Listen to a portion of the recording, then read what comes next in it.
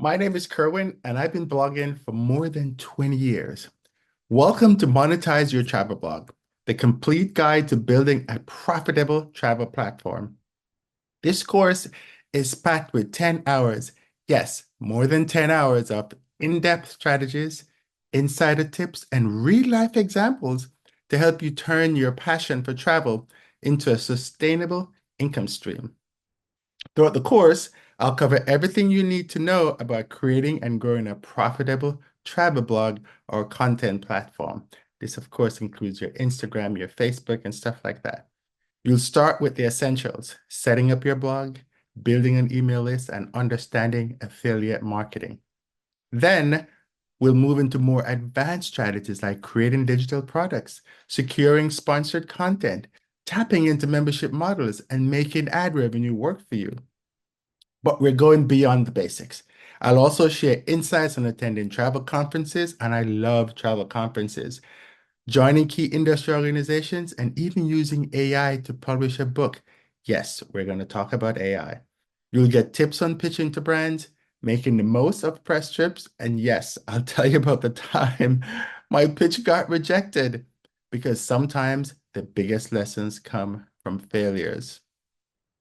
This course is designed to give you a full toolkit to attract traffic, build partnership, and grow a dedicated audience. By the end, you'll have a solid plan for monetizing your travel content and the confidence to take your blog to the next level. Let's dive in and get started on this journey to a profitable travel blog. Let's go. Hello there, content creator. This is Kerwin. Welcome to the channel. I'm glad you stopped by. Today I'm going to be talking about setting up your travel business because in order for you to monetize your travel business, you need to get it set up properly. Most people don't even start a business or set it up as a business. So they have, that they can't take advantage of all the different activities that are out there if you're set up as a business. So that's what we're going to talk about today. This is my little studio. The wall's a little bare, but over there, to do this thing is these are amenity kits from some of my travels, a small amount. So I haven't figured out what I'll put on the wall and stuff like that, but you'll see the change as we go along. So let's jump right into it.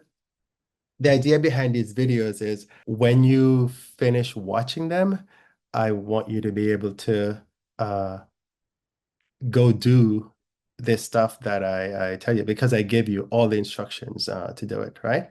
We're going to start just what I'm going to do is share my screen. So what we're going to do is talk about setting up your travel business. And there's a lot of stuff that's going to be links from Travel Blogger 101, and you can use the Travel Blogger 101 website as a resource as well. So let's dive right into it. So the first thing you need to do is to register your business. Let's move this thing out of the way. Okay. Now, if you're not in the United States, there will be something in your own country that will tell you how to go and register your business. The reason why you need to register your business is because you're going to be monetizing it and you get an income and you need to pay your government will more than likely require you to pay taxes on the money that you earn. And so you need to be registered as a business, not doing it as a personal thing because it is a business that you're running.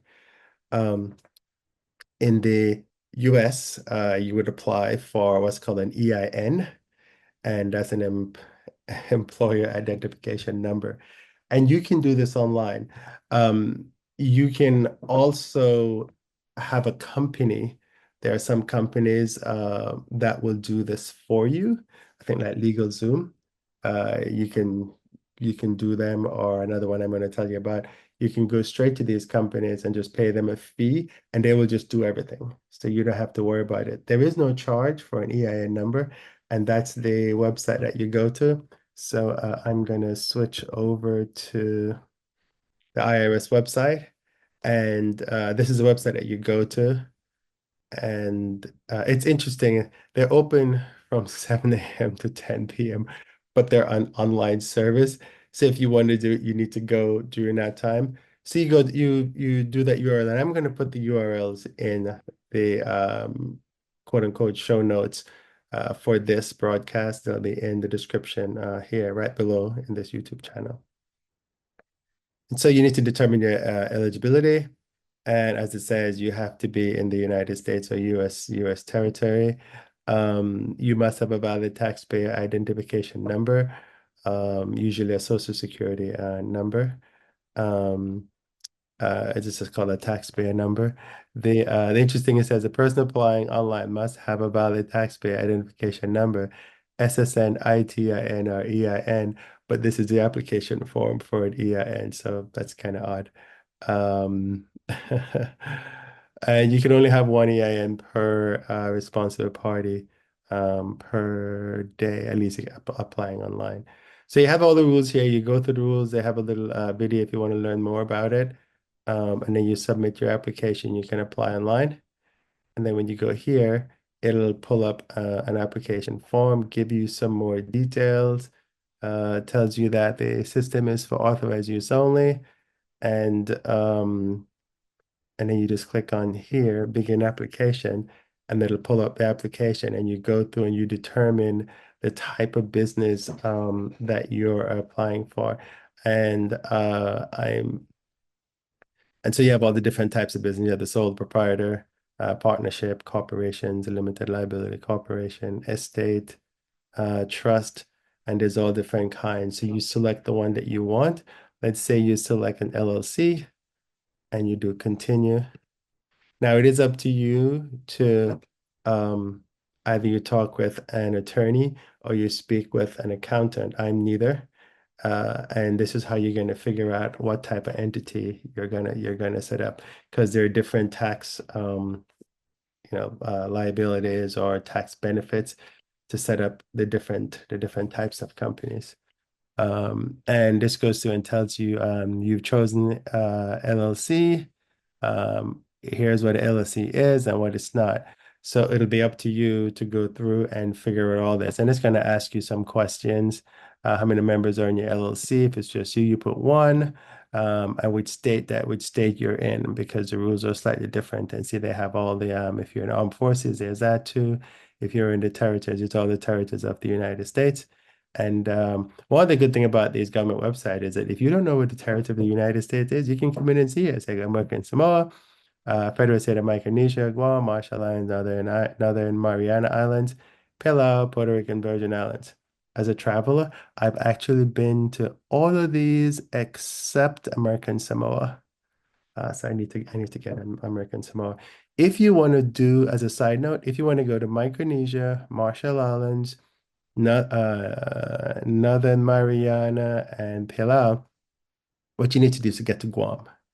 And when you get to Guam, Guam has a five-stopper, it's a four-stopper flight now that will take you to the Federated State of Micronesia. It'll also take you to the Marshall Islands. Then from Guam, you can also go to Northern Mariana Islands. There's a few flights that go over there. And you can also get to Palau from Guam. So this is a good place to go. If you want to go to American Samoa, you have to go to New Zealand or Australia, or you can go to Hawaii and then take Hawaiian Airlines, and it will take you over to American Samoa. So that's just a side note. As a traveler, I've actually been to all these states, so that's good. So that you go through here, you fill it out, and it's going to ask you questions. It asks you to authenticate, then it asks you for addresses, details, and then it finally gives you the confirmation and it gives you the number that you need. I won't go through that because I already have a number, and I've already given you the information of how to step through it. Read everything as you go through and answer truthfully because this is going to be your number of record. That whenever you file your taxes, you're going to have to put that number in. So let's go back to the presentation. So I talked about forming an LLC and making you treat your blog as a business. Now, these are the different types of business that you saw in that form. There's a sole proprietorship, which is a business structure that's easy to form and gives the owner complete control. However, the owner is liable for all debts and has no liability protection. If the owner dies, sells the business, or quits, the business ceases to exist. The next one is a partnership, simple structure for two or more people to own a business. Then you have the LLC, which is a business structure allowed by state statute. The LLC allows you more protection. And so people wouldn't sue you as a sole proprietor, they would actually sue your company. And because you're in the travel business, one of the things we'll talk about eventually is that you do need to get business travel insurance. It's very important because you're giving out travel information, and some people are nefarious and they may decide that you've given them information and they don't like it and now they want to sue you. You can also be a corporation, but that that's more intricate, and I probably don't recommend that. Just as a um, as a small business. So just do a limited liability corporation is the easiest thing to do. You can also do an S corp. Some of the your attorney or your accountant may tell you to do an S corp because when you do an S corp, you get more tax protection. I didn't do an S corp because I don't really understand it. But you can do an S corp. It has different and um, I guess it gives you different protection or different levels of protection. You can also add shareholders and things like that. Okay, so form an LLC, treat your blog as a business. Now, you can use a company called Biz Filings. And what Biz Filing does is they'll do all this stuff for you. The cost of Biz Filings varies depending on what you do. So I happen to have Biz Filings already loaded up. So you go to bizfilings.com. And the thing with this company is that it's you can set up a Delaware corporation. And there are two states, Delaware and Nevada, that gives you tax breaks if your business is set up in those states. And so you can decide which one you want. If you do when you go through BizFilings here and you tell it what you want, so you say you choose a state, it's just loading. You choose a state you're in, so Texas, say, and then you say you want to do whatever company. We talked about all the different types of companies that's there. You can do a not-for-profit, but I don't think as a travel blog and business you want to do a not-for-profit because it's by definition. So let's say we do a LLC and we're in the state of Texas. You click that. When you click here, it gives you all the different states that you can set up the business in. And this one doesn't give you, so if you're in the territories, you don't have the territories in here. You just have the US, yep, it's just the US states. So let's say Texas, and what it does, based on which state you have, it gives you a different pricing, a different package. So you can do what they call the complete thing, where they do everything for you. You can just do a simple, basic thing, and it tells you exactly everything that it does. Now, the cool thing about this company is if you have any questions at all, you can call them up and they will tell you exactly what you need to do. Very, very helpful. And that's the phone number right there, or you can chat with them online. And if you change the state, let's say we change to Tennessee, their fees change and their services change. Tennessee is probably not a good one because it doesn't not much change. But if you go to like California, let's choose California. The fees change quite a bit, and the services and the things that you have to do also changes. If we go to someplace like New York, where are we? New York, New York, New York, New York. I'm in New Jersey, New York. Fees are pretty much the same, but the services that you're getting are different because the laws in New York are quite different. So that's how this service works. This one I highly recommend because I use them and they work really well.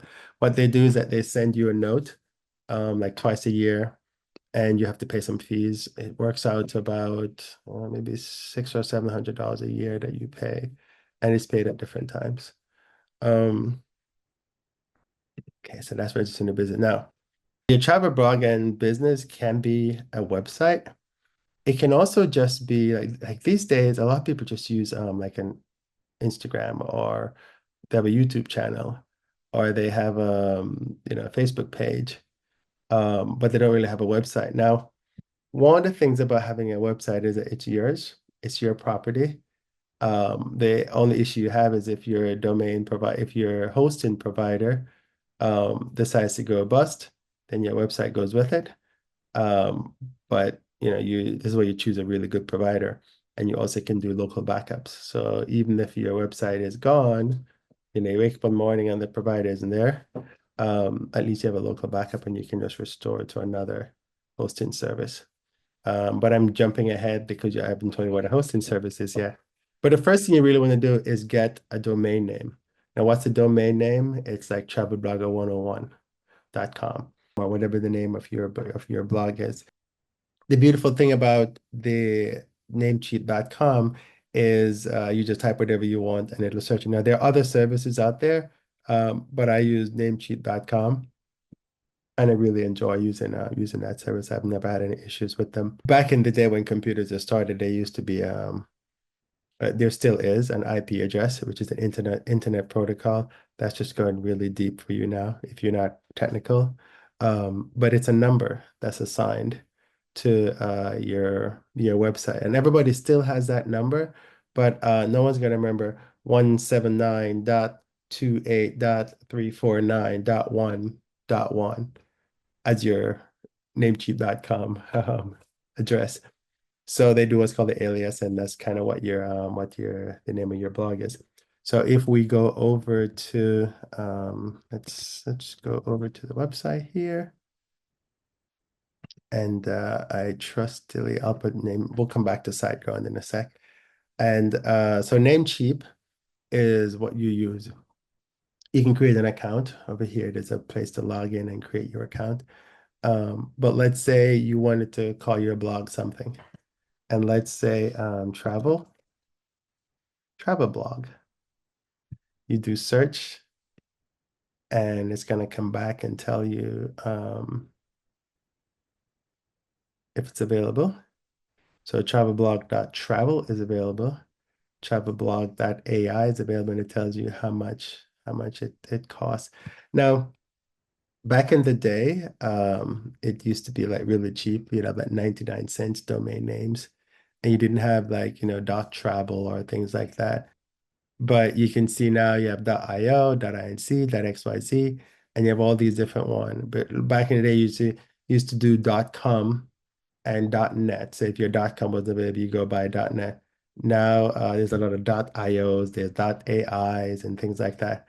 Now what you can do, let's say since my travelblog.com is taken, you could add something like my and see if now mytravelblog.com is not available. They want you to make an offer, which is normally a ton of money. So maybe you try the travel blog, and that travelblog.com is available. It's expensive though, it's like $4,000, right? So that just gives you an idea. If you want to do something that's not available, you can use the word my, you can use the word the. You can do things like that. That may make it. I guess you could do nowadays, you could add a pronoun like his in front or something like that. But you can do whatever you want, as long as it's available, right? Now, in terms of, so once you get your thing available, then you add it to your cart, and the system will walk you through all the necessary things that you need. So let's say we're going to do his travel blog travel, since .com is not available. Well, his travelblog.com is available, so we can actually take that one and we can add it to the cart, right? Now, they're going to try to upsell you to all these other different business services. SSL is secure certificate. Typically, your hosting provider will provide the SSL, which is secure certificate. That's so you can type HTTPS instead of HTTP. I don't know why it's 2024, everything should be secure anyway. So I don't know why they still make you pay extra for that. But the Namecheap also provides web hosting, but I don't recommend it. Your web hosting should be separate from your domain name. Reason being, if for some reason your domain name provider goes down, at least you still have your hosting. Or if your hosting goes down, you still have your domain name. You just don't want to put all your eggs in one basket. So I use Namecheap for every time I have an idea of a blog, I use Namecheap and I stick the name in Namecheap and just hold it for a year or whatever until because I have some blogs that I haven't used, but they're out there. Um, and so you can do that, right? So once you do that, then you're going to go to your checkout and like I said, they're going to try to upsell you and sell you. The domain privacy will come with it, domain registration. Um, I have this dumb little program that's always trying to give me codes, which it doesn't have any anyway. And so there's a whole bunch of stuff you need to buy. You don't have to buy any of these. All you need to do is just pay for the domain service. You could do something. You pay for that. You could do more than a year if you want. So you could go for 3 years. It'll just tell you how much it is. Sometimes they have a special, I guess 25% off.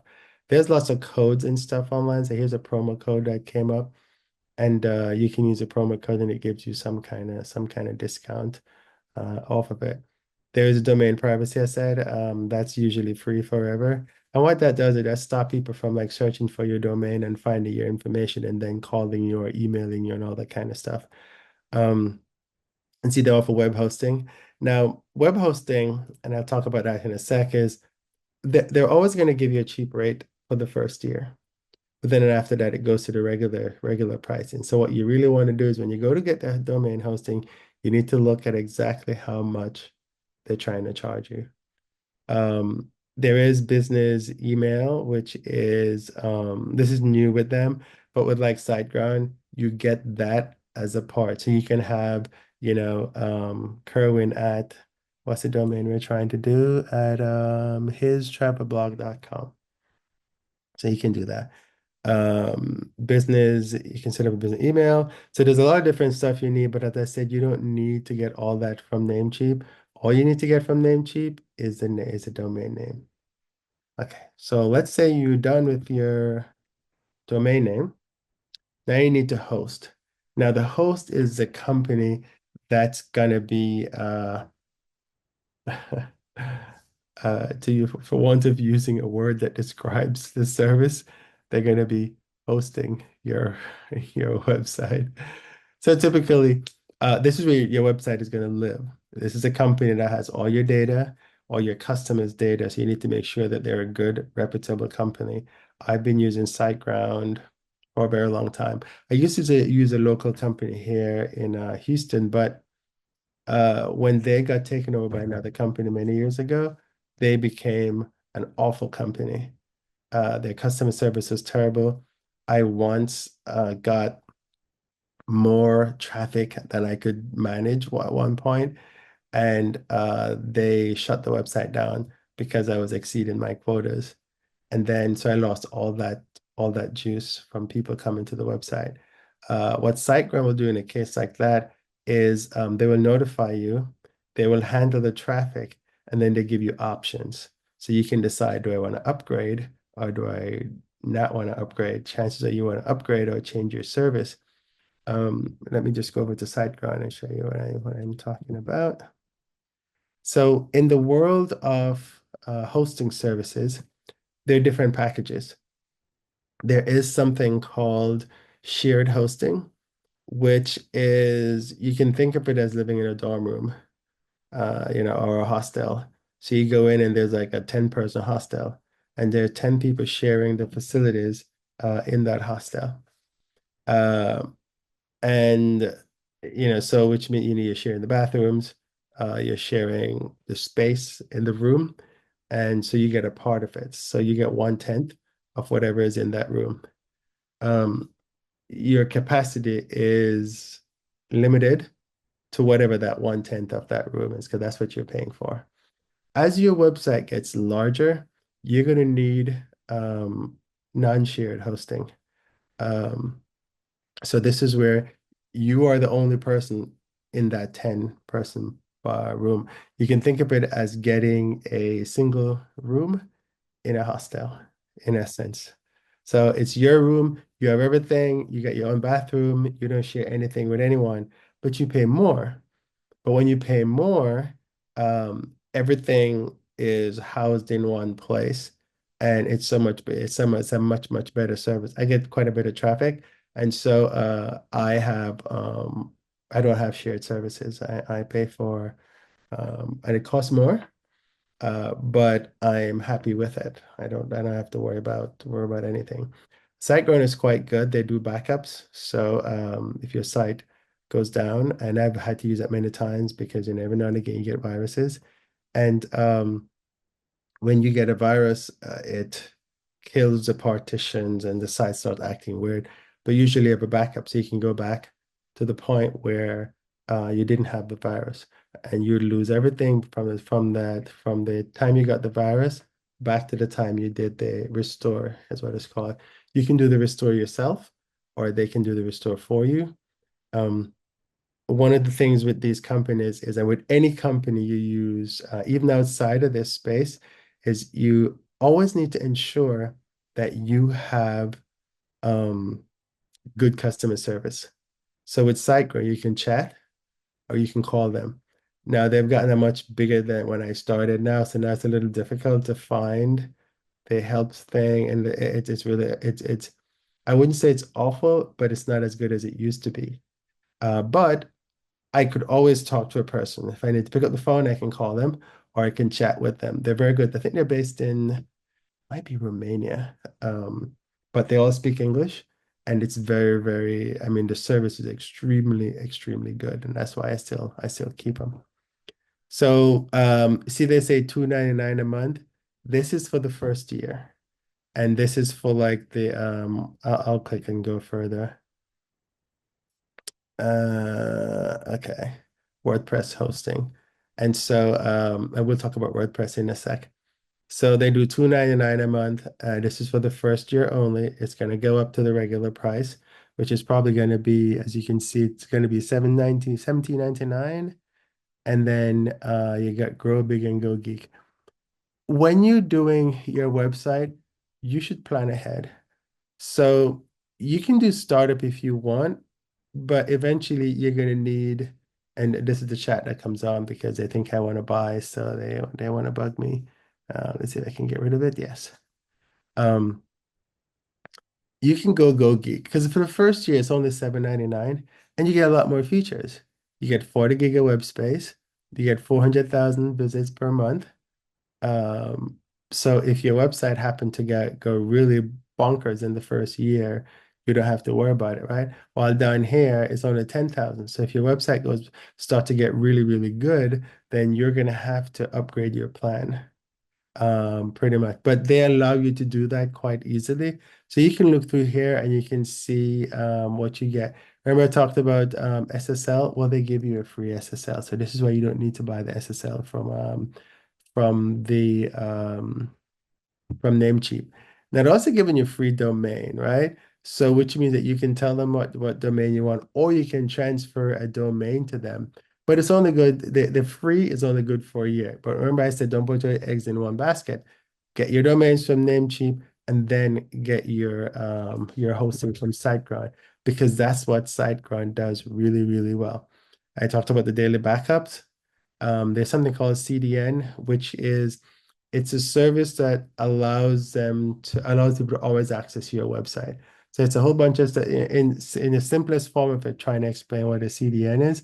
Um, I mean, it tells you, in order to speed up delivery of a page, it caches its content on multiple servers across the globe and serves it to the visitor from these areas. So basically, your site is always active because if I'm in Houston, I'll probably get a server that's within the United States. But if I'm in Amsterdam, I'll get a server that's in Europe because it's easier and quicker. So that's what CDN does in the background.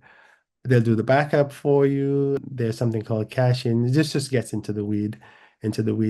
Now we haven't talked about WordPress yet, but that's going to be the next thing. So they say you pick the plan you want, and I suggest do not skimp on your hosting.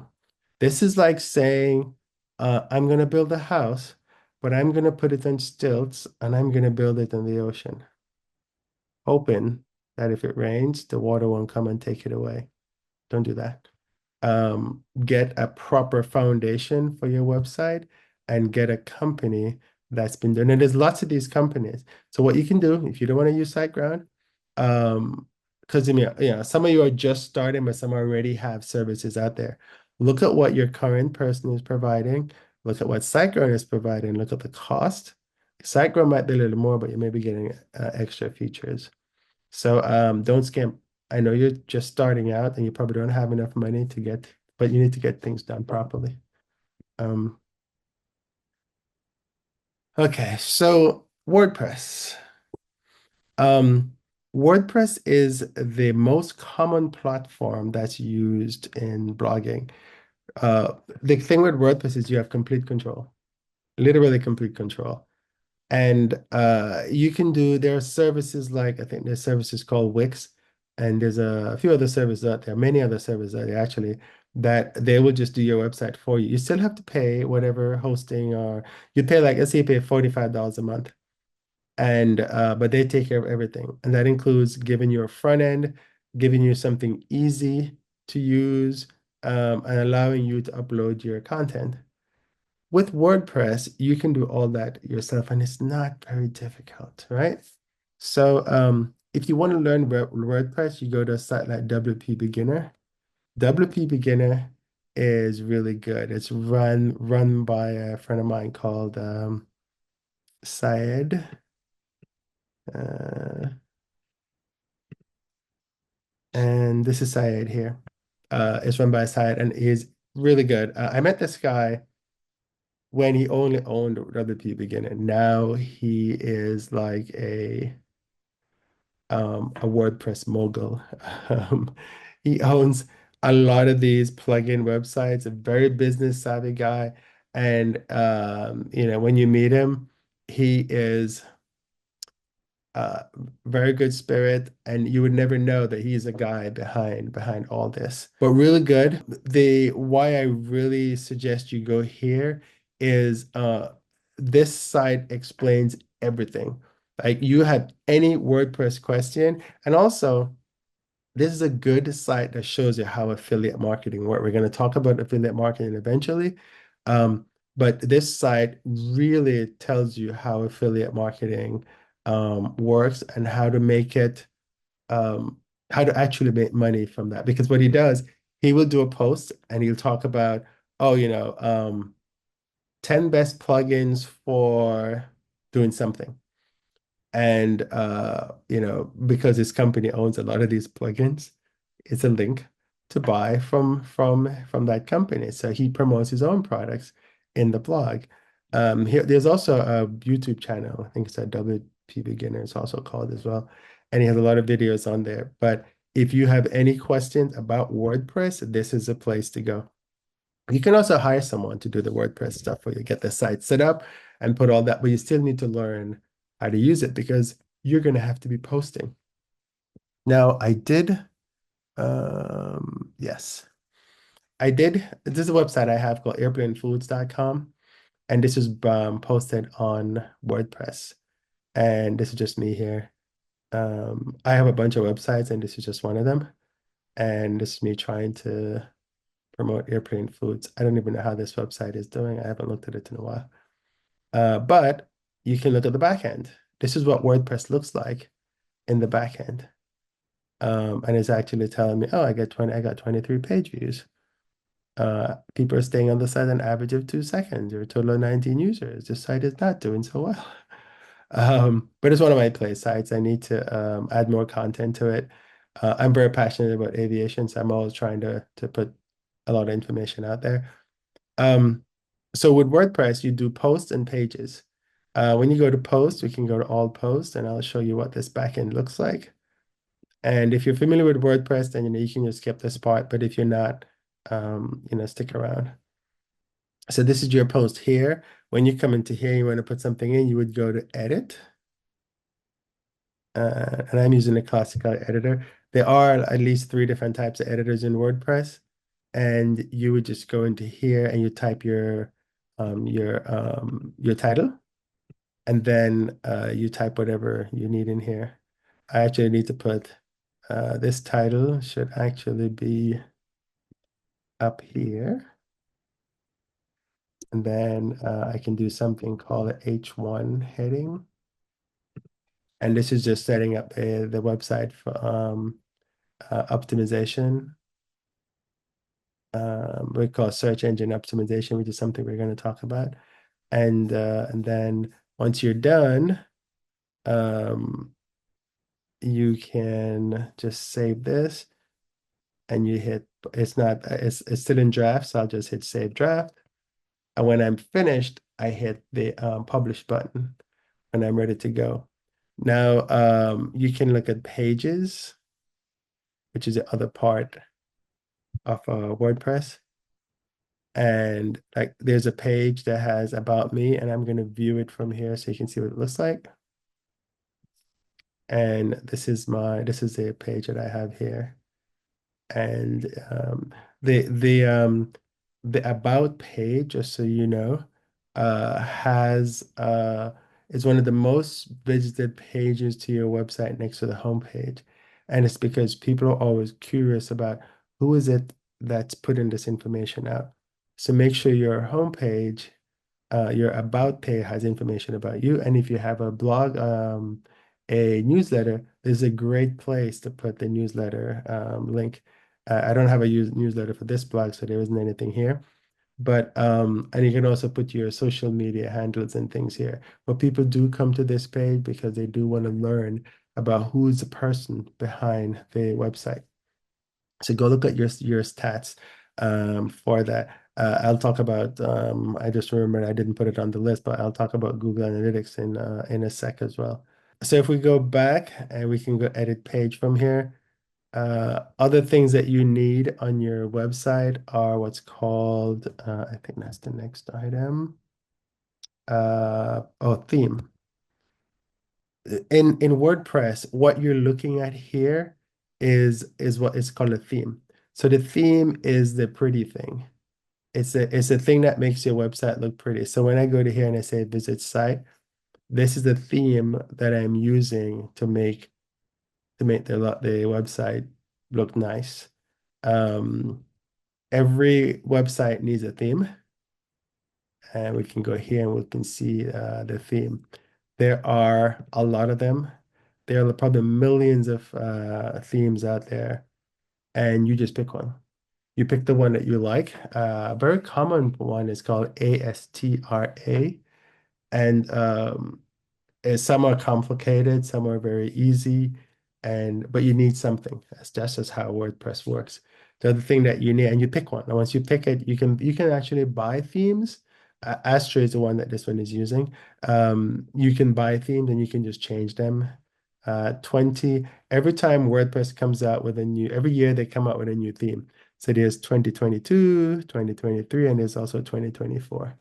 And you can use these. And when you activate them, your current website will take that form on. If you've made any changes, programmatic changes to the website with one theme and you switch to another, it's not going to look the same. You're going to have to go back and make those programmatic changes. So be cognizant of that. When we talk about plugins, that's the other piece. Plugins are the things that make the website work. So, as an example, Classic Editor is what you just saw me look at there. That's how you edit the website. When WordPress was first started, but the Classic Editor is the thing. I still use it. They now have something called Gutenberg, which I don't like. It's just buggy and I don't understand it, but it supposedly help you better with making the website look snazzy. But I like the classic editor. If you know how to code HTML, you can actually code your entire website yourself. I'll show you how to do that in a sec. If a plugin needs to be updated, you'll see it here. You can click here and say update now. It'll update it, and then it'll come back with a check mark when it's done. Sometimes these plugins don't work properly and your website will fail. And that's when it gets interesting because now you have to call either your tech guy to do it or you have to do it, or you can call your hosting company and they will kind of help you up to a certain point, or they'll charge you to do whatever else they need to do. I have a bunch of plugin here because I use a gallery in this program. and it needs updating. So I haven't been in here in a while, so it needs updated. Rank Math is an SEO program I use. There are tons of them out there. I like how Rank Math works. There is the pro version and there's a regular version. I'm going to update. And Rank Math is um, search engine optimization is something you do need to do, although Google is a little weird with search engine optimization these days. Um, but what it does, it allows people to find your website. And so it's called ranking for keywords and things like that. We'll talk about SEO in another sitting, but it's where it's the tool that allows you to, it helps you to say, hey, this is the page you have. If you're trying to rank for a particular keyword, these are the things you need to do to make sure you rank for the keyword. And then it tells you, based on what you've done, how much, um, how good have you done? It gives you a percentage. And I'll show you what that looks like in just a sec. So we can update another template. And then when you do the updates, I try to only update one at a time because if the program crashes, I will know that, oh, it's the last one I just updated that caused it. Whereas if you update them all at once, you won't know that. I didn't update the Rank Math Pro because first you have to update which we did. And if you refresh, then it'll give you a chance to update the Pro. And so it tells you there's a new version of Rank Math. So whenever say update now, you'll be able to update the Pro. And now you're good to go. Now I told you I was gonna go show you post and what rank math looks like. You might have seen it when we go and went through the thing. So let's go back to this one. We're gonna use a classic editor. So if you look through here, at the bottom is where you tell it here which keyword you want to rank for. So I can say I want to rank for kids meal and hit enter. There we go. And then it's going to tell me like focus keyword does not appear in the SEO title. So I scroll and it gave me a score, right? It said my score for now is 32 out of 100. Then I'm going to go back up to here and I'm going to say kids meal, right? But it's because I have kids is meal. Um, so now when I come back down here, uh, it's still not the same because I have kids. So what I want to do is put um, Grammarly is a pain in the royal sometime. It just sits in the way. It's like get out of the way, get out of the way, get out of the way. It's really annoying. It's like okay,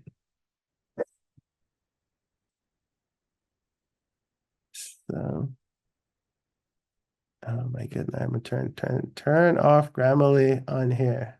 Jeez, because it's really very annoying. Okay, so once I do that. So now I have kids' meals. But I think when I go here, oh, it did say it's okay. It came back and it said, hooray, you're using focus keyword in SEO title.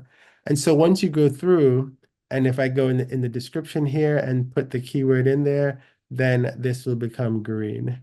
And so you can go through here and you check. Sometimes you won't get complete 100, but the score has changed. Now I'm 67 out of 100. And so I was 32 before. You do things like tagging, so you can put kids meals here. Um, but when you go through and there's categories and things like that, when you go through WordPress and learn how to use, and you have to, if you're going to be in travel blogging, you need to learn WordPress. And just the basic stuff like coming in, setting up a blog, I mean, setting up a blog post and learn the difference between a page, and it's not very difficult. I mean, it's actually quite simple because it is like a Word editor, the normal editor to use. Okay, so we talked about WP Forms and Analytics. Um, when you install Monster Insight is one of the program that my friend Syed owns from WP Beginner. It will come in here, it'll give you this, you can set it up You can pay for it, or you can use a slightly downgraded version. It'll still give you some statistics, but you also have to go to Google, which I didn't put that page in, but you go to google.com/analytics and you can look at your analytics for Google. I won't go into here, but you can set up the analytics in Google. If you don't know how to set up the analytics, Google has some really good videos, and there's videos on YouTube that tells you how to set up your analytics for your page. Why do you need your analytics? Because in monetization, when you go to somebody and says, "Hey, I have a website. I'd like to work with you on the campaign that you're doing. My website gets 10,000 visitors a day, 10,000 visitors a month. How are you going to know that? The Google Analytics will tell you that. Now, there are other tools out there like Clicky that will talk about analytics, but Google Analytics is the one that a lot of people use. It's free because Google gets all the data, but it's actually quite, I wouldn't say easy to use, but it's okay. But when you set up Monitor Insight, it asks you what's your Google Analytics number for the website, signs into your account, grabs that number, and pulls it back. And so whenever you come into here and you're trying to look at your numbers, you will see the analytics will come up and it'll tell you how many page views you got. I think when I came to the dashboard, I think it was actually showing me, right? Uh, I forgot the page that I was on. And it did actually show me like how many people were on how many people, oh yeah, it is. It's refreshing the report here. And see, it'll show you how many people came to the website. So like on the September 29th, this site doesn't get a lot of traffic, but I had a spike on the 27th. I had 4 people. Woohoo! And it tells me, 19 session, 23 page views, 2 seconds, and about what the bounce rate and all that is. I'm probably going to do a thing on Google Analytics that will just give you an idea. It also tells you the page that people visits the most, and so you can tell your so like the homepage is the page that people visit the most usually, and it tells you what countries most people come from the United States. But here you'll have a list of countries if there are other countries that are in there, and so this is really useful for you to make sure that you can tell the person you're trying to work with how much traffic comes to your website, where they come from and who they are. Uh, okay. Now, if you want to make money on your website, you need to be able to collect money, right? There are two payment services that's worthwhile. It's PayPal and Stripe. PayPal you probably know about. Stripe probably not so much. When I started in the website business, we used to have merchant accounts. Those services are still out there, but back in the day, you had to pay a lot of money to get these services installed and set up, and it was like pulling teeth. Nowadays, you just go online and you apply. Now, I say it's easier because they do a lot of checks because they don't want any money laundering. And so when you go to the PayPal and Stripe to set up your services, you remember the EIN numbers that I spoke about? You're going to need those, or you need a social security number, or some other type of number depending on where you're living. We'll talk about shopping carts in a sec, but let's go look at payment services. So I have PayPal here. What you should do is set up a PayPal business account because again, you are running a business, right? So you need to go in here and set up a PayPal business account. So when you go to paypal.com, you're doing the business side of things. And what you do, you go sign up and you answer all the questions that they're gonna be asking you. And so you go through here and you fill out the form, your name, first name, last name, email address of the business, and set up a password.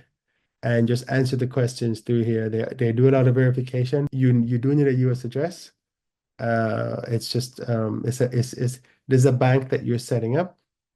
So you do need a US address to set this up. The other thing I didn't put on the screen was you need to have a bank account. and for you to have a bank account, you need to have a US address and follow whatever the protocols that they have. Now, you could set up a bank account outside the country. That's fine. You could do that too. But you need to have some type of bank account somewhere so you can put the money in that because PayPal, it sits in PayPal. Yes, you can get a PayPal card and you can spend it through that. And you can use a PayPal debit card and use it just like you use a credit card.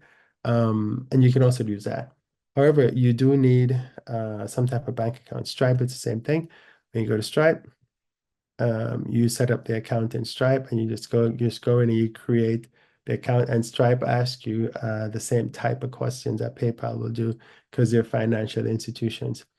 With Stripe though, you need to attach it to a bank account and so you can send the money. So what Stripe will do is, and it's very cool when you see money coming into your account because whatever you're monetizing, you will set up the service with Stripe, and when somebody comes, they can use a check.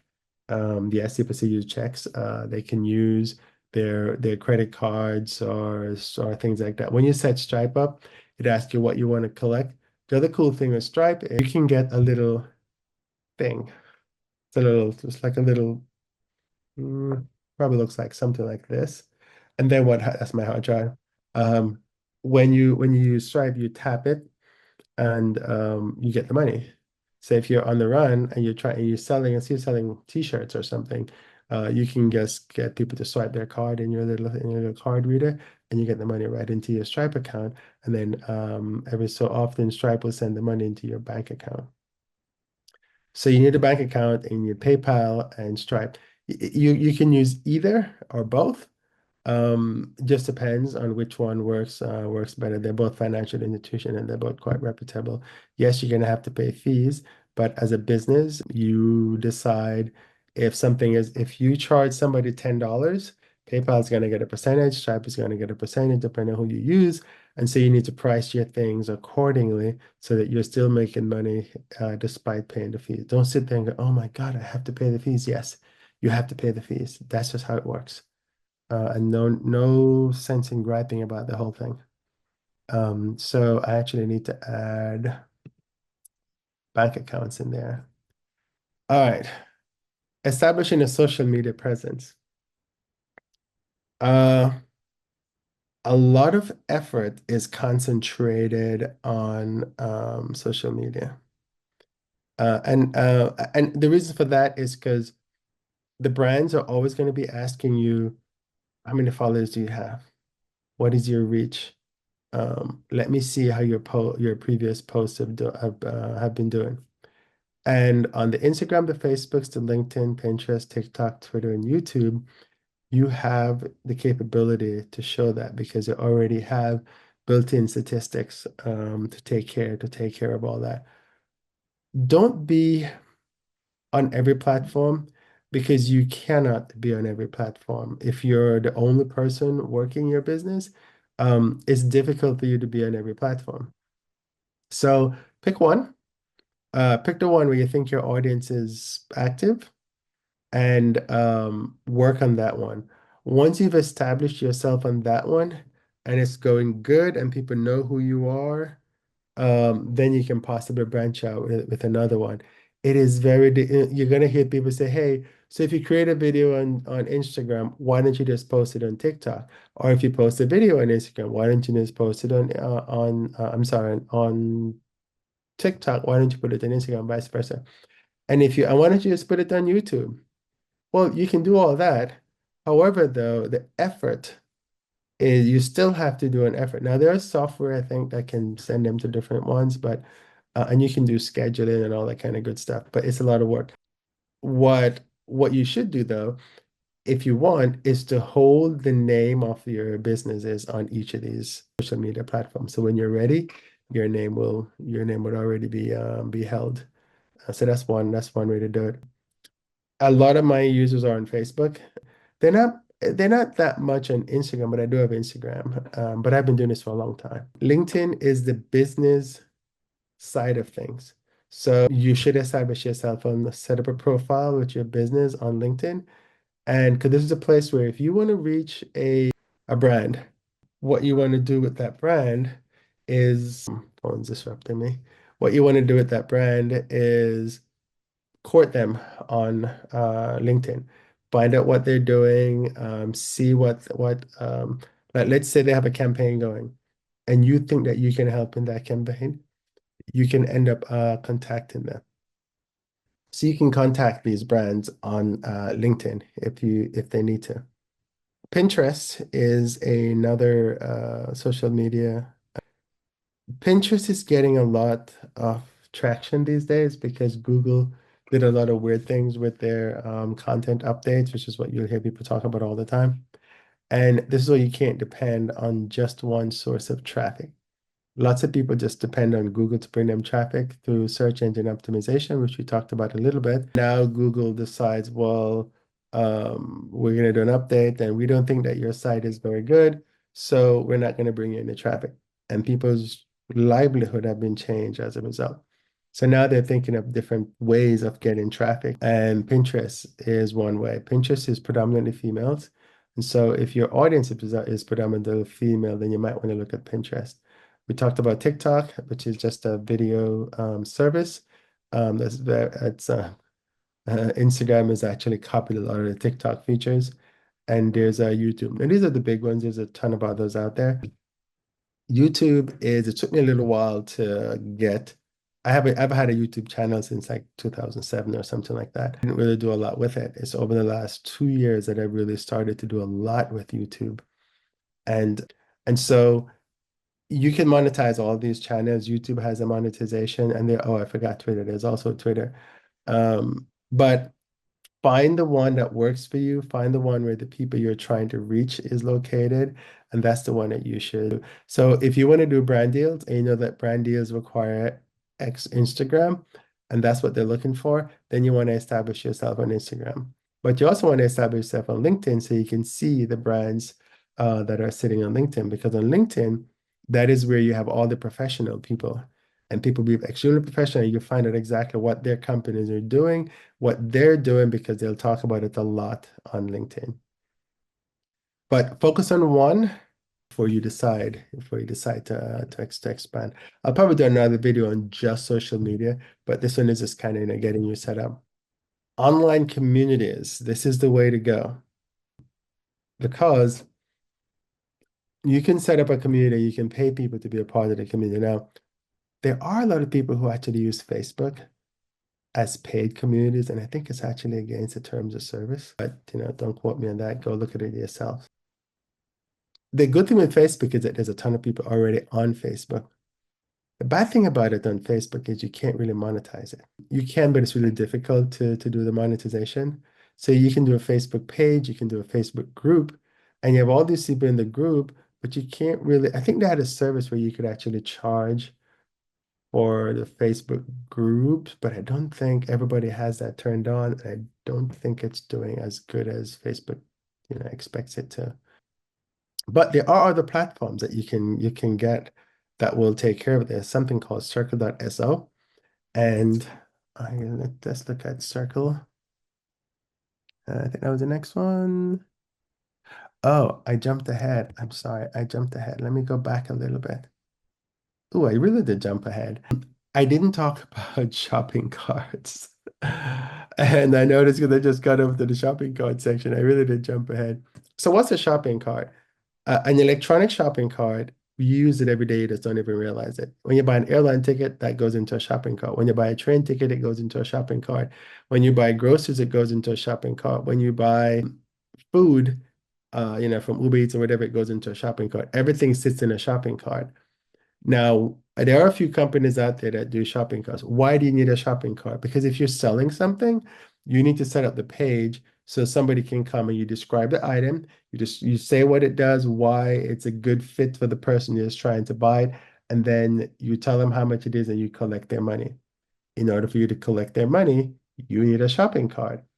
In order for you to collect their money on the back end, you need the shopping cart. And guess what? You need a Stripe account or a PayPal account, because these shopping carts are tied into those financial systems. So everything is connected.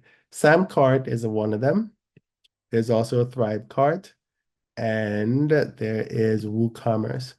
WooCommerce is built into, you can build that into WordPress that you can use. I don't know why the site won't come up, but that's what WooCommerce is. So these are the shopping carts. So now that I've gotten back on track, I can go back and talk about the platforms. So we can go to Circle.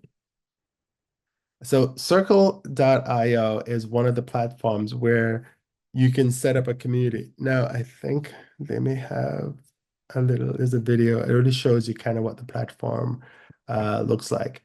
It is about $99 a month. So whatever you charge, you need to make sure that you're going to make at least that $99 back. So whether, if you decide that, my community is going to cost $33 a month, then you got to sell at least three people per month to make it paid for itself.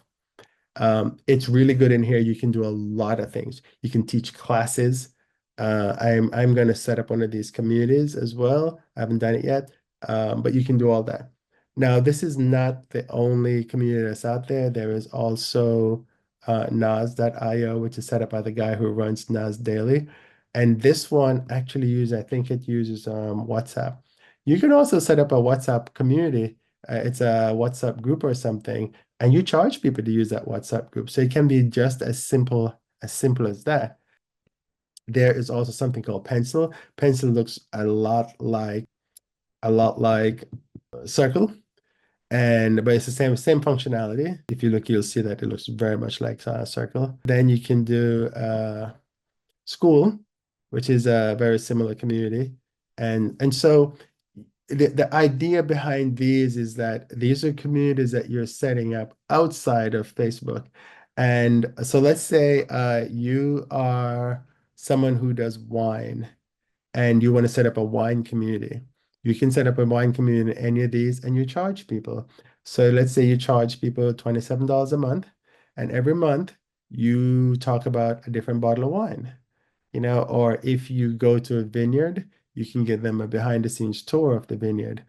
You can take them on a wine tasting. So you can say, hey, next month, we're going to be tasting this bottle of wine. And then you can join a wine club, or you can set up a wine club. And so they will buy the bottle from the wine club. It'll get delivered to them. But note that wine delivers in the US, they don't go to every state. It's really interesting when you look at that. So bear that in mind. But you can tell them where to go buy it in their area. And and if it's something they can buy on Amazon, you can send them an Amazon link, and that would be your commissionable link. So there's lots of different ways that you can do that. And just having a community is good. And talking to your community members at least once a month is really good. So like I said, you're going to create a paid community for discussion and support. Email marketing. This is the holy grail. And it's the holy grail that not many people use, which I don't understand. But there's a lot of people that, I go, do you have an email marketing? No. Why not? I don't have the time. But you have the time to post stuff on social media that's not working, just because everybody else is on social. When you do email, if you notice, a lot of businesses send you emails every day. And the first thing, when you go to these websites, if you're buying stuff, they're like, oh, let me send you a coupon. Give me your email address. You give them your email address, and they send you emails like every day because they want you to buy stuff, right? And so there's a reason why you, as a travel blogger, should be collecting people's emails. Um, I have two recommended tools that I use. There are tons of tools out there. The first one is the one I used to use something called Aweber, but Aweber wasn't moving as fast as I needed them to, so I went to ConvertKit.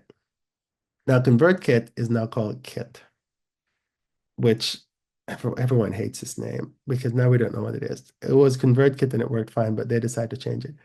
Now they have different plans. There's a free plan which doesn't give you all the functionality you need, although you can get up to 10,000 subscribers, but it doesn't give you all the functionality that you need.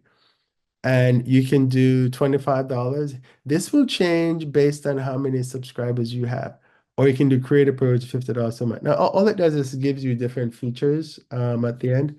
Um, what you need to think about is make sure that you can do something called a sequence, which means that you can set up a series of emails and you can send them based on something that the user does.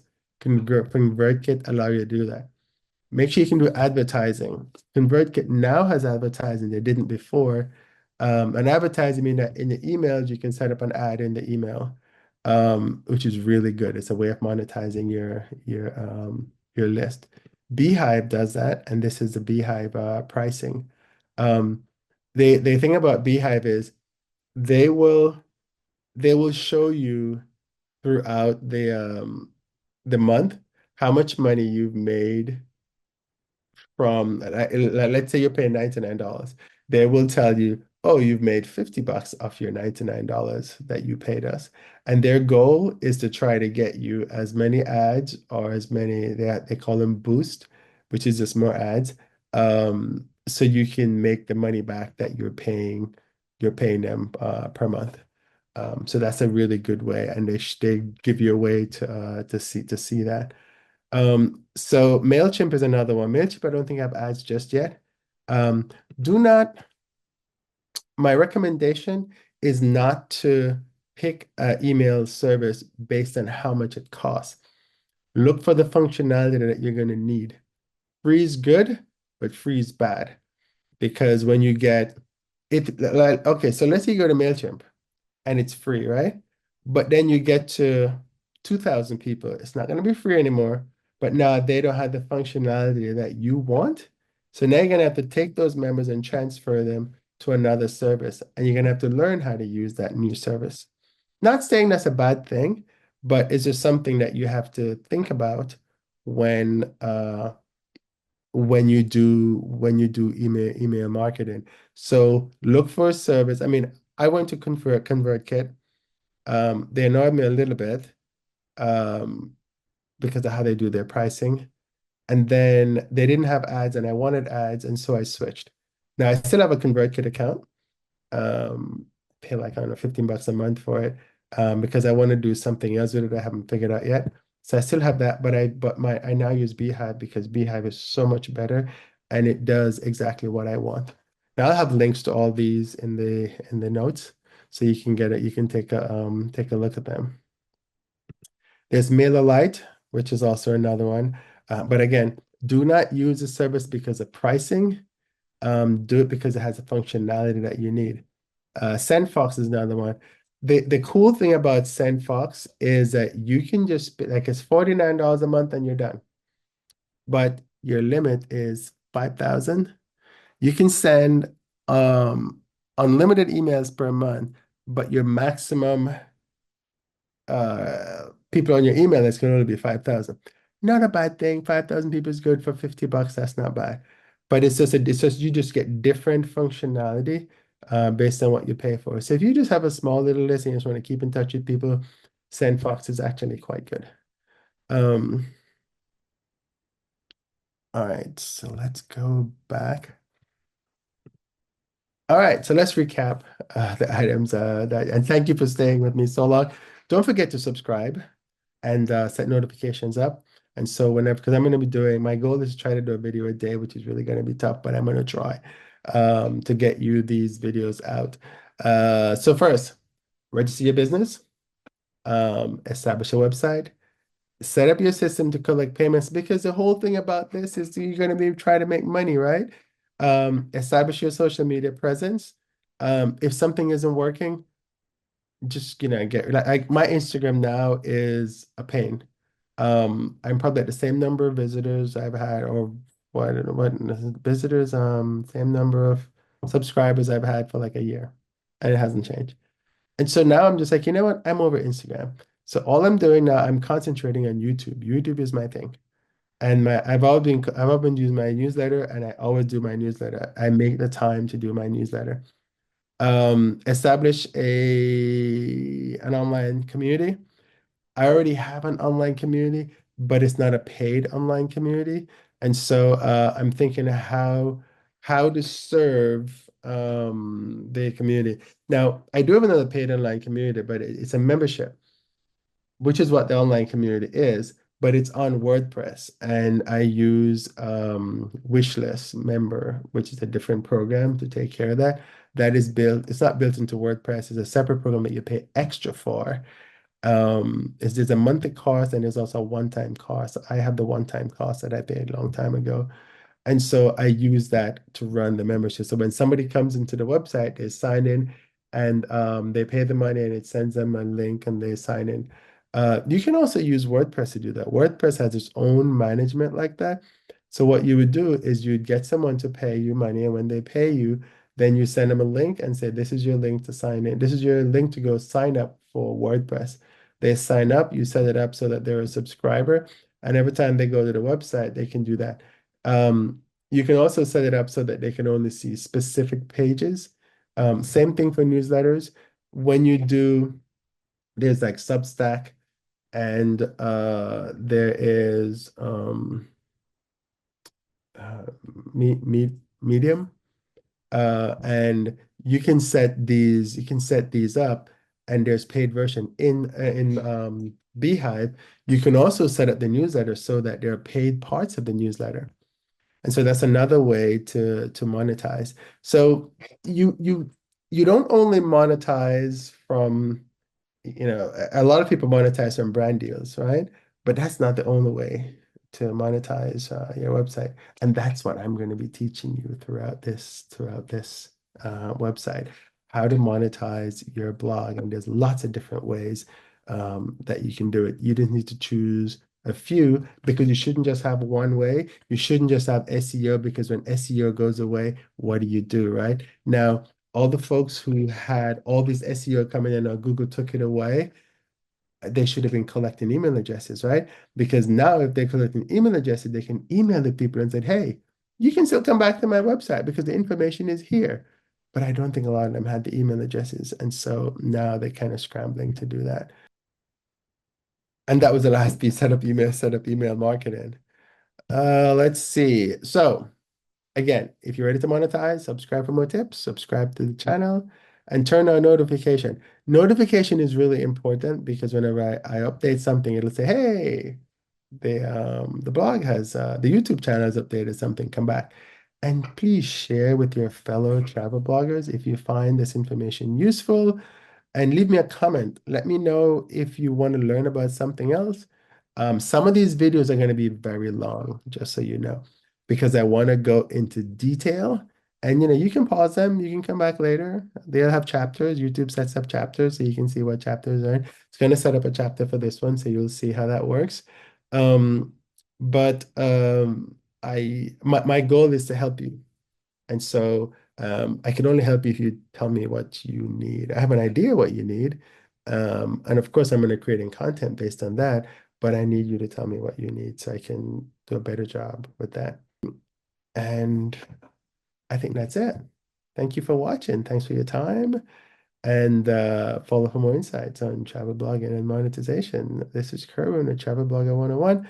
And don't forget to like, subscribe, and tell a friend. Talk to you soon. Hello, everyone. This is Kerwin, and I'm ready to give you another episode of how to monetize your travel blog. Now, one of the best ways to monetize your travel blog is with email marketing. Lots of content creators don't use email marketing. If you check your email box, you get emails from a lot of companies. In travel, the airlines and the hotels are very, very good at this. Because as soon as you buy a ticket or you create a hotel reservation, you are going to get emails from these companies. And you get them all the time. And you don't want to unsubscribe, because you don't know if you unsubscribe what you're going to miss. So they have this urge to keep sending you stuff, and you have the FOMO, so you never unsubscribe, usually. So we're going to talk about email marketing for content creators today, and I will search that so you can see. Now, you may not be seeing that because somebody did not share their screen. So let me do that. Okay. So now that I'm sharing, you should be able to see this little thing that says email marketing strategies for travel content creators. Let's go. Okay. So what is the purpose of this presentation? Well, it's to help travel content creators like yourself grow and monetize their business through email marketing. Very simple, right? So what are we going to cover today? We're going to talk about what is email marketing because not many people know what that is. You hear it, you use it, but you don't understand what it is. Most people don't. Why should we collect leads? Setting up your campaigns, features of email marketing you should look for when you're choosing a platform, tools to get you started, creating opt-in pages, and I'll define what an opt-in page is, crafting a compelling sign-up message. The power of pop-ups, I know some of you hate them, but they really do work.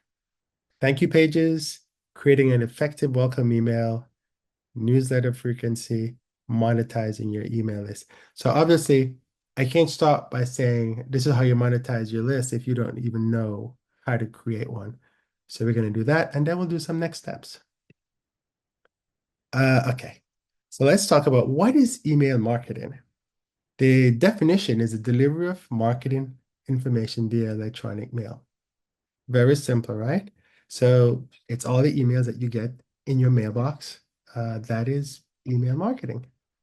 And it's just a way to basically sell you stuff. Now, you can sell, you can send regular email uh, marketing campaigns, whether it be daily, weekly, or whatever you choose, and you're going to sell products or you're going to survey your audience need. Surveying is one of the most important things that most people don't even use in email marketing because you have a captive audience. And so in order for you to figure out what that audience needs, the best way is to email them. I do that all the time because I know my audience, but sometimes I don't know what they want. So I never run out of content because I know what they want because they tell me. And how do they tell me? I create surveys. Some email marketing tool will give you an easy way to do this. Others don't give another way, so you have to choose an external way to do that. And I think I have this in here, so we'll talk about it. If not, I will add it. Why collect leads? Uh, when you Back in the day, you would go to a conference and you have your product selling, and you just write somebody's email address down, and then you come back and you send them a little personal email. Hey, thank you for meeting me at the conference. Here are my products that I sell. Please keep in touch if you need something. Now it's more sophisticated. You can send them to a link. You can use a QR code, and that will take them to a page, and then you can collect the leads. So there are a lot of different ways to collect your leads. And the whole idea is so that you can communicate with your audience, engage, and they can engage and understand what their needs are. The other thing is that you want to build a community. You want to write the newsletter like you're talking to a friend. And it's so much better when you have a conversation rather than you're talking over the person. So what you do, you can create an avatar just like you have an avatar for your website. And what that will do is create the ideal person that you want to talk to. So let's say your target person, your avatar, is say a 35-year-old male or a 35-year-old female who works in corporate.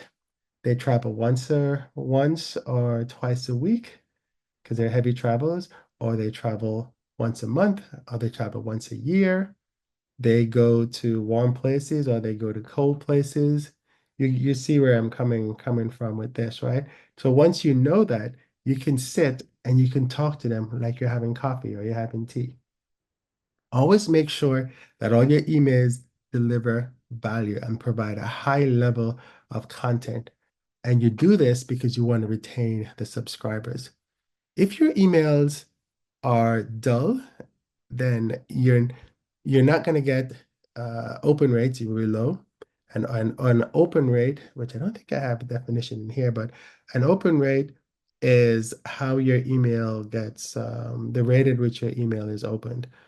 It's kind of weird using the words to describe what I'm talking about, but it is, let's say some of them, it varies by market. So you can have an open rate of say 50%, which is really good, by the way. My open rates are typically about 45%. Sometimes they're 60 or 70%, but it depends on the subject line. If you have a subject line that works, then you'll get a high open rate, but you may not get a high click-through rate. And a click-through rate is when somebody clicks on a link inside your email, that's how it comes up with a click-through rate. So sometimes you may have a high open rate, but you have a low click-through rate because you don't really have anything that somebody needs to click on, or they're not interested in what you have. Now, this is good because then you know not to send them that stuff the next time around. You want to market your products in your emails, which is why you collect your leads. And sometimes you can blatantly market it, or you can introduce it just subtly. And you also want to collect your leads so you can share ideas and feedback and test new ideas with your audience. I have a beta group in my list, and every time I'm thinking of something or sending something new, I will send it out to these folks. Now they opted in for this. And so when you send them the beta list, they expect it, they won't opt out because they're like, why are you sending me this? So setting up your campaign, you need to have a clear objective of what you want to do. And so you want to do, whether you're doing this email for brand awareness, whether it's a product sale email, and you also want to make sure you have proper content delivery. Content delivery just means that it's information that you're sending out. You want to offer your folks some kind of incentive. Normally, it's a freebie, and we're going to talk about signups and what you can offer your audience, and so you can know. You ever go into a page and someone says, "Hey, give me an email address so I can get this." We'll talk about that. Now, one of the cool things is that you can use AI to strategize your campaign. So we're going to switch over to AI in just one sec. And we're going to ask it this question. We're going to say, as a newsletter expert, please create a strategy for my airline travel website. And you can introduce whatever you want to put in there.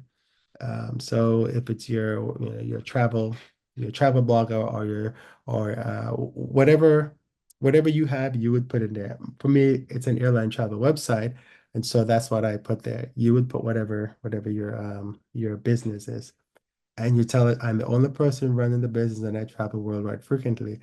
Now, I've already tuned my AI to know what my business goals are. And this is something that you'll do. And I'm gonna have a whole section just on AI and how to do this. Actually, I'm gonna have a workshop that will teach you all this and how to set up your AI. So let me just go out of here for one sec. I'm gonna copy this. I'm gonna go back to here. And then I'm going to switch over to Chat GBT. And I've already had it queued up and I'm using the newest version. So I'm going to paste that in. And I actually, before I do that, I'll say, hi, how are you today? And it comes back, it's thinking. And it says, hello, I'm doing well. Thank you for asking. How can I assist you today? Now, it's interesting. When I use the other version, which is the 4.0, if I say, hi, how are you doing today? I think it actually responds differently. Um, it does, right? It's interesting how it does.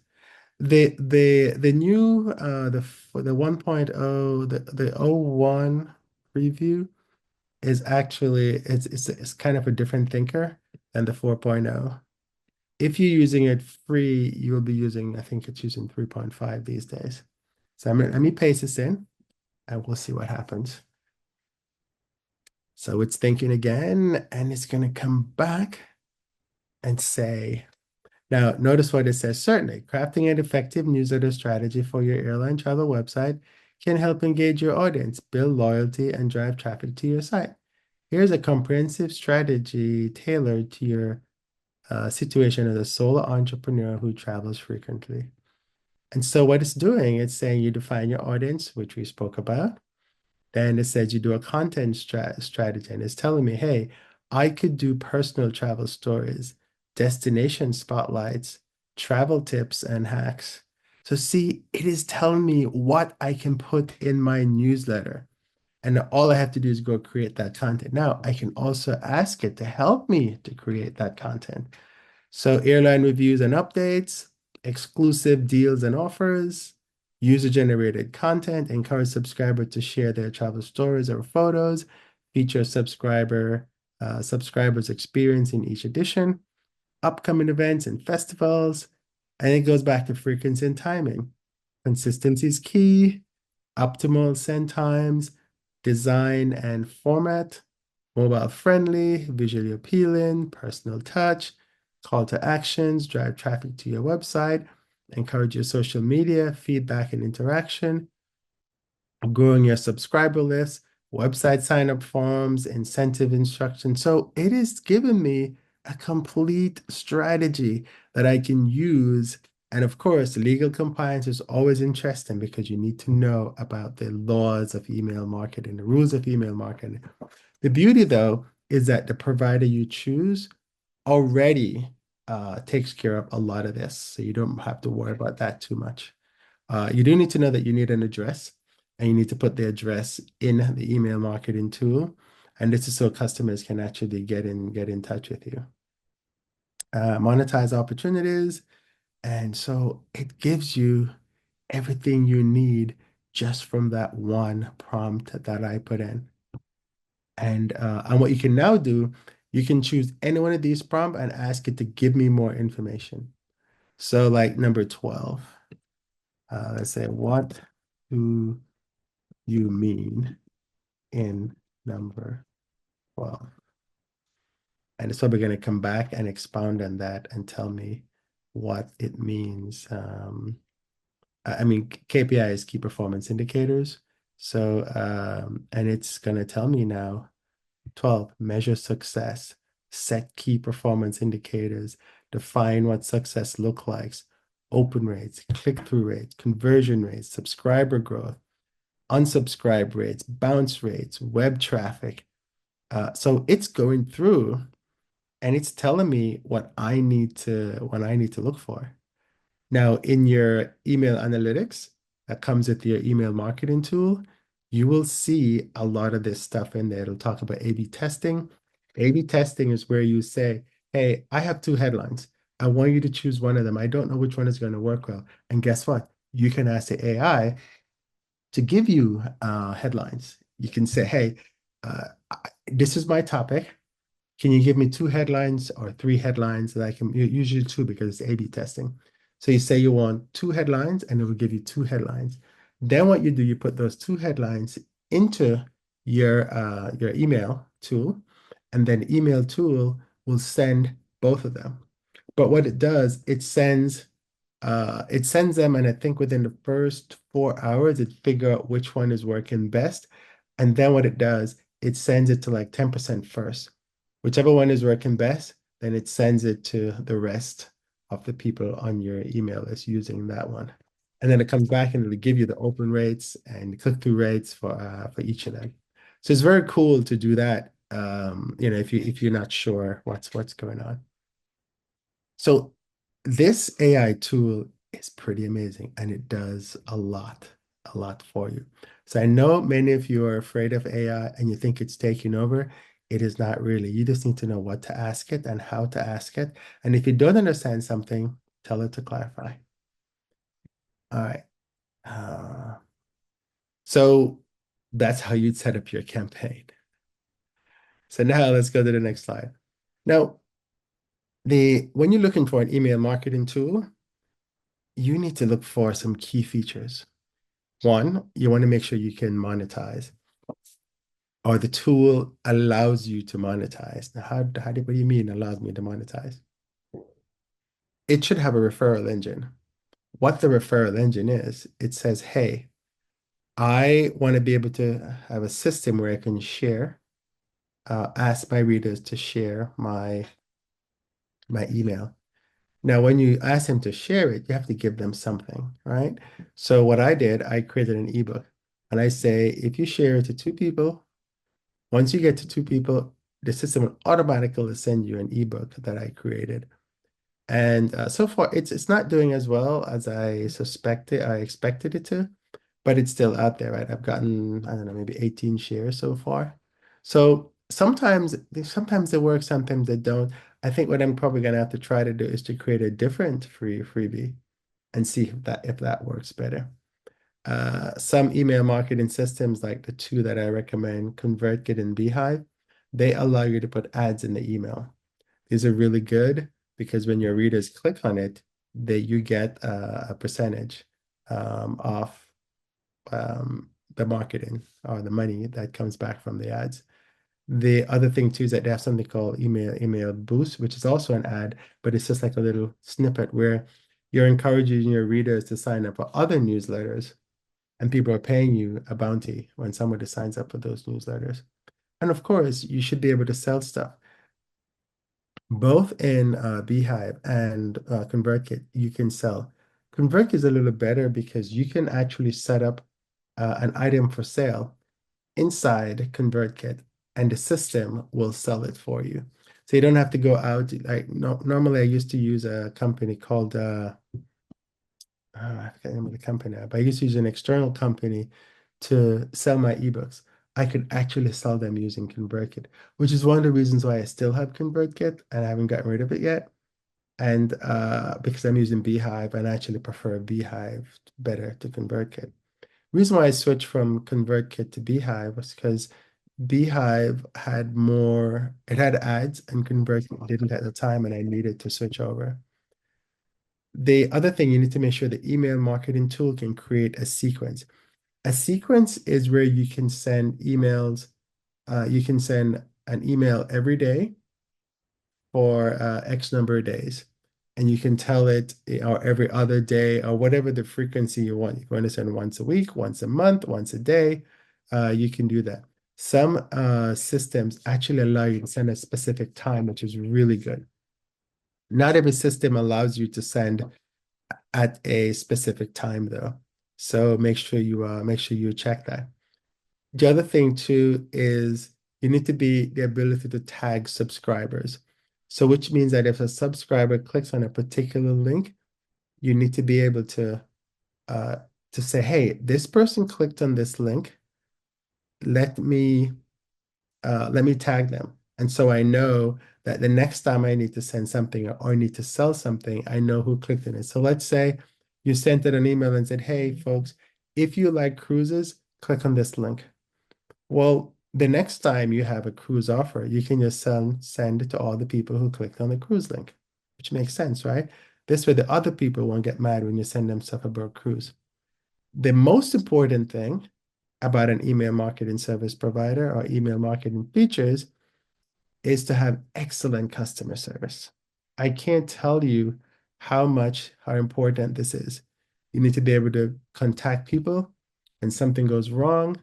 You need to make sure that they value what you do. Some companies do not value you, and all they do is want to take your money every month. I must say that the ConvertKit and the Beehive customer service is actually quite good. Okay. So here's a cool part, right? These are all the tools to get you started. Well, not all, but some of them. Email marketing companies that make email marketing software, you can use Aweber, Beehive, which is my top recommendation. There's another one called Bravo. There's Kit, which is formerly ConvertKit, which I still use. And it will be my second recommendation. MailChimp, MailerLite, SendFox, Substack, and Medium. Now, Substack and Medium are items where, and there's another monetization tool as well, where you say what you want in your newsletter and say, hey, if you want more, if you want a VIP access or if you want extra stuff, then you can subscribe. Beehive allows you to do that as well. And I think ConvertKit either has it or is working on doing that. The idea behind this is that You everybody gets a regular newsletter. But if I want to give you more information or more tailored information, you just pay extra. And when you pay extra, you get access to it. And there's a little button in the newsletter that says, hey, for extra information, click here to sign up. It's actually very cool. And it's a great way to monetize your newsletter. What I would say is do not purchase the cheapest uh, uh, newsletter tool. Purchase the one that will do the functionality that you're looking for. So we talk about, what you look for in functionality before. Make sure whatever tool you're choosing will do that. Don't say something like, well, I only have 100 people, so I don't need something that will do 10,000 people. We have 100 people now, but you're not going to just have 100 people. Your goal is to grow your list. And so you might choose a tool that's free, but once your list is grown, now you can't do all the cool stuff that you need to do to grow the newsletter and grow the business. So now you have to move everyone from that tool to another tool, which the new tools always give you an easy way to do it, but then you have to learn it and it takes a little while, and you might lose some of the statistics that you had from the old tool because they don't transfer over to the new tool. You might lose some of the fields that you had in the old tool because it doesn't transfer over to the new tool. So I've only used three email marketing tools. I used Aweber because at the time that was the best tool that I could afford. There's a lot more. I know to talk about free rap, but there's a lot more tools that just gives you a whole bunch of stuff that you will never use. And like for me, I said something called Active Campaign. It has really good functionality, but it wouldn't work for me. There's another one that everybody used to use, but it's so expensive. This is like, and if you're running like a multi-million dollar business, you would use something like that. And even then, no. So you do have to look at the cost of items as well and make sure that you're picking a tool that actually works for you. The SendFox is a tool that's made by AppSumo, and SendFox is actually a really good tool. It doesn't have all the bells and whistles, but it costs is a one-time charge of like $49, and you can send up to 5,000. So that is the limitation with SendFox, and that's another thing again. You have to look at the limitations of the tool. Now, there's also you also have to make sure that you have WordPress for your content management. That is, we talked about WordPress in another one of the videos, so you can go look at how WordPress works and make sure you have payment processing system. We also talked about using PayPal and signing up for Stripe so you can actually collect money. Because these systems, like in ConvertKit and Beehive, you have to make sure you have a PayPal account or you have a Stripe account so you can actually take when they want to give you money from the ads that you make, the money you made from the ads, they need somewhere to put it. And so, you need to make sure you have a bank account and you need to make sure you have PayPal and also you have Stripe or some way to collect money from everyone. You also need to have opt-in forms. Now, opt-in forms are those things that you see on the homepage, on the about page, at the end of a blog post, and on popular pages. This is how you're going to collect people's email address, and I'll show you some examples. So this is my opt-in for my opt-in page. So I created a specific sign-up page, and this is information I have on here. The How this looks is always going to depend on the provider that you have. ConvertKit has a plugin that you can attach to your website if you're using WordPress, and you can create your item, and then you say, hey, pull this form in, and it'll show this form on the page. Others, you have to get a script, which is some code, and you paste that code in your website, and then this page shows up. And you can change the name of, so I have send the guide. You can say, it normally comes up with subscribe, but people don't really like subscribe. And this particular tool only takes an email address. It doesn't take a name and an email address. So then I have another thing in the back end that says once you sign up, it comes up and it asks you for the name of the name of the subscriber. Now, as we talk more about opt-in pages, this is the home page. And most of them allow you to put a little, this is called a little widget here on the right side. And see, it looks the same, it's just in a different plane because it's on the home page. Now, there are other places that you can put your opt-in page because this is how you're going to get subscribers to subscribe to your newsletter. And so there's Facebook tabs, Instagram profile links, Pinterest boards, and Twitter profile. So in your Twitter profile, you can put, say, hey, subscribe to my newsletter, and here's the link. You can create a specific, if you're in Pinterest, it's called boards. So you can create a specific board with a little image, and when someone clicks on that image, it takes you to the subscribe page, a slash sign up page, and then they sign up. I'll show you a little of what so in the Facebook tab, in the About tab, you can put information in here. And so I have a link to my YouTube channel, and I also have a link to my course because I have a course for frequent flyers. And there's also a link to the sign up page. And so you can get a link to that on your this is my Instagram profile. I have a link here, and when you click here, it'll take you to a page where you can get more links and sign up. Or I could also just put the link here and say sign up. And as you can see, my Instagram follower account is, it's a small, but I don't use Instagram to get brand deals. Matter of fact, I don't even do brand deals. But whenever they come along, they come along, but it's not something I go out and do because they're always looking for Instagram followers, and I don't have much Instagram followers. So I don't monetize my blog using Instagram. But this might be something that you want to do, and we'll talk about that in a future video because there are people who do that and do it very well. So in social media, so here's the thing.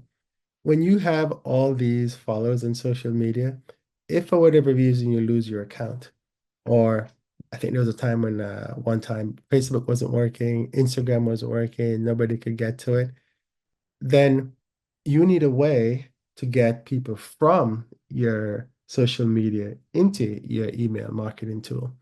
And so this is something that Beehive did in order to get people from the internet onto their email list. And so it says comment newsletter, and we'll send you a list of 20 different ways you can make money from a newsletter. Hey, this is a good way to do that, right? But what they're doing is they're collecting your email address. And so when you put newsletter in, they send you a DM and a DM direct message to your Instagram account. Then you go in there, you click on the link, and the link takes you to a page. And on that page is an opt-in page. And you put your email address in and you get the goodie. So this is how you would do it. Now, how do they do this, right? They're using a tool called ManyChat. And I'll have links to all these tools their affiliate links, and I'll put them in the description of the video. So they have different plans, and the free plan just gives you like, whet your appetite, but you probably have to get pro or premium or something like that to get real good value out of it. But the program is called ManyChat. That's what's doing that. Okay. So you need to make sure you craft a compelling sign-up message. And I'm showing you examples of what Beehive does, of what I do. And so you need to highlight the benefits for the users. It is always about the benefits, not the features, but the benefits. Use action-oriented buttons, example, download now. I use we can go back and see what I use. I say uh send the guide because that's relevant, right? Now my list is blue and I say orange. Orange is actually the color. If you notice, a lot of payment buttons are orange because that's the color that makes people buy for some reason. The power of pop-ups. I know you probably hate pop-ups because there's this mentality, I think, in the travel community, travel bloggers community, that pop-ups are a bad thing. You may think they are, but they're effective. And so you need to come up with a way to figure out how to get people who are just browsing your website to know that you actually have a newsletter. Because if they're on a page, like, a destination page, and you don't have a little thing that I showed you on the side to sign up for a newsletter, or even if it's there, it all blends in. But when a pop-up comes up, it says, hey, I noticed you're enjoying my content. Do you want to sign up for my monthly, weekly, daily newsletter? And bam, they sign up, and there you have their information. Now, they're very effective in increasing opt-ins. The best practice is to time your pop-ups to avoid annoying people. Sometimes you go to a website and immediately you get a pop-up. It's like, well, I haven't even looked at your content yet. So give the people a chance, 45 minutes, seconds, sorry, and just give them a chance to look at your content, digest it, and then decide if they want it or not. Now you can do something called an exit pop. So as soon as they decide to leave, it'll say, hey, sign up for my newsletter before you go. Now, there are some tools you can use this. ConvertKit has a tool, it's built in, you can set that up. Beehive, I think, has something, but I haven't used it yet. But Opt-in Monster is actually a tool that's designed specifically for pop-ups, and it has a plethora of pop-ups that you can use. So always think about the tool. Now, in order to, if you get all those plethora of things, you do have to pay for the tool, but you're investing in your business. And this is why in a previous video, I told you need to register your business because all these become business expenses and then you can expense them as part of your taxes. Thank you pages. Once somebody signs up, you need a thank you page. You need to say, hey, thank you so much for signing up for the newsletter. Here's what to expect next. You can set up, you can link to popular content on your blog, or if you have additional bonuses, you can link to that as well. And encourage social media sharing. This is what a thank you page looked like for a survey that I did, but you can create something very similar for your items.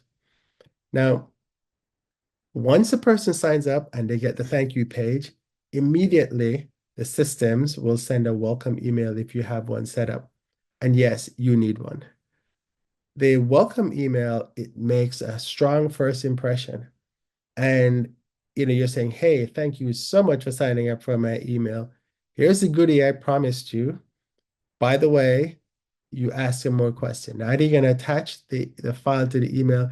Attaching is not so much of a good thing because some email servers will reject it because it's an attachment. So you might just want to put a link and the link goes to a specific place so they can download it. You could even say, hey, you're a member of a Facebook group, and when they go into the Facebook group, they get the goodie that you promised. You can even put it as a hidden link on your website. And so they only get that hidden link once they get the welcome email and signed up. You could also set up a membership site where our community. And so once they sign up for the email, they get access to a community if that's what you wanted to give them. So you know that only people that you've vetted or that you've had their email address for or that come to your website is actually in this group. And you can also ask for feedback in the email. This is actually a really important thing. And what we're going to do before we talk about newsletter frequency is I'm going to go over here and I already have my welcome email queued up so you can see what it is. This is inside Beehive. And you can see that it says, welcome to Passwriter Newsletter, link to ebook included, because I just told them that if you sign up for my newsletter, I'm going to send you an ebook. And so you want to say that, right? And it says, I'm so glad you're part of the Passwriter Travel family. It says, welcome and thank you for signing up for my periodic newsletter and supporting passwriter.com. Before I get into what to expect, one quick thing. If this email landed in your promotions folder, move it to primary so it makes you actually see the next edition. Now on to the cool stuff. The thing about this is that Gmail is really weird, and most people have Gmail. But sometimes because this is a marketing email, it'll put it in the promotion section. People don't necessarily see that. But if you move it over to the primary, every time the next one comes, it'll be in the primary and they're more likely to see it. Sometimes this may also end up in the spam folder. So you may get an email or something, it's hard to put that in here and say, hey, go look in the spam folder, but that is something you can put on your thank you page because the thank you page, everybody's going to see that. So on the thank you page, you can say, hey, go look in your email in your spam folder because you may see the email there rather than in your mailbox. But when you go here, they're reading the email now, so you can tell them, hey, make sure it's in the primary box. So the next time it'll it'll go in the right place. So then you say, as promised, and include their name. Here is your personal copy of my new guide, and this is what they signed up for. And make sure they have it. And I threw in a bonus. And oh, could you share the newsletter with someone you know?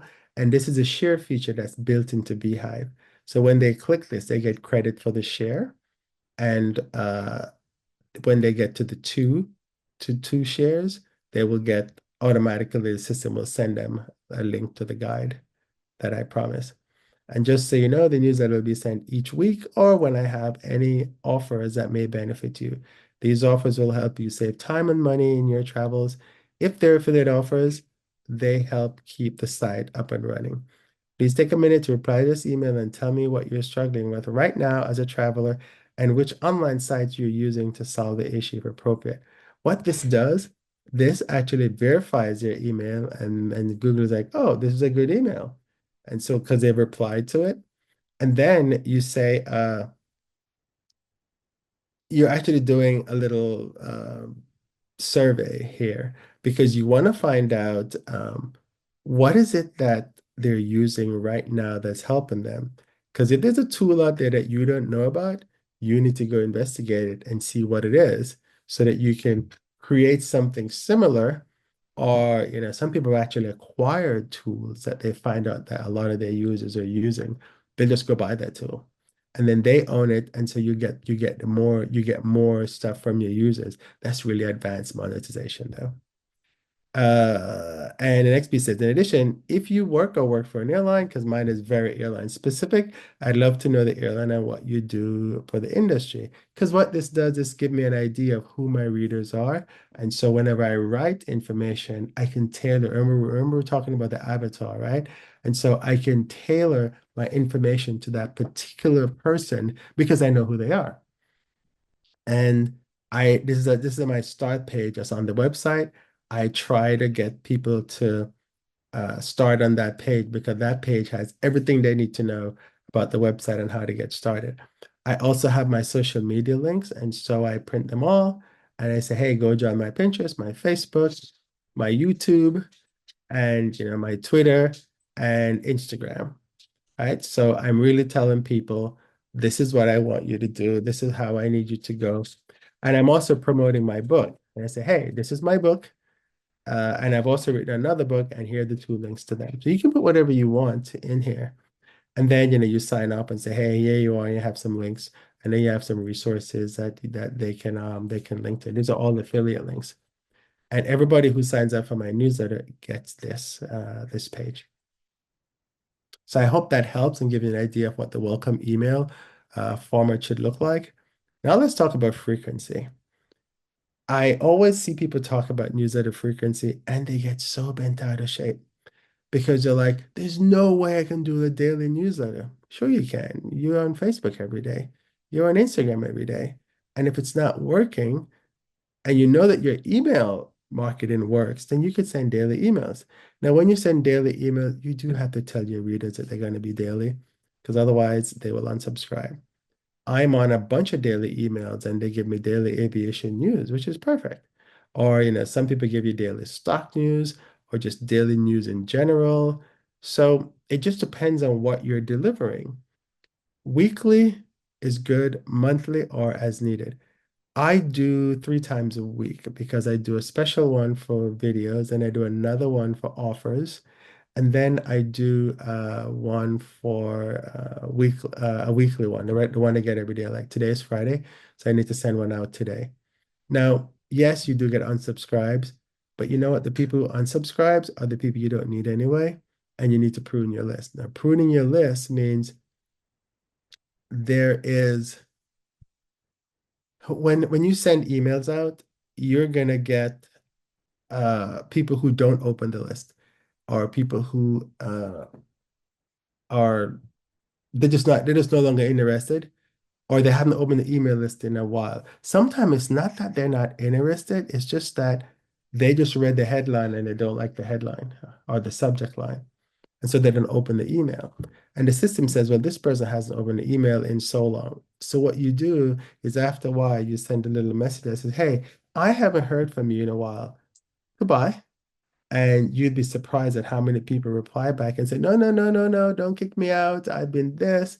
I get so many excuses, and it's very, very interesting to read. And I recognize that they're there. And also, people tell me that, look, I get your emails, I keep them because whenever I'm ready to use them, that's when I open them. Now, one of the things with emails is that when you talk to some of the brands, they want to get clicks. And so if they send you an offer and the person doesn't click on it right away, they don't think it's effective. However, if I'm sending you information on, say, Antigua, and you're not going to Antigua today, but you're going to go to Antigua in 2 months, you'll go look at it in 2 months. You don't need it today, but the brands don't really get that because they want immediate butts in beds is what they're looking for, which doesn't always happen immediately. Because I get readers go, oh yeah, you sent me something about Guyana like about a month ago, or 2 months ago, or 3 months ago. I can't find it, but can you send it to me again? And I'll send them a link to it, and then they'll go take a look at it. Consistency is the key, though. I always send out my newsletter every Friday, no matter where I am.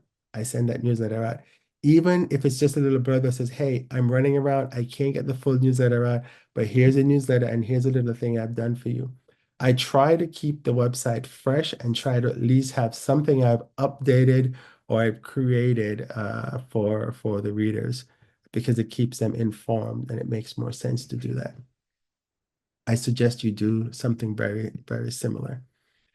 Monetizing your email list. Okay. So it took me long enough to get to this part, but I had to give you a little basis. And I've talked about monetization along the way if you've been listening. So you can offer uh, subscriber only discounts. So what you do is you will set something up in the newsletter. And let's say you're selling, I don't know, it's a travel newsletter. So you're selling a travel guide, or you're selling a t-shirt or whatever it is. And you'll say, hey, as a newsletter subscriber, you get 10% off. Here's a code. And everybody else who's not a newsletter subscriber would pay the full price. You could promote your affiliate product. This is probably the best way to do it. There's a company called Stay 22, and and I'll send you a link to Stay 22. They do hotels, and you can get revenue opportunities from the hotels. So whenever somebody comes in and book a hotel or a car or a flights get really crappy. Um, what do you call it? Affiliate commissions. But hotels aren't too bad. The longer the people book the hotels, the better it is, and you can get a really nice commission when somebody books like a 5 or 6 nights or something like that. Stay 22 is a little weird because they take 30 days to pay you, and then you can't request payment again for another 30 days. It's very odd how they do it. But it works for the most part. You can sell travel related products or travel gear. So you can sell travel related products or you can sell travel gear. The travel related products, you would go and try. This is where you do surveys. So I ask my readers, which is your favorite hotel? Which is your favorite airline? Where do you buy your travel products? And when they tell me these things, I can use that to figure out, well, if they always do their bookings at booking.com, then I should use booking.com as an affiliate. But when I use Stay 22 works with booking.com and I get the same type of commission per se. So this is why you survey your readers so you can figure out what they do. If they are people who buy umbrellas, and you can go get a link to an umbrella. If they do a special backpack, and if you're an outdoors person and they shop at REI, then you want to go become an REI affiliate. You can also become an Amazon affiliate and then you sell them stuff from Amazon. Amazon is really tough, at least for me anyway. So this is the kind of stuff you have to think about. Now you can host a webinar for your folks. So let's say you're a couples travel, that might be your niche. You can every month you can host one webinar per month, and then you invite people in and you talk about a particular destination, or you talk about issues that couples have when they travel, and you charge a fee for it. Whether it be $27 a month is that kind of membership, and or you can charge a one-time fee, and then on the back end you can do consultation, which is another way to do your list. If you want to do travel consultation for your readers, then this is something you'd provide. The idea is that you have an ebook, which is a small price.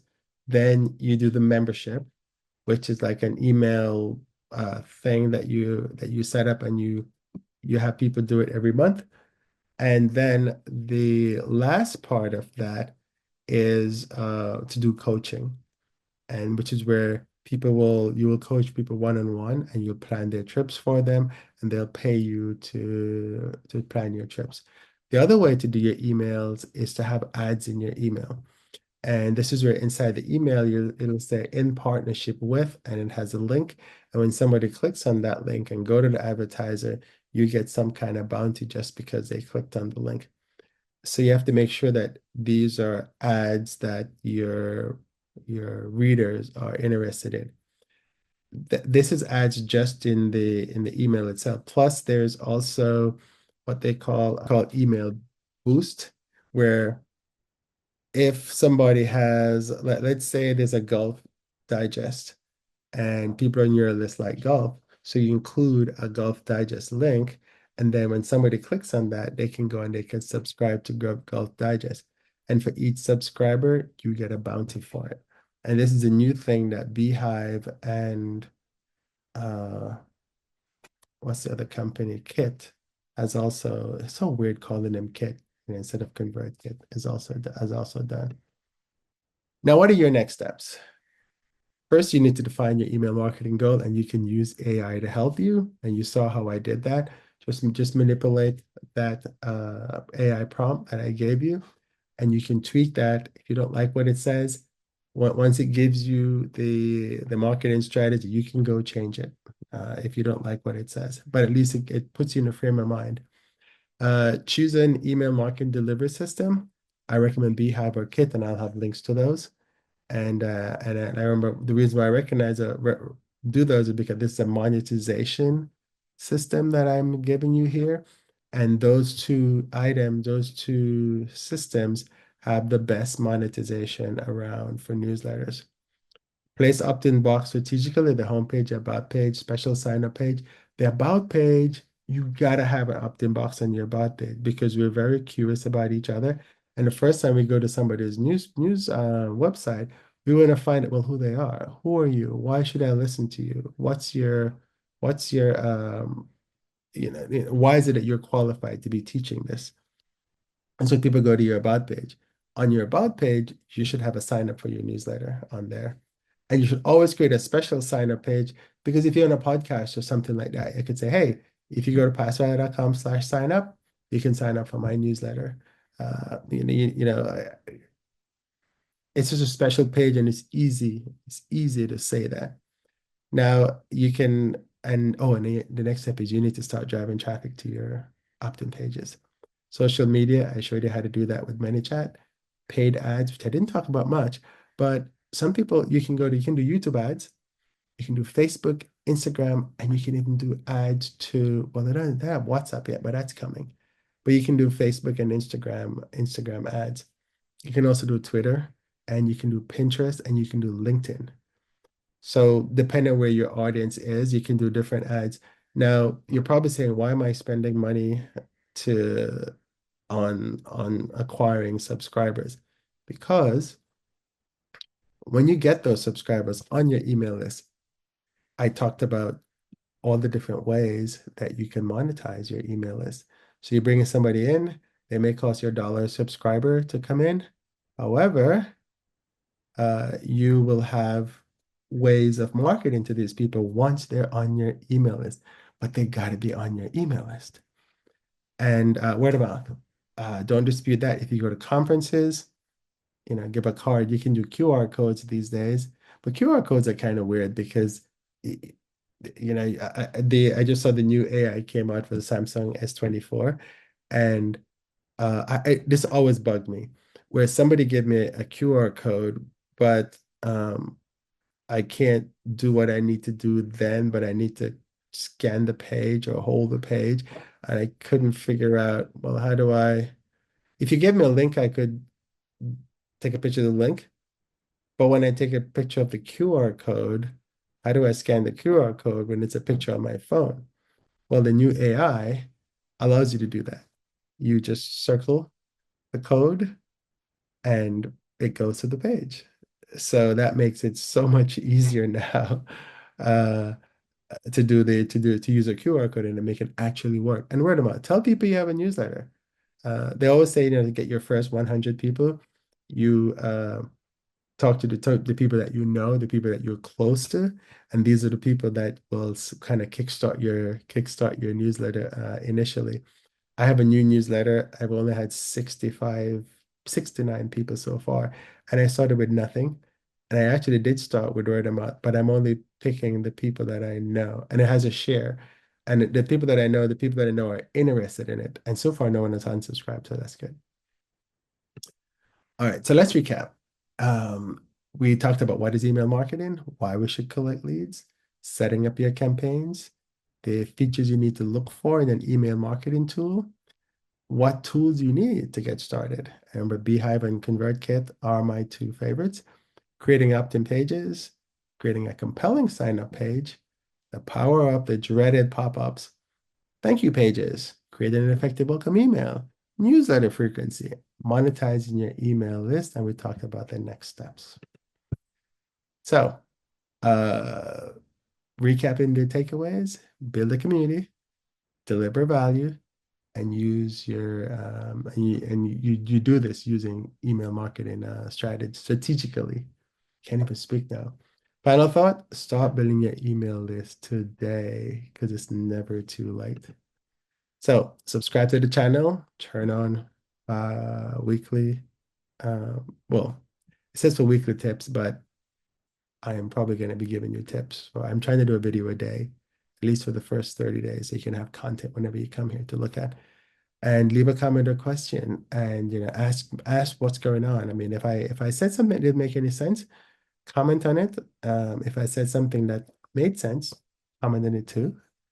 But I need feedback. If I don't get feedback, then I won't know if what I'm doing makes any sense, and if you're actually understanding anything that I'm saying here.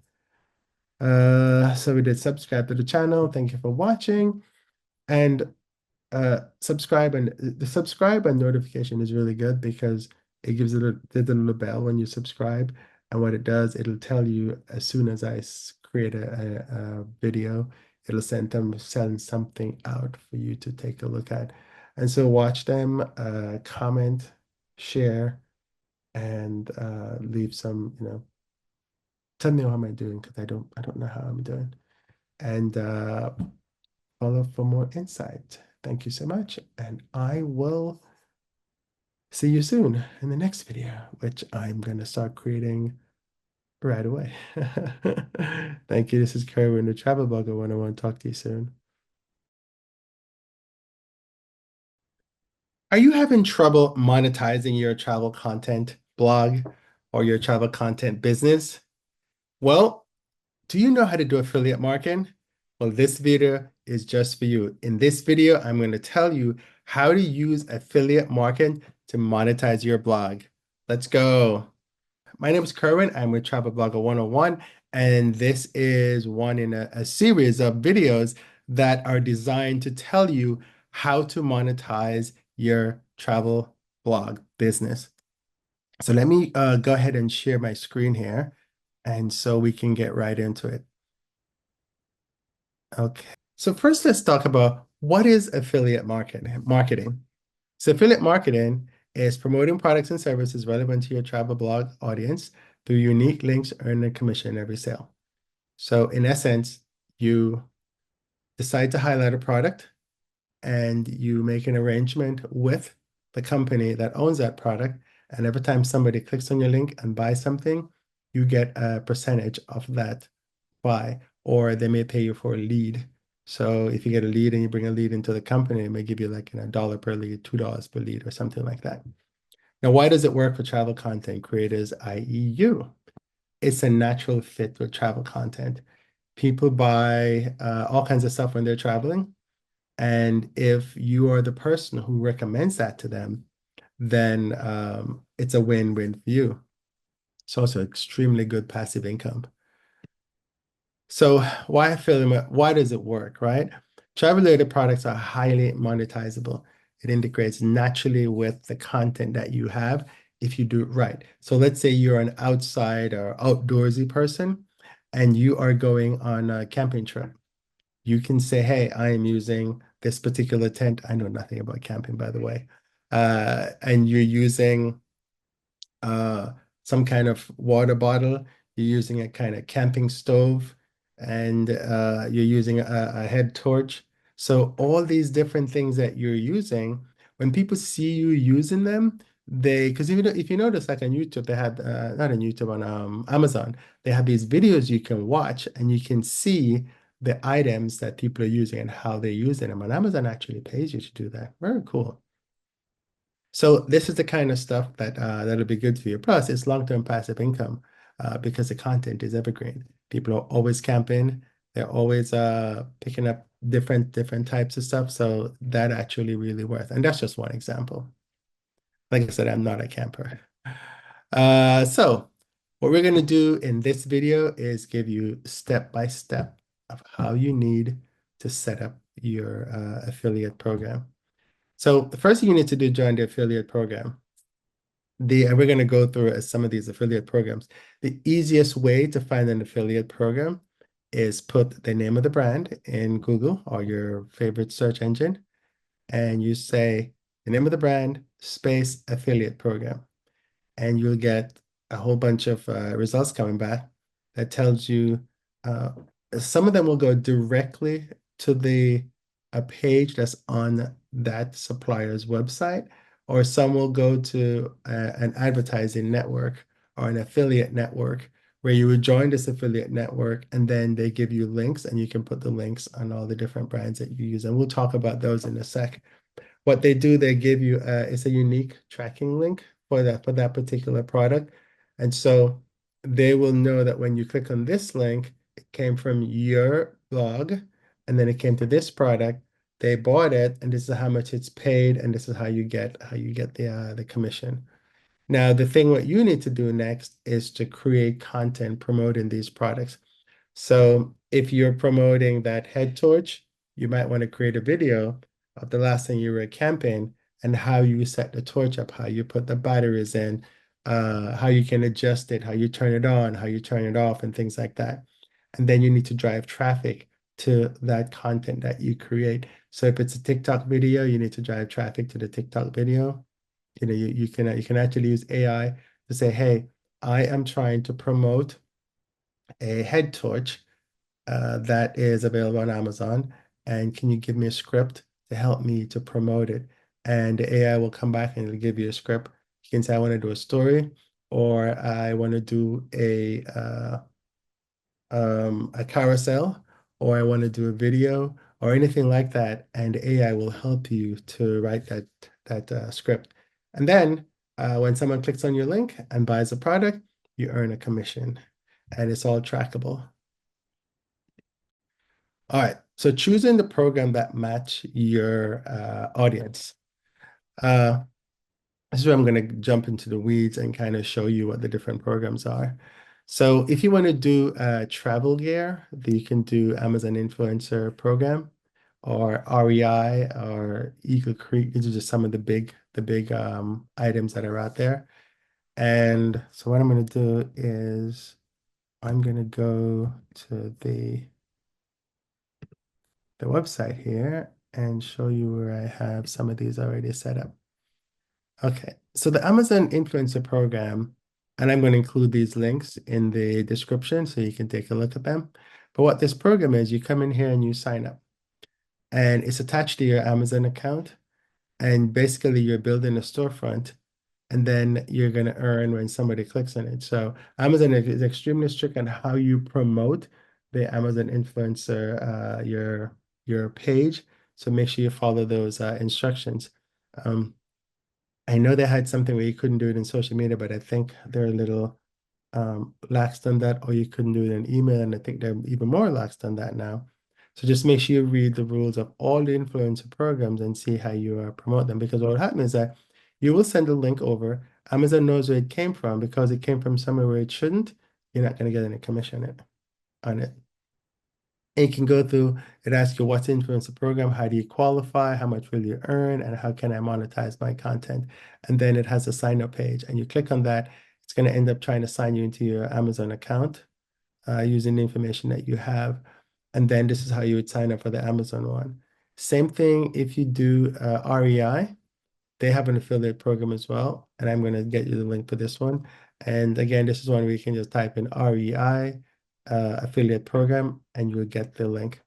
The other one we talked about was Eagle Creek. That's another big company, and they also have an affiliate program. And so now we're going to talk about accommodation. And there are tons of these. If you have any clothing at all that you buy and you like, you can probably get an affiliate program for them. The tip is that the more expensive the item is, the better the commission that you get.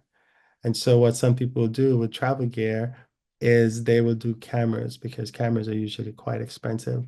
DJI, which is a company that does the drones, they have a pretty good affiliate program and it pays quite well. Cameras and I guess phones and things like that do really, really well. So let's go to talk about accommodation. Now, accommodation is weird. And I say it's weird because you get commissions based on, again, it's based on pricing. So if you get somebody, like I just had someone stayed at an expensive property and they stayed for uh 4 days, I think it was. It came out to like $2,500. And the commission in that was $250 because it is it's like a 13% commission or something like that. It ends up being. So the longer somebody stays and the more expensive the properties are, the better it is. So if you want, you can say, well, I'm a luxury travel content creator, so I only review luxury properties. And if somebody books on that luxury property, then you get something like that. There's one of their big resorts in the Caribbean is a Sandals Resort, and they have a pretty good program. So each of the hotels will have their own and some will not. One thing you shouldn't discount is signing up as a travel advisor. Now, there are a few companies out there that have travel advisor, and I didn't include that in the presentation, but I'll put some links to that. Uh, so you sign up as a travel advisor, which is a travel agent, but it's very expensive for you to open your own travel agency. So you sign up under the umbrella of an established travel agency. Then when you book reservations, you get a commission and they also get a part of the commission because that's just how it works. There's also some of these you don't pay. You pay one-time flat fee and then you do your bookings. Another one is you pay every month. The ones that you pay every month, it pressures you to make sure that you make a sale every month. And so it just depends on what you wanna do. And you can promote this on your blog, travel consultancy. You can also make money from if you're doing travel planning, you can charge people a particular amount, $100, $200. Like let's say you're doing miles, people don't understand how to use their travel miles. So if you can, excuse me, if you can help them to plan their travels using their miles, then they may pay you, $100, $200 each time you plan one of those. Or if you want to just book their travels for them, you could charge, $35, $50 just to do the booking. You could do cruises because cruises are so expensive. You get really good commission from cruises. I think Virgin Atlantic, you can get up to 16% depending on the cruise package that you're booking. And when the cruise is like $3,000, $4,000, 16% is a pretty good hit. the interesting with cruise is that, or any kind of accommodation uh, commission, you do not get paid until the person stays or until they're paid. It's kind of how it works. So you have to end up thinking ahead that, oh, okay, so like the commission I currently have, I think the person is currently staying now. So it's going to be a little while before the commission actually comes in. So you have to plan accordingly. So this is Agoda, which is one of the hotel booking companies. And there's also Booking.com that you can join. There is Expedia Group, and so if you're a travel agency, Expedia is a separate travel agency engine that you can book. And the cool thing is you can actually book your own hotels and you get commission on that as well. Uh, but this is through the Expedia Group. The other one is there is Travel Payouts. Now, Travel Payouts is an example of a company that is it's like a conglomerate of different um, affiliates. So, for example, VRBO, which is how you can book vacation rentals, says VRBO is vacation rentals by owner, and the affiliate program is run through Travel Payouts, or Travel Payouts is one of the companies that runs the affiliate program. There is a company like AWin, which does something very similar. There is CJ, and I'll show you what these all look like. So when you come into here, there's a list of partners that you can get just by joining Travel Payout. So for example, there's Booking.com, and Booking.com already has their own, but they're also part of Travel Payout. Now, the weird thing about this is that sometimes what happens is if you go through Travel Payout, you will get a different rate than if you go directly to Booking.com. So you got to look at them. So there's Trip.com, Omeo, Kiwi. Kiwi is an online booking engine for flights typically, and it tells you how much the commissions are. There's like 3%. Yesman, Biotar is 8%. And so get your guide. So all these rentalcars.com are under the travel payouts umbrella. Now, when you go to travel conferences, and I'm going to do a whole thing about travel conferences and how you can let them work for you. When you go to travel conferences, you end up seeing sometimes travel payouts is there, and you can sit and you can talk with them and you can tell them what to say. Expedia, Expedia is even a part of travel payouts, and they have their own. Klook that does activities, they're also a part. And you can go through and see there's Hostels World, TripAdvisor, Trivago, in Dubai.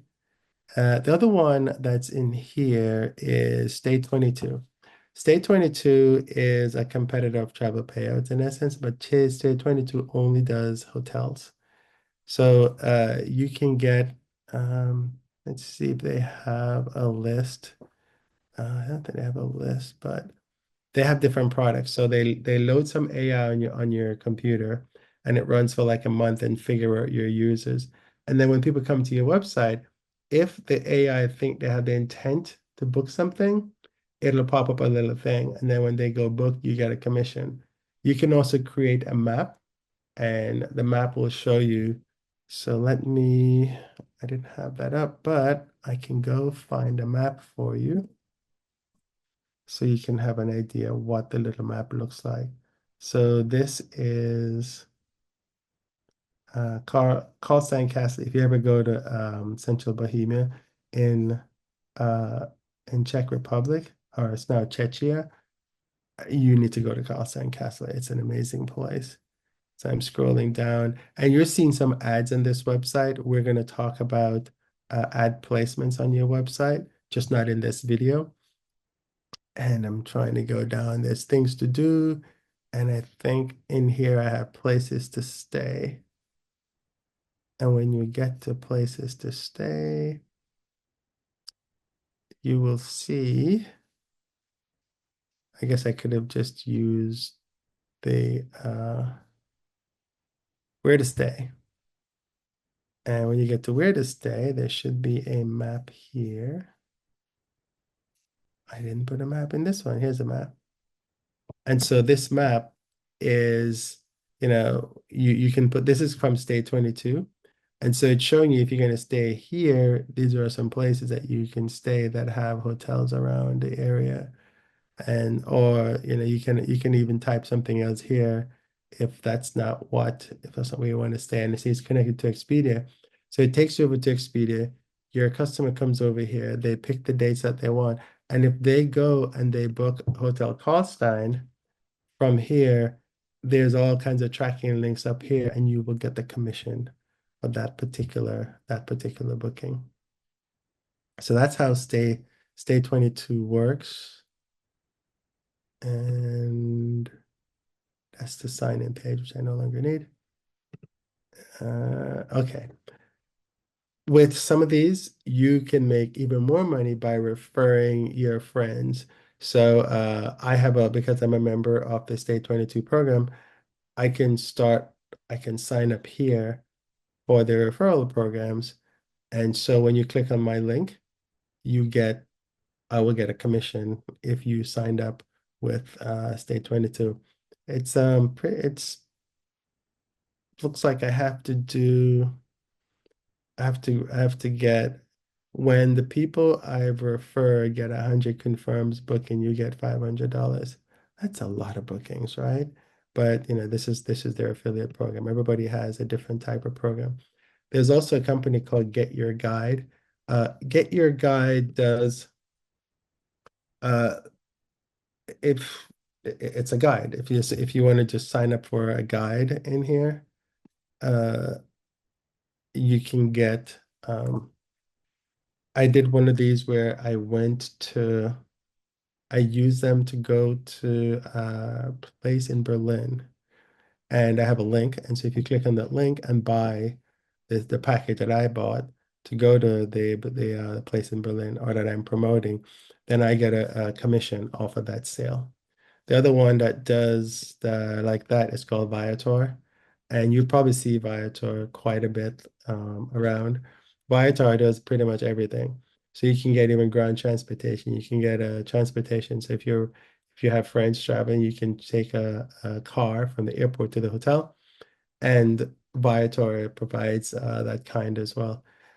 Sometimes with Viator, what you do, this is the partner website. So you go here and you sign up, and then they verify who you are, and then they send you a thing. And if what you do is if you just go to Viator, we were talking about pop-ups and see how that pop-up came up. I was trying to find an example of that from a previous video to tell you about.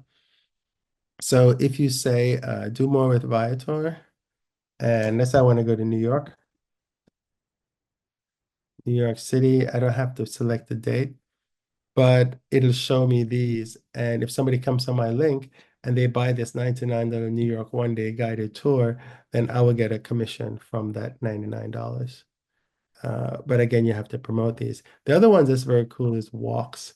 Walks does North American tours, and you can see all the cities that they cover in North America here, and it also does European tours. There's a great little company, and the commission that they pay is really good on this. So if you can sell like an Italian tour, like the Vatican tour or something like that, then you can actually do really, really well with Walks. The other one is rental cars. I think we talked about this. Now you can go to rentalscars.com and create your own affiliate program with them, or you can do it through travel payouts. It's just a matter of what you want to do.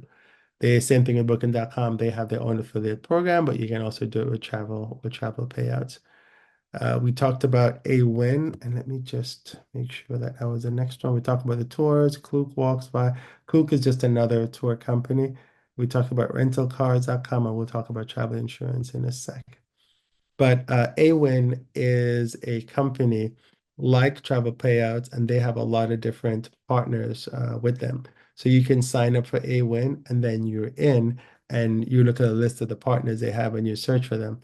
Now, the partners, you won't always get accepted by them, which is really annoying sometimes because you like the product, your audience like the product. And how do you know your audience like the products? In a previous video, we talked about how you survey your readers. Now, you can use your affiliate, your email marketing software to take care of the survey itself. And you're just basically asking people, so when you travel, where do you stay? Do you stay in a hotel? Do you stay in a hostel? Do you stay in an Airbnb or whatever you stay? And then based on that, if you have an audience that only stays in hostels, then you don't want to be promoting hotels to them because they're not going to stay in the hotels. They stay in hostels, right? So this is why you ask them the question. If you have an audience that's like, stays in Marriott's, you're not going to promote Hilton to them because they wouldn't buy, they would stay in Marriott. So that's why you survey them to find out what they want, what they do, where they go, how long they stay, because that will determine how you pick the right uh, affiliate member for your website. Now, in terms of how do you survey these people? Like I said, you can use the email marketing software. You can also use like WP Forms, which is one of these survey tools that came from my friend Syed, who runs, I think the company is, I think it's Awesome Motive, I think is the name of the company. Because Automatic is the one that runs WordPress, and I think it's Awesome Motive or something like that. But you can use WP Forms. There are a bunch of other forms out there. And these are tools where you ask questions and it stores them in a database, and then you can sort the database. And guess what? You can upload this database to your AI, like ChatGPT, and you can ask the AI to analyze it for you. And then when it analyzes it, it comes back and it tells you, oh, your readers are between this age. They like this. The other thing you can do is that you can do a survey in your Facebook group. And then you can take that data from Facebook, paste it into the AI, and the AI can analyze it for you. It's the coolest thing ever. The next one we go, so Affiliate is another one of these another one of these companies. So like rentalcar.com is done through Affiliate. So if you're going directly to the company, you may be in a different category. Now, though here's the weird thing about some of these. I have so many of them. I have to make a list and a spreadsheet to tell me, oh, okay, so if I'm using Marriott, I need to go to, I think it's impact.com is the one who takes care of it. But if I'm doing Hilton, Hilton goes to a different program. It's very confusing sometimes. And if I'm doing IHG is through CJ.com, which is another company that has a lot of affiliates. So it gets super complex from time to time. Now, travel insurance, you should be selling travel insurance. And I'm not saying that just to make money, but travel insurance is extremely important. I have an annual plan, and you as a travel content creator should have an annual plan as well. If your audience travels a lot, encourage them to get an annual plan. It is actually cheaper, and you can get whatever level of coverage you have. You can also just do it by trip. So a lot of people don't want to do insurance, but what I always tell them is I've had friends who there are two stories. One is a friend of mine, she was in Ulaanbaatar in Mongolia, and her and her son they were out riding horses and he fell off the horse. They she was of course, concerned for her son, but she was also very excited because she got to fly in a private jet.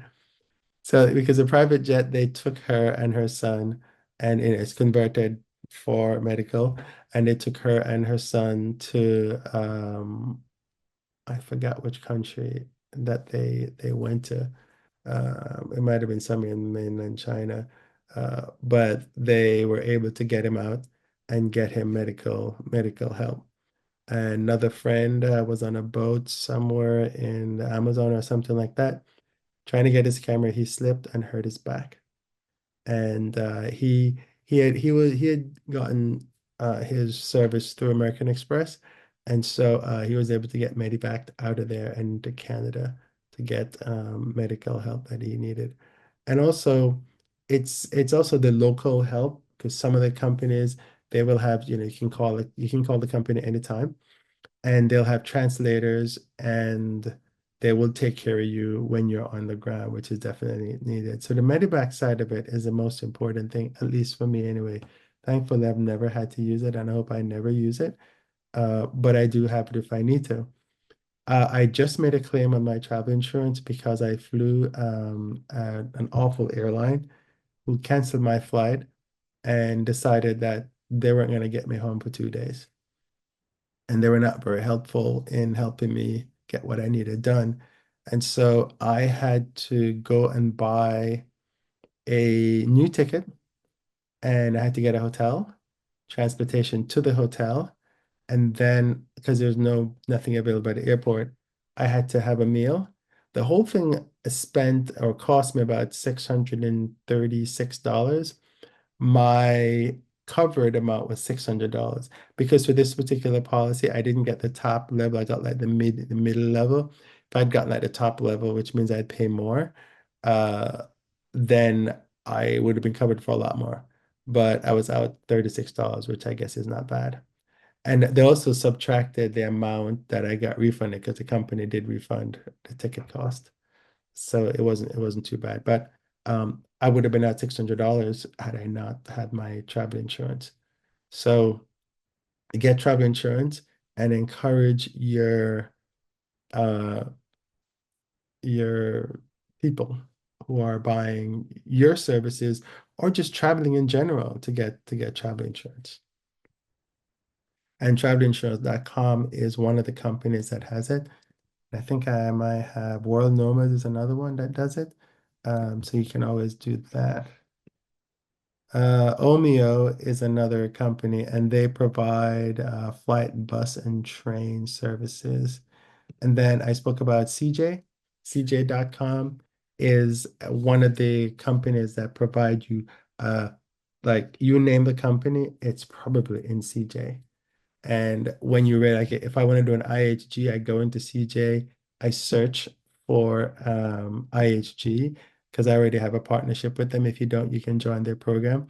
Then when you join, they come back and you search and you get a link and you can link. Say if you're promoting, say Intercontinental in New York, oh, you just stayed there, had a great stay. If you need to book, go book here. You can put that. The best way for your affiliate to work is if you can show your readers that you've used the product and you enjoyed the product. And then it always works much, much better that way. I'll tell you, it is super difficult to make money in affiliate marketing. It's a lot of work, but it once your readers know, like, and trust you, then they will come back. They will come back and ask, "Oh, do you have a link to this?" So they really want to support you. AWin, that's the one we talked about, which is very similar to CJ. And there's another one called Share Sale. Share Sale is now a subsidiary of AWin, or AWin is a subsidiary of, no, ShareASale is a subsidiary of AWin. There's a lot of I'm surprised that it's also one called Rakuten, and I'm surprised that like all of them are one company by now. But I would just spoke about WP Farms, and WP Farms, if you want to sell WP Farms, it is under the ShareASale umbrella. So is like Monster Insight and Opt-in Monster. These are the programs that we talked about in a previous edition. I talked about how when you're setting up your blog, these are the programs that you need. Uh, Rakuten was the other one that we talked about. So there are quite a bit of these companies that are out there, and that's probably the last screen I need to share with you. Okay. Now, so now that you know which companies you want to use, the idea is that you need to now figure out how to make it work. So if you're talking about, like, let's say you're talking about London, and you're going to go to London and you want to say, okay, great. Well, first, if you want transportation from the airport, here's a link to the transportation. When you get to London and you want to go visit the Tower of London, here's a link to go buy the Tower of London tickets. If you need to buy hotels to stay in a hotel in London, here's a link for your hotel. So what you're doing is you're weaving the items that people need into the content. And of course, you need to get travel insurance, so go get travel insurance here. So this is kind of how you would do it. You wouldn't just willy-nilly put the stuff anywhere because otherwise it doesn't make any sense. And if you've stayed with a particular place, you can share your personal experience and you can also recommend that place. And like you use call to action, like check the price on Amazon or check out what I paid for this amazing jacket from REI or something like that. You can do stuff like creating a top five list. Uh, you see them all the time. People go and I'm very bad at these because I only have one bag that I use. But if you like a jacket or something like that, you can say top five jackets for winter wear. Or best of list is what you do. You can do comparison guides and say, I stayed in this hotel as opposed to staying in Airbnb. Now, I haven't mentioned Airbnb as a commissionable thing because I think their commission program is no longer available. So that's why I haven't mentioned. They used to have something, but they don't anymore. You can do seasonal content. Winter Essentials is one of them. Or now it's coming into fall, so you can talk about, fall things that you need for fall. You can do shoot. You can do shoes. You can do shirts. You can do clothing does really well because, we're always buying stuff. When you do reviews, it's good to put the links in the first paragraph just in case people don't read all the way down and use pictures. Like Amazon will give you little links to the pictures. There are companies called Pretty Links and Bitly. And so these affiliate links are usually long and elaborate, but if you put them in Bitly and Pretty Links, it'll track them and it'll give you like a short link. So it may be like, website.com/jacket and it will take you to all the jackets, things that you have there. And we talked about using the affiliate network, Share a Sale and Rakuten as two examples.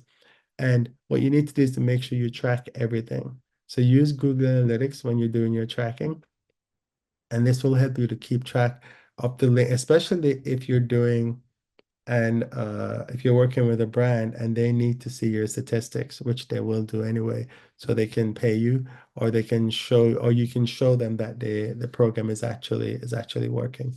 So you need to make sure you have analytics. And if you ever work with brands, always make sure you give them some kind of report at the end and say, okay, I brought in X number of links and this is how many people clicked on my link and went over to your item. Stay transparent and trustworthy. You should be disclosing, and I mean, you don't have to, but you should. You say, "Hey, this is my affiliate link. It helps me to keep the blog running." And what you'll find is that your readers will actually support you. But especially if you're giving them free information, they will want a way to say, you know what, thank you so much for sending me this information. It would have cost me a fortune. And so, just tell them what you're doing. You need to make sure you follow the policies of the company that you're using because they will block you or ban you if you don't. Uh, okay. You have to continually, if like, and I'm not as good at this because I was just going through one of my websites and I go, I can't believe I still have that link, and the link doesn't even work anymore. So you need to make sure you go through and check your links and make sure that the links are working. And if they're not working, make sure you update to the newest link and if no one's clicking on that product, and just get rid of it and find something else that people are using. So you always have to keep updating and keep checking. I know it's a pain and it's work, but it's something that you just have to keep doing. Just trying to get this little thing out of the way. Okay. Uh, what you can do is you can look and see and look at other bloggers. I probably should have taken this slide up, but that's okay. You can look and see what other bloggers are doing. So if you find someone who you follow all the time and they're promoting or they're a quote unquote famous blogger, and you can see that they have affiliate links, then you might want to go over and see, well, how are they doing it? How are they incorporating the affiliates? Some people will put it at the bottom. They'll put it in social media. They'll put links in their bio. So go and see how they are doing it. Because if they're like big bloggers, then it means that what they're doing is working. And you can go over and take a look at things like that. You need to build trust with your audience. Make sure your content is top notch, and you need to. It's good to go to conferences because when you go to conferences, you find out what's new, which companies are doing it right. And like I didn't know anything about State 22 a year ago. And I went to a conference, maybe 2 years now. Didn't get a chance to speak to them. Came back and then I called them, but I emailed them. And then I had a Zoom call with the folks. They're a Canadian-based company. And now I do get some commissions from State 22. It's pretty haphazard. My graph is like up and down. Um, but it's not bad. The thing with the affiliate marketing is you may not make, some people make really good money.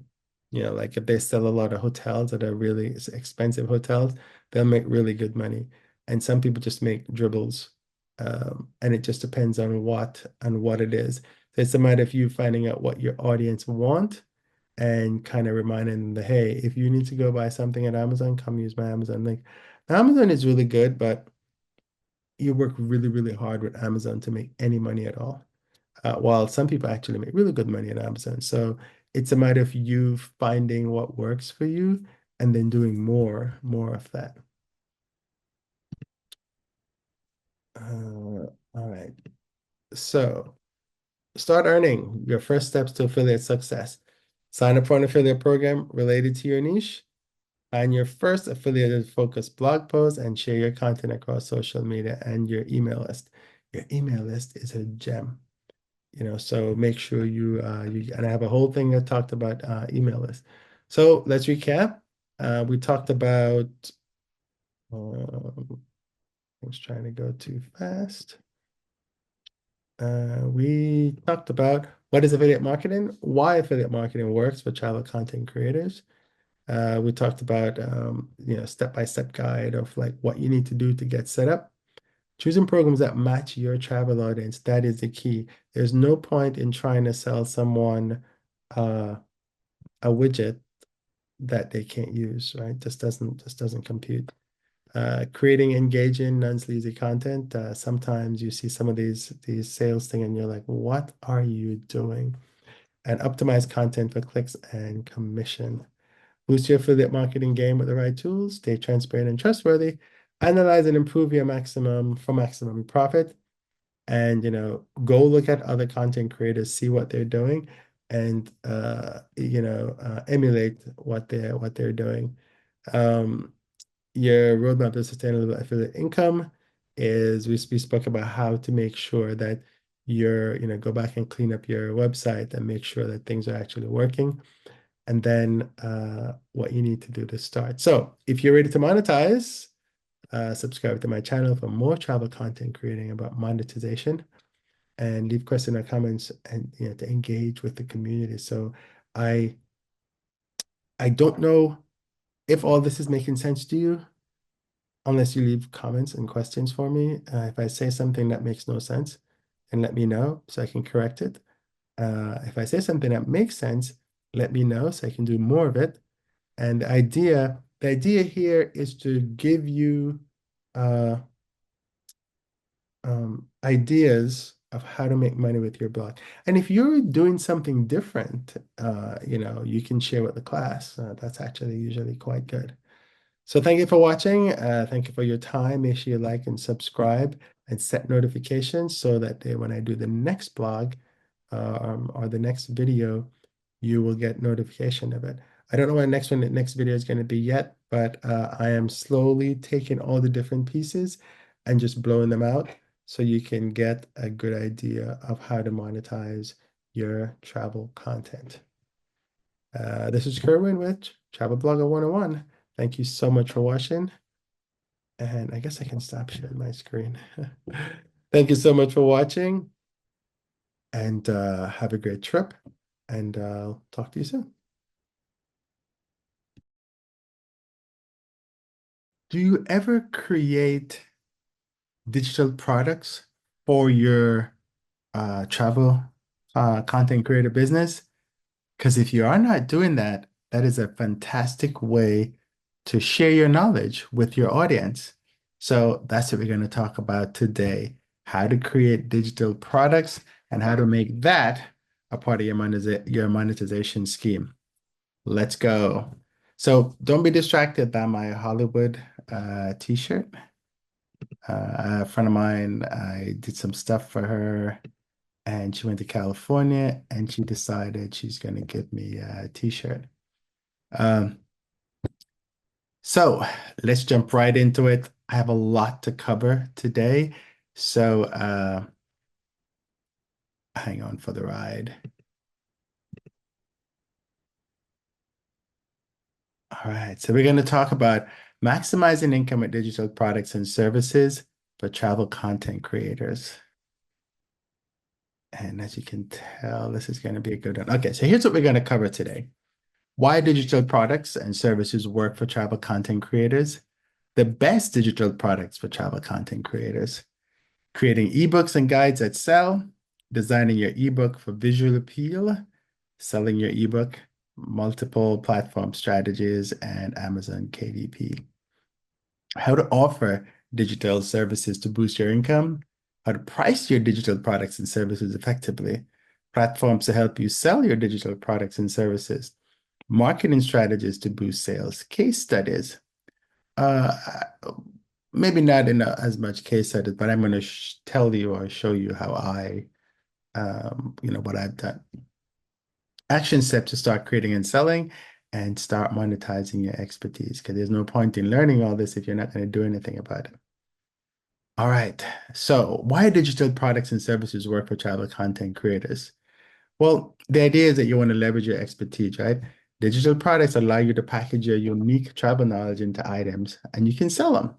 Now, you know a lot because you've been to a lot of places and you just need to figure out how am I gonna capitalize on this knowledge that I have.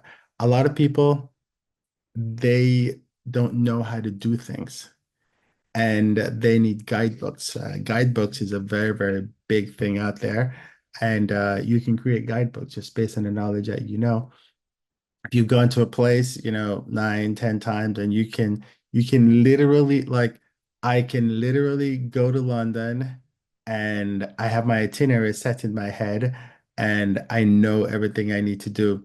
I know that I get out of the immigration and customs.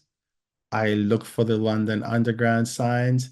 I go down to the London Underground, or I can take the Elizabeth line, or I can take the Heathrow Express. There used to be a Heathrow Connect, but that's not there anymore. And then I decide which train, or I can take the London Underground, which is the Piccadilly line, and I can take that into town. I know that one takes 25 minutes, one takes about an hour, one probably takes maybe 45 minutes or something like that. So it just depends on where you want to go. I know exactly where to get off in the city. I know exactly which train to take when I get off. I have an itinerary that I can walk from Green Park all the way through the park by Buckingham Palace through St. James's Park, Park. past the Queen's Horse and Guard to Big Ben and Parliament, and right over to the Wheel, the London Eye. And so I know exactly how to do that. So that is something that if someone is going to London and they're like, well, how do I get to London? How do I get from the airport to the city? Can you give me a simple itinerary that I can use? I can say that. And it's something that I know. And I'm sure you are this good about a particular city that you know about. So you can clearly create a guide for that city, right? Now, it's scalable income. So once you create a digital product, it can be sold multiple times without additional production costs.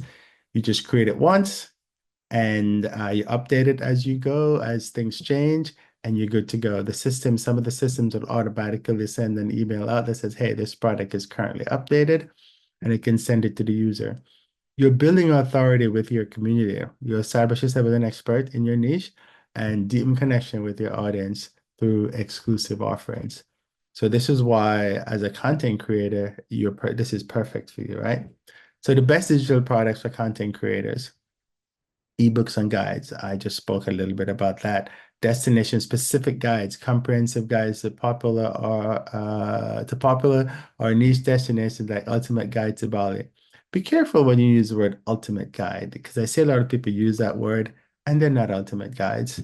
They're good guides and they have a lot of information, but ultimate guides mean this is it. This is a guide of all guides. And lots of people don't do the guides at all. They've been to Bali two, three times and they think they know everything about Bali, but they don't essentially. Now, even having been to London as many times as I've been, I cannot write an ultimate guide to London because there's so many things that I don't know. Right now, maybe I can do an ultimate guide to the tube, and even then, I still don't know enough about the tube to do an ultimate guide. So just be careful when you use the word ultimate. How to travel guide, step-by-step guides for different aspects of travel, example, budget travel hacks.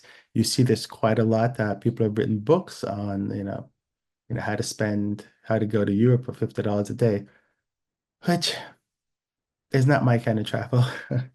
That doesn't pay for the hotel that I want to stay. So no. But then, you can do a guide that says, how to do London luxury, how to do luxury London on the cheap. So you could do that where you find really excellent places that have really good service, but they don't cost a fortune. Or show people how to stay in these neighborhoods that they're not Airbnbs, they're actually full service hotels, but they're really nice boutique hotels, so you get really good service for the money that you're paying. Niche travel themes, you could do ebooks on specific themes such as vegan travel tips or traveling with kids or couples travel. And if that's your thing. So if you're, obviously if you're not a couple, you don't really want to do a book about couples travel because then you're not an authority, right? Um, Online courses and workshops. You can do skill-based courses, photography, video editing, social media marketing, or content creation courses. Uh, a lot of people are doing courses, and this you could call this a course, but I'm not charging for it. This is completely free. And but but you could do something like this if that's what you want to do. If you think this is what your audience wants. Works for a specific audience such as Instagram for travel creators or vlogging tips for YouTube. Yes, you could do this type of stuff, but just be careful when you do this. Make sure that your audience wants it and you are the person to teach that course. Travel lifestyle courses, digital nomad life 101, or how to get travel sponsorships. And it's very difficult to get travel sponsorships. Um, People want a lot of views. So unless you have like 100,000 views or 200, 300,000 views, it's very, very difficult to get a brand to come on board and sponsor your travel. So you may have to think of different things that you can do. Printable resources, travel planners and journal, daily travel planners, trip organizers, and bullet journals for travelers. Lots of people have actually excelled in this area. They've created these travel. I'm not a travel journal person. I just get up and go and I take photos. I take photos of everything. And taking photos is my way of documenting my travels. But some people are meticulous about writing things down. So maybe a travel planner. But how do you know this? You survey your audience. How do you survey your audience? You use something like WP Form, which is a survey tool, or you use your email marketing software. And the email marketing section actually talks a lot about that. Trip itineraries, budget and packing templates, templates for budgeting, packing checklists, travel expense trackers. This guy created the spreadsheet and it was kind of interesting. Just by fluke, he's like, oh, this is a spreadsheet I use for packing. And he copied like people from Google because he used Google. And he copied, I think there was some of the brand on it. And it went nuts. It went completely viral. And then, of course, he capitalized on it immediately. So he took down the one that he did, which is a super one, where it was very cool. You type stuff in and it checks, put a checkbox And but he took all that out and just gave you like a basic functionality for free. And then he sold that you could buy the spreadsheet, it's actually very cool. I saw how it worked before he took all the functionality away. But that went viral very, very quickly. And it went viral because he used Google Sheets, and apparently Google liked it, and that helped to push the thing viral. So sometimes you get really lucky, other times you do not. So don't think of this as a be all end all. This is just one way to make money from your search traffic skills. Now you can do trip itineraries. I just told you about the trip where you leave London airport and you end up at London Eye, and that's an itinerary that takes you through some really cool things in London. And so you could do something like that. If you're a foodie, you could do a European food tour. You could do a Caribbean food tour. You could do anything that you think that you are the person to do it. Now, what you can also do, you can partner with other people. So there's Devour Food Tours. They're in Europe, and you could partner with them. Maybe you could partner with somebody like Walks. I keep calling them Walks of Italy because that's how they first started. But you could talk with Walks. They do European tours and they do New York tours. I saw a friend in New York. He's extremely good. Like he knows New York like the back of his hand. So he could write an ultimate guide on New York.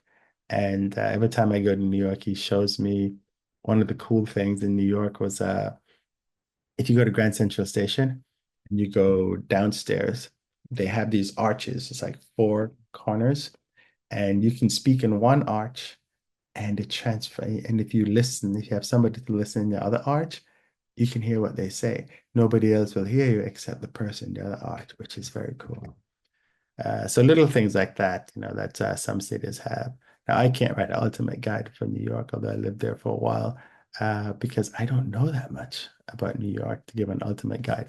Now, I can tell you a lot of things about New York, but I can't write an ultimate guide. Now, I could probably give you a guide about aviation things to do in New York because I know a lot of that. And even then, there's still a lot of stuff that I don't know, but I can give you stuff like that. So digital content packs, stock photography videos, created travel pack, photo packs for use in blogs, website, or social media. We take a lot of photos as travel content creators, and we'd be surprised at how much we have. And so you could go to stuff like I actually have if you go to the Travel Blogger 101/stocks, you could share your photos there. That's Travel Blogger 101/STOCK. You could share your stock photos, and if somebody wants one, then you could trade. If you're a brand, you could pay to enter, and then you could work with a travel content creator. So that's one way that you could make money from digital. There are things like stock um, iStock photo that you can trade your photo. So there's a number of ways out there. I didn't go through this in detail, but maybe I'll do something that will just list that kind of stuff for you. You can do photos, presets, and filters. At one point, Lightroom presets was a big deal. Now, a preset in Lightroom, it's it's a way to enhance your photos. So you have like four or five different automated things, and you buy this application, you load it in Lightroom, and you apply it to the photo, and it makes all the changes for you. And you don't have to know anything about it except that you have the preset that does make the photo look cool. And lots of people are selling those. There was a time when that was a big thing. It's not anymore, but they're still out there. Content templates, editable social media templates for Instagram, Pinterest, or blog posts. So these last three items is really selling stuff to other content creators, which you can always do because not everyone has the knowledge or know these type of things. So you can always help other content creators by doing that. So that's what these are. Podcasts and audio guides. Destination audio guides, recorded walking tours, or audio tips of specific cities or regions. This is not as popular as it really should be, but typically you would just go to a city and you record walking through the city. I did one of these for San Francisco a little while back. It didn't really take off, but I didn't really market it at all. But this is something that you can actually do. Travel storytelling podcast, share travel stories, interviews, or country guides through audio. There are a lot of podcasts out there on travel. And if you can get somebody to pay for your podcast, by all means do that. You can get them to subscribe as a membership, and a podcast is a part of the membership. Language and travel prep courses teach local language, phrase, or cultural tips. I have tried this and it didn't really work. I guess my audience didn't want to learn Patois. Patois is a local language in Jamaica. And so what I was trying to set up was a newsletter that would send you one phrase every day and tell you what the phrase is and tell you how to use it in a sentence. Uh, I didn't get anyone to sign up for it. Doesn't mean it's a bad idea. It just means that the audience that I have is not the right audience, or there's too many quote unquote free things out there, or I just didn't package it properly. So I still have it. I actually have all the emails set up. I think I have it set up for like a month. So at some point, if I try it again and see if it works, then I'll let it go. But this is kind of stuff that you could do. What's popular these days is uh, comparing the United States language to the British language. Where we have a lot of words that they have some words called like Leicester, which is not spelled like Leicester. It's spelled Leicester. There's Gloucester, which is the same way, which is spelled Gloucester, some semblance of that. But there are certain words that you look at it and you go, that Woolwich. Woolwich is Woolwich. Where did the W go? So there's a lot of words like that, and they're funny, and you see them as videos. But if you can think of a way as an education tool in travel, then that might be something that you could do. We talked about membership a lot. There's a whole section on membership, but you can do membership content and community access. And this is all digital, right? So exclusive member content, access to members only travel tips, videos, or live Q&As. And so what you do, you set up a membership, and a membership is just a community, and then you charge people to be members of the community, and then you provide digital information within the community. And private community access is under the same way. Paid access to a private group for networking tips and community support. So within that membership site, you could have one-on-one with someone, and then you charge them extra. So you can do a little consulting on the side. Now, creating ebooks and guides that sell. Remember, I spoke about you can create it, but it may not be something that people like, and you may not be able to sell it. But how do you make sure you do the right thing? You identify pain points and interests, and you use surveys, social media polls, and trend analysis to identify what your audience needs. I think I just did a video for you guys about how I used AI to create a book. And yes, controversial, but you can use AI to help you to create a book. Um, in that video, I spoke about how I put something out on social media, ask people some question, and then I ask the AI to analyze it for me. And then AI comes back and it tells me what it is, what's the trend, what are people looking for, and I can use that to then go and create whatever I need to create. So whatever you're trying to create, always survey your audience. And if you're in some kind of online group, you could see what are the pain points that people have and then try to create. Sometimes you can even go to Twitter when Twitter was Twitter. You can go to Twitter and just type in a particular phrase and see how many people are talking about that phrase, and that will give you a good idea. You need to do your research on the social media platforms, Amazon, Pinterest for popular keywords. You can go to Amazon, and if you search for a particular keyword, you can see how many people are searching for that, or how many books or items are out there in that particular item. So let's say you wanted to do a book on visiting the London Eye. You can go to Amazon, search for visiting London Eye, see how many books are actually out there. Then you take a look at those books and you see what is it that the books are talking about. Then you can read the comments that people are saying. And if you see people are saying, well, I wish it did this. I wish it talked about this. I wish it did talk about that. And I don't like the fact that it didn't talk about this. Then you can create a book. And what you're doing is creating a better mousetrap. So you're creating a similar book, but you're addressing all those things that all these people said that this particular book didn't address. So you want to solve problems or provide inspiration. Make sure the ebook answers a key question or inspires action. Example, 30-day guide to travel in Europe by train, which is actually cool if you could do that. Okay. So writing the ebook. Set writing goals, set daily or weekly word count targets to maintain progress. It is extremely difficult to write. And again, remember I told you you could use AI to help you because you can use AI to get the structure for you. And then once you get the structure, you can write the individual pieces. If you're having writer's block, you can even ask the AI to say, look, I can't think of how to start this. Can you help me? It'll give you some thoughts. If you're having trouble just writing in general, you can record whatever your thoughts are, and then that will help you. So when you sit down, you can write those. The best way to start writing is just to start writing. It's tough when you have a blank page and you just don't know what to write on the page. This is why the AI helps you because at least you come up with a structure and all you do is just fill in the structure.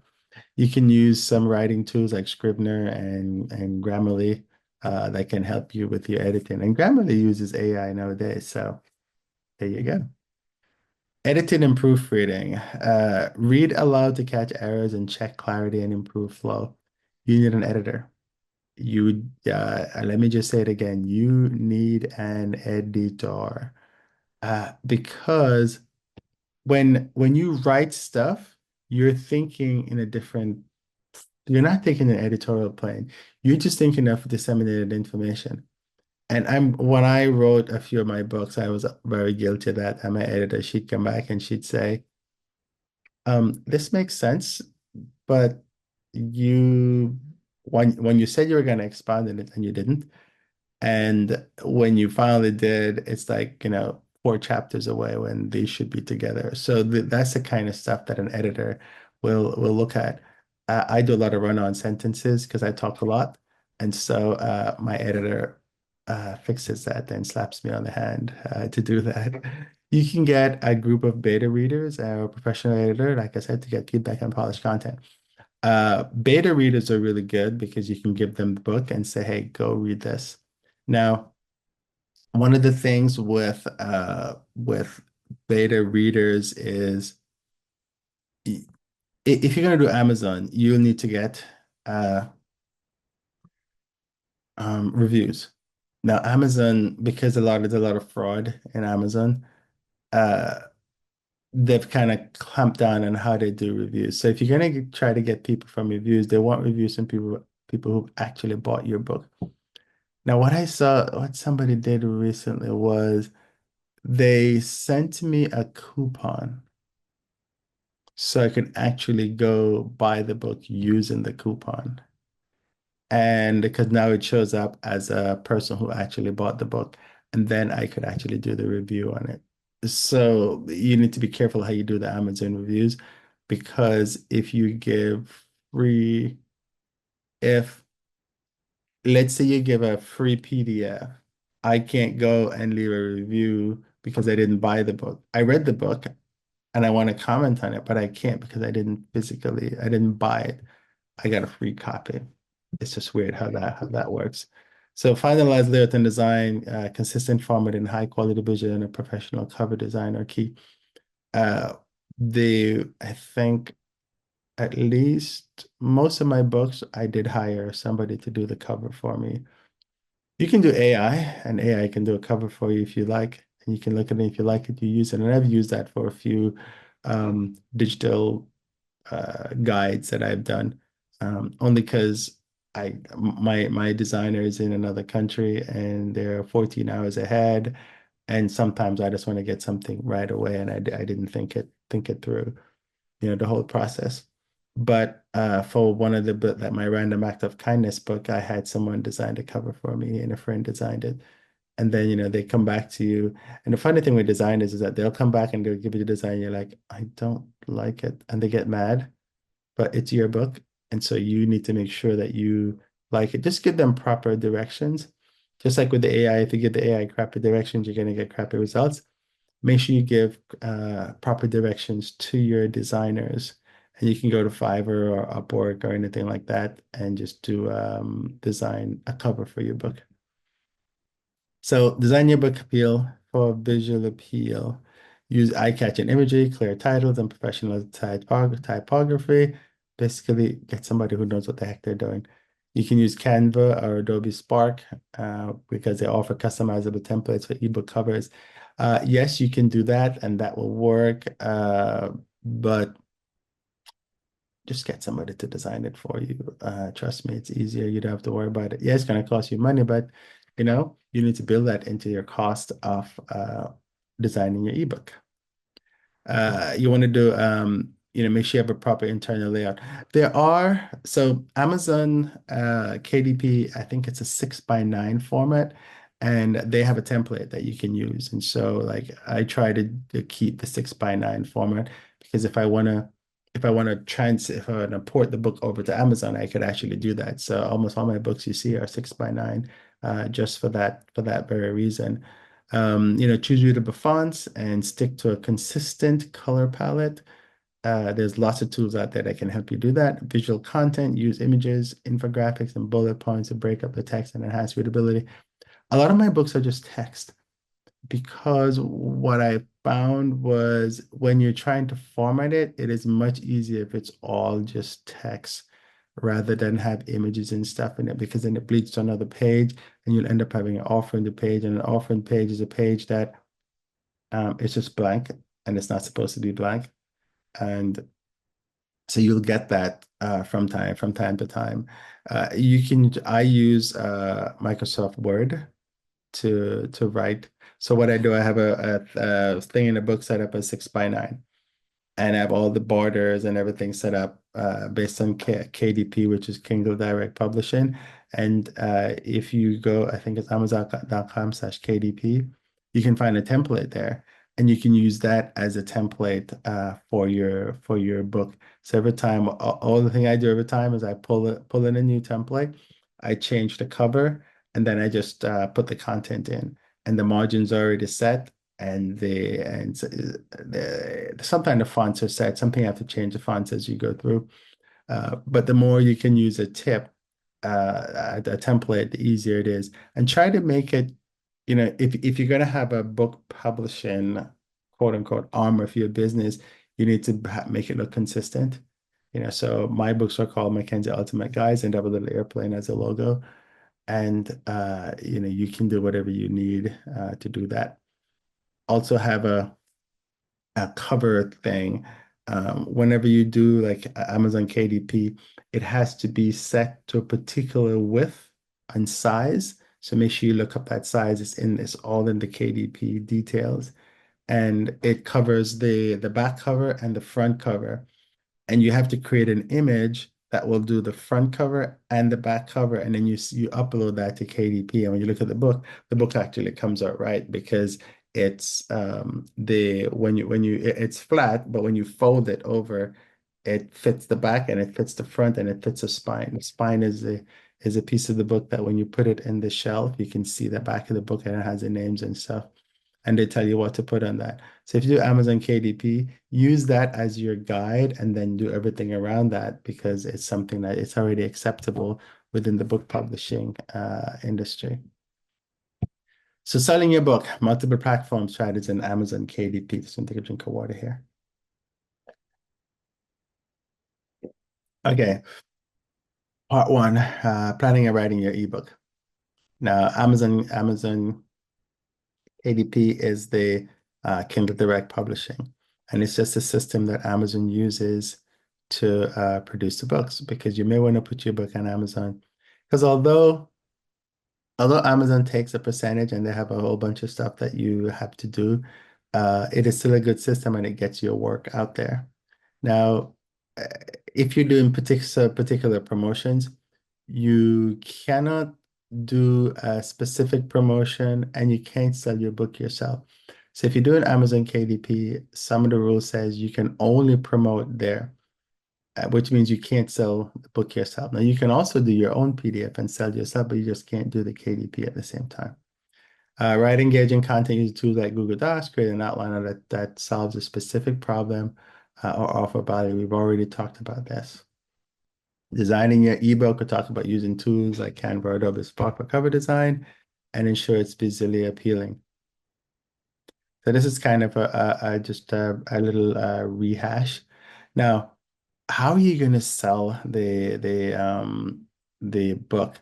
You need to create a landing page or a sales page with your blog with very compelling copy. Now, you can use an email tool such as uh, Kit.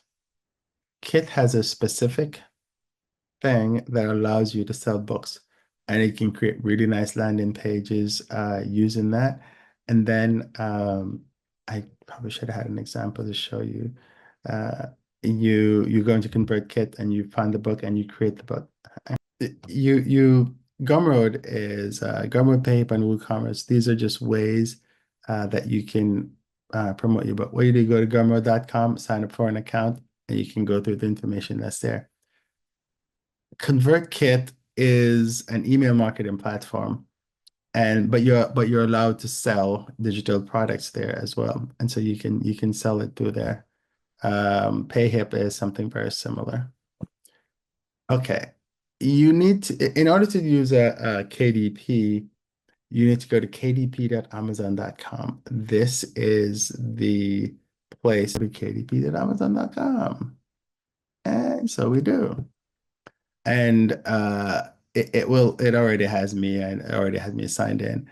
But when you go in here, you create you in your case, if you haven't done it yet, you're going to create.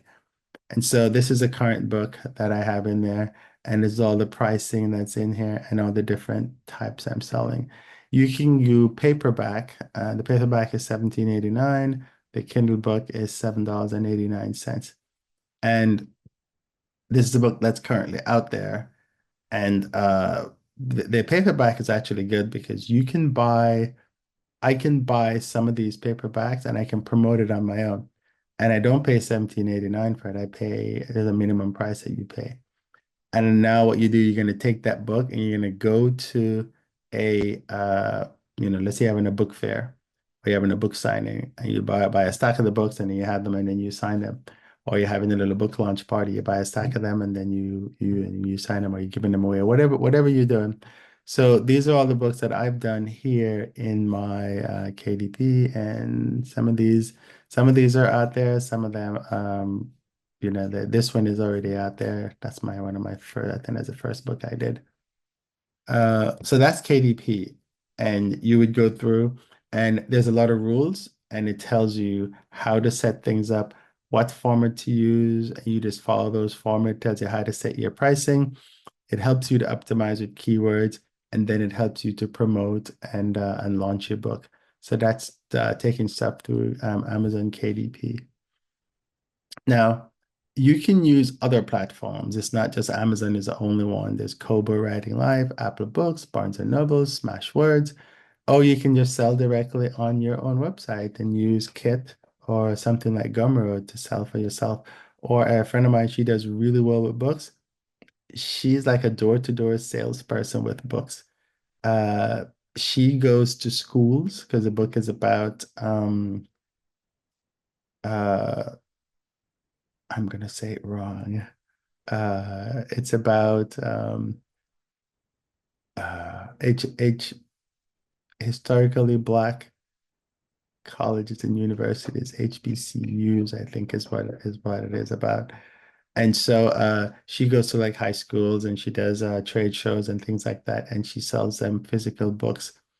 And so she will buy them from Amazon, and then they get printed. She gets them delivered to her house, and then she physically takes them to these shows and sell them. And so there are different ways to get your material out there You don't just have to sit at home and try to sell them online.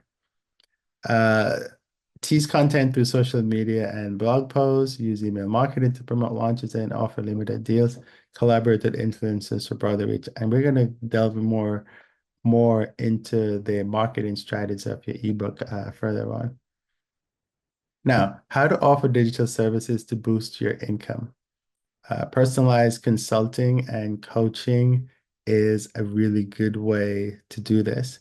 Now, you can offer one-on-one or group coaching on travel content creation, monetization, or social media strategy.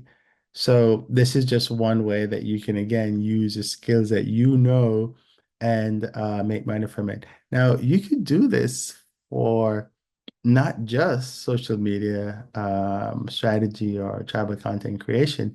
You could do it for a city. You could do a group coaching session for people going to Paris, or do a one-on-one session for somebody who wants to go to Paris and they don't know what to do. So you just charge them a coaching session because that's what you're coaching about. Now you can use stuff like Calendly to set up on the calendar. Calendar does have a charge, and then you make people pay through PayPal or Stripe. And we talked about making sure you have a bank account, making sure you're set up for PayPal, making sure you're set up as a business, and making sure you have Stripe. That's in one of the videos that's in this YouTube channel. But this is just ways that you can, these are just items that you have to set up to be able to take money from your readers. Now you could also do freelance writing for other creators or brands, contribute articles or guides for blogs, magazines, or tourism sites.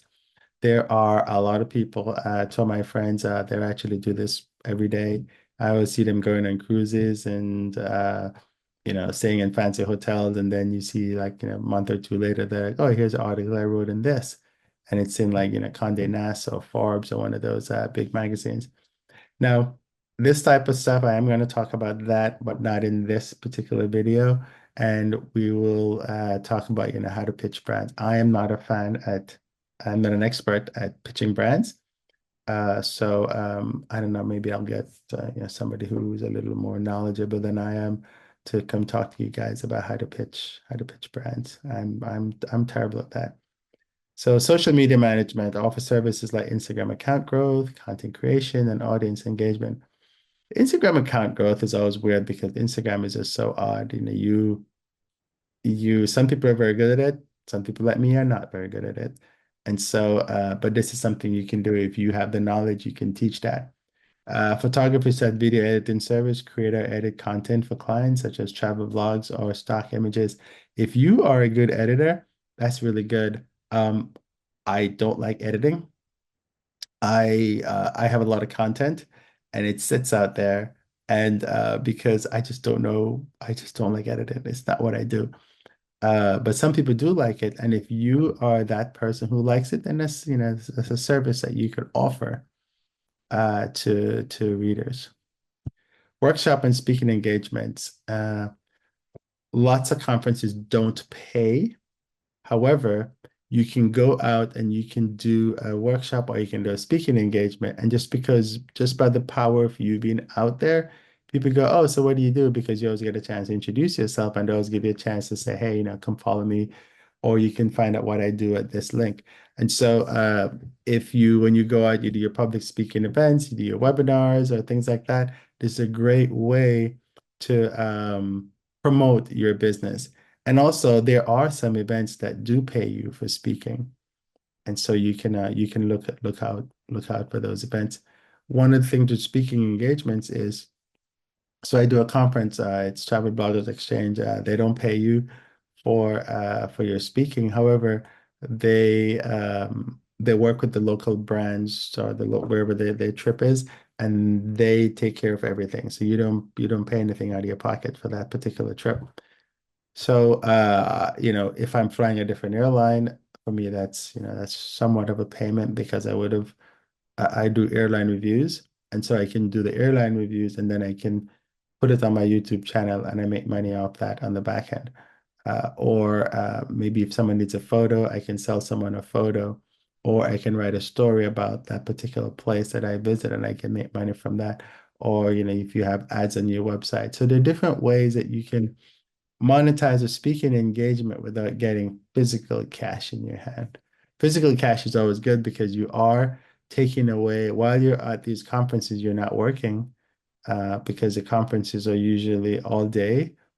And then at nights, you have to socialize. So, because that's a part of the networking side of things. And so um, it's a lot of work. It's a lot of work.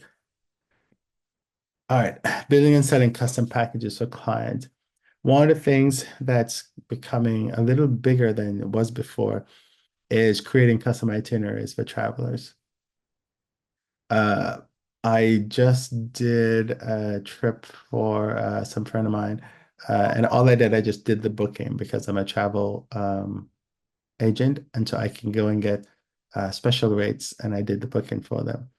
But I am actually planning a friend's wedding, and I'm creating itineraries for the folks who are attending the wedding. So you can do stuff like that. You can do brand collaboration, develop sponsored content for hotel, airlines, or travel products. Again, this is really very difficult, and you need a lot of followers to do something like this, unless you get really lucky. Or if you go to one of these travel conferences and you meet a brand and the brand likes you, then you can do some more. You can do some work for them. You can do customized digital products, tailor ebooks, guides, or templates to a client's specific needs. Um, a lot of companies, they have employees, and the employees, let's say the employees are going to London, but the employees have no idea what to do when they get to London. You could create some kind of guide, give that to the company, charge a company for it, and the company can distribute that to their employees whenever they go to different places. Affiliate marketing and partnership as a service. We spoke about the I speak about this at length in one of the videos about affiliate marketing. And so you collaborate with travel brands for co-branded content or campaigns, and you set up affiliate deals with travel brands and promote products on your platform. So this is something that is done quite a bit. And I talk about it a lot in the affiliate section. So make sure you take a look at the affiliate section, and I may have a link somewhere here so you can see it. So let's talk a little bit about pricing. Pricing is always extremely uh, difficult. Let's talk about pricing. Pricing is extremely difficult, and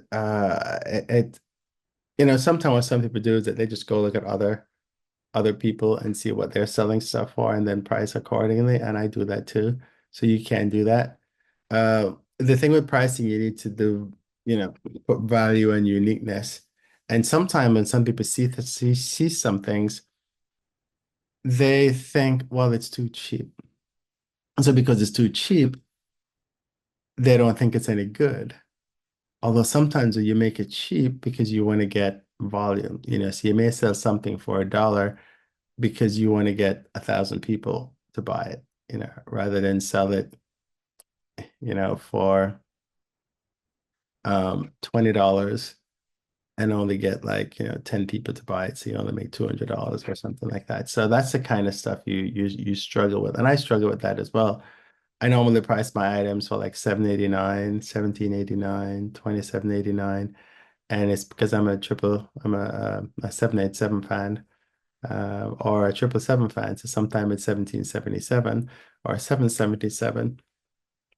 So it just depends on what you want to price. But make sure your price is based on the value offer and how unique your product is. Uh, Again, you can survey your audience to understand their spending range. One thing that a lot of these things have is they have to pay what you want. So you can set an item, and you can set a minimum and say you can pay what you want, minimum $2, $3, whatever the minimum is. And then people can pay what they want. I've tried that. My audience is not a pay what you want audience.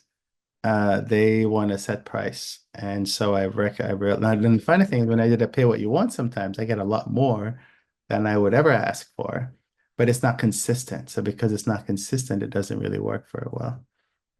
Now, research similar products in your niche. I mean, like I said, that's how some people actually do it. And that's a really good way to do it as well. But there is no, if you have a 20-page ebook, it must cost $1 a page or something like that. There isn't anything like that.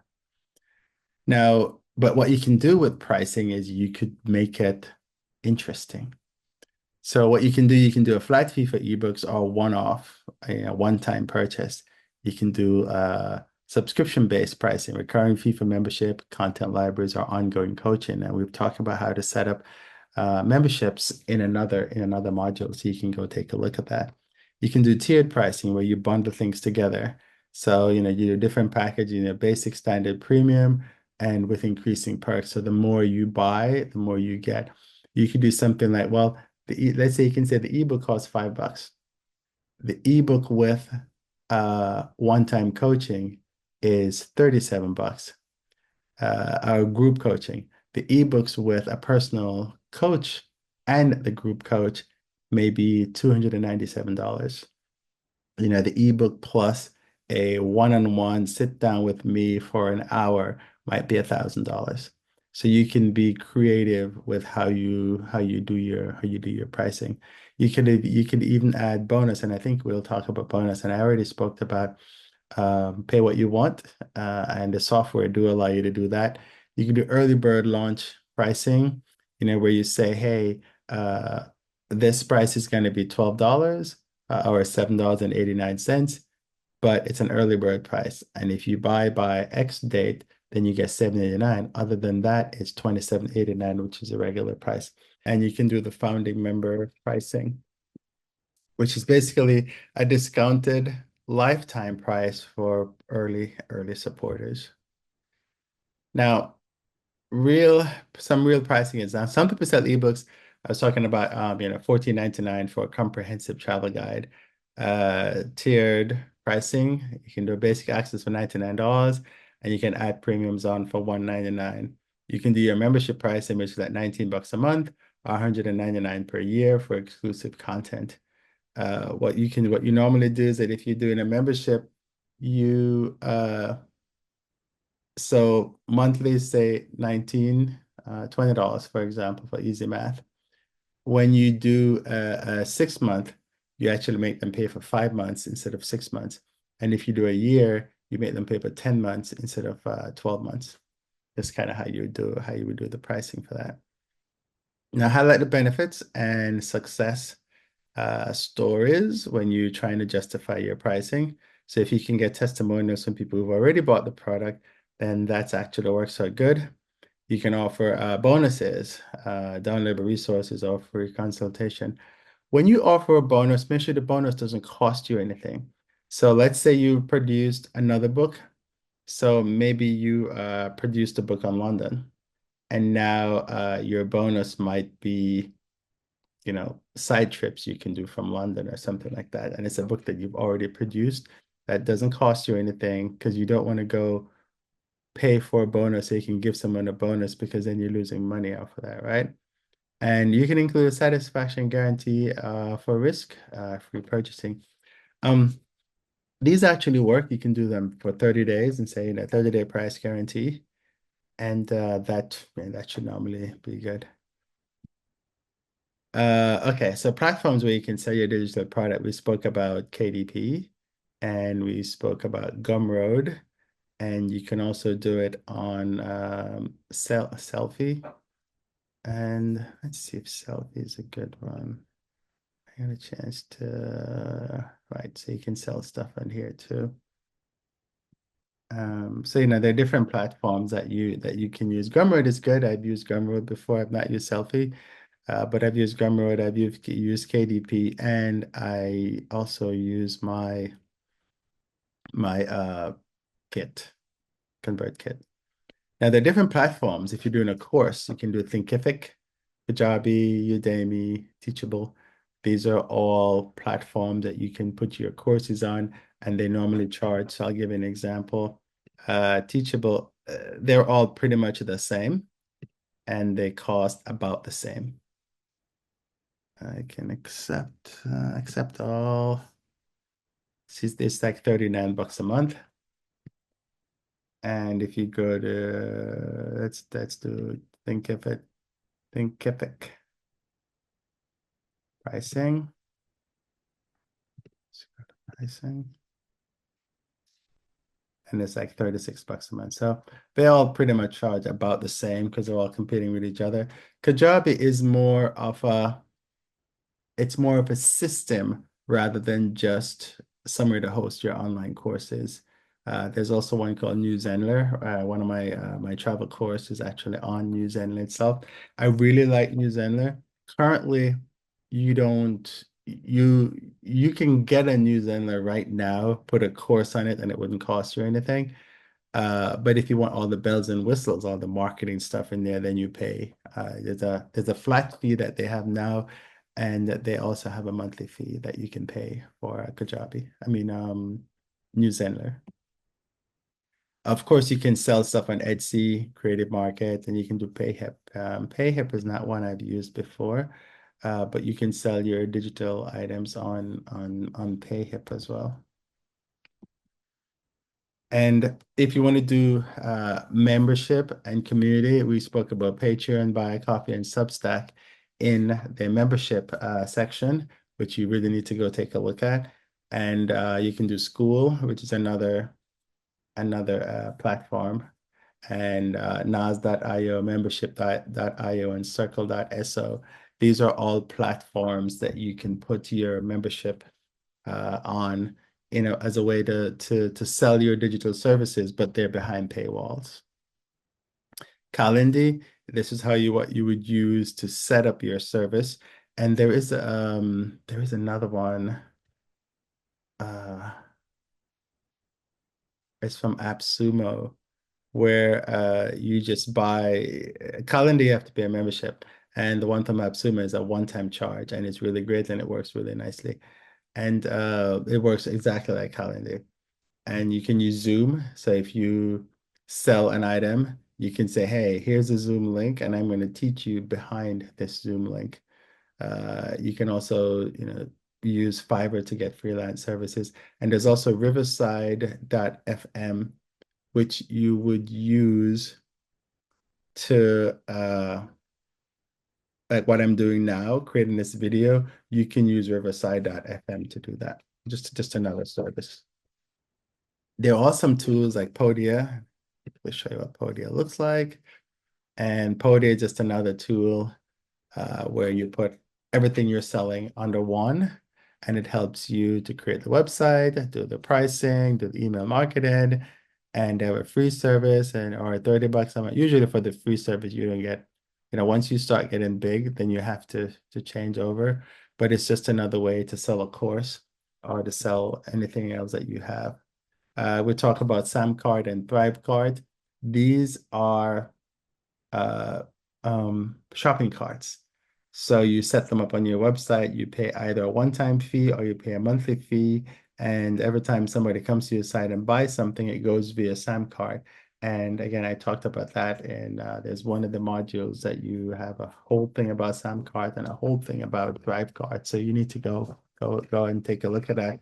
But just know that uh, these are shopping carts, and you use them to collect money from the people for the services you're selling. ConvertKit, which is now Kit, um, is has its own built-in money engine, so you can sell people stuff, and it actually works really, really well.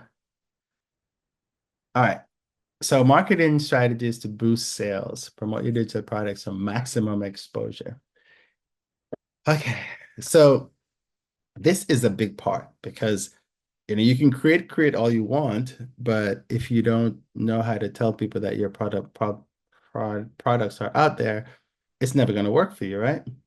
So you leverage your blog and your social media. Some people have no blog, but they have social media, and some people do really well in social media, but they don't really promote their products properly. Right now on Instagram, you can put links in your Instagram stories, and I think everybody can do it now. It used to be, I think, over 10,000, but that's not the case anymore. So you can promote your items in your using your Instagram story. So let's just go through this list. Write relevant posts that link back to your products. Example, a blog post and budget travel that links to your ebook. Instagram and Pinterest use viral visual teasers, highlight reels, and pins to attract attention to your digital products. I probably need to do something on the different tools, like how to use Instagram to sell, how to use Pinterest to sell. And I think that will give you a little insight. Because it's one thing to talk about it, but it's one thing to really show you. And Instagram does have some really good tools. Some of them you only get if you are a certain level. But stuff like just putting a link in your bio, doing a reel, doing a carousel, because you can't put links in Instagram except you can put them in stories though. So what you would do is you would do a carousel or an image or something or a story about or a reel, and then you promote that reel in your story, and in the story you can put a link to wherever you need it to go, and the link would go to whatever you're selling. So YouTube, if you have a YouTube channel, create videos that showcase the benefits of the product. Example, how my travel course helped me quit my 9 to 5 job. And then in the description, you can have a link to the travel course and say, while you're talking and say, hey, look down in the description and you can get a link to my travel course. And so that's how you would do that. You could also set up email marketing campaigns. So you build a targeted list, collect emails from your audience by offering lead magnets, example, free sample, chapters, packing lists, and I have a complete section on email marketing that you can go take a look at. And this shows you exactly how to do this. Just since we're talking about it, if you have Instagram, for example, you can use a program called ManyChat. And what ManyChat will do is it will allow you to say, hey, comment the word book, and I will send you a link to my new book.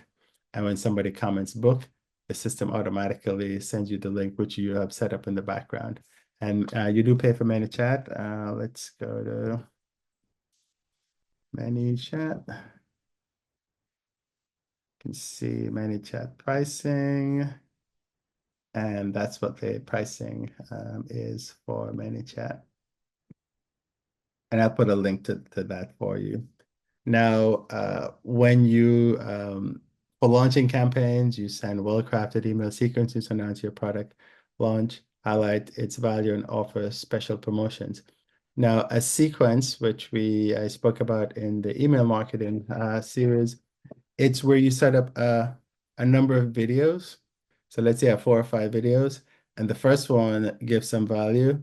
The second one gives even more value. The third one answers questions, and people say, well, I don't know if it's going to work for me. And you may have testimonials and stuff in there. And then the last one shows, say, hey, here's a link. Here's how much it costs. Go buy it because you need to get it. And you may want to send another follow-up that says, hey, have you bought it? To the people who haven't bought it, have you bought it yet? Etc. So that's how you would set up your sequence. Now, not all email marketing platforms offer sequences or allow you to do it based on what you buy. So which is why when I talked about email marketing, I mentioned not to buy the cheapest email marketing platform because sometimes you may not be able to get everything that you need at the free level. And then you've gone ahead, you have a whole huge list, and now you want to send out sequences and you can't, or you realize, okay, so I'm going to send sequences, I have to pay.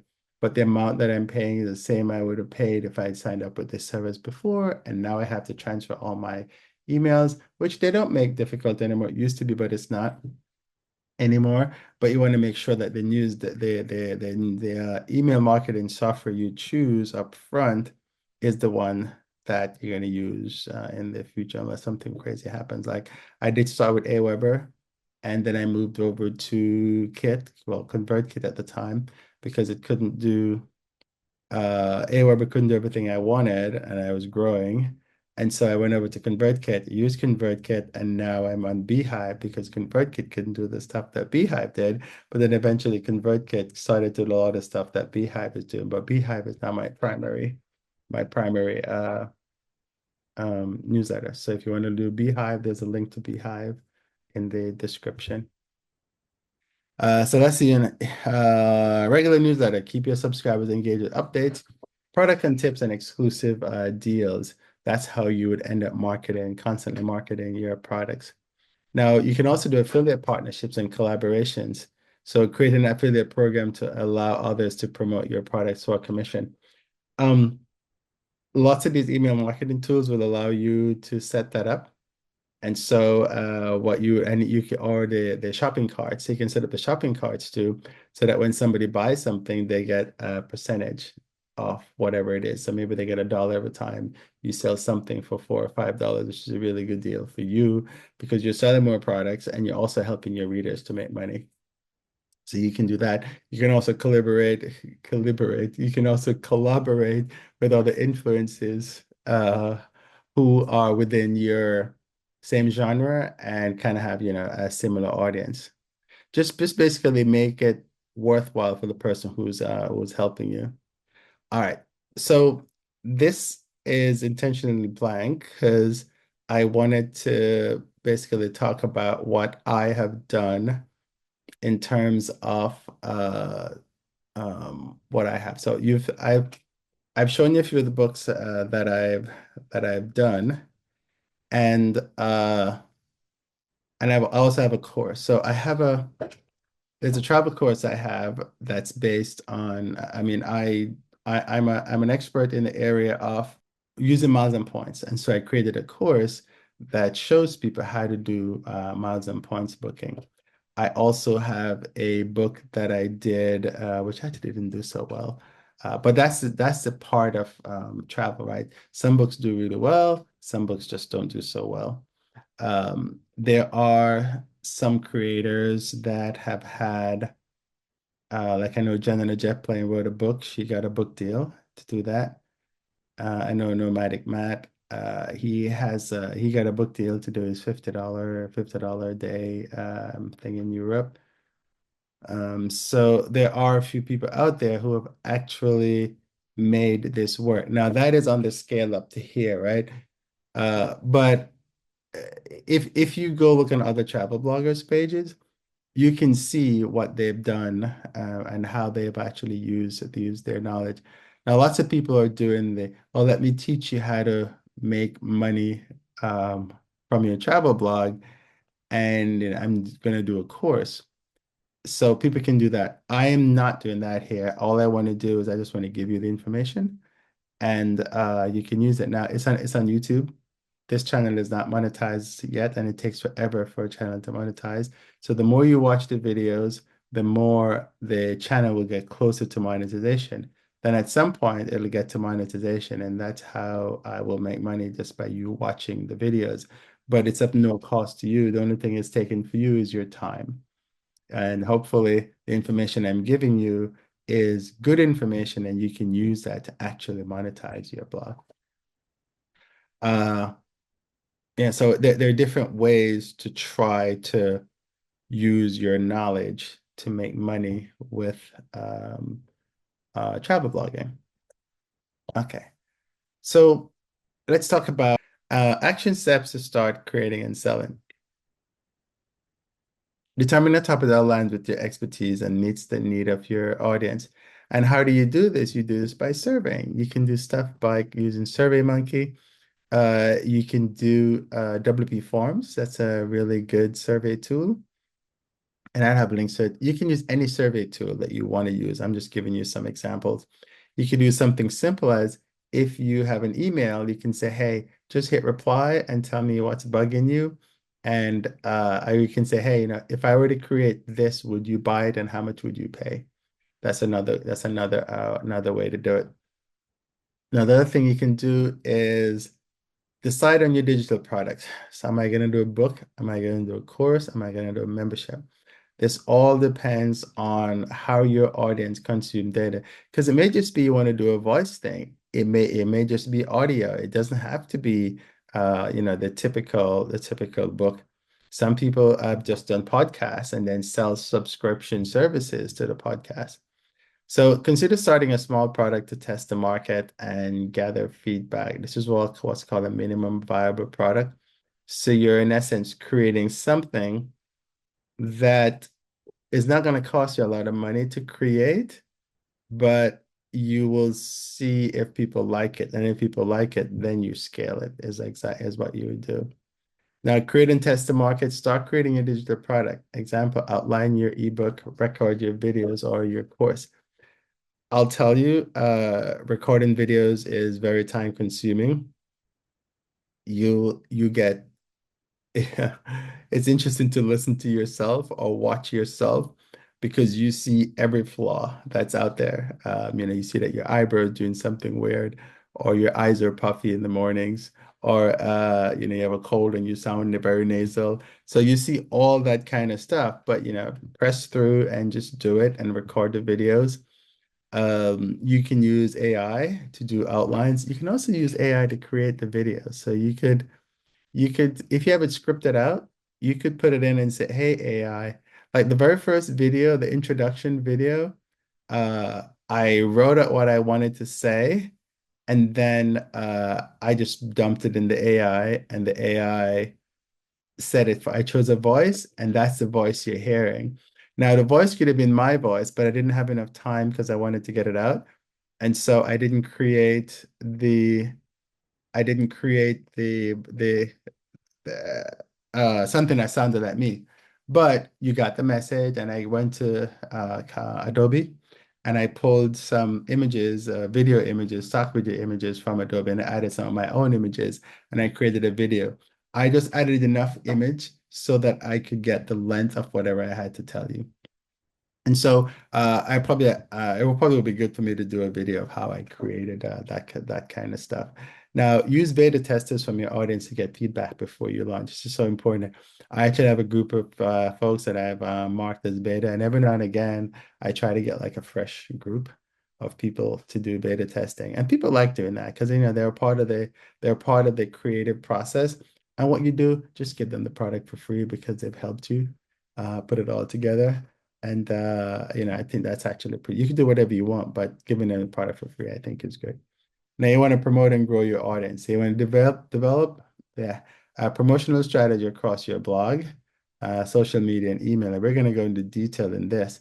Or you want to launch with excitement, offer limited time deals, exclusive bonuses, or live Q&A session. So what I'm going to now do is I am gonna I'm gonna go through uh, both of these strategies. The first one, develop a promotional strategy and then launch with excitement. So let's go do that. The first thing you want to do, oh, I'm going the wrong way. Okay. Yeah, here we go. So you want to utilize your blog to drive traffic.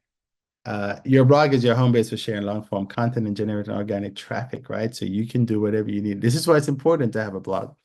If you don't have a blog, then you're gonna have to figure out how do I get people to know what I have, which you can do in social media, but it's a different way to do it. So here's some key things you want to do. You create SEO optimized blog posts. I know this is difficult because Google is not your friend these days, but there is Ubersuggest and Google Keyword Planners and there's a few other keyword tools out there. It's things that you can use to figure out what keywords to include in your articles so that when somebody searches on Google, you will come up. Now, there's always competition, and so you have to bear that in mind. But this would be a way to get people to find your articles. Interlink your posts. Make sure to link relevant blog posts to each other to keep users engaged on your site longer. This is also a part of the search engine optimization strategy as well. Feature your digital products. Highlight your ebooks, courses, or printables on relevant blog posts. For example, if you wrote a guide on budget travel tips, you can promote your ebook on our course on how to travel to Europe on a budget at the end of the post. And that actually works. When you go to blog, you see people with stuff at the back. You may also like this, or you may get one of those plugins if you're using WordPress, and it's called a recommendation plugin, and it'll recommend things based on what it read on that page. You need a call to action in each post. Include a clear call to action for readers to subscribe to your newsletter, download a freebie, or check out your latest product. Use buttons or banners to make call to action stands out. This is super important if you want to get people to you know, to look at the stuff you see. You can go to if you go to like say Nomadic's Matt sites, you can see how he promotes his books. He does it a lot in his newsletter. So that's why it's important to have a newsletter. So here's an example of a blog strategy that you can do. You can create a content calendar and plan out blog posts ahead of time to consistently publish new content. You may want to do like, 1 to 2 blog posts per week. Here's something cool. You can ask the AI to create a content calendar for you. You can say, hey, look, I have this ebook that I want to promote. And, can you help me to create a content calendar so that I can promote this ebook? And it'll give you a lot of information. You can do you can launch a special blog series, create a series of posts that build up to your product launch. For instance, if you're releasing an ebook on solo travel, write a series of solo travel tips, destination, and safety leading up to the book release. Because what this does, it provides search engine information. So when people are searching for these items, they'll find your blog. And plus, it creates a little buzz around what you're doing. And so when you launch, you'll be like, oh yeah, this is a solo travel guy or a solo travel girl. And so it works. So we're gonna talk about social media a little bit. Leverage social media to reach new audiences. Use your social media presence to drive engagement and build community around your brand.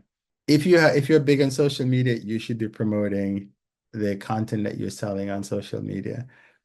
People nowadays realize that you have to make money, that nothing is free anymore. And so, if you're always giving them content for free, really solid content, and when you try to sell something, they won't get too mad at you. You can use Instagram stories and reels, and you can do, use short, engaging content to showcase the benefits of your product. For example, if you're selling a printable travel planner, do a reel demonstrating how your person use it on trips. I think in the section I did about how to use AI to write your book, I ask AI, say, hey, give me a script for Instagram stories and Instagram reels to help me to sell this book. And it'll give me some script, and then I can go and I can create that reel or create that story based on the script it gave me. You can even ask it to do a script for um, a carousel as well. You want to highlight the product features, share sneak peeks of what's included in your product, sample chapters from an ebook, behind the scenes from an online course. Sometimes if you want, you can give like a free chapter, which is always cool. Engage with followers, respond to comments, run polls, ask questions, encourage interactions. This builds trust and interest in your product. Polls are actually quite good because everybody always has an opinion. And it's good to do polls because you get a good pulse of what your readers are doing. Now, here's an example of the Instagram strategy. You can do a pre-launch campaign. So use stories and grid posts to tease your audience about a new product launch. For example, a countdown story features leading up to the launch of your new book. Use a mix of branded and trending travel related hashtags to increase the visibility of your post. So there are different ways that you can use the tools that you have to help you get everything done. Now, there's also Facebook and Pinterest. You can participate in or create travel-related Facebook groups to promote your content and build a community. This is now one of the things I talk about in this series is how you should try to get off of Facebook and create your own community. But people are still going to be on Facebook anyway, so you can always use those groups to promote your products. Just be sure that you're not violating any terms of the groups that you're in. Because if you are violating the terms of the groups that you're in, the you'll get kicked out of the groups, and you don't really want that. Now for Pinterest, you can create visually appealing pins for your ebooks, courses, or resources, including include rich pins that link back to your blog or your sales page. I haven't talked much about Pinterest, but I will. It looks like I need to do something, on Pinterest and tell you how to like do promotions on Pinterest and how to get things out there. I'm not a big Pinterest fan, so but I will find I will find out how to get you that information. So now we'll talk about email marketing to help you to get your campaign going. You need to use email campaigns to build relationships and drive sales. Now, your email list, this is why you build your email list, because now that you have your email list, you can send information about the products that you're promoting in your email. With a well-targeted email list, you can nurture relationships and convert leads into customers. Now, with email marketing, you can create a lead magnet and offer a free resource such as a travel checklist or a mini guide to encourage people to sign up for your email list. Then, once they're on your email list, your marketing starts. And in that sequence of email that you send them, once they sign up, one of them will be, "Hey, I got this product. You need to buy my product." So that's how you would use your email list. Now, there are different types of email campaign. So we're talking about sending information out. It's called typically a drip campaign. A drip campaign just means that this is how you deliver items. Instead of giving you everything all at once, you get it in drips, a little at a time. So you can set up an automated email sequence that welcomes new subscribers, provide them with valuable content, and eventually promotes your product, right? Which is what I just said from the previous one. You can do newsletter updates, regularly send out emails featuring your latest blog posts, travel tips, and updates on new digital products, and include links to your shop or product landing page in every email. This is why it's super important that you set up an email list. You can do exclusive offers, reward your email subscriber with discounts or early access to new products. You want to be careful with discounts. So it's good to do discounts, but you want to make sure that your price is your price. And when when somebody pays one price and you end up discounting it for another person, you want to make sure you're not upsetting the person who paid the full price. So you want to be very careful with how you structure your discounts for your items. Okay, so the example for email marketing, just to wrap up the email marketing thing is you send your welcome email, and in the email marketing course that I said I'd set up in here, it tells you how to set up your welcome email, what you should say in your welcome email. And so you can introduce yourself, share your story, and tease your products in the welcome. You can add like a little footer in the bottom of the welcome email. You're not trying to sell immediately, but you're teasing and letting people know you have something to sell them later. Because everyone knows that you're trying to make money, right? Now, you do what's called a product launch. So you're going to set up 3 to 5 email in drips like we spoke about.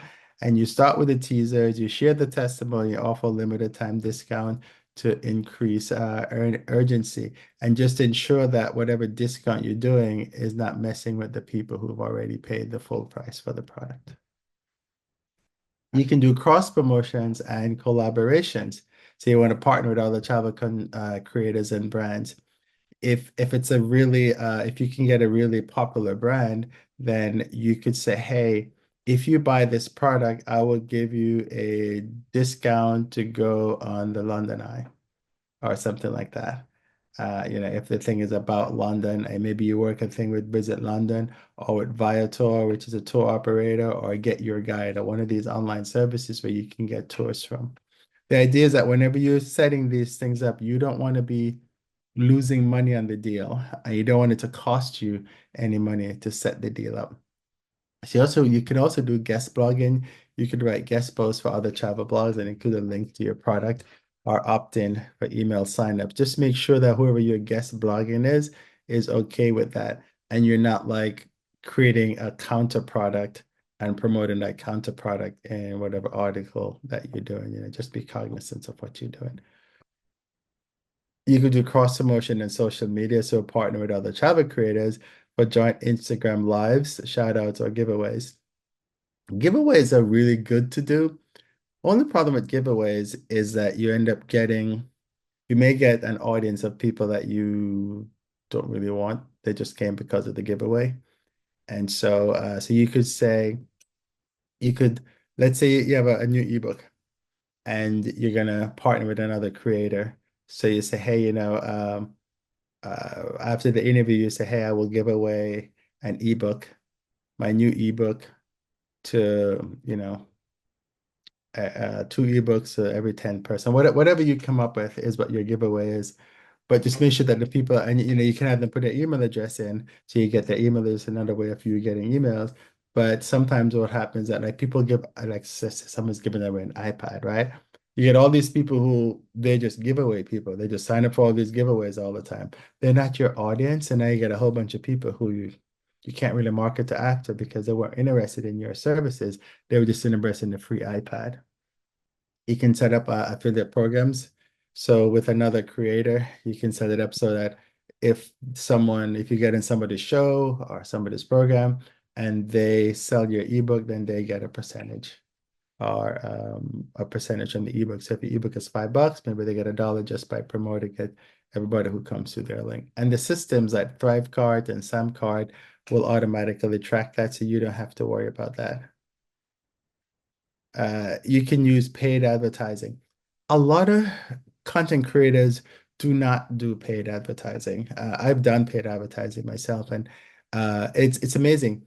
You actually can target exactly who you want using like Facebook advertising or something like that. And then it has a system that's called a little pixel, and the pixel knows who. It's a little image or something that's on the website, and it knows exactly who came to see you, and it kind of follows them around the internet. And it's it's a great system because you can say, I want to talk, like you can upload your email list to Facebook and say, look, I want you to target people that are very similar to the people on this email list is one of the things that you could do. Uh, and you decide how much you're going to pay per lead. You could do something like $1 a day campaign.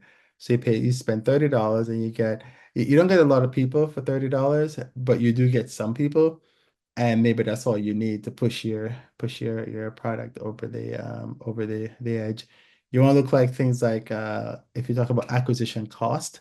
So let's say a product is 10. That's why you can't have too much of a cheap product, because if you're going to do ads, then people who have like $300-$400 products, they can afford to spend like $50 on acquisition, because they know that they're going to be set, like each person who comes in they will make, say, $300, right? So let's say the product is $350 and it costs them $50 to get the person. Then they made $300, and they're very happy about that because they're making $300.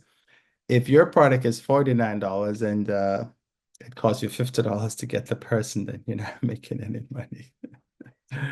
So same thing with Pinterest, and there's also this Facebook and Pinterest. There is also LinkedIn. You can do LinkedIn ads, and there's Twitter ads that you can do. Now, there's something called retargeting. You ever go into these, like the airlines do it really well. You will start booking a ticket, and then you don't finish booking the ticket. And by the time you get back to your email, there's an email or there's an ad that says, hey, want to continue buying your ticket? Here's a $5 coupon, or here's a $25 coupon, or something like that. So that's called retargeting. And that's done through advertising, because every time you come to somebody's website, they know you're there in terms of a cookie or something like that. You can do those ads yourself as well. But they work better for items that cost more, because then you can put more into the campaign. So creating excitement for your product launch.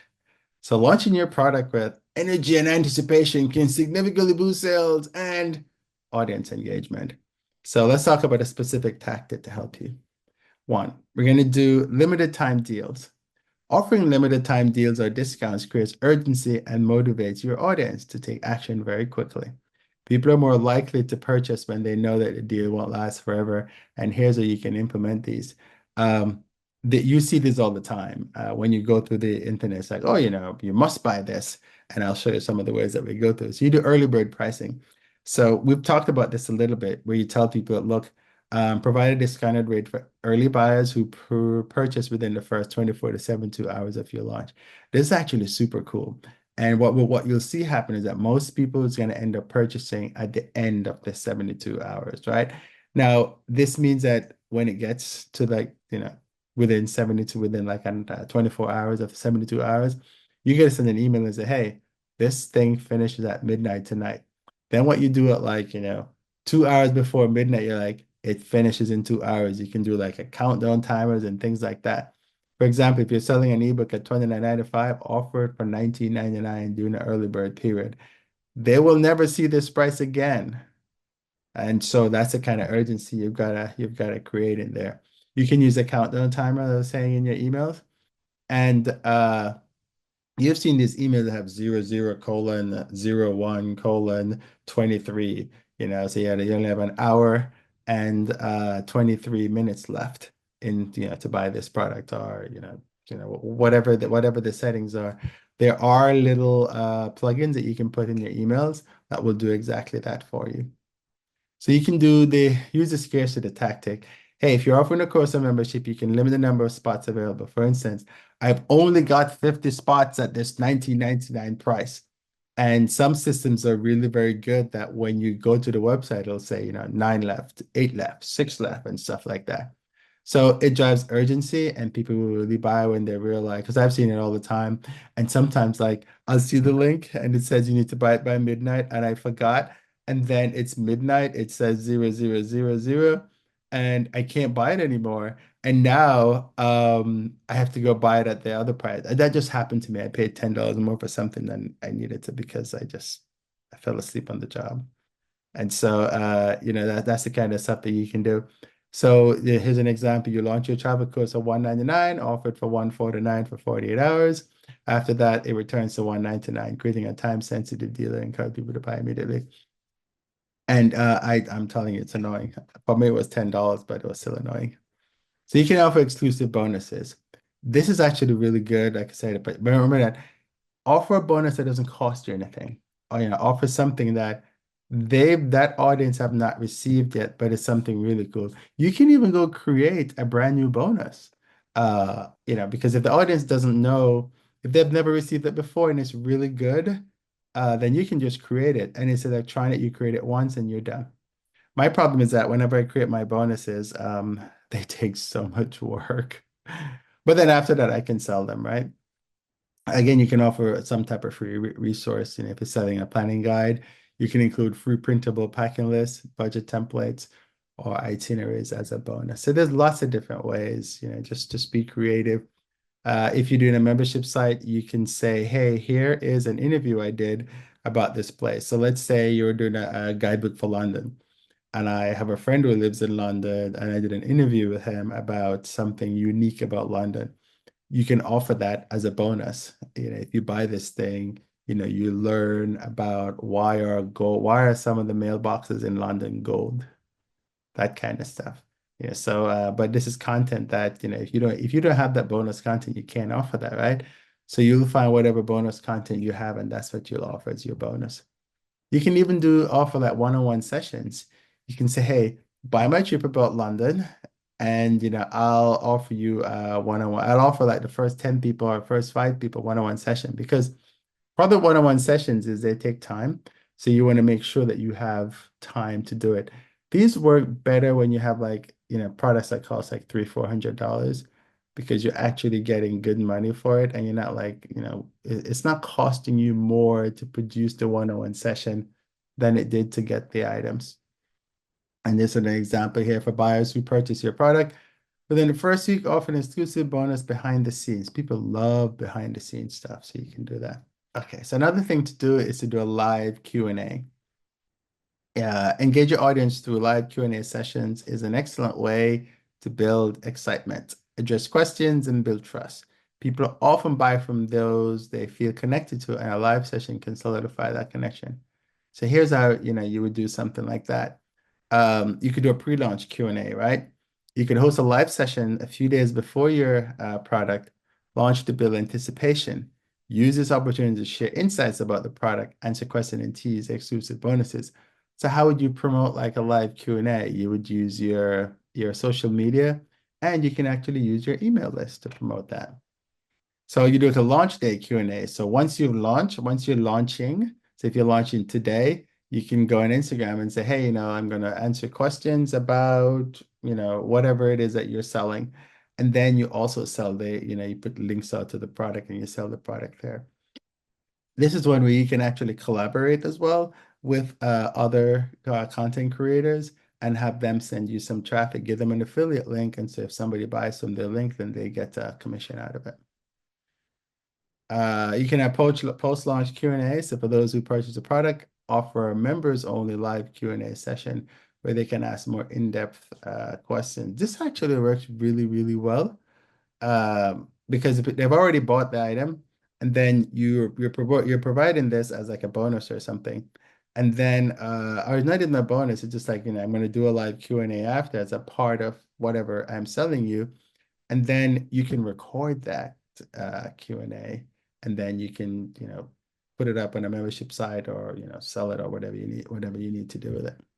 Build anticipation and a pre-launch campaign. A successful launch starts days or even weeks before the actual launch. Here's where you can build anticipation leading up to a launch. What I found with these launch is a lot of people who do them online, they have like a fleet. I say a fleet because it's a lot of people that helps them promote. So, and you can tell because if you're on the same email list, you will see the same marketing copy coming in. That's another thing. If you're going to do an affiliate, you need to give your affiliates, all the assets they need, all the email copy, all the images, everything that they need, and they'll just tailor it accordingly. But that just makes sure that everything is consistent and your affiliates don't have to make stuff up. So you're gonna tease your product. You want to share sneak peeks on social media, behind the scene content of preview what's included. A lot of it sounds like, I'm regurgitating the same thing, but it's a good way to drill it home. Send out teasers to your email list heading up to the launch and highlight benefits and share testimonials and anticipation with a limited time offer. You want to do your launch countdown. We talked about using a countdown timer. So this is just giving you examples of how you can do it. There's a post-launch follow-up after the excitement of the launch, keep the momentum going by following up with the potential customers who didn't buy. And you can say, hey, so you didn't buy because you would say that nicer, right? And then you find out why they didn't buy it, and maybe you can have a Q&A about all the people who didn't buy anything. You can even do the last chance offer. What some people do is they'll say, hey, this ends in 24 hours, but at the end of 24 hours, they don't close the cart and the cart's still open. So if you click on it, you can still get in. And that happens a lot. It's not by mistake. They just end up, they just say end up doing it. Um, you could even say, even after it's closed, you could still send an email and say, hey, I forgot to close the cart or I didn't close the cart. You can still buy it at this price, but it really ends 24 hours later or something like that. So by combining these limited time deals, exclusive bonus, and live Q&As, you can create a buzz around the product and encourage. It's, you know, it's good if it goes viral in between there, but that's not virality is never a guarantee, right? Virality just kind of happens. And so, sometimes it's just luck. Are you ready to take action? Because that's what the next step is, right? I've given you a lot of material in this session, and so now the next step is up to you. You have all the step-by-step information. Leave a comment in the thing below here. Like and share and subscribe. And if you got questions, let me know and I'll be able to answer them. If you have a question, I can probably do a separate video or something that can help you. But if you've learned this stuff and you haven't taken any action, then it really doesn't make any sense. The whole idea from this is for you to monetize. So let's recap. Why we talked about why digital products will work in for travel content creators. Talk about the best digital products for travel content creators. We spoke about creating ebooks and guides that sell, designing ebooks and guides that sell, selling your ebook on multiple strategies and different platforms. how to offer digital services to boost your income, how to price your digital products and services effectively because pricing is so difficult. We talk about the platforms you can use to sell your products. The beauty is there's a lot of them now. There used to be not, but now there's a lot of them. You can take your pick. Marketing strategies to boost sales. We talked about those, and we looked at one or two case studies. And we also talked about action steps to start creating and selling and start monetizing your expertise. So, are you ready to monetize? Subscribe for more tips. Subscribe to my channel. Turn on notification for weekly tip.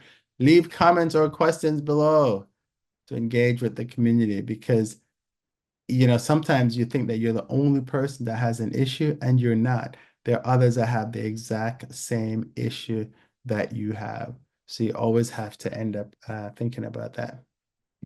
And with that, I want to say thank you. Thank you for watching. Thank you for your time.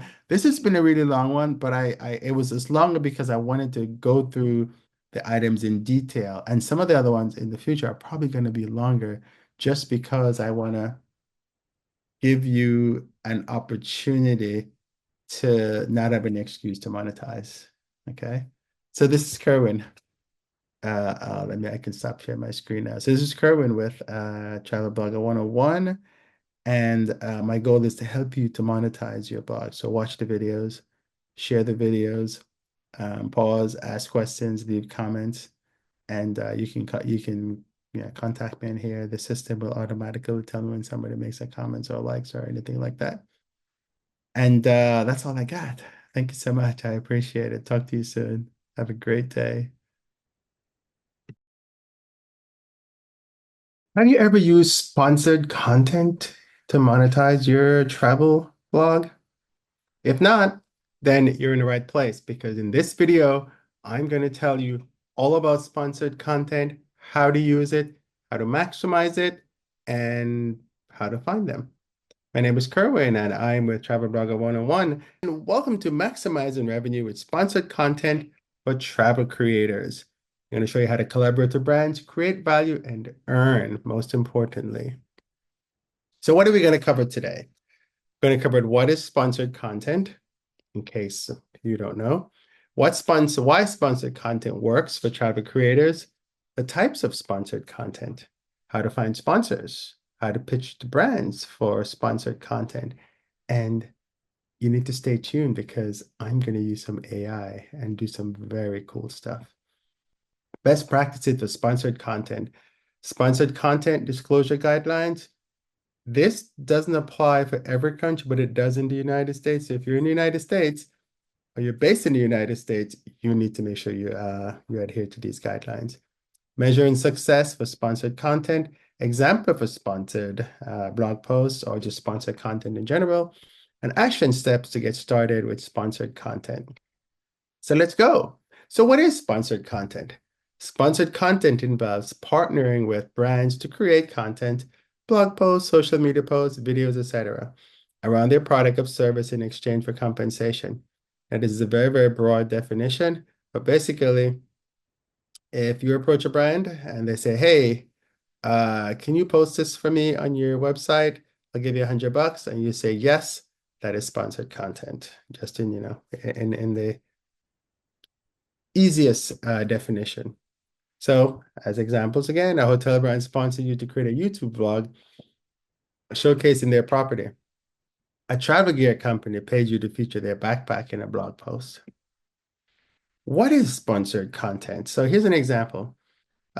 This is from a blog online. Her name is Mom Charter, and she went to Ireland with her son, and she got this RV, and she's showcasing the RV. So she posted a little video on her social media, this is Instagram, and she talked about the RV, talked about how much it costs. She gave you an actual physical walkthrough with her and her son. So that's an example of a sponsored content. This is another blogger. Her name is Falumi Newby. She's the lady that did Lagos to London by car. And she had a little Peugeot. And now Peugeot is sponsoring her with an electric car. And we don't know where she's going yet. But this is another example of a sponsored content that's out there. Here's another one where this lady jet on a jet plane. She partnered with Visit Wisconsin. And she went to Madison.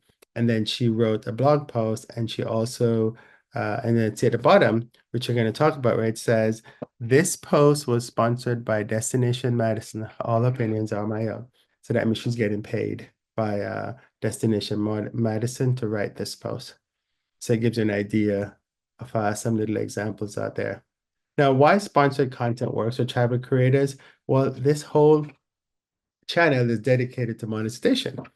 And so it's income diversification, right? Diversification is just another way to make money with your blog. So sponsored content provides a revenue stream outside of digital products or ad revenue or YouTube monetization or any other different ways that you use to monetize your blog, which, by the way, this channel has all that information. Just look through these videos on all the different categories. It adds value to your audience. It introduces your audience to relevant products and services. Oftentimes, you want to give your audience a little more taste of something. And so this will give you extra content if you don't have it. It increased your influence. Partnering with reputable brands can elevate your authority in the travel industry most of the times. So as an example, a travel creator partners a luggage company to review new product line. The sponsored post provides valuable insight for followers interested in quality travel gear. So let's talk about some types of sponsored content. You can do a blog post, so it should be a review. You write a detailed review of a product or service that you did. And a product or service could be anything, right? It could be an airline flight, in business class or economy class, could be an airport experience. Maybe an airport is, they've created new things in the airport and I want you to check it out and tell people about it. You could also do a tutorial. You could say how to pack light for a month of travel because you're showcasing some new packing cubes or something like that, and it's sponsored by the brand who makes packing cubes. You can do a listicles. These are the ones that you see a lot, the 10 best gadgets for digital nomad, or the 10 best backpacks to use, or 10 best things to do in a particular place. You will see these a lot. In social media, you will see Instagram posts and stories. So if people showcasing the product in action with engaging visuals and a detailed caption, like I just saw this morning, one of the bloggers, she's talking about Grab in Southeast Asia, which is Grab is not the same as a Grab that's in the US, but it's like Uber. And they do you just, it's just like Uber. You call up the information on your phone or whatever device you're using. Reels and TikToks create a short, fun, or education video showing the benefits of the product. And you see this a lot on TikTok. Giveaways, run a sponsored giveaway where users follow the brand and you're count for a chance to win a product. You just have to make sure that whenever you do these giveaways, you're abiding to whatever the giveaway rules is for the particular country that you're in. YouTube videos, you can do product unboxing. Create a video where you unbox and review whatever product it is. You can do vlogs, integrate the product into your travel blog, naturally showing how to use it in real life situations. Dedicated reviews, make a video specifically reviewing the product and its benefits. Podcasts. You can do a sponsorship shout out in a podcast. We haven't talked about podcasts as a way of monetizing it, but that's going to be a category later down the road where you can include brand mention in the intro or mid-roll of your podcast episode. Typically, you'll hear people, they'll be doing a podcast and then something comes in and it says, this podcast is brought to you by so and so, or it just, they just start to advertise a product at the beginning, the end, or the middle, or someplace like that. So it just depends on the agreement that you have with the brand to do it in your podcast. You can do an interview with a brand representative. This is where you bring somebody in and they come in, you interview them on your show, and they talk about the product while it's on the show. So there are lots of different ways that you can do it. You can do a newsletter, you can do sponsored emails. This is where you can include a sponsored mention in your travel newsletter. So you can just put a blurb, or you can do an entire email that's just dedicated to this particular item or this particular brand that you're going to be doing. Those do better because you don't have people clicking on all kinds of different things. Because it's interesting when you send out a newsletter, you can see all the stuff that people click on. And sometimes I'm like, I didn't even remember that link. And then I go, oh, I do have that link in there. And sometimes it showed that the link is incorrect, which I oftentimes need to go back and fix. So, how do you find sponsors? Because this is always the thing that gets that gets people. Now, the best way to do it is to contact them directly. Now, the industry is very, very weird. Uh, I spoke about this in another one of the videos where the PR companies are really who controls it all. And so each of the brands, they will hire a PR company to handle their outreach. And so for you to get to, let's say, do something with the Jamaica Tourism Board, you have to go through the PR company, which I think is Finn and Partners, that handle the Jamaica Tourism Board, and they're in New York. And some PR companies are better than others. And so, you have to bear that in mind. So although I know people at the Jamaica Tourist Board, whenever I talk to them, I need to go through Finland Partners, which is just another hurdle that sits between. Now, sometimes some brands are really good and they can say, look, yeah, I want to work with you, let's do it. And then I have to go through the PR company because sometimes it's just really annoying to do that. How do you find these brands? You go to conferences, and I'm going to do a whole piece on conferences. There's like World Travel Market coming up in November, at the beginning of November in London. I think it's like the 5th to the 7th in London. And I spoke about this where it's a room, it's a room, but it's a really big room. It's the Excel conference center in London. And it's like walking into the entire world in one big room because it really is big. And so you go and you can make appointments beforehand to meet with brands, or you can just go and say hello, drop a card, speak to them, and then you can talk to them later. Um, you can email, do some cold calling if you have email addresses, or you can do it via LinkedIn. A lot of the brands are on LinkedIn. Some of these brands are weird on LinkedIn though, because you'll send them a message and they won't respond. It happens, right? You can ask other creators. That's a really good way. But sometimes creators, you ask them something and they don't want to tell you. So they, hey, who are you working with? Oh, I don't know. Or I can't tell you, or something like that. They don't really divulge that information a lot. But when you go to travel conferences, and or that's another way. If you go to travel conferences, you get to meet these people. You sit down with them. They have like one-on-one sessions that you can set up with these folks, and then you can get to talk to them. So that works really well. You can find them on Instagram. So you can see the brands promoting things on Instagram. You can pop a DM and say, hi, my name is so and so. I want to see if you work with content creators. I sent a note in for Gillette, and because they had some shaving thing, and I have very sensitive skin. And so I wanted to get one of their Gillette products. And I said, hey, can I'd like to work with you. And I put some more information in there. And I sent them a video. Um, I think they sent to me one of their products and I tried it and I sent them a video about it. And then they said, no, I guess I'm not who they're looking for. But then when you look at the people that they have, everyone is like, a football player or somebody really, really famous. So I'm not famous, so I didn't really stand a chance of working with Gillette. Although their brand really do work and I really do use it.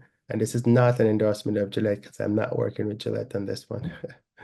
You can go to X, LinkedIn, and Facebook, and you can find the brands on there. And sometimes they'll even say, hey, we're looking for so and so.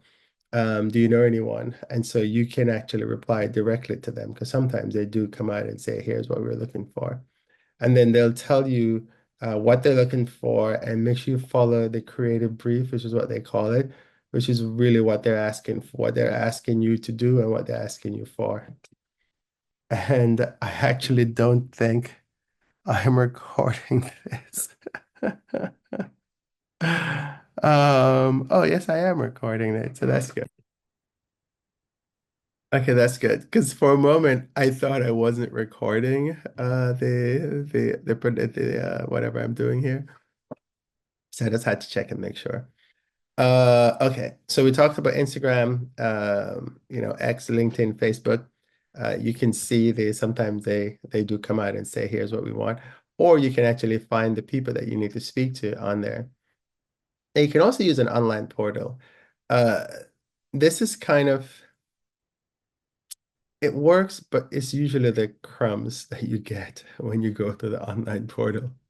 Because when you look at some of the offers, you're like, they offer you little or nothing, and they want a lot of work from you. And you're like, well, you're not really offering me anything. Why are you why are you why are you asking me to do so much? But it's a way to get in with the brand. And if the brand likes you, then maybe you'll get a little more, work or something like that. Now here's some of the brands that have portals. It's not an exhaustive list, and of course there's always some that people won't tell you about. Because what you find is it's a lot of hoarding. Now there's also companies that you can pay to go find you deals, and then they become your agents. That's another way to do it.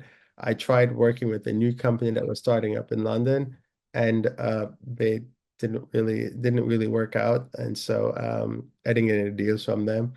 But in the industry, you try different things with different people. Some things will work, some things just not going to work.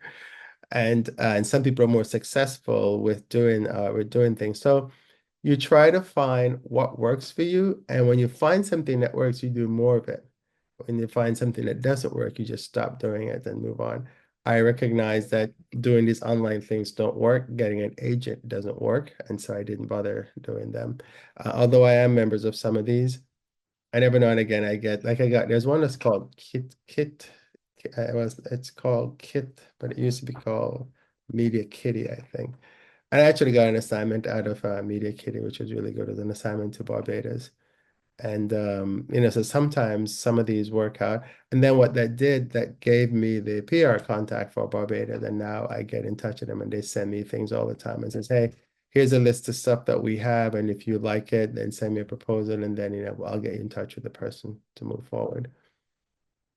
So we have like Activate, Aspire IQ, for Isaiah, John Brands, FameBit, and Influence.co. I'm going to show you each of these to get an idea. And you also have the URL, and I'm going to include the URL uh into the description part of this video so you can see it below. So this is Blog Lovin', and another one is Aspire. And there's Four, and Four is actually one of the better ones out there. I think that's how it's pronounced. There's Isaiah, and I've seen some stuff in Isaiah. I think I might have gotten one or two assignments from Isaiah, but you know, like I said, you'll find out what works and what doesn't work. This is a new one called Journ. I like Journ. The only thing is that Journ is the one where if you're going to a city, you say, hey, what do you have in that city? They show you some stuff, and then you kind of apply, and then it comes back. My problem is that I don't know when I'm going to cities. I'm very last minute, and this one doesn't really lend itself to last minute. John Brands is another one, and there's FameBit Media, there's Influence.co. Now, how to pitch your brands with sponsored content, right? Because this is always a scary piece. First, of course, you have to identify the right brand. Focus on a brand that aligns with your content and your audience. So what I do, excuse me, is I try to survey my audience, find out what is it that they like, what is it that they do, what are some of the brands that they use. And so if I find that, the audience, like let's say my audience, they prefer Marriott's over Hilton's, then I want to go work with Marriott rather than Hilton because they don't like Hilton's, or it's not their favorite brand. And so you will ask your audience what they end up doing. And then you figure out if you're doing an outdoorsy blog and you find out that, well, they like REI products as opposed to Eagle Creek, then you go try to make a deal with REI. And you can say, hey, I've surveyed my brand and they prefer your products, and these are some of the products that they like. Would you like to, can we set something up and we start talk about working together to promote this new backpack you just launched or something like that? Now, in terms of payment, which I don't think I talked about payment here, but uh, you can work out whatever payment. Oftentimes, they'll just give you the product and expect you to review it, and then you can get payment in terms of uh, what do you call it now? Uh, Affiliate. So, if you show the if let's say, five people click on it and four people buy or three people buy, then you will get a percentage of whatever it is that you made. Um, these deals are good, but they're crap because you're taking the time to create a campaign for this particular brand. This is what you're doing. So you need a little more than just affiliate commissions. So you want to, work that into however you plan on getting paid. Sometimes the brands will just pay you a flat rate and say, we're going to give you $100 if you write about this and post this blog post. Sometimes they'll even create a blog post for you because what they're looking for from you is SEO, search engine optimization, and all they want is what's called a backlink. And then they will prepare the content for you, and then you just post it on your website and you get paid for it. Some people do that. I don't do that, but some people do that. Okay. One of the things that you should do is create a media kit. And a media kit showcases your audience reach, social media stats, past collaboration, engagement rates. Now, you can do a media kit from different types of, I guess, companies. One of them that does a free one is Canva. So, many people have a Canva account. You can go to Canva and you can create a media kit. One of the companies is also Beacon.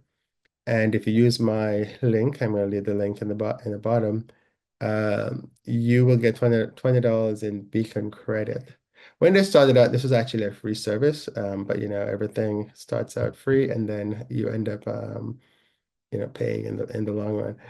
How do you find so this is where this link will take you, and then you put your username that's in, and then you can get the credit when you sign up, or you can if you already have an account, you just sign in. Now, what I wanted to show you was what my actual media kit looks like. I'm not logged in, so I'm going to go to Instagram. And because in Instagram, it creates there's one of those like the LinkedIn bio things. And so here's my LinkedIn bio, and I want to go to my beacon.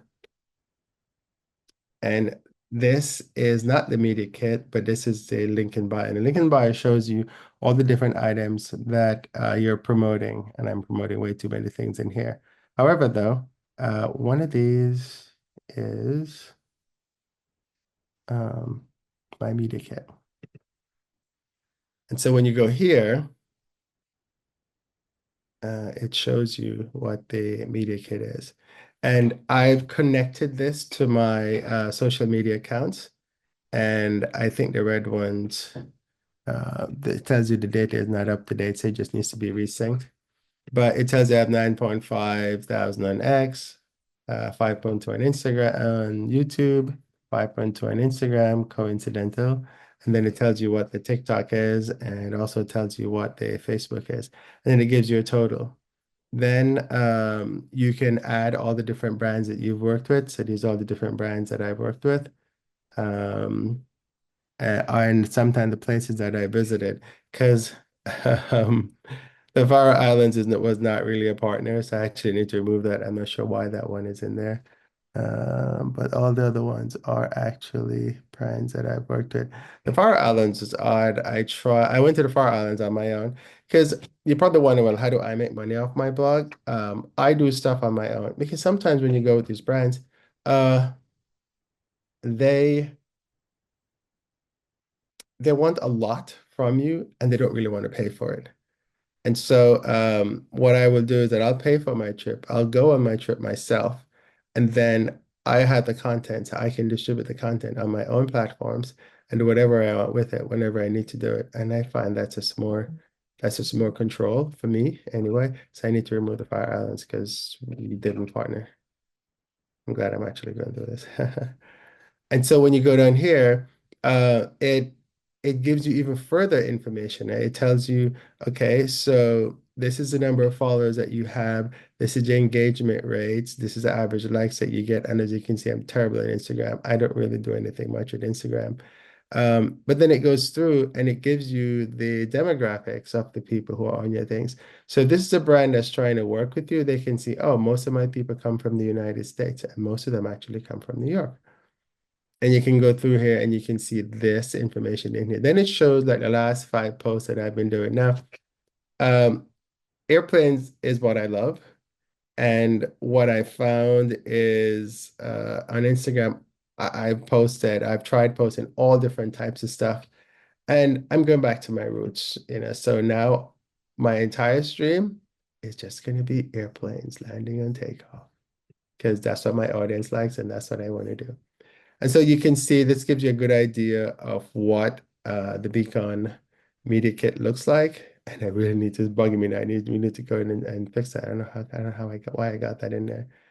Uh, but it's very easy to do. And if you want to say, you know, somebody want to collaborate with you, you have them fill out this form and then it sends you an email. You know, so it's asking, well, what's your name? What's your brand name? Your email? What's your budget? And what's the project details? Just get right to the point, you know, no, you know, going around the block. So that's why this kind of helps. Uh, okay, so that talks about the Beacon Media Kit. And I wanted to show you what some other uh, folks have done. Uh, let's see. I think I already have these pulled up, but I'll just put them up again. So this is Amateur Travel. This is Chris, Amateur Traveler, and his media kit is in the form of a PDF. And while that's loading, uh, Chris is a podcaster. And so he goes through and you can see how he fills this out. And you know, he talks about who he is. 2023 had his challenges. The helpful content update from Google hit a lot of travel blogs hard. I lost 25% of my blog traffic, and he's made some changes. And so he is more going into the podcasting realm rather than I think the blogging realm. And you know, so he talked about, you know, he's been to Belize, Guatemala, and Malta, has new countries. And so you can put whatever you want in your thing. And so, you know, you ask, well, what is amateur travel? So if you come in here and you're trying to figure out, you know, work with Chris? And you can see all his information here. He's at 2.08 million podcast. I think this is download. It's up 20%. He's had the page views and he also has California amateur travel. So he's just going through and he's telling you about him. This is where he's been mentioned. You know, people have written about him. He talks about what he does and some testimonials that he's gotten from people. Then he shows, you know, some podcast numbers so you can see what he has, like, you know, his age groups and people and things like that. Who follows the amateur traveler, which is always good because you want them to have a good idea of who are the people that listens to Chris, because this is an audience that you as a brand will want to attract. And so Chris is making sure he gives you all that information that's out there. And of course, there's contact information with a phone number, and he tells you what he does. You can do podcast sponsorship, guest posts, content creation, fam trips, and fam trips are just press trips that we were talking about. So now we look at Jen in a jet plane, and so she comes through here and she says, you know, she talks about herself on here. And um, so, you know, it just shows you that there are different ways that you can do it.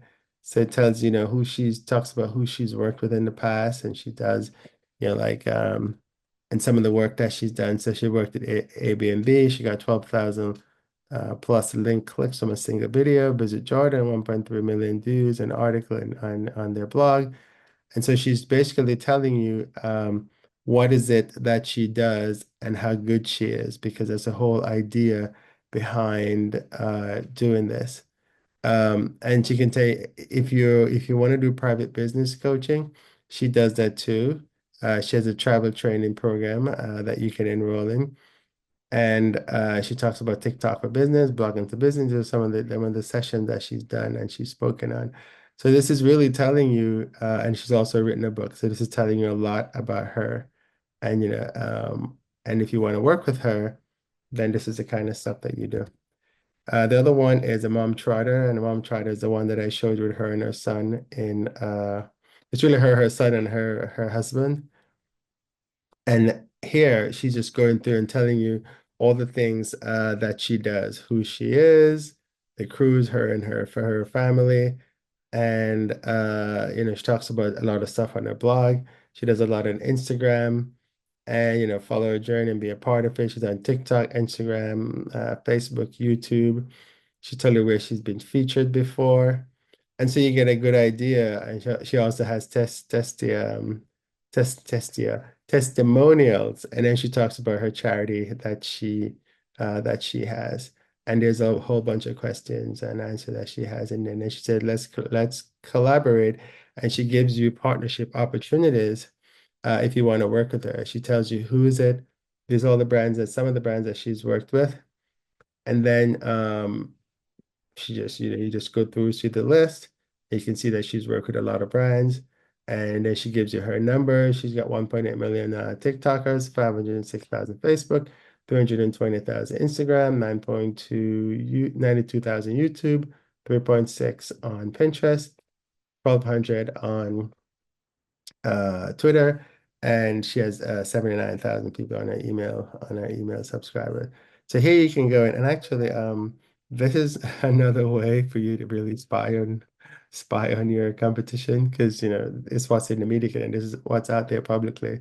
And then she tells you what she does, press shifts, sponsored posts, freelance writing, all the different things that she do. So you guys need to create a media kit, and at least now you have a good way of going through and deciding how to do your media kit. Okay. Now, how to pitch brands again, we're continuing this. You want to create a personalized pitch, adjust the brand's goal and how your content can help them, include ideas for collaborations, such as blog posts, social media posts, or videos. Now, these were just some generic pitch examples that I pulled up. And, it's short and simple. Hi, brand. I'm a travel content creator with X number of monthly readers and X social media followers. My audience is passionate about, whatever your niche is. And I think whatever product you're trying to get them to help you with would resonate with them. I'd love to feature your product in an upcoming blog post. Let's discuss so we can collaborate. Another simple one, Instagram post or reel. Hi, Brian. I'm a travel creator to focus on whatever. I've been using your product on my recent trips, and I think it would be perfect for a feature on my Instagram account. I'd love to create I would love to create an Instagram reel showcasing how your product helps me during my adventures. Looking forward to hearing from you. Another simple one. A little more detailed. Hi, Brian. I'm so and so, a travel content creator with audience size. I'd love to partner with whatever brand to feature your product across multiple platforms, including YouTube, Instagram, my blog. Campaign would include a dedicated YouTube video, Instagram reel, and blog posts, reaching a total audience of over whatever your audience site is. Please find my media kit attached. Looking forward. Or you can have a link to it. Now, you can also use AI. Now, here's the beauty of AI, and I know everyone has all different things, but just put it all on your mind for a minute. Uh, in my account, I have my account specifically set up. I have my account specifically set up with all the information. So ChatGPT knows about my account. Whenever I ask it anything, it tailors that information to whatever I ask it. You can do the same thing. And so when you're setting up ChatGPT, you can tell it your tone, your audience. You can give it all the information about you, all the information about your products and the products that you sell and your audience. Then whenever you say, hey, I would like you to give me, I'm trying to pitch this brand. So like I'll give you an example, but I'm actually going to use, I had one that I set up, but I want to use a different one. I'm going to use I'm going to come back and use Perplexity, but for now, I'm going to use Chat GPT. And I've been thinking of doing a Texas road trip on um, e e vehicles. I've done it using gas vehicles, but what I'd like to do is to do one on EV. So what I'm gonna do here is I'm gonna say, hello, how are you today? You guys need to be nice with the AI. And it's gonna come back and say, hey, Kerwin, I'm doing great. How did it know I'm Kerwin? Well, it knows I'm Kerwin because it's my account and it knows everything about me. So I'll just say, hey, how about you? I am well. Anything exciting going on today? Not too much. It's really hot here in Houston. And you see, you just have a little preamble. You don't have to do this, but I'm just trying to get an idea of how it says. So it says Houston heat can be brutal, especially around this time of the year. Hopefully you're staying cool indoors. Do you have any fun travel projects you're working on at the moment? And I'll go, why, yes. And let's see if it's going to come back and say something awesome. What are you working on? Anything cool? Anything I can help with? So it's just like you're talking to a person. So now I'm going to say, well, um, I've I've visited a number of cities in Texas that have European names. I used a gas car.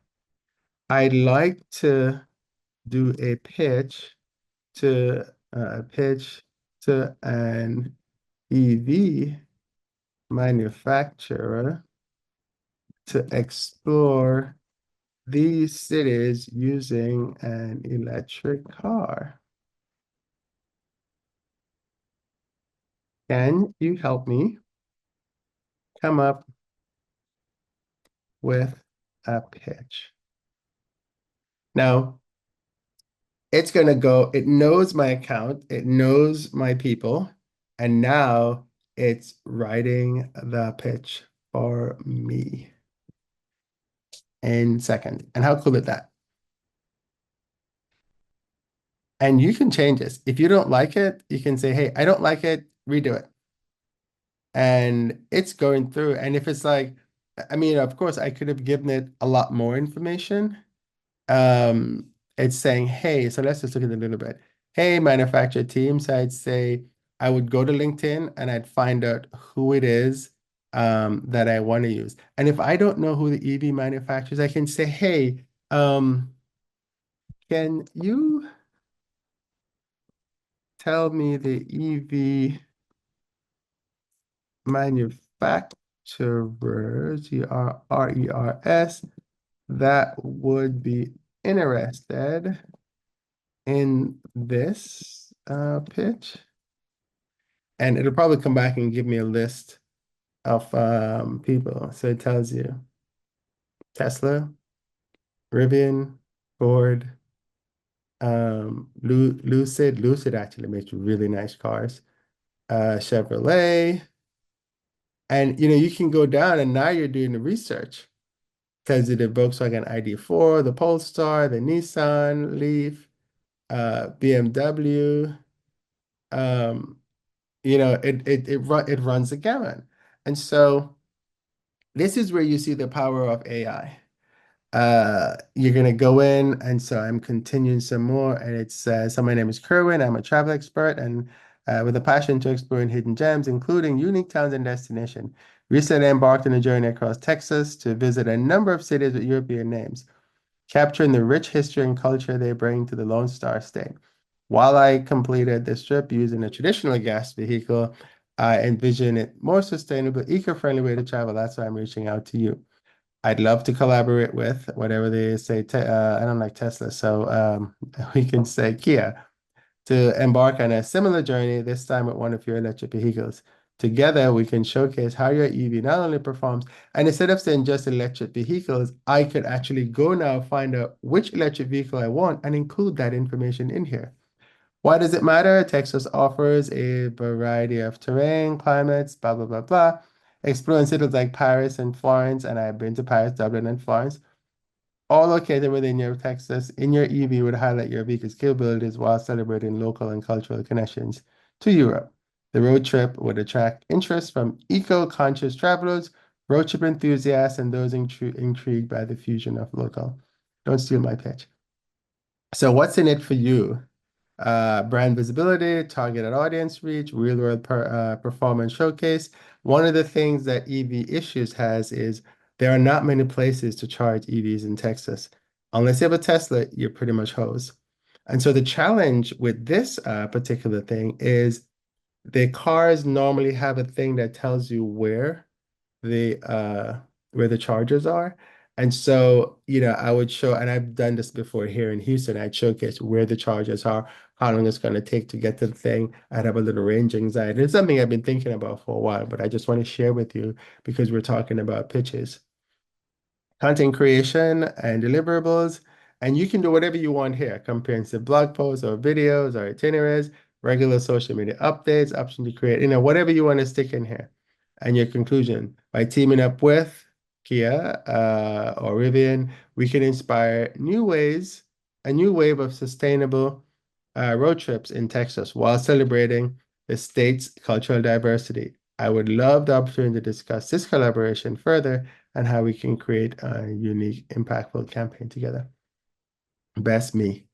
And of course, now I have all my choices. So let's say I wanted to do, they didn't include Kia, but I could. But let's say I wanted to do Rivian. Or, okay, so I could say, how about Kia? And it's going to come back and it's going to tell me, oh yeah, Kia would definitely be a great option to consider. And then it's going to go through and tell me, why Kia would be good, the different types of Kia. I can even say, can you list all the Rivian and IA models and compare them side by side in a spread? And you don't have to worry about the spelling. The AI will figure it out unless the spelling actually spells something that you don't really want to talk about. So now it's gonna do an analysis and it's gonna create a spreadsheet, which it did. And so it tells me there's Rivian, the RIT, and tells you what the truck is, and then it tells you the two Kia, the EV6, and then EV tells me what the range is. And so when I look at this, I'm gonna be like, ooh, I like the Rivian because look at the range of the Rivian is 314 and 321. The Kia is a little short. The Nino wouldn't be good because it's only 239. And so you get a good idea of what to use. Tells you the horsepower. It's awesome. It also tells the starting price of the cars because eventually that's what you want to do. You want to sell these cars for the manufacturer, right? But you want to see them in real life. And Texas is really tough. The temperatures are high. The car is going to be running for long times without getting charged. And so you're going to need air conditioning in the car. Plus, there'll be range anxiety because you don't know where the next charger is. And you want to also make sure the data is accurate. So if it says, hey, the next charger is within 100 miles and you don't drive 120 miles and you don't see it, it's not going to work. In Texas, too, there are these little roads and you drive on them for miles and there's nothing but you and the car and the element. And so it's a good test for things like that. So I'm just giving you ideas of how you could use ChatGPT or any other kind of um, AI to help you. So I'm going to do one more. You can tell I get too excited about this. So there is an AI called Perplexity. Perplexity is actually quite cool, and I haven't been here in a little while, so that's why it's been a little weird. But I do have a Perplexity account. I pay for ChatGPT, but I don't pay for Perplexity, at least not yet. I'm going to ask it the same question. I visited them the exact same. I'm not even changing anything. I don't see what it's gonna come up with. So Perplexity is a little different. What it does, it shows you where it's getting the information that you're asking for. Where's it coming from? And so it gives me an answer. Your idea to pitch an EV manufacturer for a car tour of Texas with European names is intriguing and timely. Here's a compelling pitch to help you present your concept. And so it's giving me slightly different pitch, but this is even good. It's going in. The other one just gave me some example, but this is actually planning a route for me, saying, hey, Paris, Dublin, Athens, Florence, Edinburgh, Naples, and I've actually been to all these. Key selling points, expanding market, infrastructure support. Um, it says Texas DOT is implementing a comprehensive EV charging plan with stations every 50 miles along interstates. Now, when you go to these smaller towns, there are no interstates. I-10 is really far away. Um, and some of them are in Dublin is actually the nicest one. Paris is okay, but Dublin is really, really nice. There's a Dr. Pepper thing in Dublin. The library is amazing. The lady who was there was really, really nice to me. But but this is deep Texas, right? And so really small towns, nothing much going on. Paris actually have an Eiffel Tower, and guess what? At the top of the Eiffel Tower is a big cowboy hat. I'd have to show you a video of that.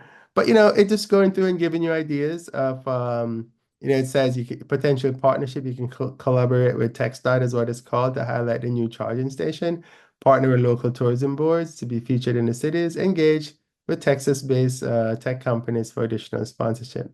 So they're giving you, a little more idea of what you could do. So this just tells you, the different stuff. Now there's Google Gemini. You could also do it Google Gemini, but I'm going to do a whole session about EV. Well, not EV, about using AI, and that's going to be a workshop that's coming up pretty soon. So then, we'll be able to go through a lot more. And since it's a workshop, we could, you get to do, it's a workshop, so you actually get to do some work. All right. I'm so excited I got sidetracked with AI. So follow up. If you don't receive a reply from follow up politely after a week or two. Now, people get busy, and sometimes it's not that they don't want to respond to you, it's just that they're just busy. Um, One of the things that's weird is we kind of get full of ourselves when we work. Uh, and oftentimes we forget to take care of customers. You get a reply, you get an inquiry, you don't reply. Because obviously, you've gotten it, it's in your mailbox. Maybe it's gotten a junk. I was trying to pitch this news magazine, um, and I've written for them before, and I pitched them again, and I said, hey, can you tell me what are you looking for these days? And I used to accepting pitches. It took like 3 months for them to reply. When I got the reply back, I go, oh, okay, thank you. Um, all right. So, best practice for sponsored content, be authentic. Excuse me. Only partner with brands that match your values and your audience's interests. Your readers will quickly spot content that feels forced or doesn't align with your usual content. I then added my newsletter, which is one way of making money. And the guy replied, I don't know what this ad has to do with aviation. And so I responded back to him and explained what it does, and he never replied. But people are going to do that, right? Because sometimes they don't see the forest for the trees. Be transparent, always disclose that the content is sponsored. There's a legal requirement in most regions. Example, the FTC in the US requires clear disclosure. Use hashtag like sponsored or hashtag sponsored or hashtag ad to simply state this post is sponsored by a brand. I think I showed you an example there where Jen did that. Create high quality content. Sponsored content should be just as high quality as your regular content. Don't make it overly promotional. Focus on storytelling, experience, and how the product fits into your travel life.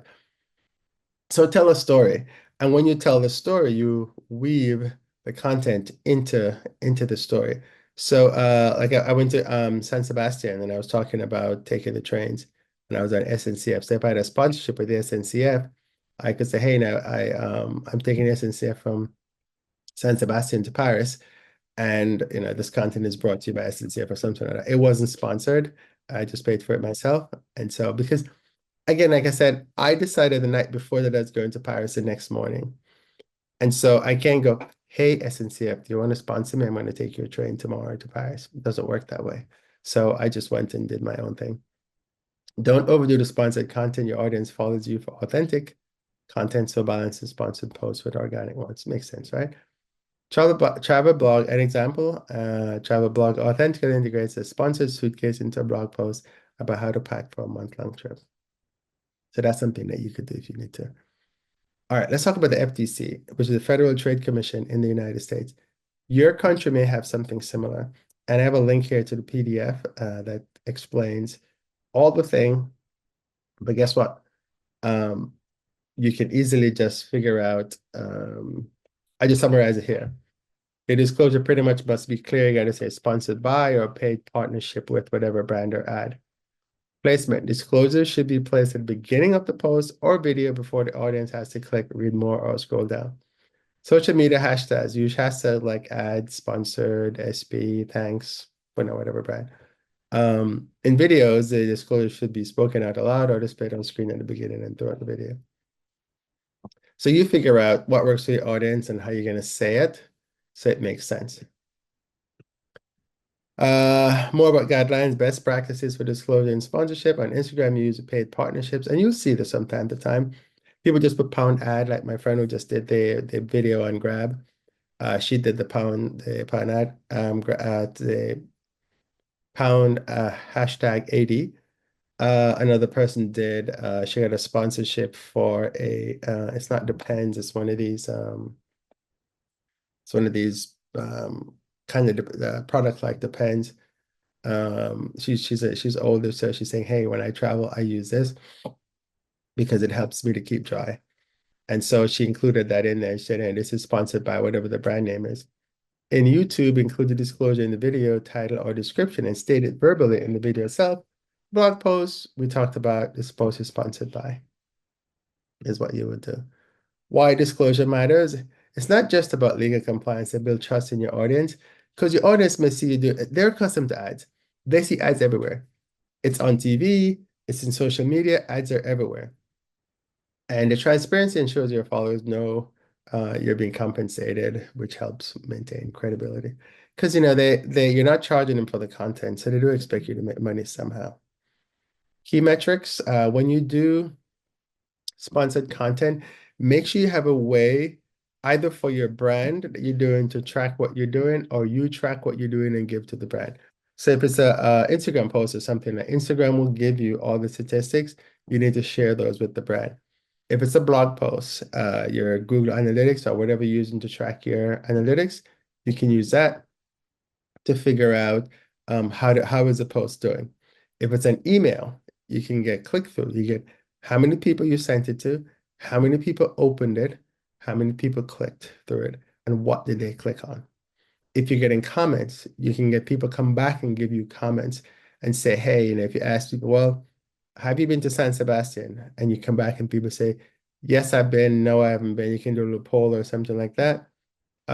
You can do conversions. And so if you're looking for people who want to buy things, then you can say, well, these many people clicked and bought, because sometimes you can see who bought. And if you're sending them to if it's an affiliate and you're sending them to the link on somebody else's website, you can say, well, okay, the affiliate link showed that I sold 10, and this is how many people clicked on it or something like that. So just get reports so people know what they're doing. The reason why you do this is the person that you're working with in the brand, they need to account to their bosses for how this is going. And this is how they're going to account for it. And if it does well, then the next time, they will be more than happy to hire you again. Now, ask the brand for feedback because sometimes you don't have all the information and, to say you can see how it did. And the idea is you want to build a long-term relationship so you can work with this brand again in the future. And so if they have something else coming up, they'll go, hey, Kerwin worked with me on this particular project. Let me go see what he's up to these days. So try to create a partner. An example, create a partners with an airline to promote a flight deal. After the campaign, they share engagement and the conversion data with the airline to evaluate the success and discuss future collaborations. Example of some sponsored blog posts. Top 10 must-have gadgets for digital nomads featuring a sponsored gadget. How I incorporated sponsorship, the product flow naturally. How I incorporate sponsorship, the product flows naturally within the blog post content, and you got to make sure you have your disclosure in there. So let's look at a blog post example. A travel blogger writes about top 10 must-have gadgets for digital nomads featuring a sponsored travel gadget. The blog post includes a detailed review, photos of the product and use, and a link to the brand website. Just to give an example of how you can set these up. How I incorporated the sponsorship, the post flows naturally with the blogger's usual content, and includes an honest review of the product. The post clearly states this post is sponsored by brand, but all opinions are my own, which is typically what you do. So here's some action steps to get started with sponsored content. Identify brands that match your niche. Make a list of potential sponsors and build your media kit. I showed you how to do that. Highlight your audience reach, engagement, and past collaborations. Now, I sigh because you're going to do a lot of pitches and you get a lot of rejections. Although you might just be lucky enough and get an immediate acceptance. Pretty sure that when I do my EV pitch, I'm not going to get immediate, oh yes, let's do it. Or maybe I will, who knows? Just depends on the brand that I choose, right? But and you may want to do multiple brands and see which one comes back. And then you figure, okay, great, this one is paying this much, or the opportunity with this one is better. Or I really like the Rivian better than I like the Kia. But then Kia starts with K and my name is Kerwin. So, Kerwin and Kia sounds really good. But Kerwin and Rivian, or maybe I can do both. Maybe I can do Rivian and then go do Kia and compare them. But anyway, but it looks like it might be Rivian because Rivian has a longer range. And here in Texas, you need the longer range because some of these roads, like I tell you, it's you and the elements. And the hotels are few and far between. So start your pitching, reach out to the brands or use sponsored platforms like For and Isaiah. I cannot stress how good LinkedIn is as a platform to find these brands that are out there. You want to deliver high quality sponsored content and focus on creating authentic and valuable content for audience and the brand. So let's recap. We talk about what's the sponsored content, why sponsored content works for travel creators, types of sponsored content, how to find sponsors, how to pitch to brands for sponsored content, and best practices for sponsored content. Sponsored content disclosure guidelines, measuring success with sponsored content, example of sponsored blog posts, an action step to get started with sponsored content.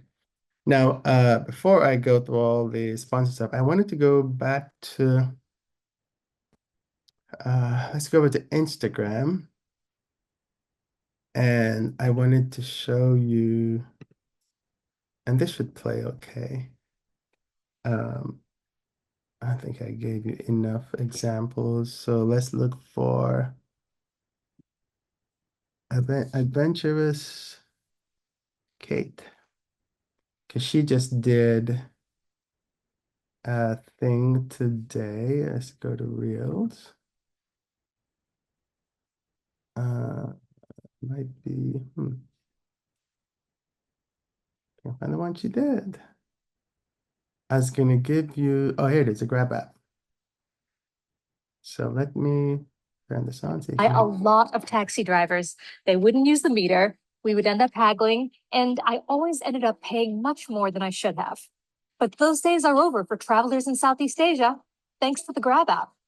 Grab is a rideshare app that works in more than 700 cities and towns in Southeast Asia, including some of my favorite places like Hanoi, Vietnam, Kampot, Cambodia, and Krabi, Thailand, as well as backpacker favorites like Bali and Bangkok.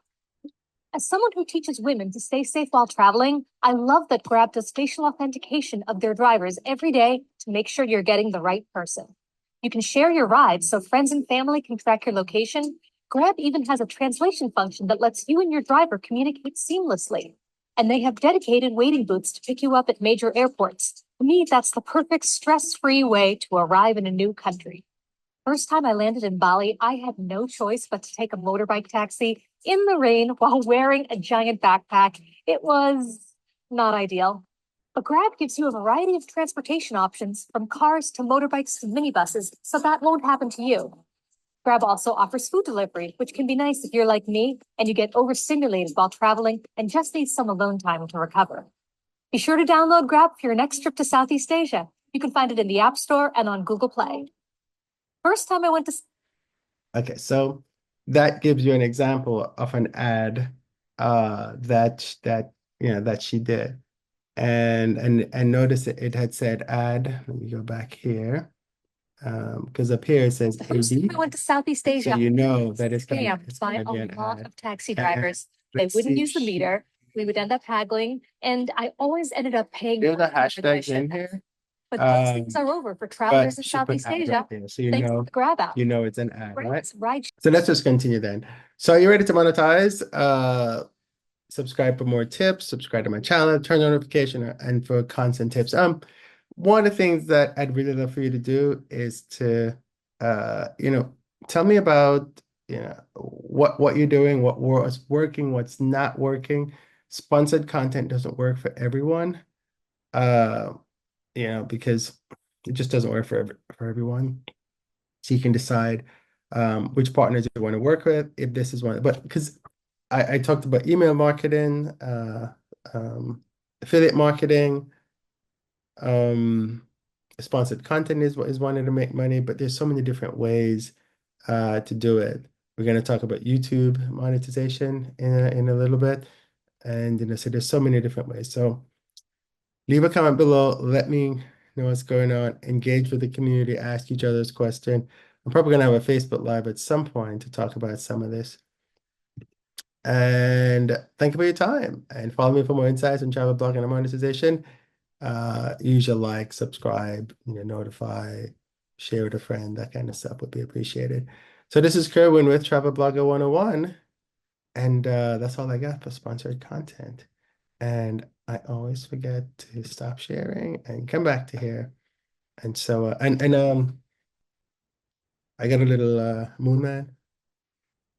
This actually came from, it's all whiting out, but it came from the city of Houston. So I'm trying to add different things to my little travel thing back there. Eventually I'll add planes or something. It's a little boring now. But anyway, thank you guys so much, and we'll talk soon. Bye. Hello, everyone. This is Kerwin with Travel Blogger 101. And this session is actually my favorite session. One of them anyway. We're going to talk about monetizing using membership sites. I've been using a membership site to monetize for quite a long time. And my concept of the monetization for membership is slightly different from what I'm going to show you today. But the principles are the same. Basically, you figure out what the customers want and figure out how to give them the same way. Facebook is actually a membership site. The only thing is a free membership site. Well, kind of free because you give your data to be part of this group, and then Facebook uses that data to monetize. The biggest membership that you can think of is the Costco membership or the Sam's Club membership or any kind of those stores or BJ's, because you pay one fee and you get to use the grocery store and you get discounts and all that kind of thing. The other big thing that most people don't think about are credit cards. They have this like $90 fee. American Express has, I think, $695 on one of their credit cards. United have like $495 on one of their other cards. And Chase has something similar. So these are premium memberships that you pay to be a part of an exclusive club, and then you get benefits or things out of that. And so that is what we're going to talk about today. So let's go. And of course, someone needs to remember to share their screen. So let me do that really quickly. Sharing. All right. So we're going to talk about memberships and subscription models for travel content creators. We're going to build a community and earn recurring revenue. You'll see this talked about as MRR, which is membership recurring revenue. All right, so what we're going to cover today, we're going to talk about why this model works for travel content creators, top platforms for building a paid community. We're going to offer value-based tiers to maximize earnings, because that's typically what the membership are, just having different levels. We're going to create value that keeps members coming back, because if you don't create value, they will not come back. If Costco didn't have really cool stuff, you would just not come back the next time, right? So they have things in there, you go in and it's all, they have seasonal stuff. So now it's coming up to Halloween. They don't have Halloween stuff. They already had Christmas stuff. And so this is kind of what drives the membership. You have to consistently deliver value so you can return your members. Is membership really right for you? Because for some people, it may not be. And how to scale your membership and maximize your profits, key strategies to grow and retain your membership. We're going to talk about that.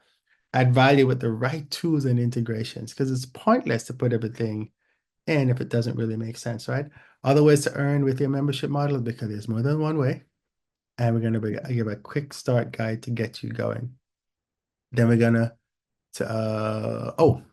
I'm jumping ahead. So the first thing we're going to talk about is why membership models will work for travel content creators. We have a lot of knowledge. We know a lot about a lot of things that people have no idea about. And so I'm going to show you an example of a travel one that actually I only saw it today, and it's actually very cool. It's kind of something I've been telling some friends of mine to do, but they haven't done it yet. So we're going to build a community willing to pay for premium content and insider access. People like behind the scenes stuff. They want to know what is going on and how things work.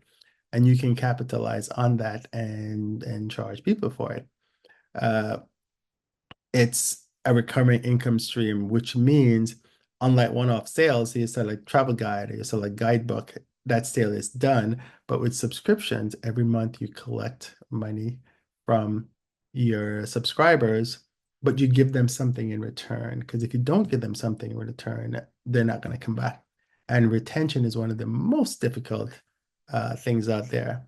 But then people come for the membership, but then they stay for the community. So if you create some way for the members to chit chat with themselves and get value out of it, they will definitely stay. Now, you also want to, I just talked about that piece, that deepen audience connection where you can come and you can know I'm going to get information from others who are in the group. That will definitely keep people coming back. Now, there are top platforms for building a community. There are a lot of community platforms out there. We've talked about Patreon in another video that we did. And this allows you to do customizable tiers. And I think, let's see if I guess I didn't have my Patreon window active, probably because I've showed you Patreon in the past, but let's bring it up. I'm going to have an example with someone from Patreon so you can see. But this is Patreon here. And you do have to think about how Patreon does pricing, just like everything else. What they do, maybe my internet's a little slow. In terms of pricing, they take a percentage of what you get. And also you can start for free. Yes, you can start for free, but as you make money, Patreon makes money as well. I was trying to find the screen. So here we go. So they take an 8% of what you take, or you take 12% of what you take, and they're just different levels of what they do.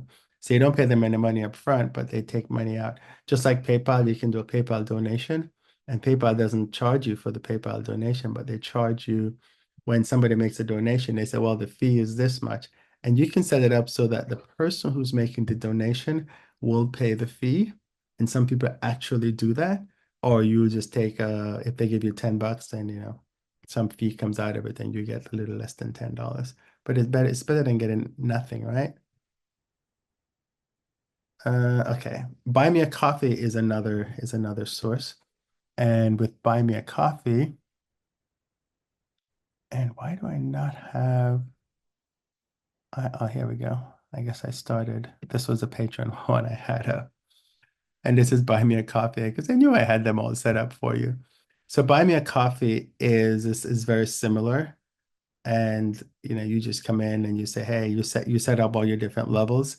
And they have basic membership, pro membership, and different levels. And then when you set, it depends on which one you join, you pay a monthly fee. And then every time somebody gives you a fund, all the funds come to you. But there is processing fees and things like that. And we talked about setting up a Stripe account and PayPal accounts and making sure you have a bank account because the money that you get has to go somewhere. The other one is Substack. Now, Substack we spoke about before, and if you're just watching this video and you haven't seen the other ones, Substacks is an email system. And when you go into Substack, I'll send you an email, and inside the email will be something that says upgrade. So regular folks will get the normal newsletter. But if I want to go in depth, and I have some in-depth information, then you can subscribe and upgrade to this level, and then you get all the cool stuff. So that's how that piece works. Beehive has something very similar that you can do. They have a subscription level. You can set up different levels of subscription as well as your free level. The Medium is also another one. That has something very similar. And Medium, the members pay the money to go in, and then Medium gives you, if they read your newsletter, then you get a portion of the money for that. So everyone does something slightly different. This is Substack here, and you've seen Substack's newsletters, I'm sure, and they just say upgrade. And when you hit the little orange button, and when you click on that, you can pay to get upgraded to the next level. There's also Mighty Networks. Mighty Networks is another membership site, and they have different levels that you end up paying for. The idea behind these is that you can this is about all the backend stuff, right? So you can set it up for whatever you want to charge your members. And then every month, though, they get $99 or they get $179 or they get $360. Depends on what you have. So what you have to make sure is that if you're paying $99 a month for the membership site, then you need to make sure that you're making $99 a month at least. So you need to figure out how am I going to charge, how much am I going to charge, and how many members will it take to cover that amount. If you have a high ticket item, you could charge I see people charging like thousands of dollars for these membership because they're high ticket items. So the good thing is that when you charge a higher membership amount, you can give stuff like free something that's expensive because if you're charging $1,000 for membership, you can give people something that's in there. That's another thing. Consider giving some kind of gift to your members, but don't if your membership is like $27, don't go buy a gift that's $100 because clearly you're not going to make any money, right? So if you find something that you can give them that's relevant, you can't give them an iPad. It's a travel thing, and you're giving someone an iPad, but you're only charging $100 for the membership. You can't do that. Now you could do something like if you're working with another brand, you could get like a discount. So maybe they get a 15% discount or a 20% discount off a tour from Viator. That's something that you could work out. Or if you have travel payouts as one of we talked about affiliate marketing in the previous day, like yesterday we talked about affiliate marketing. And if you're working with one of your, say, travel payouts, which is a big conglomerate, then you can probably get them to give you a discount. And then you can forward that, you can offer that discount, say, hey, if you sign up for my membership, you're going to get 10% off something when you make a booking, and you give them a coupon code as soon as they sign up. Membership.io. Membership.io is it's new, but not so new. Had a different name. It was called Searchy before. Now, this is a guy who I'm going to talk about some stuff that I learned from this guy.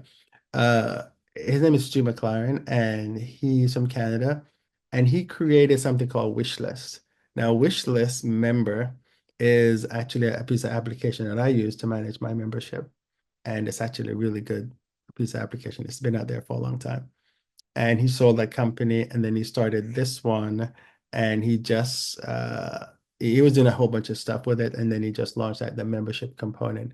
So this one have different levels of membership that you could do. But notice that everybody always end up at this $99. Circle has a $99, NAS has a $99, Grow has a $99. So it's kind of the magic number that everyone's charging these days. A lot of times when these things start, you don't know if they're going to be good, but I think when they started, this was like $27 a month.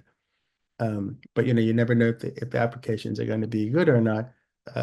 You just don't know. The other one is Nas.io, which we spoke about before. Nas.io is run by the guy who does Nas Daily.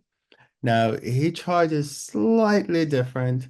They do a 7.9% flat fee or 0%. But if you do 0%, it's priced slightly differently. So you just have to look at uh how everything is set up. Now, saying it costs zero to start, yes, but what will happen is that when you do transactions, they will get charged. Just like how Substack doesn't charge you anything, but when you get a transaction, you pay. Same thing with Kit, which used to be ConvertKit. When you start on that, they don't charge you anything up front, but when you make a transaction, which is actually quite good, right? Because you don't make money, they don't make money unless you make money. And since you want to make money, you're going to try to make money, and then they make money. So that makes total sense, right? What's the next one? Circle.so, which is another method of doing booking. And we've talked about Circle. This one is Circle. And see, Circle is $89. And it depends on you go. That's the annual. If you go monthly, it's $99. And then there's a business amount, which is $219. And Circle is the same way. You set up a group and you bring different people in, and you put people in different groups, and you can share your let's say I did hypothetically a course on AI. I could host that course on Circle. Then you would go in and create an account in Circle, and you can have access to it. And I just have to make sure that I make more than $99 a month for that. So it makes sense to do it. The same thing with Skool, Skool. That is that's another tool that they have. And Skool is very similar to Circle. I guess they could use SCHOOL because that was probably already taken, so they choose SKOOL. But it's a very similar system. So these are all just different items that you can use. So let's talk about tiers. Tiers is how you make your money. If like Costco, for example, I think they have like a $50 tier and a $100 tier, and depends on what you have, you get different levels of access. So it's the same thing here. You can create and Patreon, I think Circle, they all have different levels that you can set up.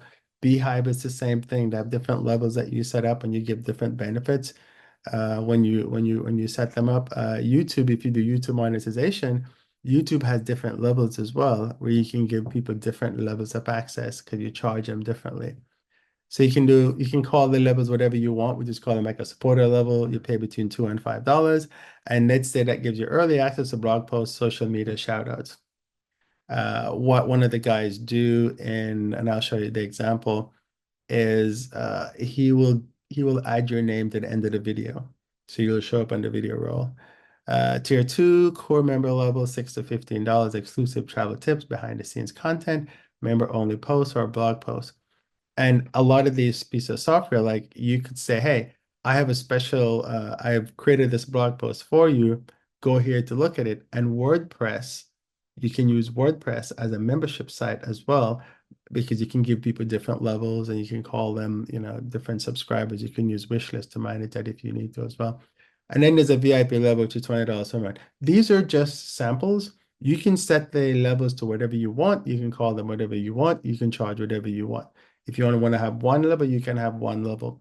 Don't make it too complicated though, because the more level you have, the more confusing it gets to the customer. If you notice all the sites that I've shown you, they kind of have 3 tiers and you pay differently for each tier, but don't make it more complex because people don't like complexity.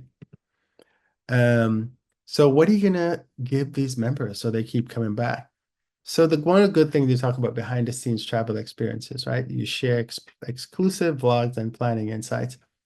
Uh, you create members only posts and videos like I spoke about before, and you can say, hey, I'm going to talk about London, and you give a general overview of London. But if you really want to find out like the really neat stuff that you can do in London, then you're a part of my exclusive group and you pay extra for that. And when someone clicks on it and try to access it, it'll go, you can't access this because you're not a member. It's kind of what it goes. Like when you go to Costco and they go, no, you can't come in because you don't have a Costco card. And you're like, well, can I sign up? And you go and you sign up. Same thing on the website. I don't have access to this. Can I sign up? Yes, go sign up and then you get access. The other thing you can do is I was talking about early access to content. So let's say you have a video coming out. You could set it up so that people will see it like a day before. If you are a member of my special group, you can see the video a day before it's released to the general public. And this is actually something really, really good to do. If you're going like an exclusive, like they did in here in Houston, the Big Boy train just came. And if you wanted to show people like exclusive access to it before everybody else sees it, then you can charge a little extra, or you can give that to a special membership level. So there's a bunch of little things that you can do. Again, special perks and interactive content. You can host live Q&A and offer downloadable resources. Now, one of the things I've been telling some friends of mine is they're a couple and they talk about travel. So one thing you can do with that is once a month, you host a live Q&A and you bring people in and you say, okay, you're going to pay $27 a month or $37 a month or whatever you think is comfortable. And for hour and a half, you're going to answer questions and talk about as a couple, when we travel, this is what happens. I don't like this. The other person doesn't like this, and you just talk about it. People ask you questions, and you do it every month. And when you finish with that, you have that video and it's content that you can store in your membership area, so people who couldn't make the session can come back and look at it. And you can also take pieces of that and create content to promote those sessions. You can make little 60 minutes snippets. There's a program called Opus Clips and you can use Opus Clip. It'll look at the video and it'll pull out parts that it thinks are interesting, and it rates it. And then you can edit it and say you want more of it or less of it, and so you get content, extra content. Now, you can use like service like Discords or Facebook groups or member interaction, but the whole point of doing membership site is to get off of Facebook. Because if Facebook goes down, or is not working or is no longer in business, although I think I just read that Zuckerberg is like the second richest person in the world now, so it doesn't look like Facebook is going to go anywhere. But the whole idea is these software programs, they have their own chat feature and members can talk with each other and you can set it up that way. And so it's best to use a community building features of these applications rather than use external programs. Okay, so let's look at some real life things. This is Josh Cahill. Uh, Josh is actually a friend of mine, and he runs a Patreon for, here he is. Okay. So He runs a very successful YouTube channel. He does airline flight reviews. He's not the only one that does it. There's at least a bunch of other guys that do it, but they all have something very similar to this, which is Patreon. So what he does, he says, okay, for $1 a month, you get exclusive Patreon updates every Friday, and you can join his monthly Zoom. So he has a Zoom a month and it comes on. Now, for $5 a month, you get all that plus credits on all upcoming videos, exclusive Patreon updates every Friday, and join my monthly Zoom. For $15 a month, uh, you get credits on all upcoming videos, exclusive Patreon, and Zoom. So you can set whatever you want. And he has more levels. There's $25 that you can pay. There's $100 you can pay, where you pick the airline to review and he goes out and he reviews them. Now, I think they used to tell you, Zoom used to, I think they've stopped it, but they used to tell you like how many people are in which group are in each group. So right now it just says he has 1,726 members. So if you do a little math, even if he charges, let's say everyone's paying $1, which I doubt. I think people just paying $5. Um, so that's 5 times 1,700. Let's say it's just 5 times 1,500 to make the math easier. So that's what, $7,500 a month, which is really, really not bad, right? So this is the kind of stuff that you can do. Now, the other example that I thought was very cool, it's kind of genius, is this guy, he does stuff on Switzerland. And when you look at the stuff he does, so this is the Switzerland, he just gives local knowledge in Switzerland. I don't know if this video is good. Imagine exploring Switzerland in a way that no other tourist can. Swimming in hidden alpine lakes, discovering secret waterfalls, and camping in the mountains with no one else around. Well, now you can, because I created this community, and inside there are 165 locations that you won't find in typical travel books. And there are a ton of people in there just like you to go on adventures with and get tips and updates on the best places to visit. Now, he sounds Irish, or Scottish, and he does something in Switzerland, which is very cool. Now, here's what the cool thing to ask. He charges $1. He has 1,000 members. Say he makes $1,000 a month on here. So that's the kind of stuff that you can think about. Now, it's a lot of work, right? Because you have to put all the content in. But if you go to your website and you look at all the content that you have on your website, you could easily create something like this. I have a friend who she has stuff on the Caribbean. She could easily create something like this and just bring members in and pull the content into here. And these are just, 2 examples that I randomly found out there. Now, you have to consistently deliver value to retain your members, otherwise they're going to go. So how do you do that? Well, you do, it's just an example, right? You could figure out, okay, here's what I'm going to do in a month or each month. I'm going to do some behind the scenes. So if I'm traveling, I'm going to have special behind the scenes videos. People normally do a Facebook story or an Instagram story. But for my members, I'll go a little further and I'll show them even more. I'll spend more time with them rather than just giving the overview. I'll have a live Q&A, and I can have them from anywhere. If I know someone was traveling, I can do an exclusive travel guide or a packing list for whatever trip I'm taking just for my members. And I can do a community poll or a live tutorial. So that's kind of what I would do on a 4 weeks basis. The thing with membership is like the guy for Switzerland, he could sit there and batch create the whole thing and then upload them from any time. Like for this channel, I'm not batch creating. However, it seems like I am because I just launched a channel, so I'm creating one video every day, so I have content. So by the time the month is finished, I should have 30 videos with a lot of content just for you. Now, after that, I don't have to make any more videos because I would have covered the material. But I still want to be able to, like, if people ask me questions, I'm going to answer the questions. I may have some guests on to do that. And eventually, I could probably set this up as a membership.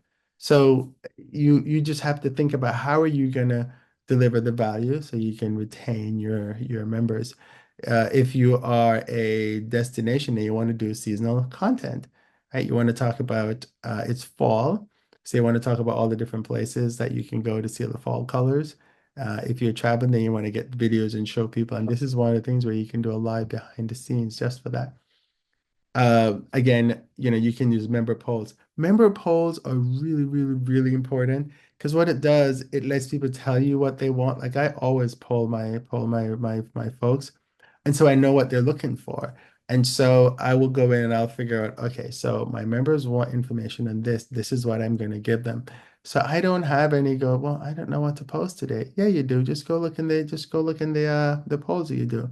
Now, I spoke about WP Forms that can do the polls for you, or you can use SurveyMonkey if that's what you want, or your email marketing software can also take care of that. Okay. All right.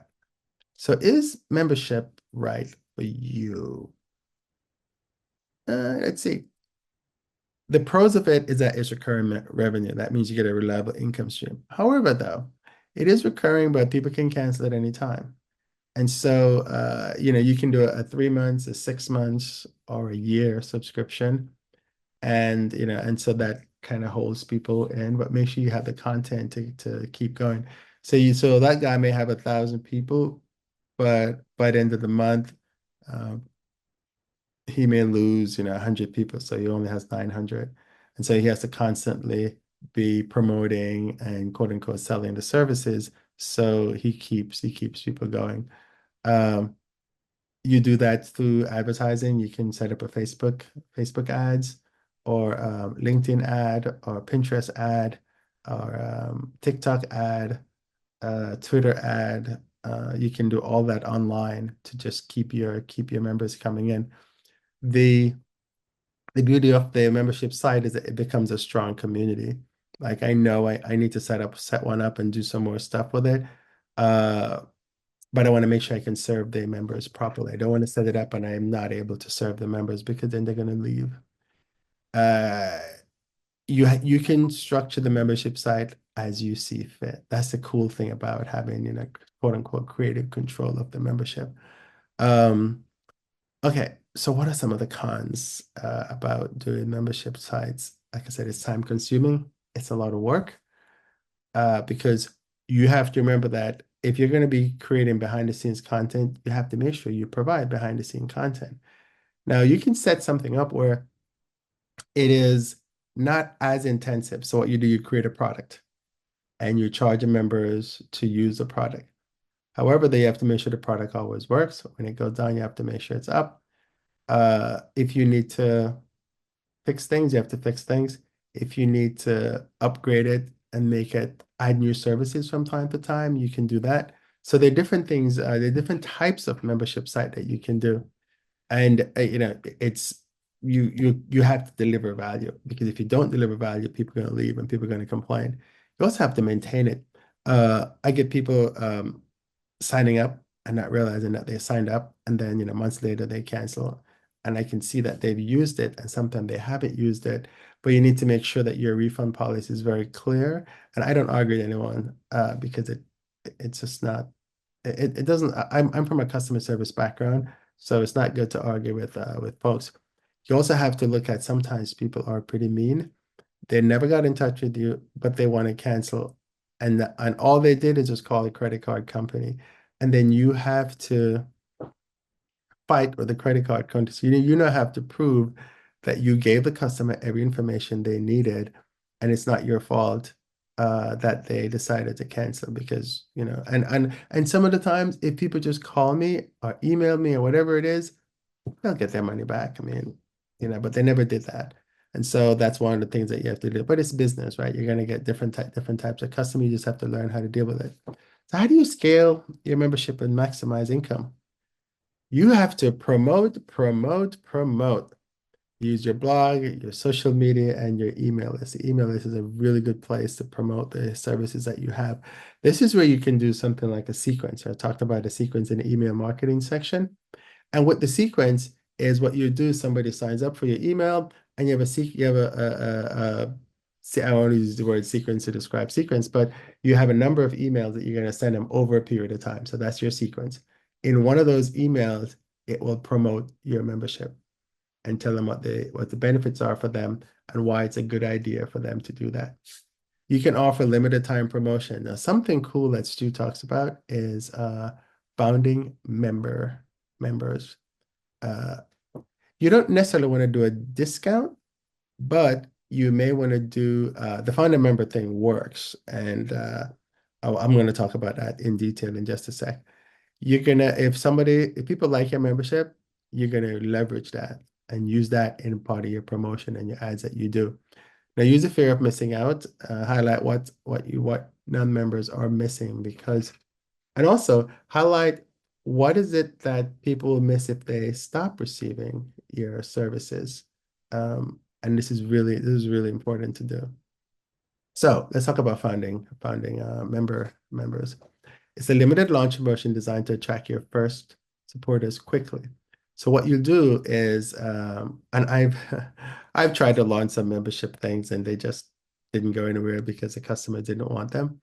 And it's okay. That means, I sometimes have it just like a model set up, and I go, here's what I have to offer you. Sign up here as a founding member. It's going to be this much later, and it's this much now. And I get nobody signed up. And that just means that what you're offering the audience doesn't need it at that time. But when you find something that they really like, and you can say, hey, I'm going to charge you $100 a month for this. However, if you sign up today as a founding member, I'm gonna charge you only $27. Also, if I don't get more than 100 people, I'm just gonna give you your money back because it won't make sense for me to do it if I don't get more than 100 people or whatever the number is. And you've told them that up front, so they know that up front, and people won't come back and say, well, you said you're going to set this up and now you're going to do it. You go, well, I didn't get enough people, so I can't do it. However, if you get enough people, you can go ahead with it. And then once you have it launched, that price is no longer available. Or you can do something like a lifetime price and say, instead of paying $27 a month, you can pay $297 one time, and you will have this for life and you'll never have to pay again. There's been a number of those things that when they come around, you're like, it's a lot of money. But when you think about it, it works out in the long run. One of the software I use did that. And I go, yep, I'm taking it. Because I used to pay monthly. And then they changed it to the one-time lifetime. Actually, two pieces of software that I have do that. And it's also a great way to, reward your early adopters. Let's say, hey, you've been with me for a while. You're supporting me. I'm going to give you a discount. And anybody else who comes after, they never see that price. They don't even know that price existed. Okay. So one of the cool, when you're setting up a founding member thing, you need to set up a deadline. So say, hey, you have a week. If you don't sign up by a week, it's not going to happen for you. Now, everyone is going to wait for the last day. So you're going to get most of your sales when you say, hey, 24 hours. And that's why your email list is good. And so that's just create some kind of urgency around what you're doing. Again, we talk about offering the lifetime discounts and make sure that people know that they're getting exclusive access. You can even show them a sample of what you're doing. And the cool thing is that you don't actually have to create anything. Like you don't have to set up any membership. You're just trying to figure out if this is going to be a good idea, and here's how much it's going to cost, and here's who I want to sign up. And you already told them that if I don't get enough people, I'm not going to do it. You need to make sure you acknowledge your people who have signed up for you, because it just really helps. Like when the people who's like in my newsletter, I'm always thanking people, for giving donations or supporting the website and things like that. Because you just need to do that. Let them know that there's a limited amount, right? So you're only offering 50 members at this price. Once you get to 50, I remember I said 100 or whatever it was you do, but you can just say you're offering a number. And when I get to that number, nobody else can come in at this price and it's closed. And then you set it up and all these members go in, you fine tune things as they go because people are going to give you feedback. And when you get the piece that you like and the members like, you launch it. And then it goes at a new price. And these people who already got the 50 people or the 100 people already got the special price are really happy. And the ones who didn't are not, but they've heard so many good things about it, they have to sign up and they have to pay more. It's locked in pricing and your early input on content because people are getting to see the items that you have. And I'm just jumping ahead of myself. Um, so you can do things and you can give them a little badge and say, hey, and I'm founded member of Kerwin's membership or something like that. So it just depends on how you want to recognize. The idea is just to recognize your founded members and thank them. You want to use your email newsletter, you want to use your social media posts and your stories to give people sneak peeks and get them to sign up. So it's a lot of work setting up a membership site. You're going to do blog and video content as well. So you can do that on your TikTok, on your Instagram and stories and things like that. Now, you need to make sure you add value with the right tools. If you want to do community engagement, the software that you have usually have that in there.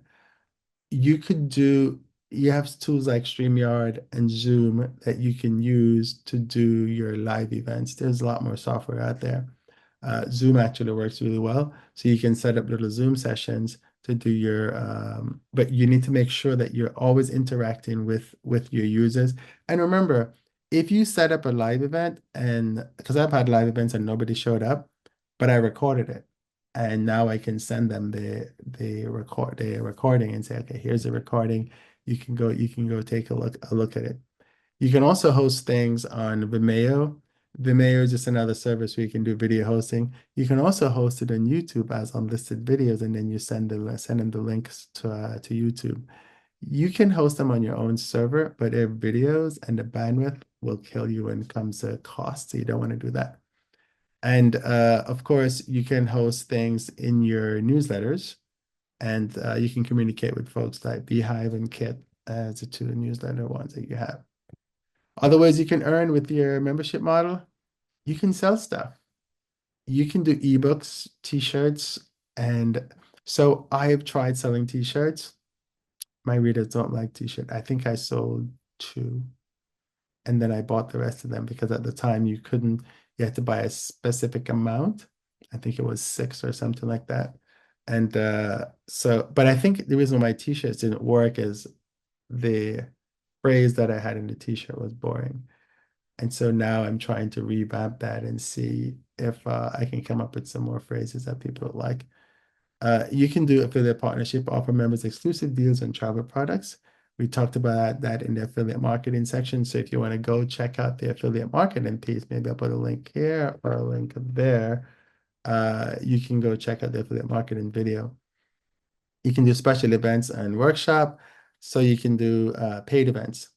You can do in-person events or you can do online events and charge people extra to come to that. And you can have the different tiers. So you have tier 1, 2, 3. You can say, okay, you're a part of tier 1, which is free. You probably want to go up to tier 2 and you want to pay. I say free, but try to stay away from free. What you find is it's very hard for people to cross the free line. Unless you're earning. So you can have a free line. And let's say, we haven't talked about advertising yet, but that's going to be one of them that we talked about. Let's say on your free line, you have people coming to the website and they're using the free part of the service, and that's generating ad revenue. Then you want to upgrade them to the paid part where they have either fewer ads or no ads at all, depending on how much they pay. So you can do that, but just be careful of how you use free because some of your persons won't want to pay if you're always going to give them free. So as a quick start guide, you need to choose your platform. And there are so many out there. And then we're talking about Patreon, Buy Me a Coffee, Substack, NAS.io, Circle.so, School, Membership.io, WordPress that you can use. And then you need to define your tier pricing. So pick whatever you're going to use, if it's NAS or School or whatever it is that you want to use. And then you decide how much are you going to charge each person. And remember that you need to make sure that you're charging so you can pay for the service. And you want to do more than break even. You want to make some money. And at the same time, you still want to deliver value to the readers. I can't stress that more. Then you want to create some exclusive content. So prepare content in advance to provide immediate value. So what you want to do is make sure before you start promoting anything, make sure like before I started promoting this channel, I made sure I had at least four, I think I had 4 videos and maybe 3 videos on here with solid content that people can use. So when people come to the channel, there's already information that's there. You want to promote your membership, so use your blog, social media, email channels to reach potential members. And so those are if I go back to here, choose your platform, define your tiers, create exclusive content, and promote your membership. Really 4 simple things to do. So let's recap. We spoke about why membership models work for travel content creators. We talked about the top platforms of building a community, and there's so many out there. Offer value-based tiers to maximize earnings because you want to make sure that you can pay for the services that you're doing. Create value that keeps members coming back. That is really, really important because retention is so hard. Real life case studies, I spoke to you about 2 people who are actually doing it well out there. There are so many others and you see them all the time, but I just found 2 that I thought was good. Consistently deliver value to retain your members. You have to absolutely make sure that you're giving them solid content that works because you're charging them for it, right? And you also have to think, membership might not be the thing for you. You might have to choose another form of, making money because not every a membership site is not right for everyone. And how to scale your membership and maximize. We talked about that. Key strategies to grow and return your membership. And we talked about the founding member thing, which is really cool. And add value with the right tools and integration and other ways to earn with your membership. And I really want to do the t-shirt thing. You can do mugs, you can put expressions in mugs. There's lots of little sites out there where you can put stuff on now. And the good thing is that you can put it in the control of the customer. So you can choose all the expressions and then you say, okay, great. If you want to do a mug, you go here. The other thing too is that you can get stuff from AliExpress and that's where you can buy stuff in bulk or you can have them do drop ship so you never have to touch it.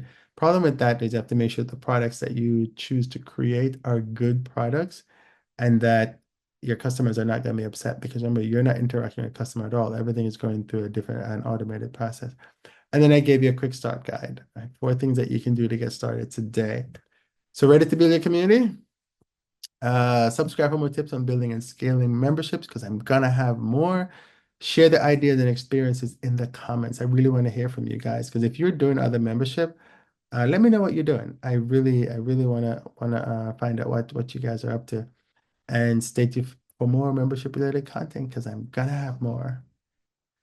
And thank you for watching. Thank you for your time. Make sure you follow and subscribe for more content about monetization. I'm just getting started because there's so many different ways to monetize your content. And the good thing is that I can delve into each of the pieces a lot more. I really want to go for like an hour, hour and a half, but I realize that the content doesn't make room for that.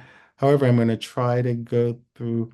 I really want to set one up from start to finish so you can see one of those. But I don't know how I can facilitate that. But I'm going to see if I can actually do that.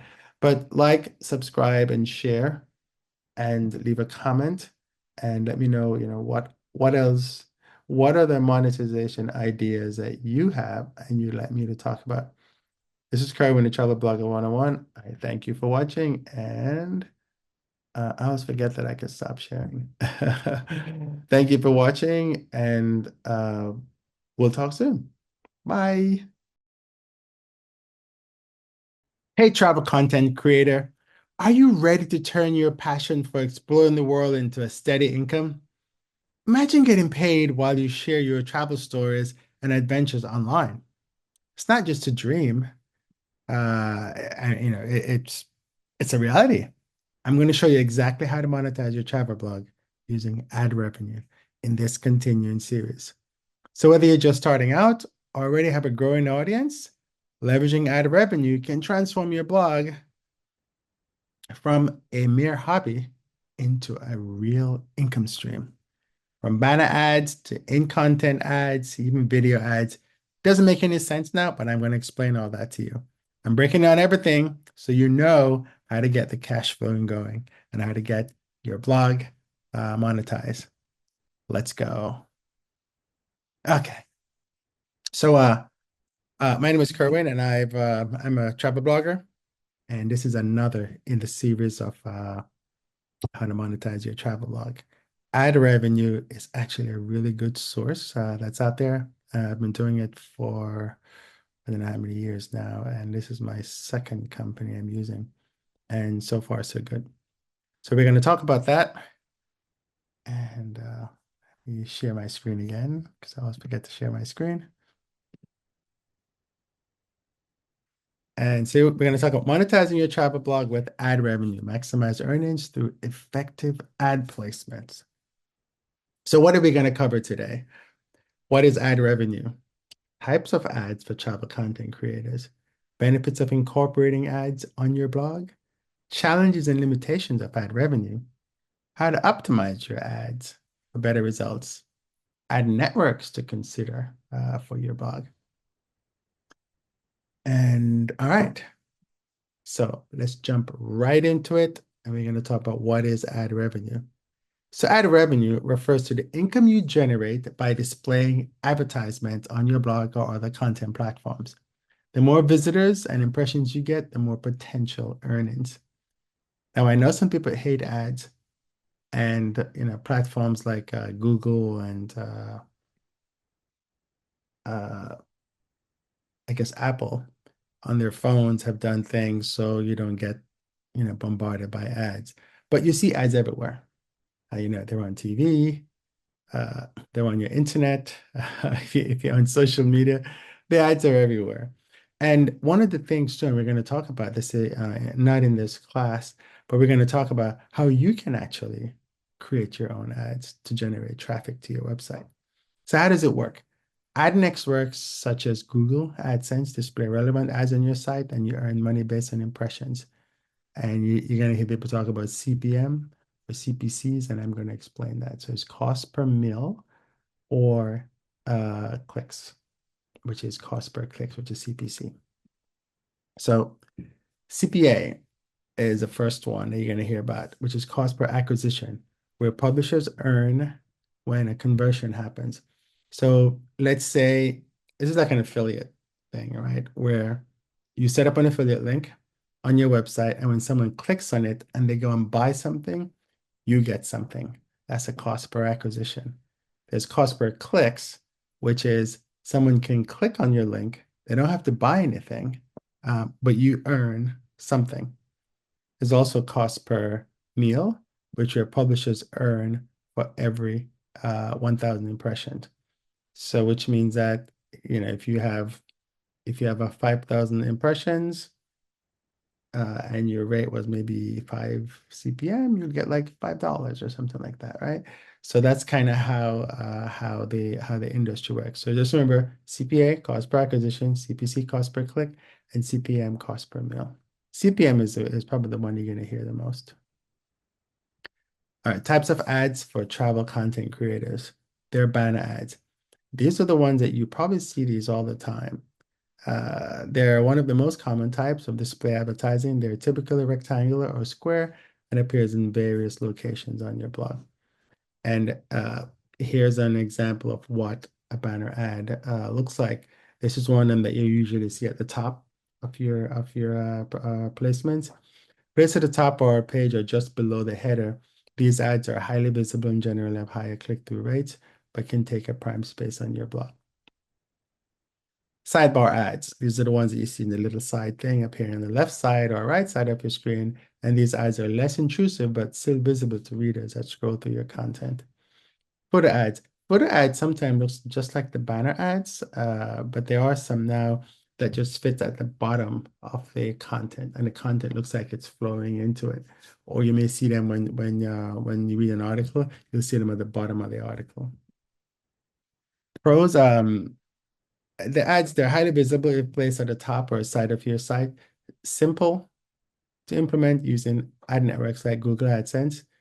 Allows multiple ads on one page where they have a header, a footer, or a side. Cons, they may result in banner blindness because people are accustomed to seeing them there. So they come to the page, the ads are there, but they don't really see them. And it can slow down your website, leading to if you don't install them properly.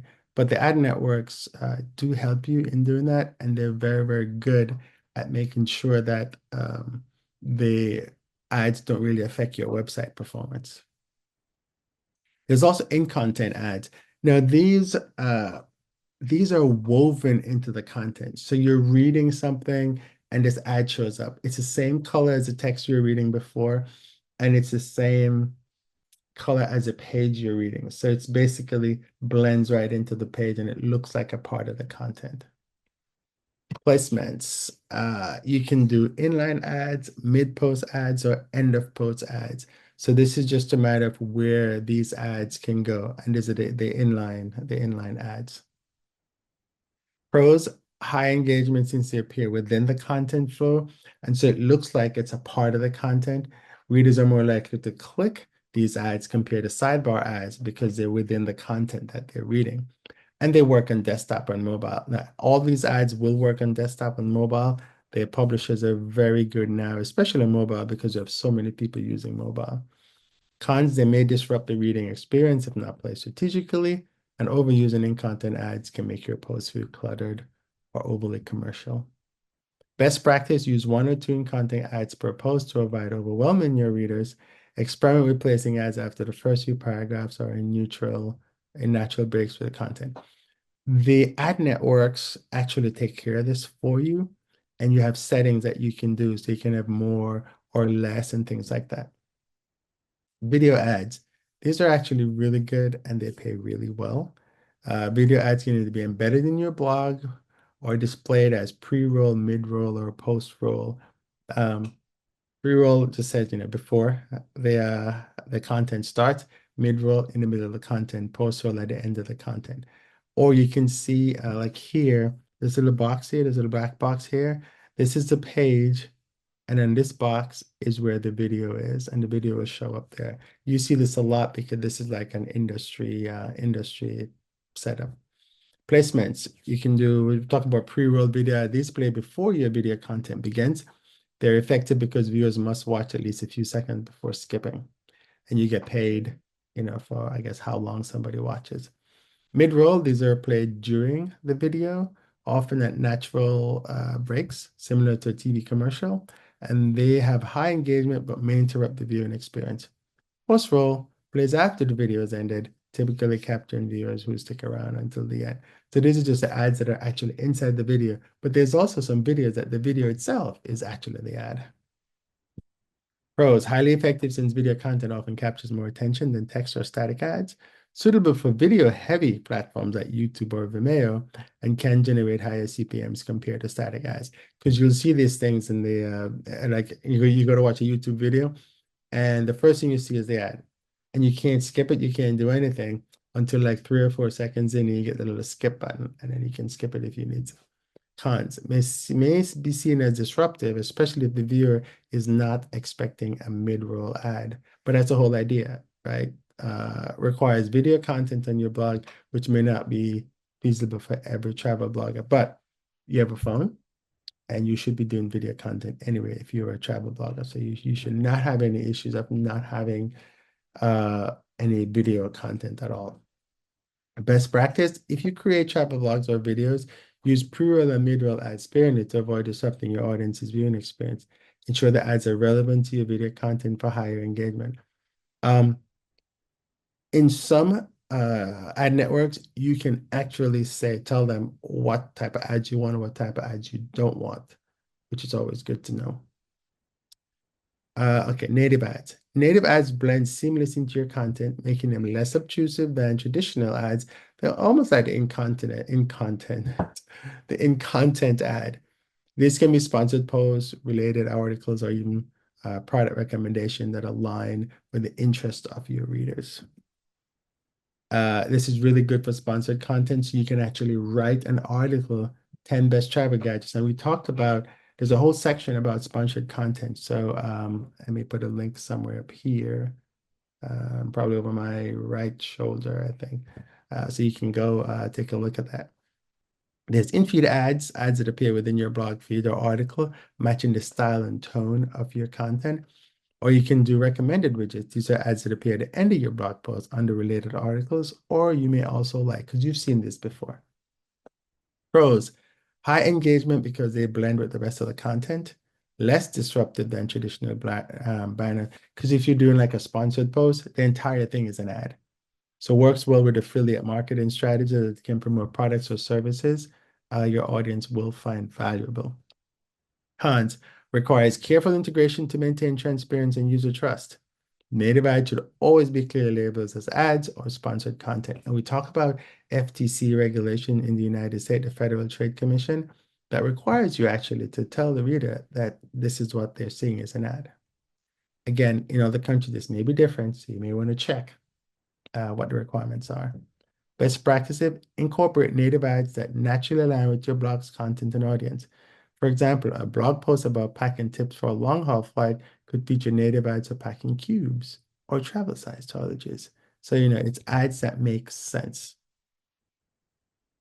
Okay, pop-up or overlay ads.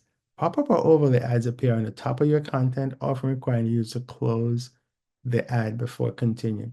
You'll see this come up all the time. They'll pop up, the ad will start and have a little X.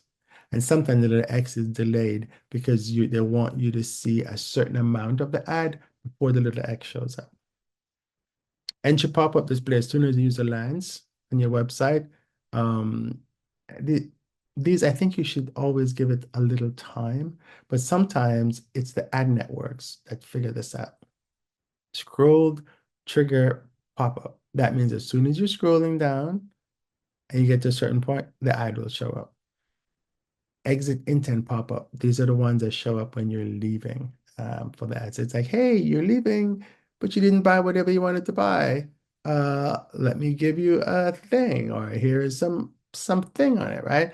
And so that's how that will show up. This is also a technique that you can use if you're trying to get subscribers. You can do exit intent pop. Pros, they're highly visible, ensuring that all visitors see the ad because they'll take over the entire screen. Can be effective at building email lists, promoting sales, or showcasing special offers, like I was just saying.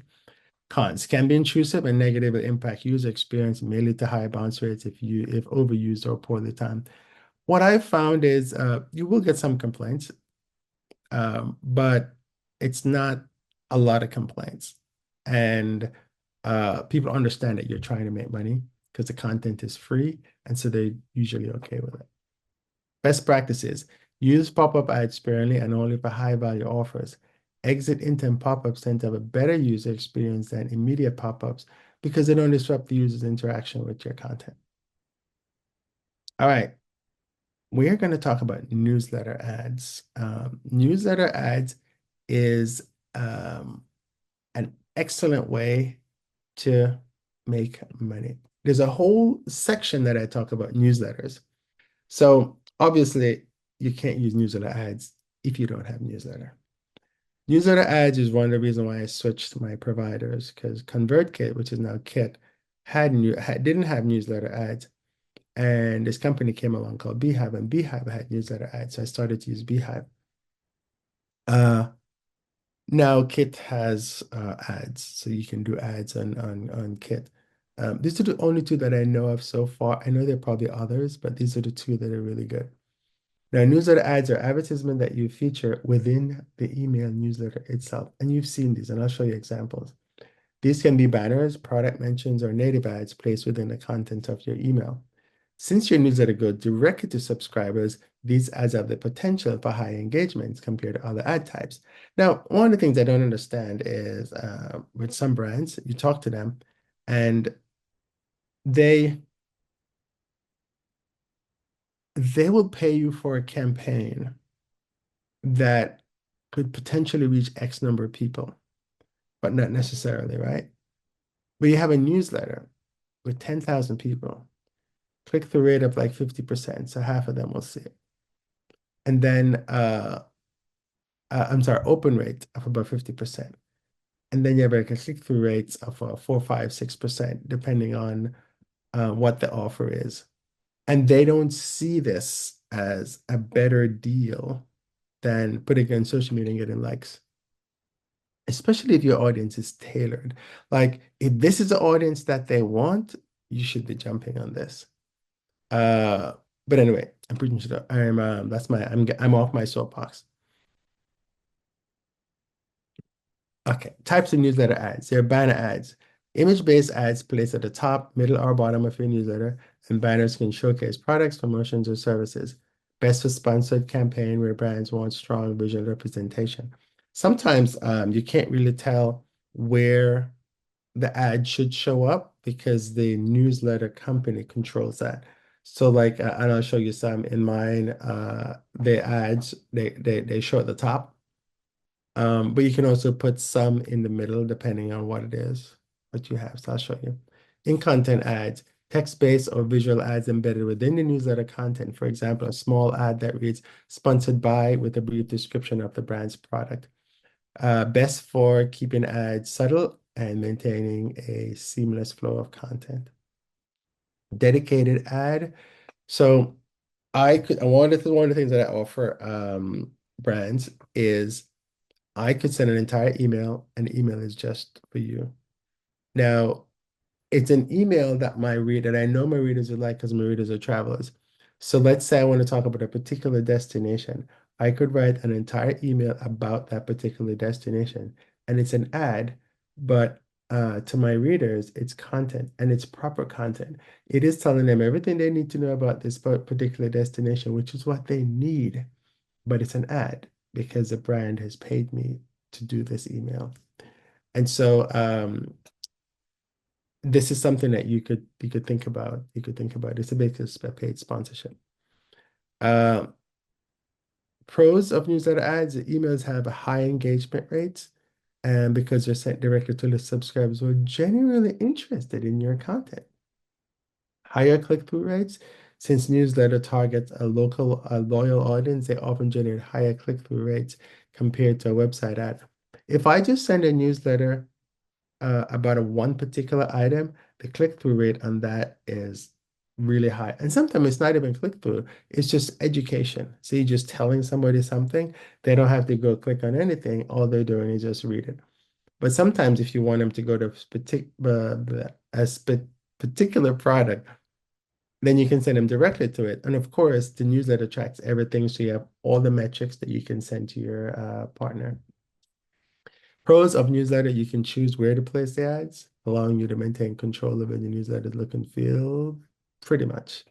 Because you can put little banners in the ad and you can put them anywhere you want.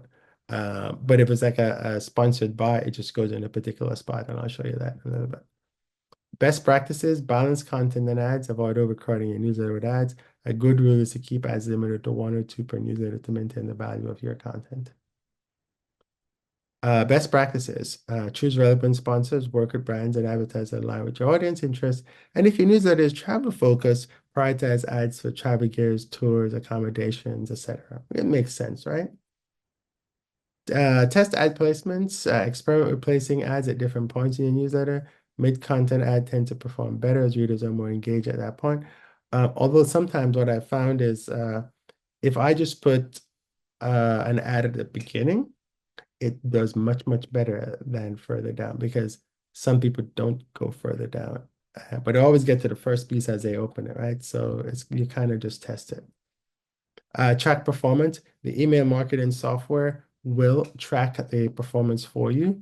Typically, the big ones will do it for you. It'll give you open rates, click-through rates, conversions, and you'll see all that in your email. How to find sponsors for newsletters.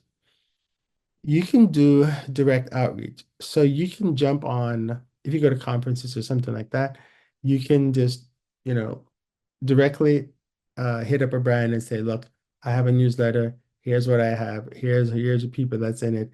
Here's what they do. Here's the demographics. Do you want to sponsor? Direct outreach is tough because oftentimes some of the companies you're trying to reach, they don't advertise directly. They go through an agency. And so you have to go through the agency to get it done. Affiliate programs. If you're working with affiliate marketing, include product recommendation within your newsletter. with affiliate links to earn commissions on the sales. So there are different ways for you to actually find ad sponsors. Newsletter ad networks. This is the one that everybody talks about. This is like it's just companies that work with news with the news. Now, a lot of the media vines and the Google and stuff like that, they actually don't do email newsletter sponsorship, which is really interesting. But company like a company called Paved, and what Paved does is Paved, they go look for newsletters and kind of match them up with subscribers, and I think you join the network, and that's how you get the ads. All right, so I'm giving an example. This is how the ad. So it says sponsored by, and you'll see Beehive. I think I kind of skipped over this piece a little bit, but so there's really only two companies that are doing in terms of newsletters. Well, two like Beehive and ConvertKit are the two large newsletter companies that I know of currently that will allow you to put ads in your newsletters through a network. And so it doesn't mean that you can't put ads in your newsletter that you've done yourself. So if you've talked to a brand, you can put an ad in there from that brand and get the brand to pay you directly. And you can come up with whatever you want to do. I normally recommend doing at least 2 to 3 months whenever somebody signs up, because it takes a little while, and you can decide how many times during that month you're going to run the ad, maybe once or twice or whatever it is that you want to do. You can even do something like a giveaway, and then you can charge them to do a giveaway in the newsletter. So there are different ways you can do it, but in terms of a network, a newsletter network, that's something that will go through something like a Beehive or a ConvertKit. And how they do it is they basically look at it. There isn't any, you tell them what you're looking, well, they know what your genre is. And then they go and they try to find, they look at all the ads and see who they're looking for and look at your demographics of your people and see if they can match it, in essence. So let's take a look at some examples. This is the newsletter that I send out. And so it has a sponsor here. It says Beehive sponsored by, and it's at the beginning of the newsletter. Now this one is done by Morning Brew, and Morning Brew, it says presented by Misa Robotics. That's how these examples are. So you have seen these.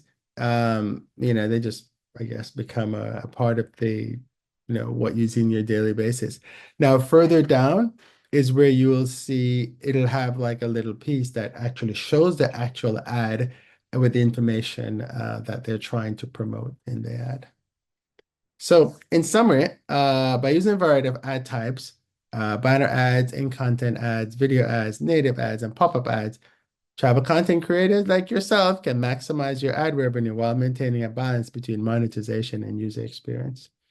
Each ad type has its strengths and challenges. By experimenting with placements and monitoring performance, you can optimize for best results. All right. Benefits of incorporating ads on your blog. Passive income, right? Once ads are set up, you can earn with little to no ongoing effort. The income grows as your website traffic increase. Now, I know that a lot of people are affected by these Google updates, and it's because now you're not getting as much traffic as you did before, or I should say free traffic as you did before. But always remember that there are many different ways to bring traffic to your blog, and newsletter is one of them.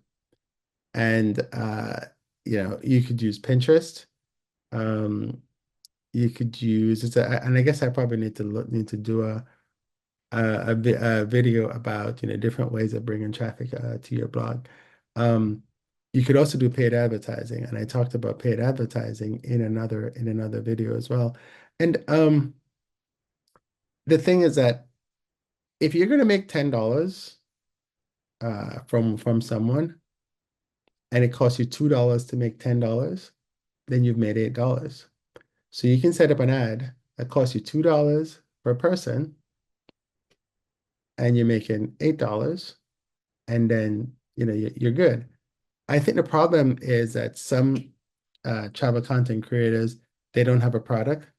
So because they don't have a product, the only thing when people come to the site is the ads and the fact that they're on the website, so they make money from the ads. But they don't have a product to capture that customer's information and sell that customer. And so the fact that they have no traffic coming in now, they don't have any additional revenue because they didn't capture the customer information in the back end, which is why you need a newsletter. Okay. It's scalable. As your blog audience traffic grows, your revenue scales along with it. More visitors equal more ad impressions. On the converse of that is less visitor, less ad impressions. Now, there are a variety of ad networks. There's Google AdSense, Media.net, Mediavine, Ezoic, Raptive, and there's another one called Publift. And so you have a lot of flexibility because there's a lot of ad networks out there. Now the requirements are different, and we're going to talk about those. And there's no product creation return required. So you can earn money without having to create or sell products, focusing entirely on your content creation. But again, if you don't have a product and the traffic dries up, so does the revenue. Okay. And, which is what this slide says, right? It's directly tied to how many visitors your blog receives. And if traffic dips, you're done.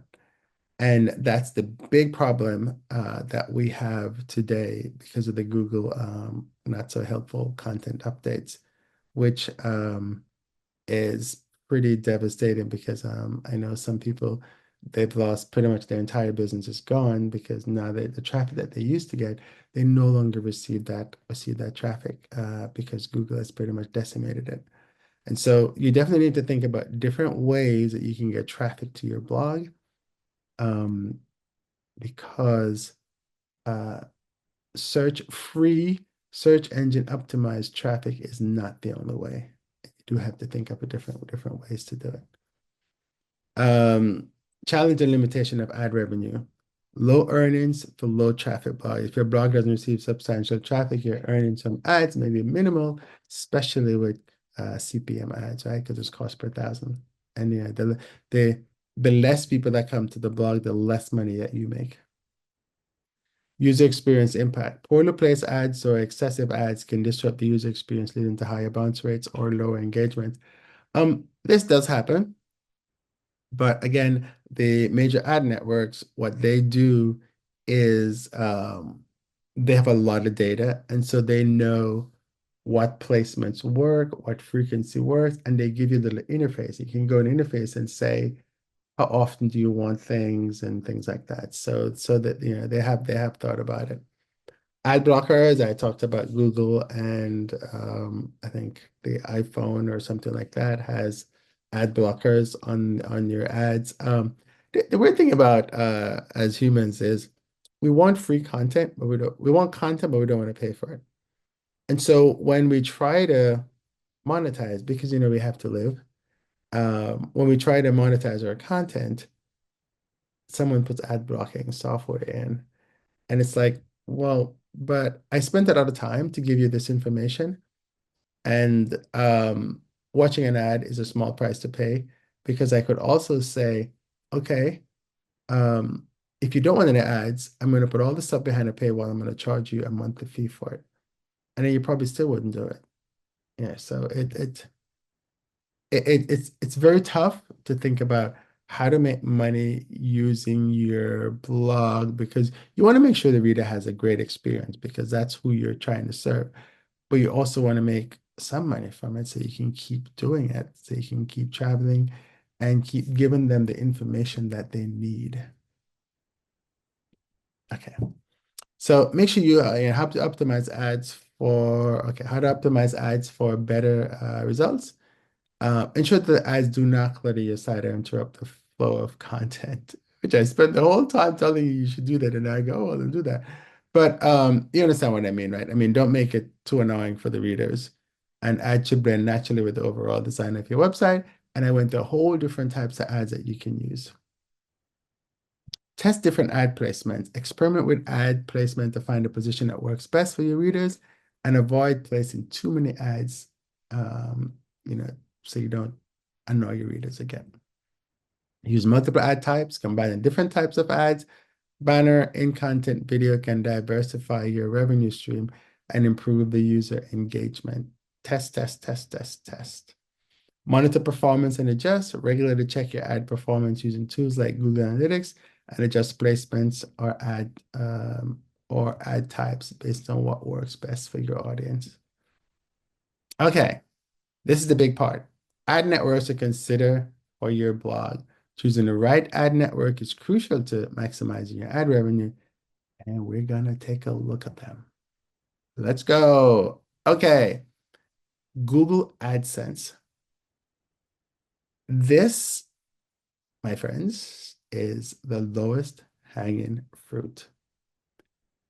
Every blog should have Google AdSense. Now, it's Google AdSense works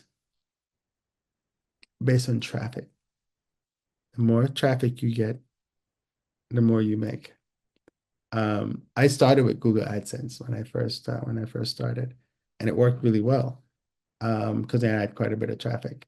And everything, all the other networks, is actually based on Google. Because there's some files that you have to set up, and there's some things that you have to do, and you have to join the Google Ad Network. And so everything is actually based on Google, and AdSense is the basis for all that. AdSense is also Google has something called AdWords, and AdWords is how you would advertise. So if you needed to advertise on Google.com and you type something and you see all those ads on the side, those come through Google AdWords. But just go to google.com or go to adsense.google.com/start. And this will show you how to sign up for AdSense. You know, they'll ask you for like banking information because they need to send you your money when you do. And when you get $100 every month, you get a check or you get something deposited in your account, however you need to do it.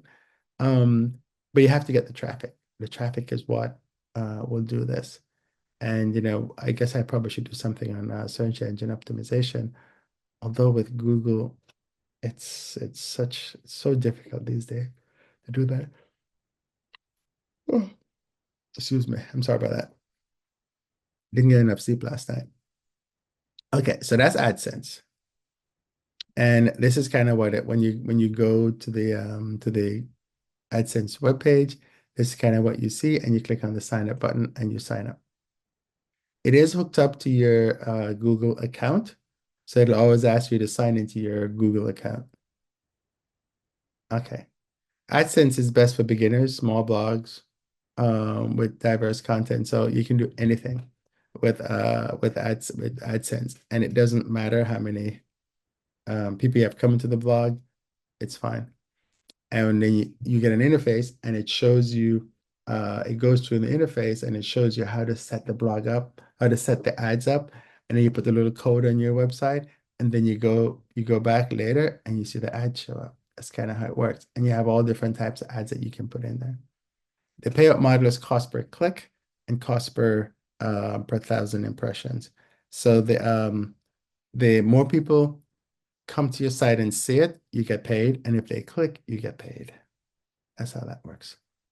Pros, it's easy to set up. Access to a huge range of advertisers suitable for most blogs regardless of traffic size. Cons, it's a lower payout for low traffic size, and ad placement control is limited, and customization options are just, you know, basic because it's the lowest hanging fruit, but it's a fruit you should get. All right, media.net. This is one of the premium ad networks. It's contextual ad network powered by Yahoo and Bing, offers higher CPMs compared to Google AdSense, especially for blogs with a clear niche. Media.net contextual ad means that ads match the content of your blog. That's what the sign up page the page looks like, and you click on sign up and you can go sign up. Now, media.net is good for niche blog with focused topic, example, travel and photography, travel content creation. Payout is cost per impression, cost per thousand impressions, CPMs. Requirements. They don't seem to have any page requirements. Some of these that we'll talk about actually have requirements. Like, you have to pretty staunch requirements to get in there. But Media.net doesn't seem to have when you apply, and then I guess they look at your blog and figure if you qualify or not. Pros, higher payouts for niche blog, provides both display and native ad options, better customer support compared to AdSense, because Google, Google doesn't really talk to you. And the approval process is stricter and may reject smaller blogs, but you're limited to fewer advertisers compared to Google. Google is the behemoth. Mediavine. Mediavine is the company that I would say 7 out of 10 travel bloggers use. But it's solely based on traffic. So Mediavine is one of the most reputable ad networks for high traffic bloggers. They focus on optimizing their ad placement to ensure a good balance between user experience and earnings. Mediavine partners with premium advertisers, which result in higher payouts for bloggers. Mediavine is a super good company. They really, really, really do well. And this is what their page looks like. They have like an interface. You can go in and you can adjust. You can tell it what you want, where you want to place things, how often you want. It's really good. Okay, so it's best of blogs with over 50,000 monthly sessions. Travel, lifestyle, food blogs perform really, really well because Mediavine actually has a plugin, which is I want to say it's a foodie plugin, and they do really well with recipes. And they pay on cost per thousand impressions. That's kind of how they go. So the more people that sees your information, the more you get paid, which is why the Google content update that was not so helpful really wrecked people's business. For Mediavine, this is the link. I'm going to place the link in the description for you. So you need I might have messed I actually flipped this around. Um there's just a slight error here. So maybe I need to fix it. Let me stop sharing.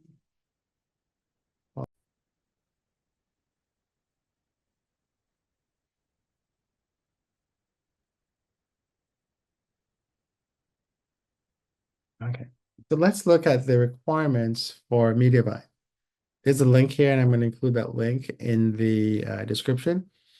But they're looking at 50,000 sessions in your previous 30 days per your Google Analytics or whatever analytics that you have. You need a good standing with Google AdSense because Google AdSense is what is fueling the ads, but they're coming through the private network, which is Mediavine. Original content in any niche as a lifestyle publisher, whatever basically whatever you have is good. And long form engaging content. Long form because the longer the reader stays on the page, the more money you make from the ads. Short content doesn't make money with online with ads. So that's why. Now, if you have a they reckon it used to be 25,000 and they recognize that a lot of people, well, they changed it to 50 because I guess they had too many people. But then they recognize that a lot of people are not going to reach the 50,000 mark anyway. So they came up with a 10,000 category. And I guess, the rates are different and things like that. So if you have a 10,000, then you get what's it called, Mediavine Journey, which is another part of their program. And if you have 50,000, then you get the regular Mediavine stuff. Okay. Pros, they're high paid and premium advertisers, excellent customer support and resource to help bloggers optimize their earnings, high quality, non-intrusive ads that prioritize user experience, Higher traffic requirements, though, as a con, because it's 50,000, and strict application process, focus on quality content. And it's not necessarily a con, but it's just something you have to think about when you go to do the application. Now, there's another company called Publift. Publift is an ad tech platform that helps publishers maximize their ad revenues by using intelligent ad optimization tools. It integrates with Google Ad Manager and various ad networks to offer customized ad placements, ensuring higher earnings while maintaining user experience. Publift automates the process of ad management, allowing publishers to focus on content creation, similar to what the other platforms do. That's what the screen looks like. You can sign up or book a demo, or you can send them an email. Now, it's best a website with at least 500,000 monthly page views. So you thought Mediavine was bad at 50,000, right? They need 500,000 page views. And these are all monthly, right? And so it works well for blogs and travel, lifestyle, food, and tech. That's a link to the requirements, which I'll include in the description. And but the requirements are really strict. First, your blog, it's got to be a blog that's making money. So you need at least $2,000 a month is what your blog going to be making. And you need at least 500,000 page views. And the traffic, it needs to be consistent and genuine. So you can't have any underhanded thing going on in order to get traffic. Now, there are blogs that do this, that have this kind of traffic out there. But just to get an idea of what they do. They do CPM is cost per thousand, programmatic ads, using real-time bidding across multiple demand partners. So this is like the big boys. Their multiple network integration works with multiple ad networks to ensure higher competition and maximize revenue.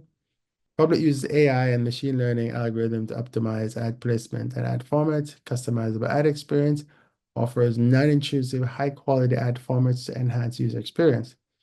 Hands-free ad management. Publift manages everything from setup to optimization, providing detailed analytics and reports. There is no setup fee. Publift offers a performance-based revenue share with model with no upfront cost.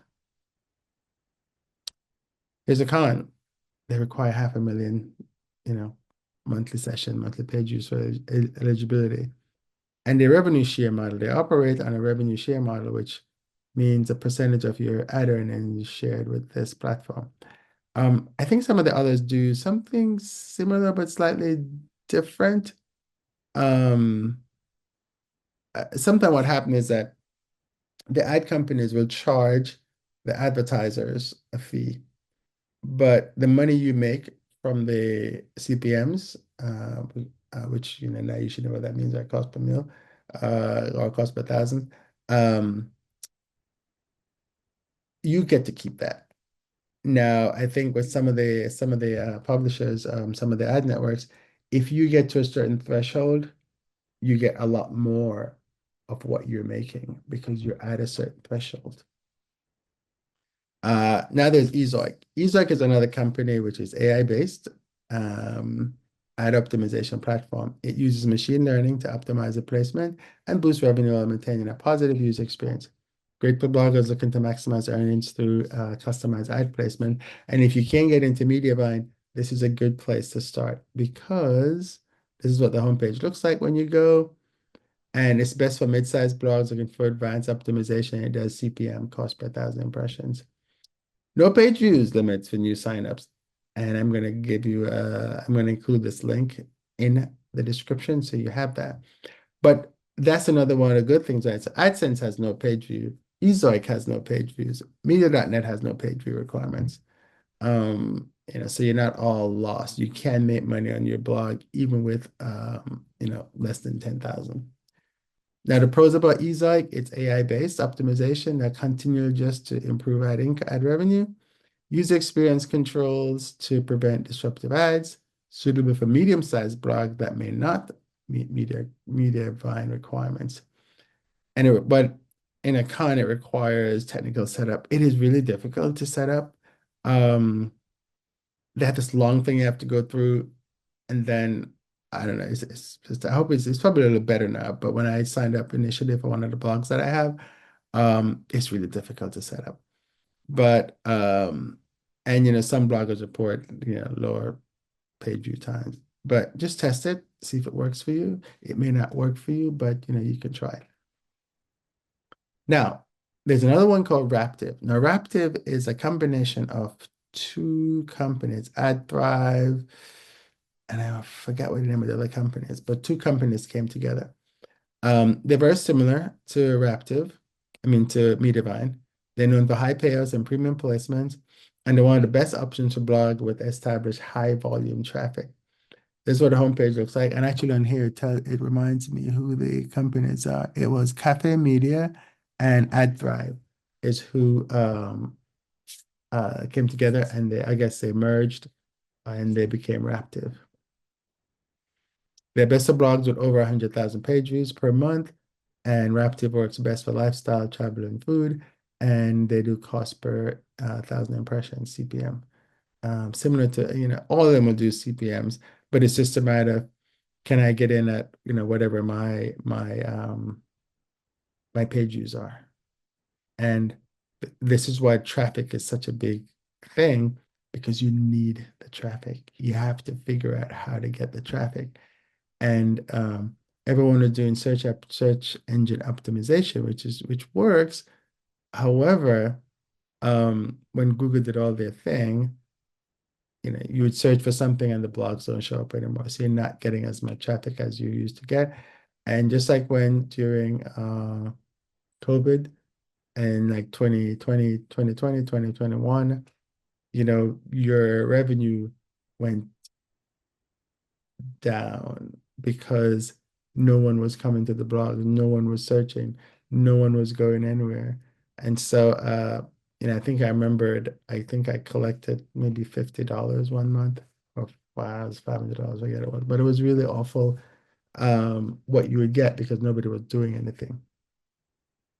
So these are the requirements for Raptive. Google Analytics installed with a minimum of 100,000 monthly page views. Majority of traffic from US, Canada, UK, Australia, or New Zealand, and unique original content that engages the audience and it's a great fit for your advertisers. So one of the things when you apply for these networks, so don't apply for a Raptive unless you have 100,000, because if you have anything less, not going to work. Pros: highest paid in the industry due to the premium advertisers, customize ad placement, optimize revenue while ensuring user experience, hands-on support and resource to maximize your earnings, very high traffic threshold, long application process. Long application process with strict guidelines. Okay, let's back up a little bit. Best practice for choosing the right ad network. You're gonna have to match your traffic, right? Start with lower barrier networks like Google AdSense or Media.net. If your traffic is under 50,000 per month, as your traffic grows, consider transitioning to Mediavine or Raptive. And remember that Mediavine would actually do 10,000. So that might not be, you can make sure you always check that. Evaluate the payout models. Depending on your audience engagement and traffic volume, choose a network that offers the best payout model for your needs, CPC, cost per click, or CPM, cost per 1,000. Ad quality versus quantity. Premium ad networks like Mediavine and Raptive emphasize user experience by offering fewer but higher quality ads that result in higher payouts without overwhelming your readers. One thing to remember is that people complain about like, I'm getting too much of this ads, and I go, well, the ad you get is based on what you do around the internet. Some of the advertisers will say no, they use it based on who you are, but I know that if I'm trying to fly somewhere and I'm searching for stuff for that place, every time I go to even my own website, I will see ads like that. So I know that's what typically happens, but I don't know. So how do you get started with it, right? I've talked your head off about how to make money with it, or how do I really get started? You got to sign up on ad network like Google AdSense. Like If you don't have Google, if you have no ad networks on your website, go sign up for Google AdSense. If you get nothing out of this video, go sign up for Google AdSense. Um, it will be pennies, but it's pennies you didn't have before. And it will take you a little while to collect it because you have to get to $100, or I think it's $50. It's $100. I think you have to get to $100 for you to get a check. But when you get that first check, it is so sweet. So do it. If you're in WordPress, Google will show you how to place the code. If you're not in WordPress, Google will still show you to place the code, but it's a little different because now you have to go mess with the backend. With WordPress, you can get some plugins and you can just put the information in the plugins, and the plugins added to the website, and you're done. Optimize for mobile because most of you people are on mobile. So make sure that your website is already optimized for mobile. So when they start showing the ad, it doesn't overwhelm what they see. I know on some websites, they're fine on desktop, but when you go to mobile, things get overlap and ads and things like that. Monitor the performance. Use Google Analytics or your ad network dashboard to track the clicks. These ad networks, they give you really, really good analytics so you can see what's working and what's not working. So it's always good to do that.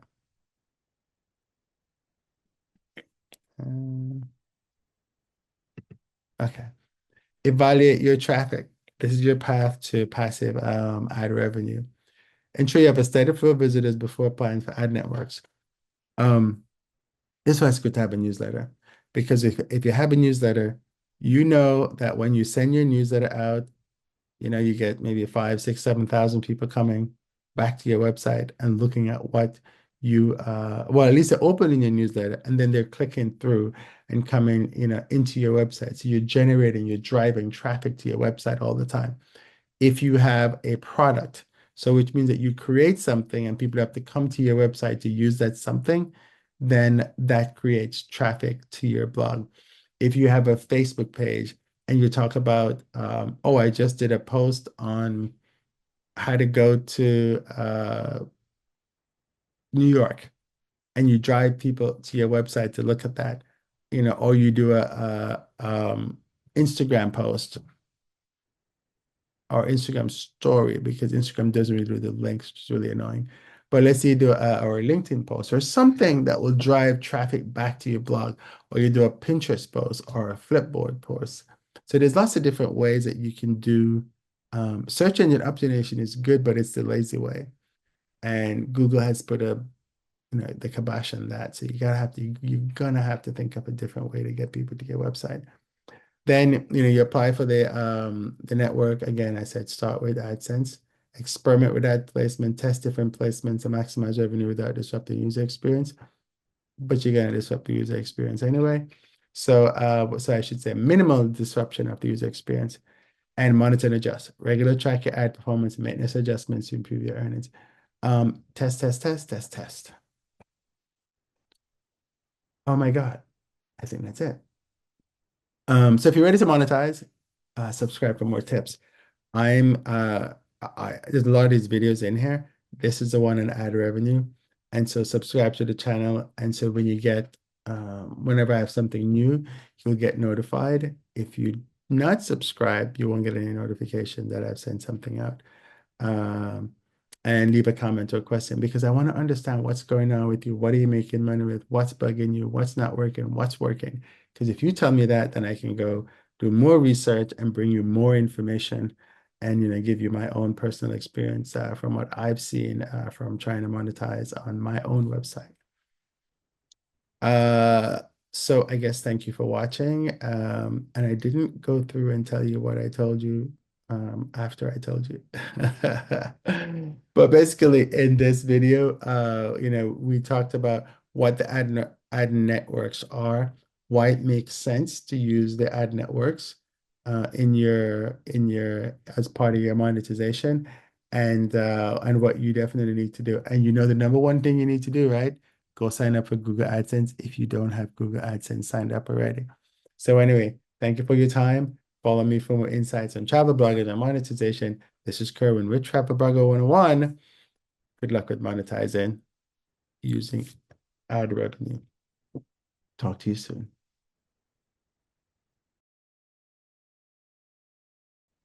Are you a travel content creator struggling to find ways to turn your passion into profit? What if I told you that the secret to unlocking bigger opportunities and growing your income lies in attending travel conferences and joining the right travel organizations? In this video, I'm going to be breaking down how networking at top industry events and partnering with travel organizations and others can open doors to paid collaborations, press trips, and brand deal. Stay tuned to learn how these hidden gems can evaluate your travel business and start bringing in real revenue. Are you ready? So I'm actually really excited about this episode because this is the episode that uh, I like probably the most because travel conferences is a really big way to get brand deals. And because it is nothing like face to face, right? And so I'm going to delve into that today. It might be a little long, but stay tuned. Let me share my screen. Here we have the presentation. So, why attending travel conferences and joining an organization can help monetize your travel content. We're going to unlock networking opportunities and boost your travel blogging revenue. So, what are we going to cover in this one? Why join travel and journalism organizations? Why attend travel conferences? Why even join a travel organization? And we're going to go through a list of travel organizations and we're going to go through travel conferences. So, one of the main reasons is access to exclusive opportunities. So, organizations like the British Guild of Travel Writers, SCTW, and NABJ, which is the National Association of Black Journalists, it offers members exclusive access to press trips, speaking engagements, and media opportunities that can help monetize your blog or social media. Now, when you join these organizations, and the British Guild of Travel Writers, British, and they all have different criteria to join them. And when you go to the member page and you check the join, it'll tell you exactly what the criteria is. Now, I don't think any of them are free. I think there's always has to be some type of, usually pay a one-time fee, and then you also pay a monthly or a yearly subscription. And then they tell you what the benefits are for these. Now, I haven't joined any of these organizations. I've been approached many times and I haven't gotten around to them. And it's kind of weird. I'm telling you that they're good to join, but I haven't joined one. But when you look at the benefits, you need to look at the organizations, look at the benefits that you're gonna get, and see if those benefits align with, whatever you want to do. And I'll go through some of the organizations and you can see what they have. But this is definitely a good way to monetize because the people that you meet in these organizations are, they're usually good people. Okay, so one other thing is professional development and mentorship. These organizations provide workshops, webinars, training sessions focused on key areas like content monetization, SEO strategies, and social media growth. Learning from established professionals helps you to optimize your earning potential. And I say I haven't joined one of these organizations, but now that I'm thinking about it, I did join one. It went belly up. It was a professional PTBA, Professional Travel Bloggers Association. And they were around for a few years, but the organization didn't survive. So that happens too, right? But it was a great organization, and actually, they did have a press trip when I went to Sri Lanka, and that's how I got to go to Sri Lanka. I'm getting old, the memory's just going, huh? So the other thing too is networking with industry leaders. Membership connects you with top-tier travel brands, PR professionals, tourism boards, and other content creators. Building strong relationship with these partners leads to sponsorships, brand collaborations, and media trip that boost income. So I was just telling you about the trip I did to Sri Lanka. Credibility and exposure. Being part of respected organizations add credibility to your brand. Organizations like SATW, NABJ often feature members in their publications or their platforms, helping increase your visibility and reach new audiences. And I guess another organization that as a member of is the Black Travel Alliance, and we'll talk about that as we go. You also have access to job and collaboration listings. Many organizations have exclusive job boards or collaboration platforms where members can find paid opportunities for freelance writing, content creation, speaking engagements, and partnerships with brand. Matter of fact, that is kind of one of the things that a lot of these organizations use to pull people in. So you need to equate, is it going to be worth what I'm paying in membership and things like that. Award recognition. A lot of these organizations, they do have awards, and it's like TBEX actually just created their own award recently. Another organization called Traverse, they also created their own awards, and these awards you get to they pay money, and it's also recognition among your peers, and they'll normally have an award ceremony, and you get to go and you say thank you and all that kind of good stuff. So it is actually pretty cool when they do that. In this is SATW. They have something called the Lowell Thomas Award, and this is one of the award. I think this is the name of the entire award thing, and then they have different categories in it. The other one is NATJA, NATJA, which is North American Travel Journalists Association. There's so many of these associations, and they have their own awards too. Now, some of these organizations, you don't have to pay. I should say you don't have to pay. You pay for the awards, but the fee that you pay for the award is different if you're a member than if you're not a member. And so you can still apply for the awards. I always forget when these awards come around. The only time I remember is when the awards are being presented. Or I see my fellow bloggers go, "Oh, I won this award." And I'm like, "Oh, congratulations." And then I go, "Oh, I forgot to apply for that one." So if you want to apply, put it on your calendar, because if you let me, you're gonna forget about it. So our industry is weird.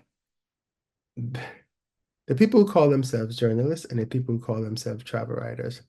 I think the ones who call themselves journalists are actually the ones who did like some kind of journalism degree or certification or something like that. And there is a distinction. The ones who who use the term journalist, they're not very happy when other people call themselves journalists and they're not quote unquote qualified.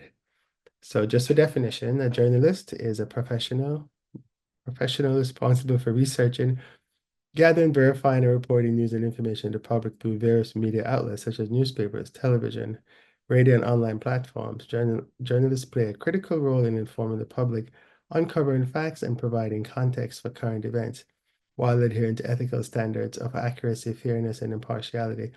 What you'll find is, I think in one of the previous episodes, I was talking about how one way to make money is to go on a press trip and then write about that press trip. And you can do a freelance writing for other publications. And so you'll see a lot of the bloggers will say, "Hey, I was on assignment," which means that they're working for a particular news outlet, and that outlet has assigned them to this particular assignment, and then they're getting paid to go do it. So the press trip isn't paid, but the outlet they're working for is paying them for it. And actually, what sometimes happens is that the company that's trying to look for promotion, they will come to these magazines and say, "Hey, here's a trip that we have. We're going to cover blah, blah, blah, blah, blah." And then the magazine goes, "Oh, I have Mr. Writer over here or Ms. Writer over here. And I know that this person covers this particular thing. And I'm going to give that writer this coverage, and they're going to go out and cover it for my newspaper or my magazine or something like that." I hope that helps with the definition. A travel writer is a professional who creates written content about destination cultures and experiences, often for magazines, website guidebooks, or their own blogs. Travel writers share firsthand experiences, tips, and insights to inspire and inform readers about various location activities, blending storytelling and practical advice. So you figure out which one you are. I don't call myself a travel journalist because that's not what I do. I'm a travel writer. But the distinction is interesting. You'll hear the terms and just be careful what you call yourself because some people may not like you calling yourself a journalist if you're not in their minds. So let's look at some of the organizations. There's SATW, Society of American Travel Writers, and they're a professional association for travel writers, photographers, editors, and PR professionals. It offers network opportunities, conferences, and workshops aimed at improving reporting and business strategies for travel professionals. Now, this organization actually, they have their meetings in different places. I think the next one, I think it might be in Istanbul. But you can always check the web and there when I was doing some research for this section, I found out that their awards is closed. So they already did them, and you applied, and people are waiting to see if they won or not. So what the benefits? You get access to media trips, educational programs, and awards, recognized and excellent in travel writing and photography. And you can go to their website, setwf.com, to check it out.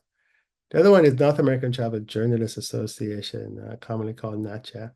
NATJA provides networking and collaboration opportunities for travel writers and content creators in the US, Canada, and Mexico. It hosts annual conferences and media trips to connect members with DMOs, travel brands, and tourism boards. And they offer media trips, professional development award for travel tourism. One of them was held in Galveston this year. And like I said, every year they're in different places. One of the beautiful thing about these is that because they have their conference in different places, they partner with the tourism boards. And so when you go to the conferences, you get to visit the places that the tourism board have put together for you. And so you're working with the tourism board. And so you're getting creds, quote unquote. You're meeting a lot of people. The tourism boards are figuring out, oh, okay, I like how this person works. And so you may get additional opportunities after that because you've made the contact. I have a ton of contacts I've made through TVX, which is the organization that I go to the most, and we're going to talk about that, the conference actually. And I have a lot of people that I still keep in touch with because I've been to the conferences that they have sponsored and have provided content for them to promote their properties. NABJ, National Association of Black Journalists. Now, this is a nonprofit organization providing training, advocacy, and networking for Black journalists across all media, including travel writers. NABJ also hosts annual conventions and career fairs, which offers fantastic opportunities for meeting editors, media professionals, and potential collaborators. They do scholarship programs, mentorships, job fair, and professional development sessions. One thing you'll find in travel blogging, if you don't already know, is that there is disparity, and the disparity is pretty major. Bloggers of color typically get paid less than their counterparts, and it is very weird. One of my friends didn't realize that until I mentioned it. Um, and you see you see it all the time. Like sometimes they'll ask us for more. Like I was in Singapore on a thing, and I think the person that had the assignment, they had to provide like one Instagram post. And when I was negotiating and didn't make the negotiation with the same brand, they wanted, I think I had to do blog posts and I had to do Instagram and I think I also had to do Facebook. And they weren't paying me. It was an unpaid thing.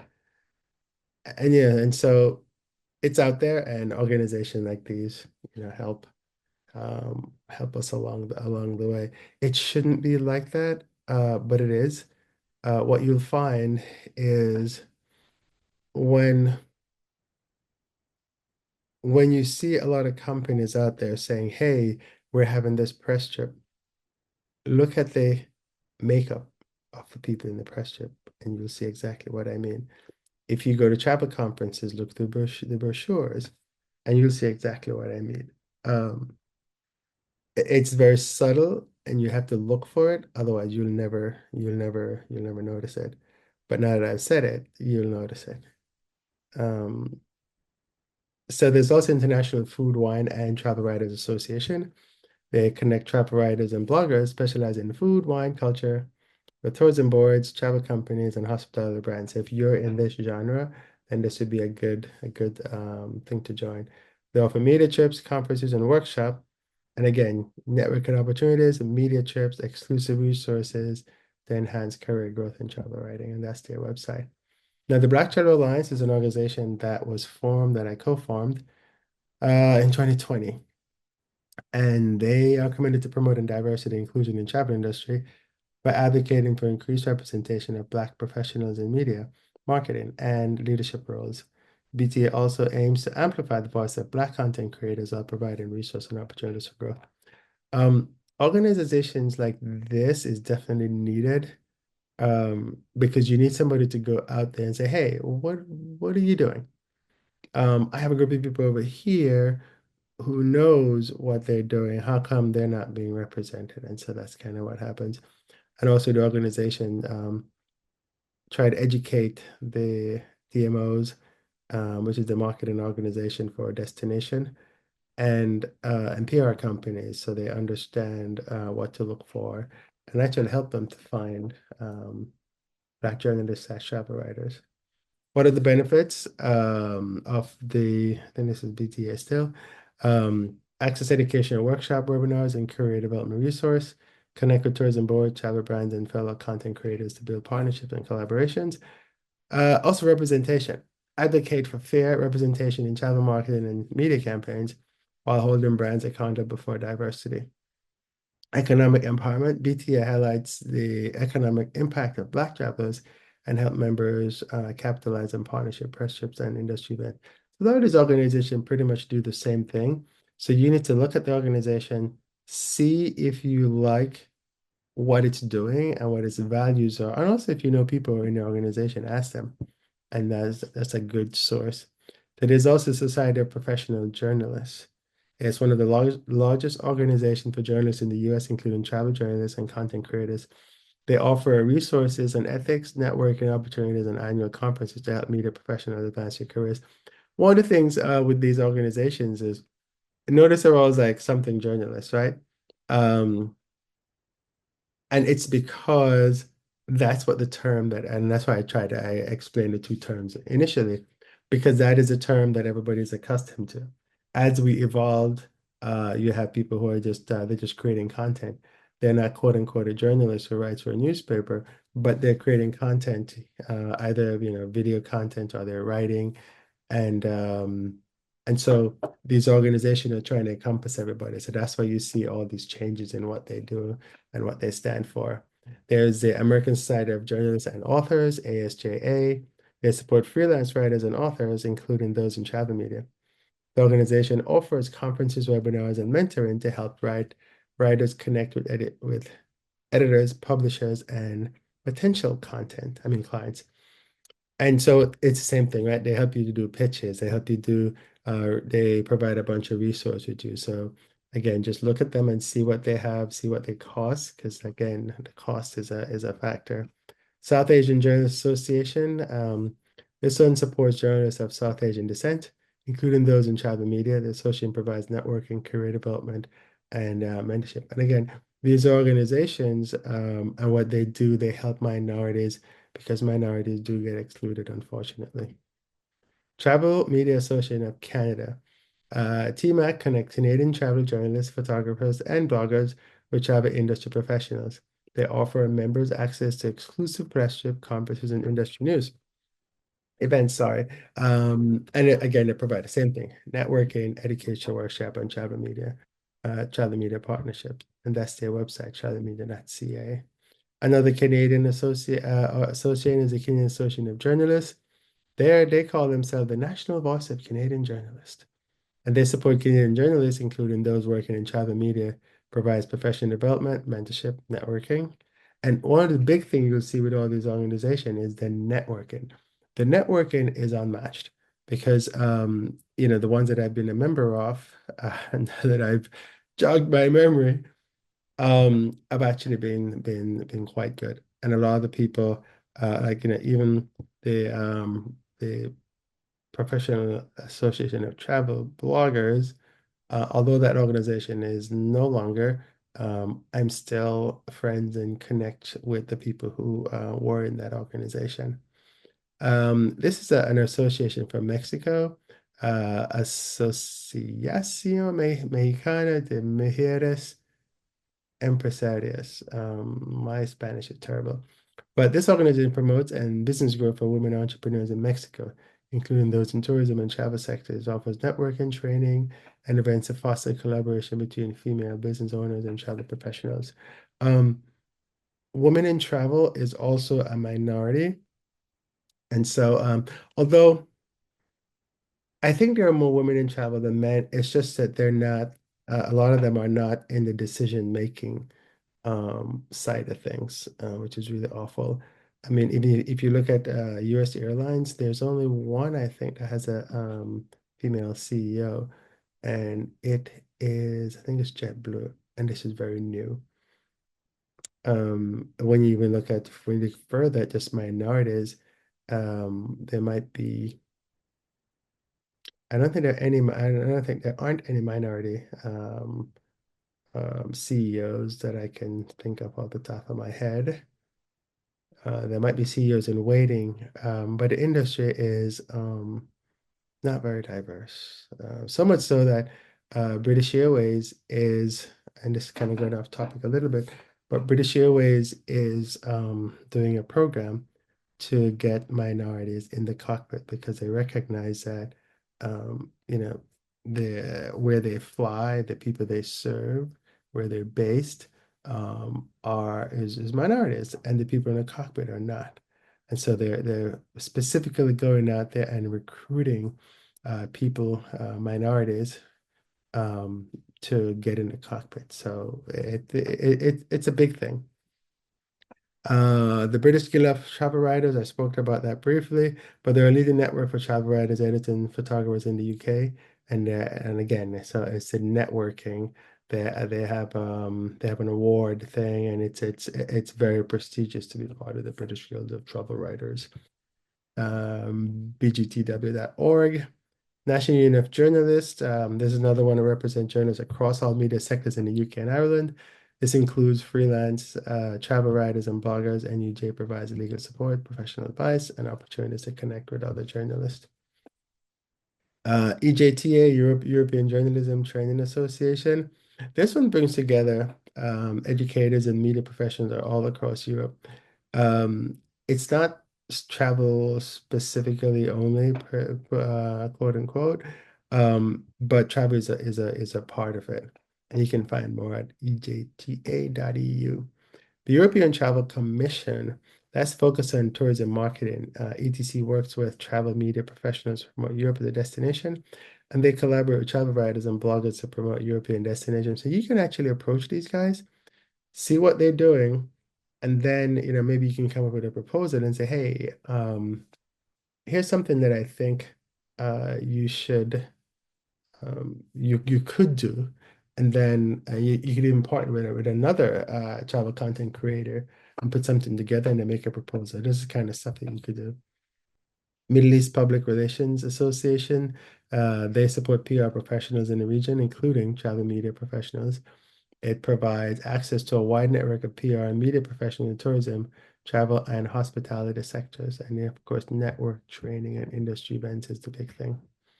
Australian Society of Travel Writers, they support professional travel writers, photographers, broadcasters in Australia.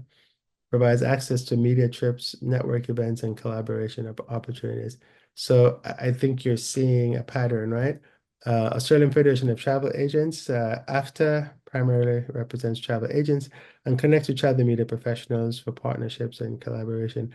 I think I talked about how you can become in another previous video, talked about one of the ways that you can make money is to become a travel agent.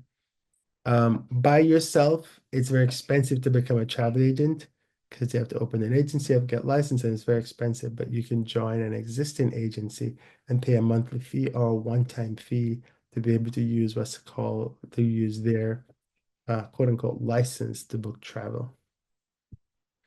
CTO, Caribbean Tourism Organization, they're a key organization promoting travel to the Caribbean, working closely with travel media, bloggers, and influencers to promote the region's tourism. So this is an organization you can approach.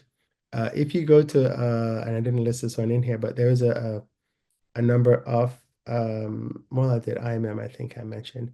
There's a number of organizations and conferences that are in New York. And when you go to these conferences, you will see the people from the CTO. They'll have an office there or a person there, and you can speak to that person, or you can just go to their website and talk to them about what they're doing.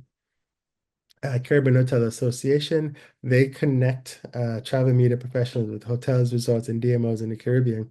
They offer opportunities for travel writers and bloggers to collaborate with tourism partners across the region. So you have no shortage of organizations that you can either join or investigate and see how you can work with them and and make some money for your blog. Now, why attend these travel conferences? We've gone through the travel organizations, and now let's talk about the conferences themselves. Build a strong network of industry contacts. Like I said, TBEX is a conference that I attend the most. I think I've been to like maybe 18 or 19 TBEXs since I went to the first one in Keystone, Colorado, I think it was. And it's amazing the number of contacts that you meet. You get direct access to key players. Travel conferences bring together DMOs, which is destination marketing organization. And so like visit Cancun, visit Britain, things like that. These are DMOs. Tour operators, hotel brands, airlines, and PR professionals are actively seeking partnerships with travel bloggers and influencers. It's good when you go because you can actually talk to them. You can have lunch with them, have a coffee with them, set up meetings with them. And so the networking is incredible. The personal connection does matter. Meeting somebody face to face is quite different than when you call them on the phone or when you email them or you DM them. Nowadays, everything is DMing. Nobody picks up the phone and use the phone as a phone anymore. But it increases the chance of getting invited on a press trip or getting assignment when somebody tends to know you a little more. And this is no different from anything. This is why a lot of people learn golf because a lot of things happen on the golf course. Collaborations beyond your blog. These relationships can extend to a collaboration in social media, YouTube channels, or even podcast interviews, further expanding your influence and reach. Number two, learn monetization strategies from experts. Now, workshops, they do them, some of these conferences have a lot of workshops. And so there's specialized sessions, they'll call them breakout sessions. So you'll have the keynote, and then you'll have the like 2 or 3 breakout sessions at the same time. And some conferences record them, some don't. And so you can watch them later. And so they have breakout sessions throughout the day, and you basically go through and pick the sessions that you want. And one thing to do is to team up with somebody else and see kind of buddy. And so you just share notes. So if there are 2 sessions at the same time, and you both are interested in them, just split them up, and then you exchange notes after. If you're allowed to record the audio or the video, whatever it is, you can do that, but make sure you ask permission if you can do that. Some conferences do not allow you to do that. Expert panels and case studies. You hear from successful travel bloggers and influencers who have scaled their business and diversified their income. They often share real life studies on how they've successfully monetized their platforms, and you can ask them questions. But that helps. SEO and traffic growth tips. SEO is such a big thing these days. It was always, but lots of people didn't know about it and didn't know how to do it. And with all the Google not so helpful content updates, it's even become, on the tip of everybody's tongue because that is one of the main ways how people generate traffic to their blog. And when they get traffic, they get advertising, and from the advertising, they make a living. Okay, search paid brand collaborations. A lot of these conferences will have a little speed dating session. So you have sometimes you have 8 minutes, sometimes you have 10 minutes, sometimes you have 15 minutes, depending on how many people are there. And you can sit one-on-one across from each other and chit chat with the brand. In these sessions, you want to kind of try to understand what the brand is looking for and see if you have something that you can offer these brands. This is a part of the session that really gets noisy and everybody's just everyone is talking, and it's really very good if you ever been to one of them. Opportunities of sponsored trips. Many tourism boards and tour operators attending conferences are actively seeking bloggers to showcase their destinations through sponsored trips or collaboration. And at the conferences, you can actually talk to the people. And one of the things too is that if you're a speaker, you get VIP access, and you actually get to access different people. And some of these people are the decision makers. And so being a speaker is actually a good thing at these conferences. You also get access to press trips. By attending, you can land invitation to exclusive press trips where you'll be paid to experience and write about the destination to our tour product. Like TBEX, for example, they have TBEX is not a paid conference, so typically you don't get paid for speaking, or you don't get paid for working with the brands. But they do trips that will give you, they'll cover everything you need for that trip. So that one of them I did in San Sebastian is one of the TBEX, the previous TBEX I went to in Europe. We went on a wine tour. So we went to a vineyard and we toured the vineyard. And so we got a chance to test the wine, and the vineyards are absolutely amazing. And we experienced the local cuisine, and then you end up writing about them. Some folks had got to go on press trips where you go for 2, 3 days after, and you stay in some local hotels or whatever the hotel situation is, and you get to experience different things that the region has to offer, and it's all compliments of the tourism board. They're not paid, but you're expected to write about them because that's a part of the agreement. And these are good if you're just starting out and you have zero content, or you've never been to these places, or you're trying to see, is it worthwhile working with this particular partner? They're good to do. 4, gain credibility and stand out in the industry. It's a good place to position yourself as a professional. Attending industry conference to demonstrate your commitment to the craft. And the more you go to these conferences, the more people know that you're serious. And they see you at all the conferences, and they know that you really want to do work with the brand. So that's actually quite good. Get featured as a speaker or a panelist. This is really key. I've been to about 18, I think it's 18 TBEXs, and I've spoken on at least 10 of them. And it is really good to do the speaking engagement. Matter of fact, every time I show up at a TBEX, everyone's like, are you going to speak? Are you going to speak at this one? And so it's, people, and I've spoken on different topics. So if you're good at something, this might be something you should consider. Let me take a sip of water. And then you'll be the expert in your particular niche, right? Like I spoke about AI in San Sebastian, and I've done a lot of studying, quote unquote, about AI. And so in the space, like it or not, I'm quote unquote known for AI because I'm always defending the I guess the technology. Some people think it's terrible, but I think whatever technology, you have to look at it in different ways. But this is not about AI, so I won't go into an AI spiel. There's award and recognition. Many conferences such as SATW or NACHA have award ceremonies recognizing excellence in travel writing and travel creation. I think we talked about that too. Access, exclusive resource and tools. When you go to these conferences, if the conference directors are doing their jobs, they will get really good people to be at these conferences. And these people are the cutting edge. You will hear about stuff that you go, wow, really? I didn't realize you could do that. Now, one of the things you should make sure when you go to conferences, you should always uh,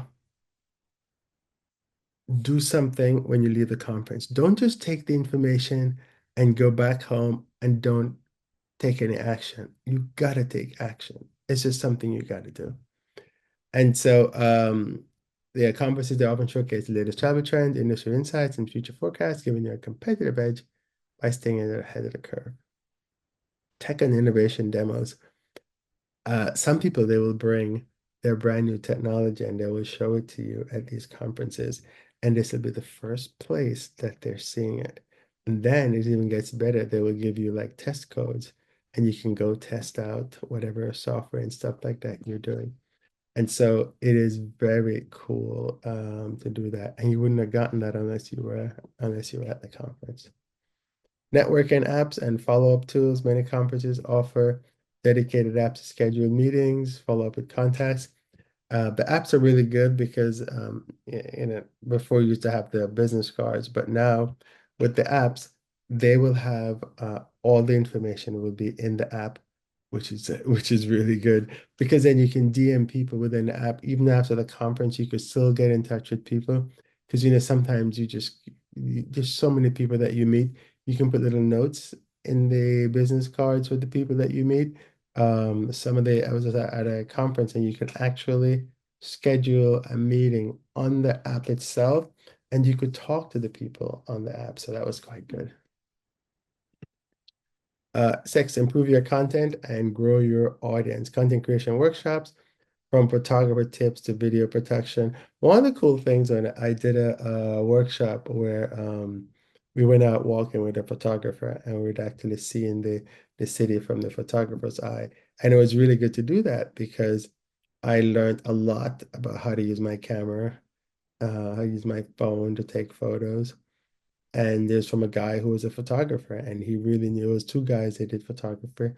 And so you kind of learn things like that. The workshops are good. Some conferences charge extras for the workshop, but for the most part, they don't.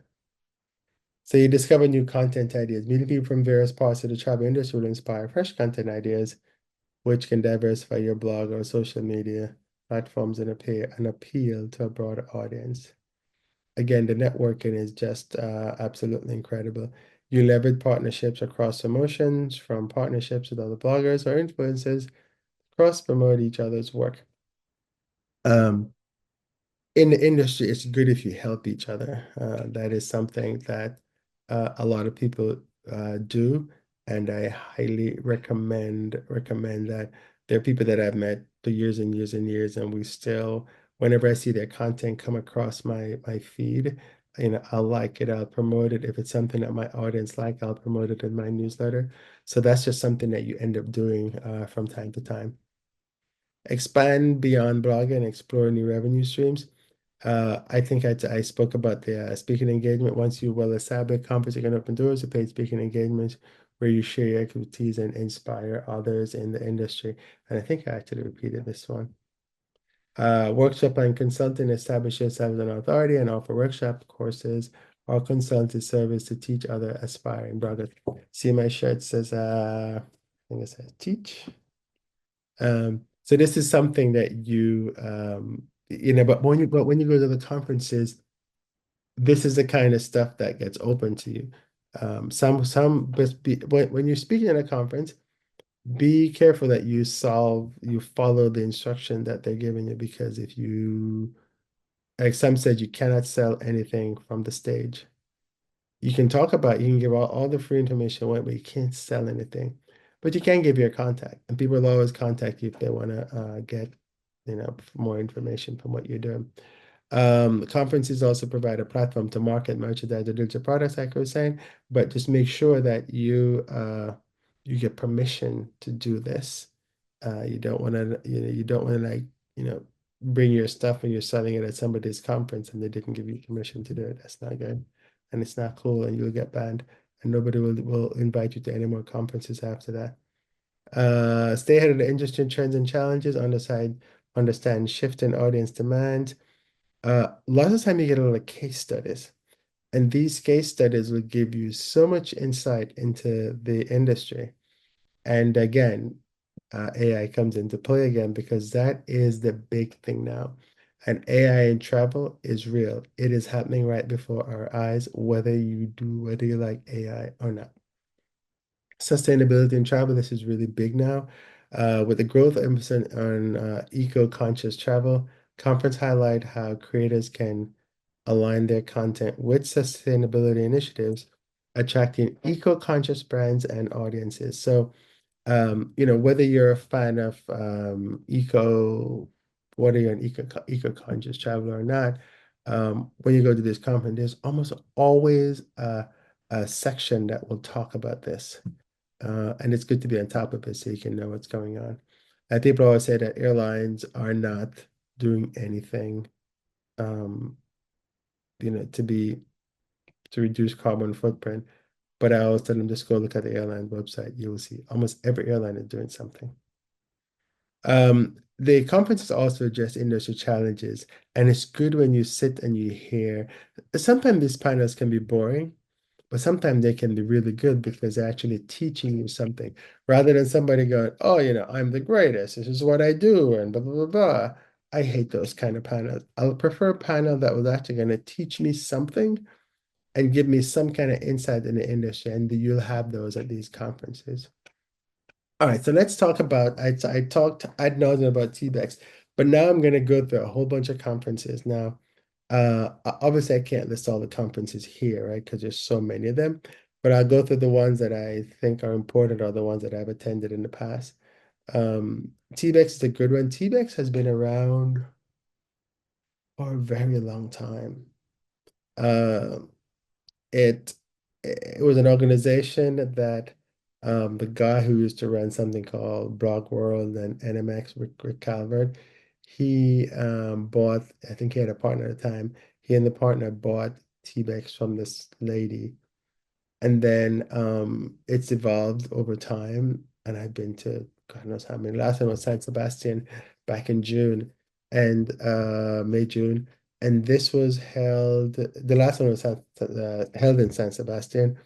But the next one, and I shouldn't say the last one I attended, because since then they've had one in Puerto Rico and they've had one in um where is this place now? Alaska.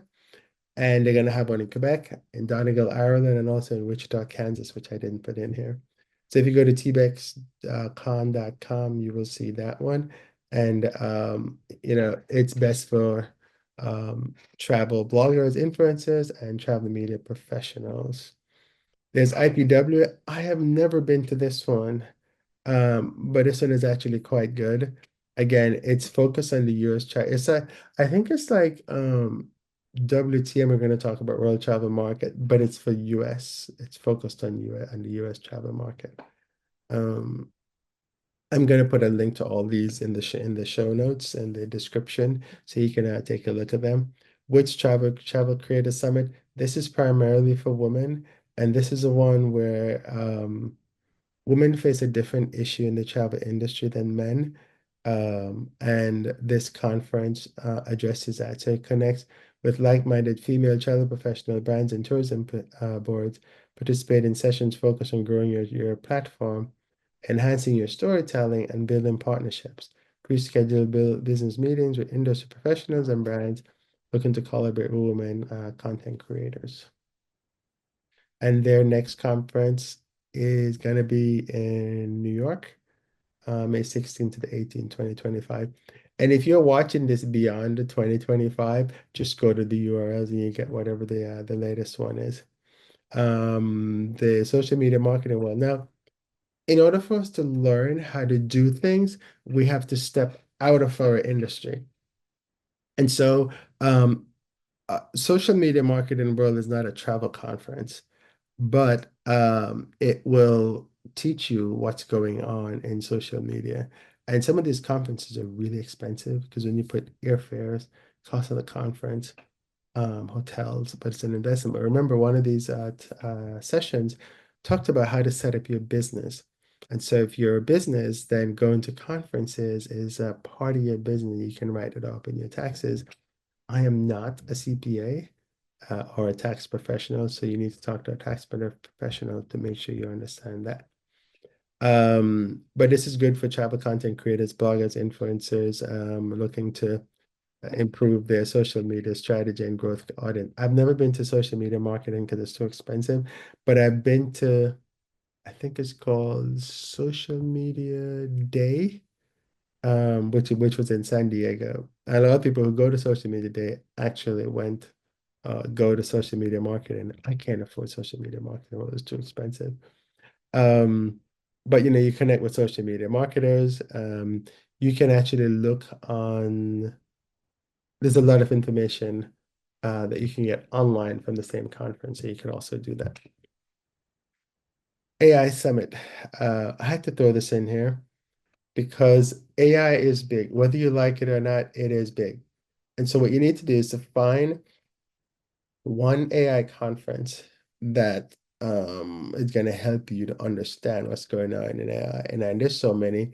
And this one is it's going to be held next June in London, 2025. And it's called AI Summit London. It's best for travel content creators and bloggers interested in integrating AI into their workflow, as well as those looking to stay updated on AI advancement in content creation, marketing, and business growth. Why should you attend? Because you'll be able to connect with AI experts, tech innovators, and industry professionals. Learn how to leverage AI for content creation, social media automation, and improving audience engagement. Gain insight into the latest AI tools and technology that can help you scale your travel business.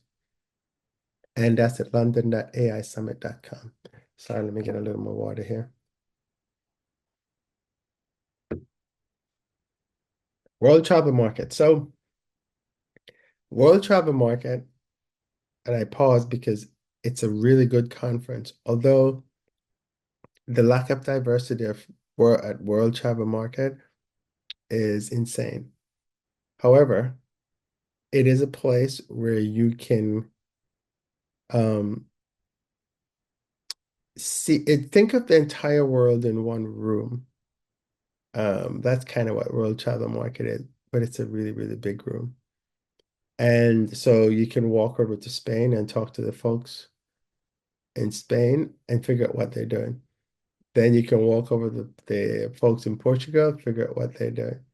You can go to Africa and then go over to, and I'm calling the continents because that's typically how it's set up. You can go to Africa and then you go see what Botswana is doing. You go see what South Africa is doing. You go see what Morocco is doing. Not every country is there, but you get the idea, right? You go to the Asia and you can see what Singapore is doing, what South Korea is doing. You go to Middle East, you can see, what Qatar is doing, what the United Emirates is doing. So that's kind of how it's set up. It is very good to have a whole technology section, and the technology section is really, really good because they are cutting edge. And you see people creating stuff, and you're like, oh wow, I always thought about that. I never knew how they did that. And so this is why it's worthwhile to go. Now they have a series of these. There is the Arabian version, which is held in Dubai. Same thing, but it's geared towards Middle Eastern travel. And so if you want to luxury travel in the Middle East, this is the one to go to. ITB Berlin, this is the largest um, tourism conference in the world. And it's held in Berlin, Germany, and it's usually in March, at the beginning of March. It is cold. It is very cold, so dress warm. But it's held in this place called the Messe Berlin. it's this huge conference center with like 25 different areas. And it is completely worthwhile going. And I go to ITB over WTM because ITB is much larger. And WT is trying, I mean, when it comes to diversity, I think ITB has given, I mean, ITB is trying when it comes to diversity. I think WTM has have given up. But that's just my personal observation. Um, for all these conferences, you can apply for media passes, and the media pass just they have they ask you some questions, just answer those questions truthfully, provide whatever documentation they ask you for. If you don't provide the right documentation, you will not get a badge. If you get denied, write them back and say, what do I need to do to get accepted? And they'll usually tell you. Um, ITB is, like I said, the conferences, they're expensive because usually ITB, if you get a media badge, and you should get a media badge, you do not pay for it. But you still have to pay for your flight, and you have to pay for your hotel. And in terms of meals, it's an eating fest. Um, because you get food from every country that's there. They always have some kind of food thing in the evenings, and there's parties and all that kind of good stuff. The good thing about ITB and WTM is that you get to see your friends. It's like a little reunion. And every time you go back, you see people you haven't seen in a while. Some of the organizations will have meetings or parties in the afternoon, and you can get to socialize, talk to brands, talk to your friends, and things like that. So if you don't do WTM London, I recommend ITB Berlin to at least do that. One of the things is we have to think about for these conferences is, so I'm US based. I go to WTM, which is in London, and all the PRs and all the brands are almost, although they do have like I always say that I met the person for Texas in London because they sent a contingent to London because they want people in Europe to come to Texas. And so they go and they're looking for bloggers from Europe to come tell people about Texas. They somehow don't think that bloggers in Texas can tell people about Texas, but that's a whole other story. So the point I'm making here is that when you talk to a PR in London, that PR is going to say, "Oh, I can't speak to you because I'm only in charge of my budget only covers London-based influencers or travel content creators. So I have to pass your information on to the US person." So they'll do that, but then you've already made like a connection with that person, and now they've transferred you to another person who doesn't know who you are, don't know what you look like, don't know what your likes and dislikes are, and so it's like starting all over again. It's just really difficult, which is why I think IPW is good if you're in the US, or IMM, which we're going to talk about in a little bit, rather than going to like, the ITBs and the World Travel Market. You should go to ITB. I do highly recommend it because it gives you a better feel of the entire industry. Because when you walk into this place, comfortable shoes is what you need, and make sure you get the media pass. Um, and because it's you're gonna need the comfortable shoes. It lasts about 3 days. You will need the 3 days if you want to go see everything. And if you have meetings set up and things like that, because you can set up meetings to speak to people when you go, which is the whole idea. Or you can just go and talk to them because they're all right there. Um, so I can't talk more good or more good. That doesn't make any sense, but you know what I mean. About ITB, definitely. ITB should be on your list. IMM. IMM is in New York. IMM is a little weird. They have limited slots, and so when you apply, if you're not who they're looking for, chances are you're not going to get in. I got in 1 year, and um, I haven't gotten in again since. But then I gave up on applying because the lady was very mean to me, and so I didn't bother apply. But I think now is the time, what are we, November? This is being done in October.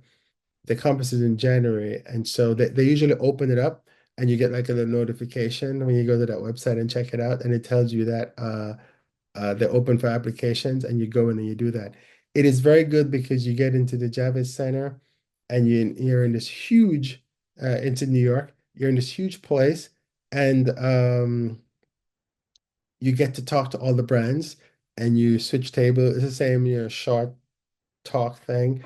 And you sit there and you talk to the brands and you can set appointments up before you get there. Actually, you have to. And it's worthwhile going. I've had friends who've gone and gotten assignments out of it. So it's worthwhile going. And of course, they have little parties outside outside of it. If you get invited, you can go and things like that. So it's good. Now, IMM have a ton of these things. The same exact thing, just in different places. There's one in Asia, and this is actually occurring as I'm doing this. Actually, there should be 2024, and that's in Singapore. There's IMM Australia, which is February 13th to the 14th, next year. And obviously, IMM Australia is not in New York.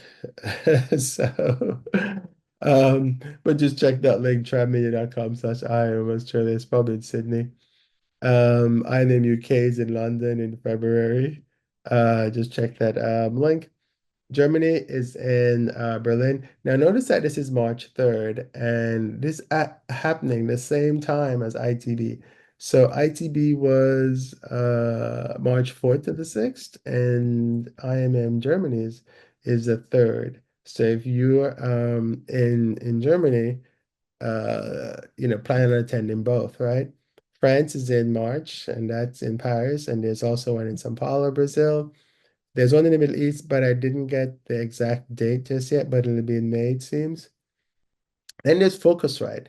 Focusrite is the company that they're like they're like Skift. They look at the industry as a whole, and but they do it from a tech standpoint. And their conference is in November in Phoenix, and that's another expensive one too.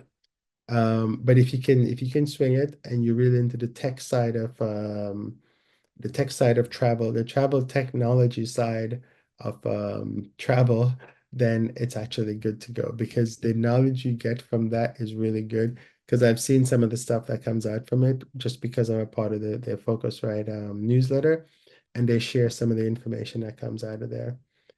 Travel Summit, this one it was held in Canada this year, and I think they're gonna have another one again. Um, it's just another travel conference, like a lot of these different travel conferences that are around, and there's a ton of them. There's TravelCon, which is very similar to Travel Summit, which is very similar to TBEX. And that one is going to be in Tucson, Arizona, next March. Again, travel bloggers, the whole it's saying they all use typically the same format. So find one you like. I like TBEX, so I go to TBEX all the time. I will, if you had to go to two and only two, I would do ITB Berlin and any of the TBEX. You cannot go wrong with the TBEX conference.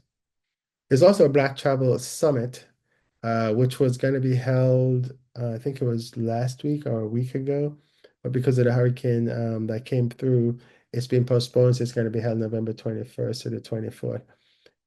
Same thing as the other one, but it has a Black tinge because it's been held by Black travel professionals. And the brands that come to it are the brands that want to work with Black travel professionals. And they provide the same thing, the same formula everybody uses, where you have the conferences, then you have the networking side of things, you have lunches, you have parties, and the parties are good to go to, just don't get drunk. And then you have sessions after where the brand will take you out and show you their quote unquote city, and then you write about it or you put it on social media or something like that. So it's a classic formula. Now, as an aviation geek, I have to tell you about all the aviation shows, right? So what I've pretty much done is I've decided over the years and that aviation shows give me more reach because that's who my audience is. And that's the kind of thing that you need to figure out as you go along. What is it that your audience like and how can you provide this? For me, it's air shows and the content that air shows provide. When I go to an air show, I can go inside the planes and I can take videos and photos. It's not as glamorous as it sounds because we oftentimes, I remember I waited, I don't know, like an hour just to get on a plane so I could take the photos that I need. You still have to pay to get to the air show and the expense you don't you get a media pass, but there is expense. I want to go to the Bahrain air show, so I have to fly to Bahrain. It's not cheap to get to Bahrain.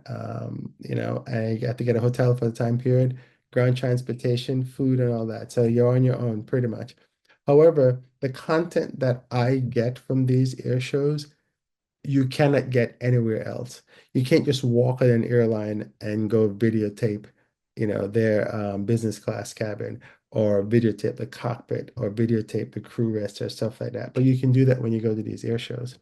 And so that's why the if your travel content is um airplanes and you're talking about business class or things like that, this is really good to go because you can't always get in all these airlines, right? And it's not just business class. You get to experience like when I go to the Bahrain Airshow, there's Air Asia, there's airlines from Saudi, which you'd never have access to normally. You also get access to military airplanes if you're into military. And there's of course the exhibition side of the show.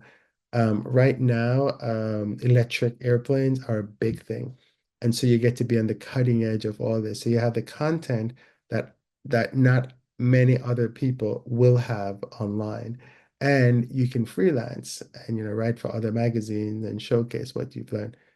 As I tape this tomorrow, there's a show in Los Angeles, Las Vegas, and that's NBAA, National Business Aviation Association, private jets, pretty much. And you get access to everything that's going on in the private jet space. Plus, you also get access to the private jets, which you would normally not get access to. And whenever these manufacturers are bringing out new jets, like Hyundai is coming out with something called the Echelon, you get a chance to see how it's building. And as you go different years, you see how it's all set up. Last year they had the people who filmed the Tom Cruise movie. Um, it's a Highway to the Danger Zone. That's a song, but that's not the movie. Um, but the people who filmed that, they were there and you get to go in the airplane that they used to film that. As an aviation geek, this is just mind-boggling, right? You're probably like, well, that's boring. But if you're an aviation geek, this is something that's really good. But if you're into air shows, these are some of the air shows. So these four air shows are the top air shows in the world. There is the Dubai Air Show, the Bahrain Air Show. They're every other year. And the Farnborough Air Show and the Paris Air Show, they're also every other year. So every year you'll have at least two. So this year I've already had Farnborough and we're gonna have Bahrain. And then next year will be the Dubai Air Show and the Paris Air Show. The Dubai Air Show is normally in February, I think it is, and then the Paris Air Show is in June. I didn't get the exact dates for the Dubai Air Show, but it's normally earlier in the year. Now on the other end, there is the NBAA, which I was talking about, which is the Business Aviation Show, which is going to happening in Las Vegas as I speak. And then there's a big one is the Aircraft Interiors Expo. Now this one, I've never gone to this one, but I really, really want to go to this one. This one, it's the one where everything is about the interior. So all the lay flat seats and everything that they they do for the airplane interior is here. And then Aviation Forum, and they're one of the industry people like Focusrite. And again, Skift is super expensive. I've not been to this one just because of the expense, but it does give industry insights, and a lot of industry people go to that one. So let's recap. Talk about why it's good to join travel and journalism organizations, and why you should attend travel conferences, why you should join a travel organization.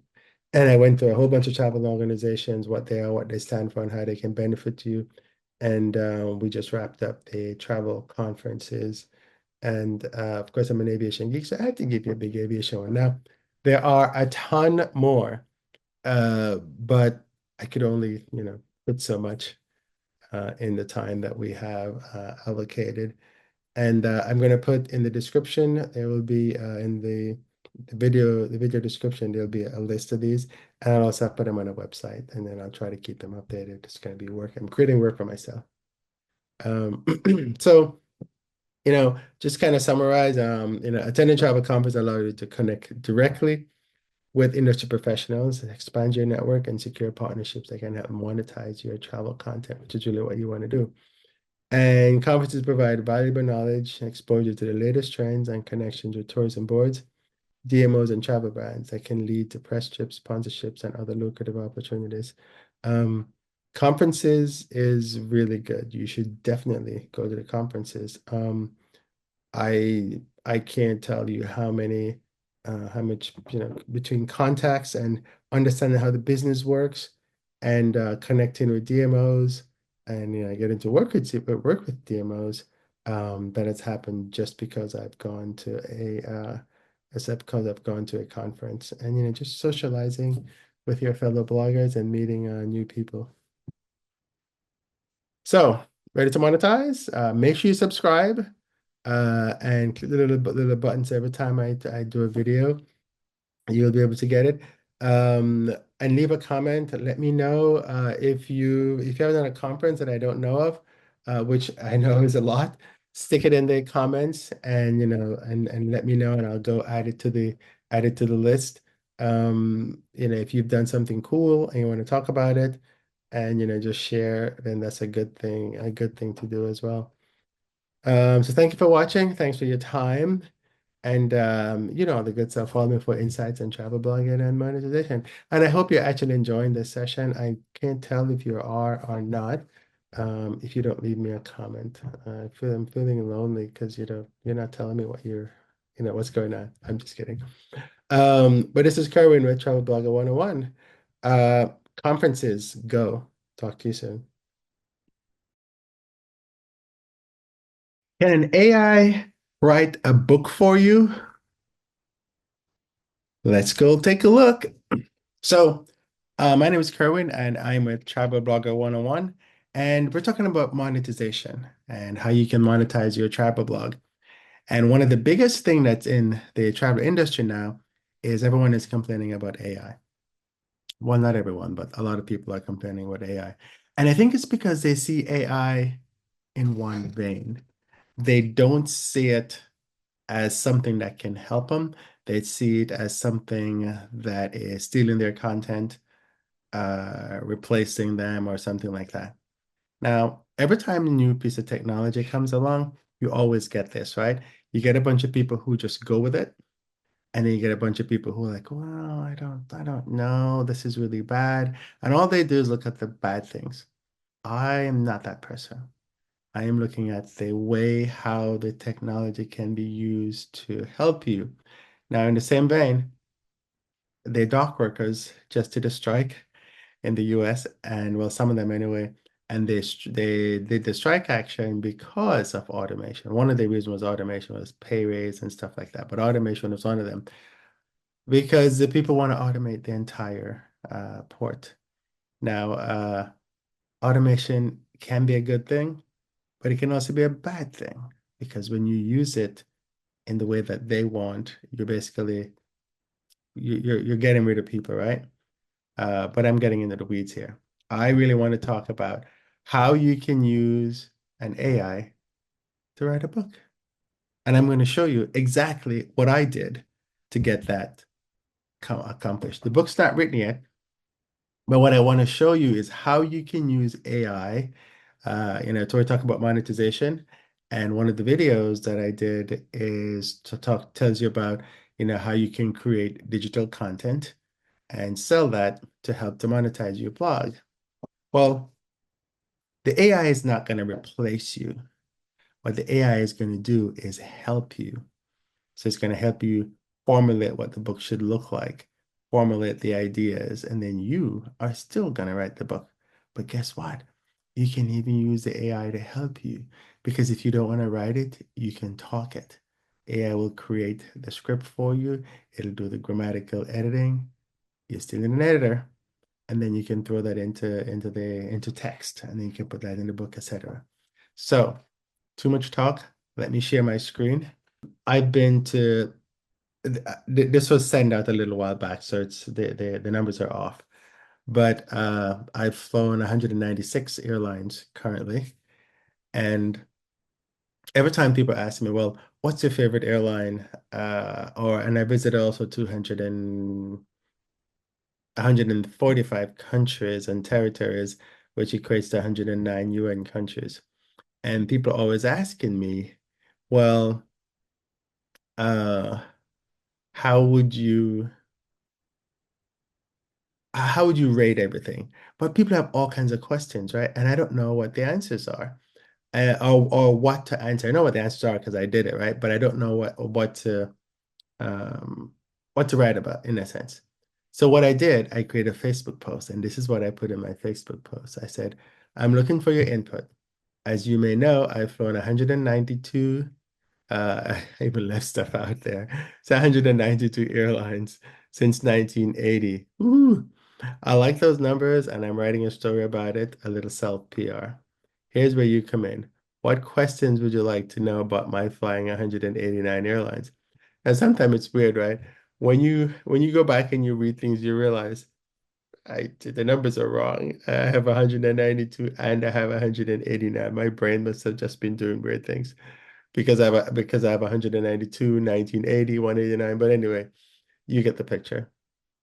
So then I said I have some idea of what I want to do, but I'm thinking it would be more interesting if I try to answer your questions in the story. Please add your questions in the comment section. And so, and then I said I'll answer those in the story, and I'll post a link here when I'm done. I haven't done it yet. And then I have a list of the airlines, and they're all right there. And actually, I just looked at the page, and the page needs to be updated. I'm so behind. So here's a Facebook post, and can you please analyze? Oh, sorry, I'm jumping ahead. So I got a whole bunch of answers, and let me go back a sec. Sorry, I jumped ahead a little bit. I ended up getting. I can actually stop sharing so you can see me better. So I ended up getting a whole bunch of answers from my friends, or questions from my friends. And they're, asking some really, really good questions. Now, one of the good things about ChatGPT is that it's very good at analysis.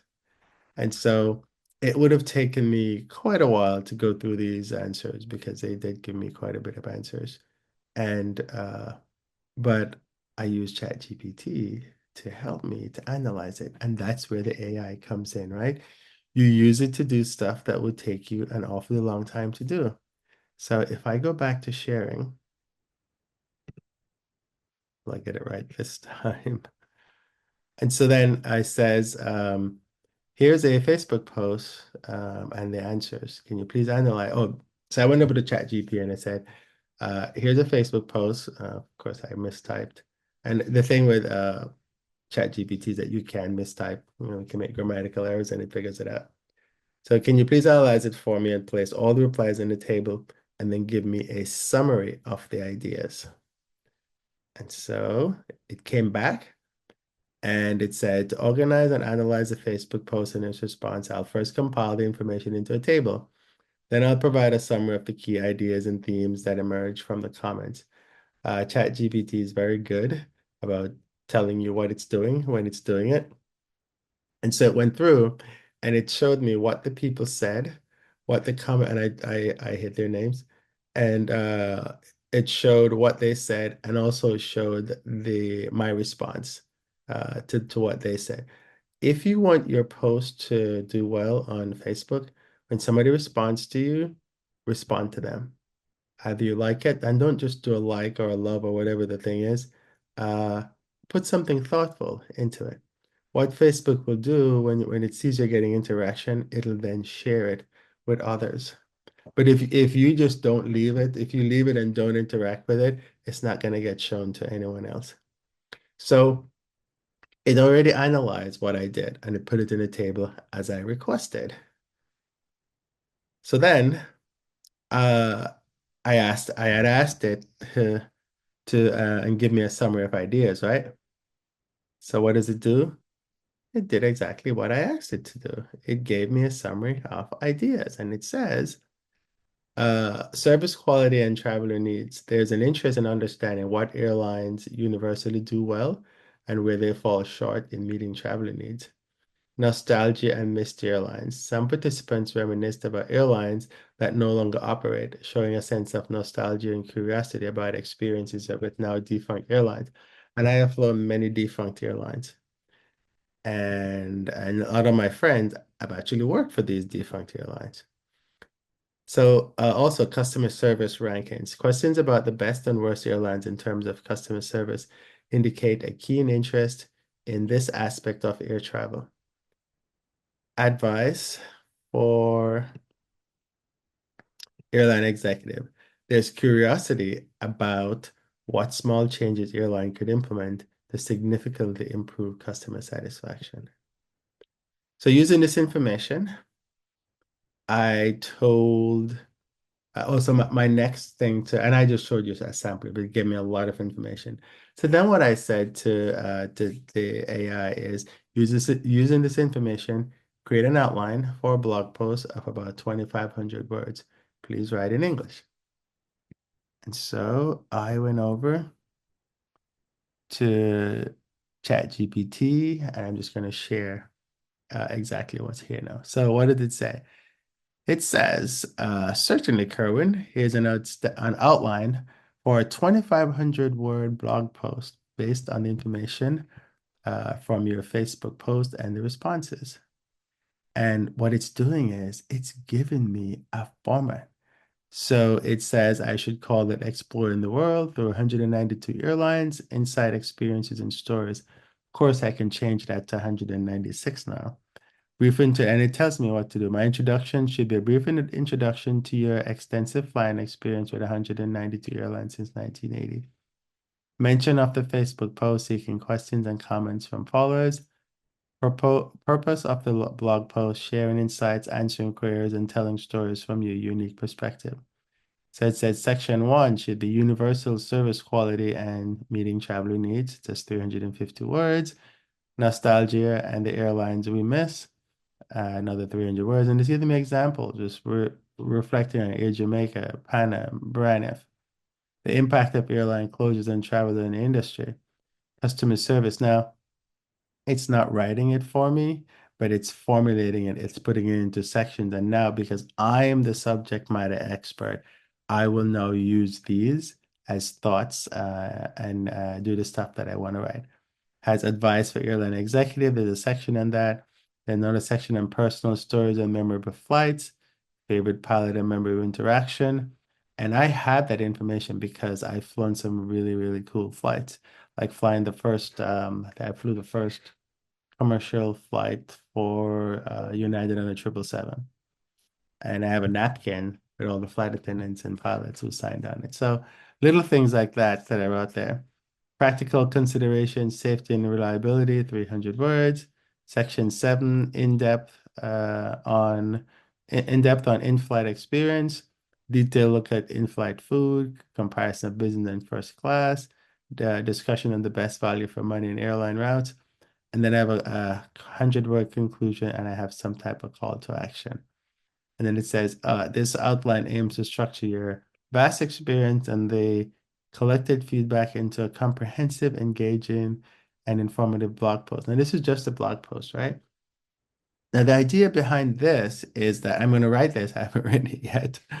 But what it does, it gave me a structure. And now I can use the structure to write the blog post. It didn't write it for me. Now, I could say, hey, can you write it for me? And it would. And then I still have to edit it because it's going to write it how it thinks it. Now, the reason why, now, when it writes the thing, it'll actually sound like me because over time, I've put some information in here about who I am, my background, how I write, and it has samples of how I write.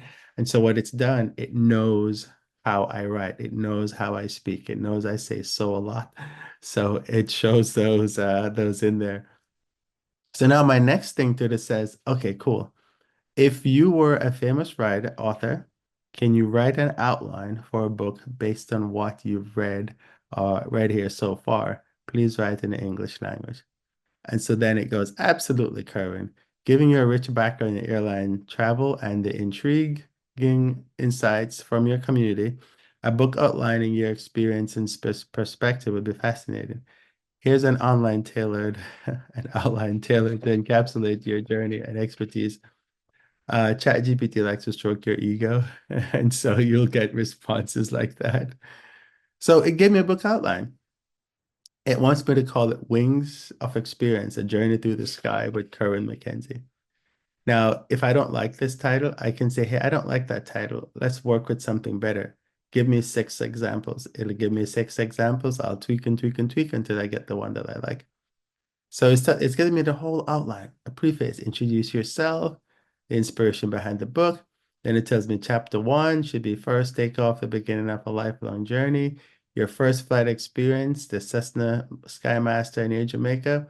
How does it know that I flew the Cessna Skymaster? Because in my bio, I have that information in my bio.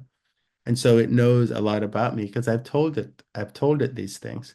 So it's using it to help me to write what I need to write. The evolution of air travel, a historical perspective of airline travel from the 1980s to present. Now, the cool thing about this is it has given me ideas, things that I didn't really think about. And so now I have all these cool ideas. The language of customer service. I'm really big on customer service, so this would be a very big chapter for me. Nostalgic skies, the airlines we loved and lost. This is reminiscing about the airlines that were here and no longer here. Conversations at 30,000 feet, pilot, crew, passengers, interesting and inspiring stories involving pilots, crew, and fellow passengers. The human element of air travel, the business of flying, when things don't go as planned, what to do, the luxury of flight, and it just goes on. And then there's chapter, uh, where did I go? There's an epilogue, there's an appendix, there's acknowledgement. So it's giving me a complete outline for the book. And if I hate it, I can go, you know what? I don't like it, redo it. And it'll redo it for me.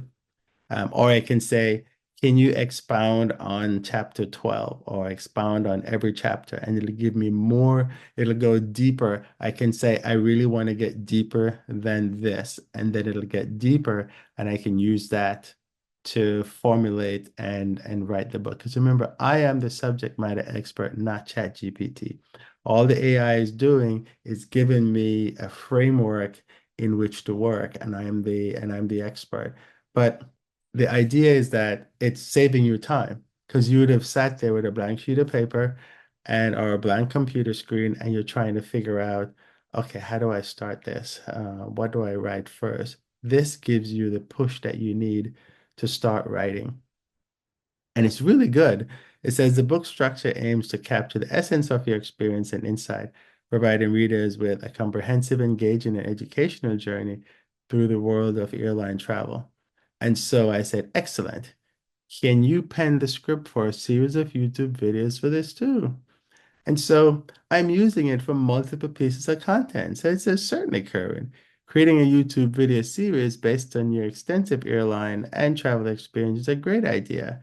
Here's a script for the airline for a series that would captivate your audience. Now, something I've just learned recently since I did this, because I did this probably a year ago, and I haven't written it yet. There is software now where I could create an animation I could create a bunch of image and I could create an animation that tells the story. So it's not just writing it, it's not just creating YouTube script. Uh, it's going to create it for me. So when I get this script, I can take this script, put it in the AI. The AI will create the images based on the script. It'll then take those images and animate them. Then I can put those animated images into like a program like CapCut, which is a video editor. And then I add some voiceover to it, and I have a video. So there's so much that you can do with the AI. So don't discount how well the AI can work. So it's given me a script. Introduction, greetings, and a brief overview of your background in airline travel. Explain the aim of the series, sharing insights, stories, and trips from your travels with 192, or well, 196. Tells you how to do a teaser. Then there's video 2, the journey begins, and there's a script for that. I can take the script and I can, as I said, I can put it in like a program like it's called Luminar. Luminar.ai is just one of them, and it can create all the images for me, and it's just amazing. Airline evolution, 1980 to now. So typically what it's doing is it's taking the book and now it's putting it in a video series. Now I could have simply said, create me some carousels for the book. And then I could put the carousels in Instagram. I could say I need some Facebook posts for the book, and it would do just that. And then it tells me that each video should be 10 to 15 minutes long, making them engaging and informative without being overwhelming. Be sure to include a mix of personal storytelling, visual elements, photos and memorabilia, infographics, and interactive segments. And I have a bunch of stuff so I can use. So then I said, thanks. Please help me to script a YouTube short and an IG reel that encapsulate the fact that I've flown 192 airlines so far and counting. Please write in English. Absolutely, Kerwin. Crafting concise yet engaging scripts for YouTube Shorts and Instagram Reel is key to capturing your audience attention. Here are the scripts tailored to highlight your achievement of flying 192 airlines. It is bonkers, all this stuff it's giving me. So it's telling me now what I have to do is now figure out time to take care of this. So there's 192 airlines and counting. My Sky High journey, that's the first script that it's doing for the first video. And it's a YouTube short, so it's only 60 seconds. Although YouTube is actually going to change that. The short is going to be 3 minutes in probably this month, I think, October 2024. They're going to change the length of YouTube shorts. It's going to be 3 minutes, whether it's vertical or horizontal. And so if you post anything 3 minutes or less, it's going to be automatically a short. It won't be a regular long form video, which means that when you, in terms of monetization, you're actually going to get less money because the shorts are monetized cheaper than the long form videos. So what they really want you to do is to do more long form videos. So the longer the videos, the better it is for monetization in YouTube, and also the better it is for your audience. You're giving your audience a better experience. And so this is going through, and it's given me how I can go ahead and create um, a short. Then it's telling me how I can do a reel.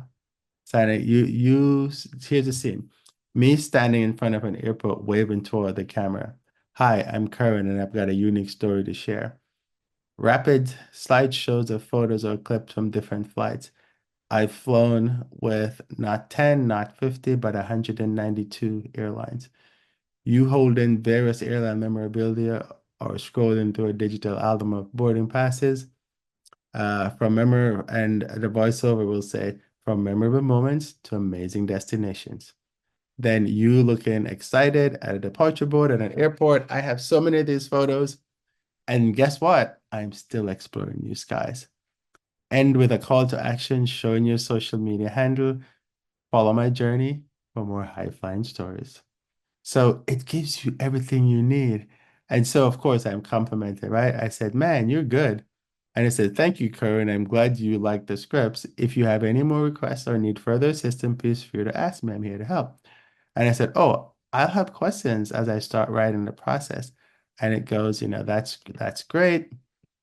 Whenever you're ready to dive into the writing process and need assistance, questions answered or just a bit of guidance, don't hesitate to reach out. I'm here to help you, and happy writing, blah, blah, blah, blah. So I'm just going to stop sharing for a sec. If I could figure out how to do that. Okay. So I hope you recognize that you can use AI to write a book. And I showed you actually a lot more than just writing the book. We started with the concept of what we need to write the book, right? And I surveyed. And that's the thing, you need to, survey your audience if your audience is going to be the source of the input. If your knowledge is the source of the input, then you need to tell ChatGPT that knowledge and then tell it what you're trying to do, and then it will help you. So in my case, I did a survey of my readers. I got the concept that I needed. I told it to summarize them, and then take that summary, create an outline for a blog post, take that outline for a blog post, create a book outline on that. And then what I will do, I will go and have it expound on each section in that book. And as I write, and what I can do, I can always update it. So I can say, okay, here's what I've written so far.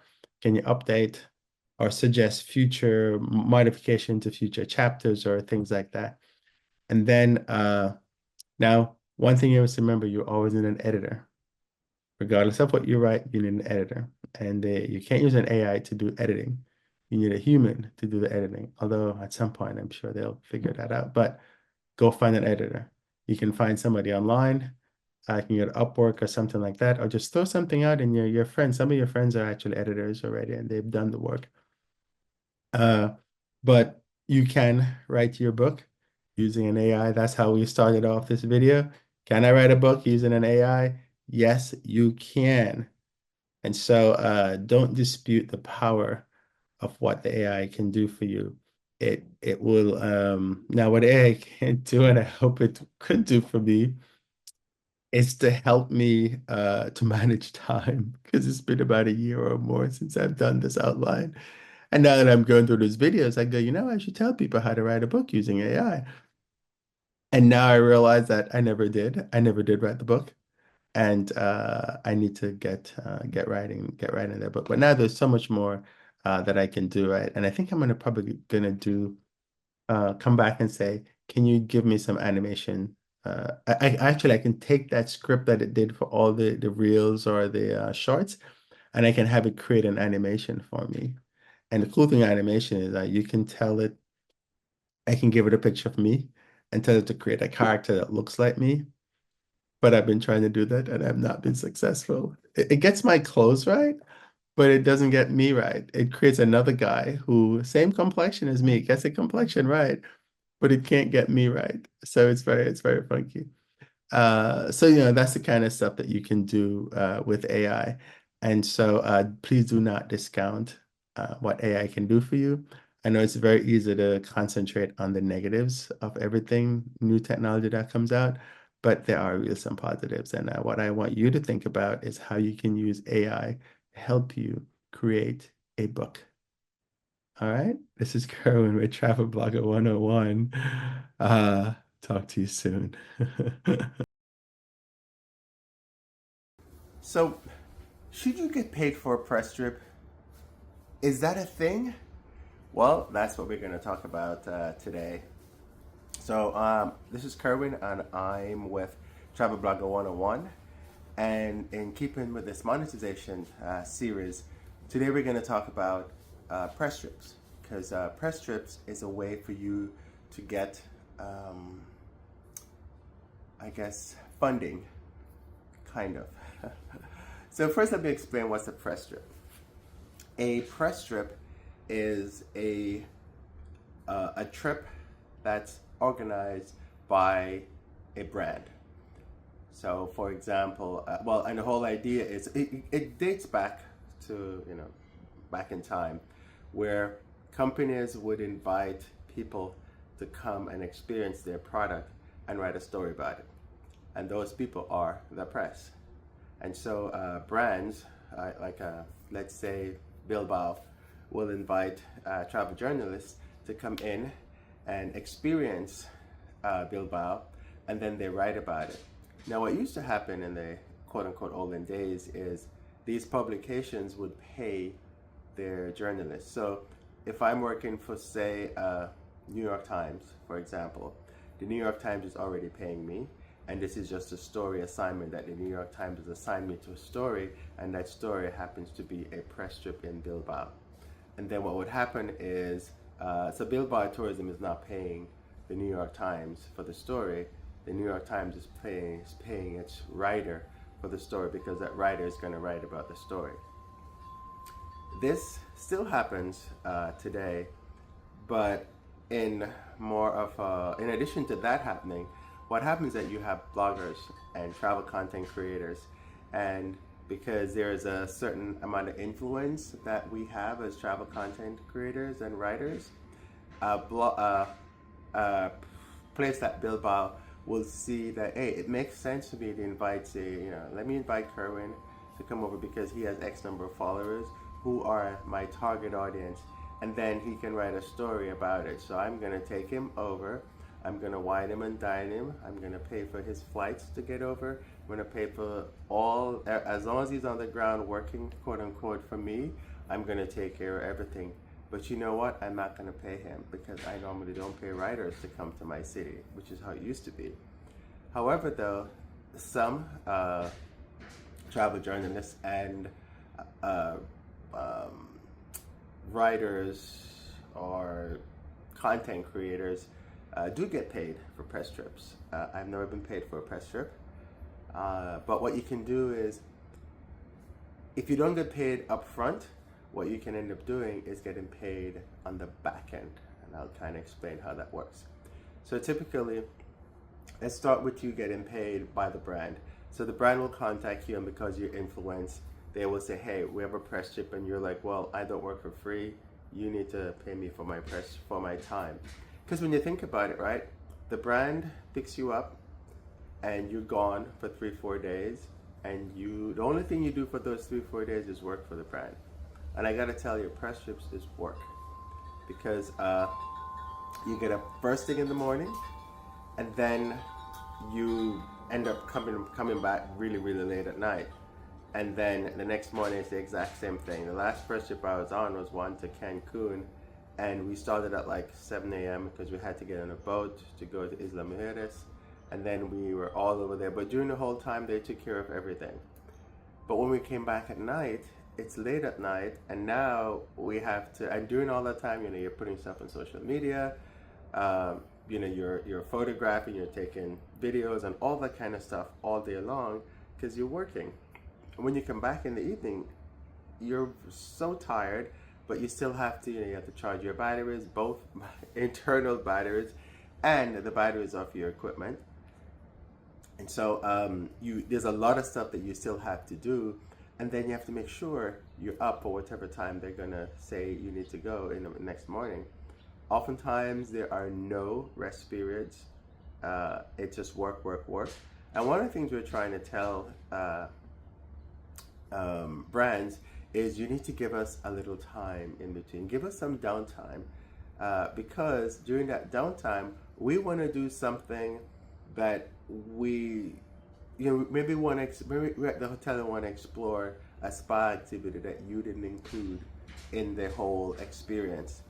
There might be something else. Maybe I want to go into the city, because sometimes you go into these towns and you never experience anything that you want to experience in the town itself.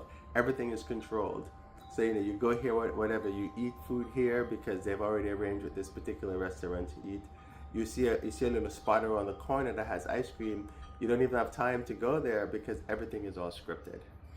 And so, because they want you to have a specific experience, they want you to go see specific things because they want you to write about these specific things. So oftentimes, some people will come back and say, you know what, I need to come back to that town because I didn't get a chance to see anything that I want to write about. I only saw things that you want me to write about, but those are not necessarily the things that I want to write about. It's not necessarily the things that my audience might be interested in. One of the things that a lot of press trips forget is, and it's a gripe about press trips, sorry, is they forget that regular people are going to do the trip based on my writing, right? And so, they'll pick you up in a car and they'll take you where you need to go. But then when somebody comes in, how do they get to these destinations? And sometimes you have to ask. And they're good about telling you when you ask, but you always have to ask. So that becomes a little issue. But that's not well, that's just giving you an idea of how precious work. They are work, they're not vacations. And but we don't get paid usually, except like I said, some influencers can command to be paid because they have a large following. But 9 times out of 10, maybe 8 times out of 10, maybe 7 times out of 10, you're not gonna get paid for a press trip. You're just gonna get compensated in terms of you'll get whatever accommodations. Some of them are actually cool. Like I've done some helicopter trips and press trips that I would never have done otherwise, and I'm so excited about that because I like that kind of stuff. Now, when I evaluate press trips, I usually think of it as, here's what they're asking me to do. Here's what it would have cost me if I was going to do this experience myself. And is this something I want to do? Am I going to get to review an airline? Am I going to get to fly on a new airline? Am I going to get to do like a train service? Is this a new country I'm visiting? Is this a new city I'm visiting? So once I evaluate all those and I go, yes, this would have cost me more, then let me do it. So now, because I'm not getting paid for it, I have to think about how do I make money on the back end. Now, if I'm a travel journalist, my company is paying me to do it, or whoever gave me that assignment is paying me. And in return, I'm going to write a story about this place or this experience, and they're going to print it in their magazine. And then, their advertisers are going to make money in it. And my work is done once I give them my story, because they've already paid me for it. And so, I guess as a travel journalist, I end up getting compensated twice, kind of, because I'm getting paid to go on the assignment, plus I'm getting the benefits of the assignment. Now, there are all tax implications of all that. I'm not a tax person, so you need to talk to your tax persons about how you put that on your taxes and things like that. I've had some friends who've done some very, very cool experiences. They've done cruises. They've gone to Antarctica on an airplane, which is a very cool experience. So I will always do that experience, and you don't have to pay me because it is something, to me, that is something that I can monetize in the back end. Plus, it's also something that I would have cost me a fortune to do, right? But some people don't think that way. I'm not faulting anyone. Everybody does their own business systems. So let's talk about. I was going to talk about how do you monetize on the back end. So you've gone on a press trip. You've done whatever the press trip is. Now, when you go on a press trip, don't whine because you already agreed to what they're telling you to do. So yes, if it's a 12-hour day, that's what you agreed to. So get your butt up and go and do what they tell you to do because that's what you agreed to. You can whine later, but not during the press trips. It's just not professional to do that. And I've seen people do that, and it's very annoying. I've actually had to tell people to look, get it together. And then they're like, oh, okay. I'm like, no, you can't be whining on a press trip. So when you see people behaving badly, you tell them that they need to not behave badly during these press trips. Because it makes it bad for other people, right? Then the brands are going to go, well, I don't want this person on my trip, or I don't want influence on my trip because they want this and they want that and things like that. So how do you monetize on the back end? The best way to do that is you have to pitch other magazines. So like as I record this, United just announced they're going to Bilbao. And I've been to Bilbao it wasn't a press trip. I actually paid my own. It was at the tail end of the trip. T-Bex, the organization, they were offering press trip, but I didn't get one of those press trips. So I went to Bilbao on my own. And I explored Bilbao on my own. And I actually did quite a good job. I used a program called Guide Geek and asked it questions. And it told me where to find different places. And then I went and explored those places on my own, so I can actually write about them, and I have photos and things like that. Bilbao is a beautiful city, by the way. So now, since Bilbao is going to be in the top of Americans' minds, because normally the only thing most people don't know about Bilbao, because it's not one they like, it's not like a Paris or London or someplace like that, but it is a very nice city, and it also has a Guggenheim. And the Guggenheim is amazing, except when I went. Don't go on a Monday because the Guggenheim is closed on a Monday. And I got there on a Sunday, and I'm so silly. I didn't look at the schedules or anything. So I walked around, did stuff, ate, and I was really tired because I had just taken a day trip from Paris, which is another story. And then I get to Bilbao, and I'm so tired. And so all I did that day was I just went and had pizza. I mean, the pizza was really good, by the way. It's Hawaiian pizza. I know Hawaiian is not a favorite of people, but that's my favorite pizza.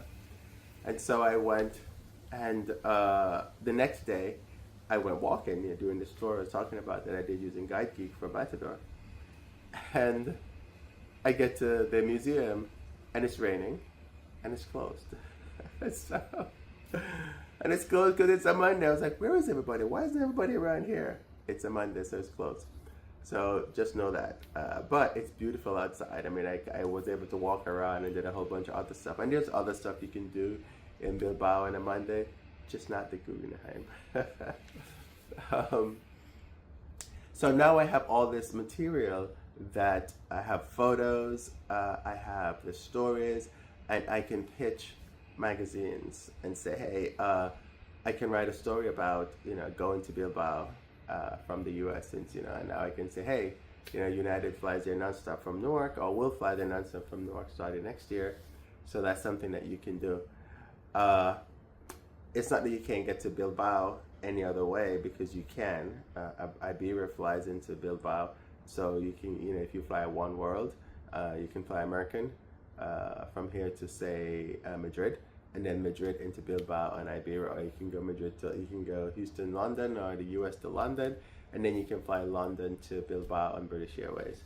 Same thing with Star Alliance, you can go via Frankfurt, and if you're doing SkyTeam, you can go via Paris or Amsterdam on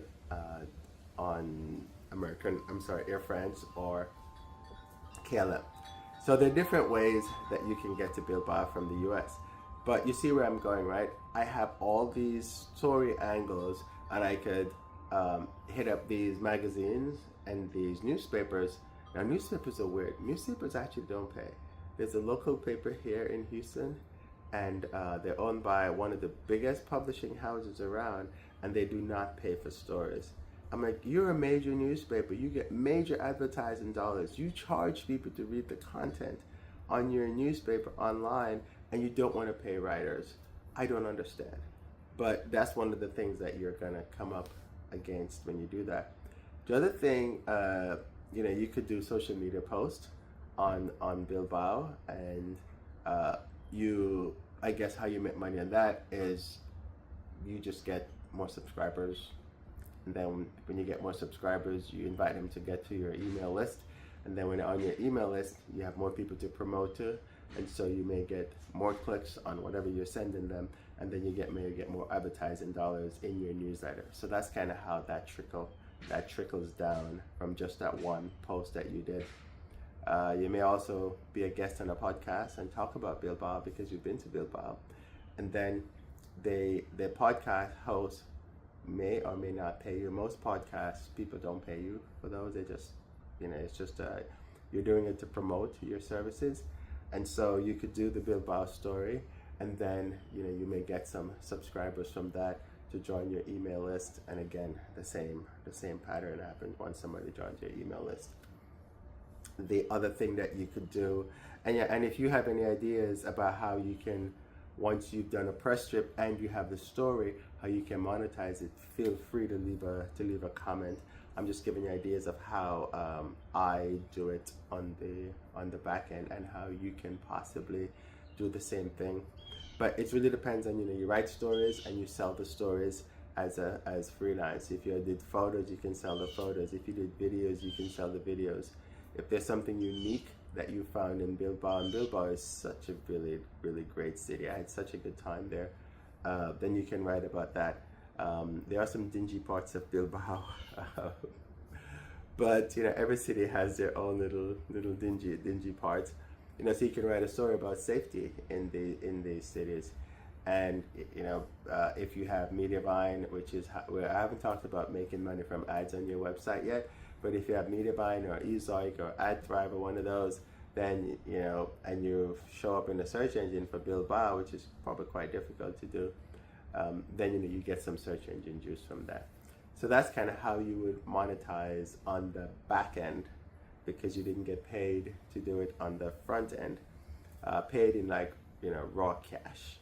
In my case, when I went to Bilbao, I flew Iberia, and so I got the points on Iberia. I am an American Airlines flyer, and so I also got the points from Iberia because they're a member of One World, and so I put my number in there instead, which is something that, to me, that's dollars.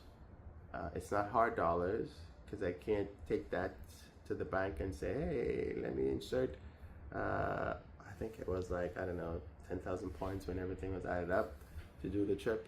And I also was able to do a trip report. I got a lot of, and then I put those trip reports on my YouTube channel. And I also got to do some videos and photos and things like that, which I use on my YouTube channel and also on my Instagram. So that's kind of is payment in kind. And I think about it, if I had done this trip on my own, how much would this have cost me? And then, but this is not to say that if you're a brand watching this, you shouldn't pay us to cover your brand, because we are working and we're working for you. And while we're there, while I was there and working, I couldn't do anything. Although I was speaking at the conference, I was there for the conference, and you just with time zone changes and things like that, you can't really do any other work when you're on a press trip, because you're committed to working for that brand. You have to charge your batteries, which is really a major thing. I have 3 or 4 devices, and when you're in different countries, the wattage is different. So because the wattage is different, it takes a longer time to charge anything, which is really weird. And so you'll have to bear that in mind. Bring extra plugs and chargers, because it is going to take you a little more time to charge things. That's about it that I have for press trips. I spoke about what is a press trip, give you an idea about that. Told you how to monetize, how the press trip actually works, how to monetize by your press trip on the back end if you don't get paid up front, or even if you get paid up front. And hopefully, if there are people who are watching this and have monetized their press trip, they can give some ideas.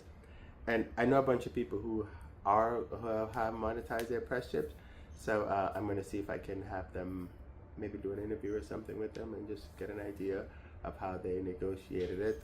And when you have a lot of followers and clout, quote unquote, you can actually, I'm sorry, I'm outside and there's a little big flag around. You can actually monetize a little better, and you can negotiate a little better when you don't have any clout. You just have to say, okay, great. You look at the press trip as an opportunity to get content, and then you can take that content and you monetize on the back end. That's pretty much how you do it. So subscribe, share, and I hope this was useful. And next time a press trip comes across your desk, don't blatantly go, nope, I am not doing it, like I see some people do online, and they just get all weird about it. Think about how it can help you, and maybe if you can't do it, maybe you can pass it on to someone. And brands, do not take advantage of us by giving us these press trips and expect us to take them. One of the things that press trips are weird about, just to close this out, is you'll never give us transportation to get from our home to the airport to start the job, and that is a key part of it. I mean, when you do a press trip, it shouldn't cost me anything because it's your trip. So you should pay. You should consider, okay, you're going to take an Uber, or you're going to take, or whatever the form of transportation is to get to and from the airport to my house or wherever I am, that is something that you should take care of. Oftentimes we push back and we say, are you going to take care of that? And you say no. And it's like, seriously, why would you not pay for me to get to work? I mean, I'm working for you. This is contracted. So things like that, which doesn't really make any sense. Sometimes press trips comes through a brand directly, or sometimes it comes through a PR agency. And the PR agents, sometimes they're really good about covering these expenses, but some PR agencies just don't, which is really annoying. But that's all I have. Let me know what you think, and if you're, how do you monetize your trips, your press trips when they do come along, and let me know. This is Kerwin with Travel Blogger 101. Have a great trip, and hopefully your next press trip will be very good. We'll talk soon.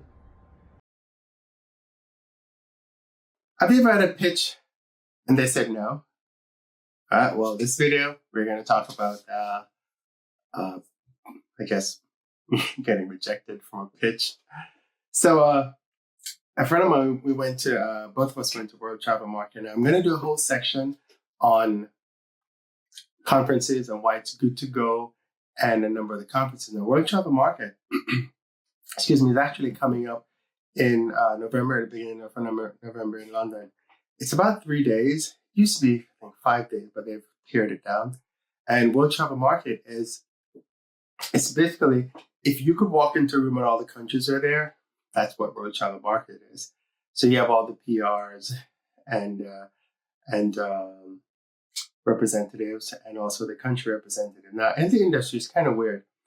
The countries, they call them I think direct marketing organization. They will hire PR companies to rep their brand, i.e., get people to come to their countries and stuff like that. So when you go to these conferences, you end up talking oftentimes with the PR representative and also the brand. Now, if the brand likes you, they could, I guess they could say, hey, go talk to the PR, tell the PR person this is the person we want for the job, make it happen. If the brand doesn't like you, you're done. If the PR company doesn't like you, you're done, pretty much.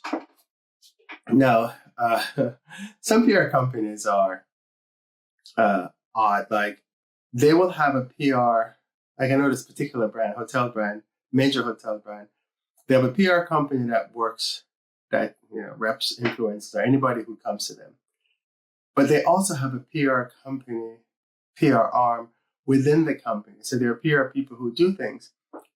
This particular company, I actually know the PR person for that company. I spoke to them and I said, hey, how do you guys work with influencers? And he said, well, you have to go through the PR company, and then the PR company will pick you, and then they will work with you. So they don't get a chance in the picking.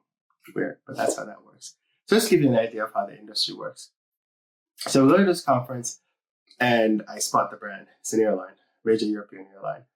And I have a lot of airline knowledge and things like that. I know how their frequent flyer programs work and things like that. One of the things when you're pitching an airline is you need to make sure you go to their website, look at what they're doing, and then try to make your pitch around what they're doing, right? Because it doesn't make sense to pitch something that, you don't care about or they don't care about. One of the things they always care about is for getting more frequent flyers. So if you can think of a way for them to get more signups to their frequent flyer program, they'll more than likely listen to you. Whether it be showing off their business class product, or showing off their lounges, or showing off their brand new fleet of awesome airplanes, whatever it is. So in this case, we went with the brand and the PR reps at the same time.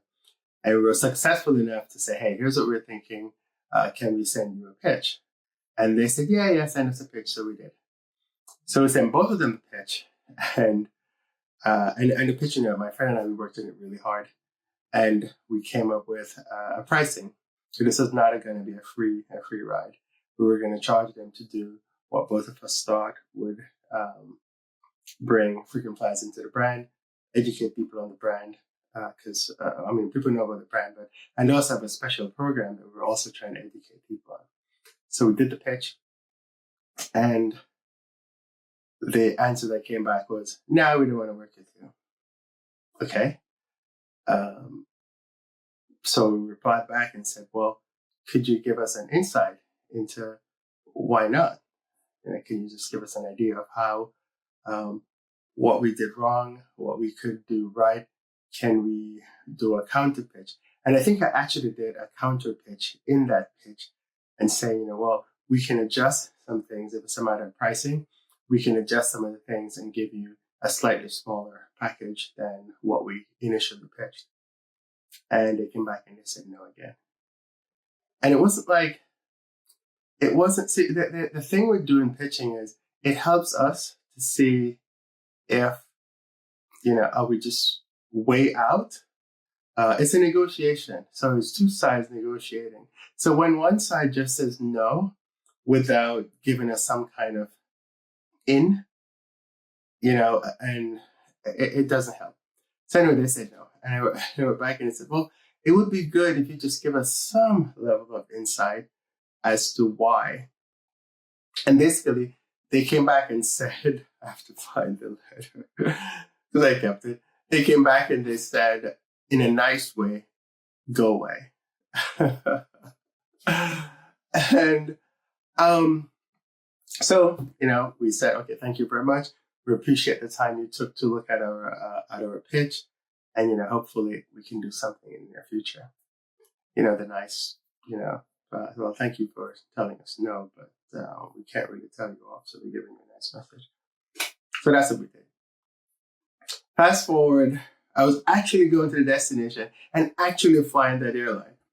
So fast forward, maybe 2 months after, I get to the destination and I take a photo from the airplane window with the airplane logo with a famous landmark in the background.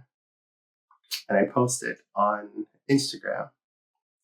The brand came up and said, hey, can we use your photo? We really like it. Now this is so ironical. And I said, yeah, you can use a photo because I know the systems work. The social media person has no idea that we had pitched the corporate, and corporate said no. They just saw a picture that was really representative of their brand. They liked it and they wanted to share it with their readers. And so I tell you this, that you can't give up. Not all your pitches are going to work. And sometimes you just have to keep at it and laugh at the industry that, we all are a part of. It really is tough when you put a lot of work into something and then you get nothing. And then, you see others who haven't put as much work as you do because you can see it. And, and they're not as skilled as you are, as you can see it. But they get opportunities. And I have so many of those stories. But I thought I would share this one with you. Do not give up. Do not give up. Pitching is really, really hard. It is. And once you get in, it really works nicely, right? It's just that first pitch. It's that first pitch where you have to impress the heck out of the person who's sitting across the table from you, who just has one focus, and maybe they don't want to pay.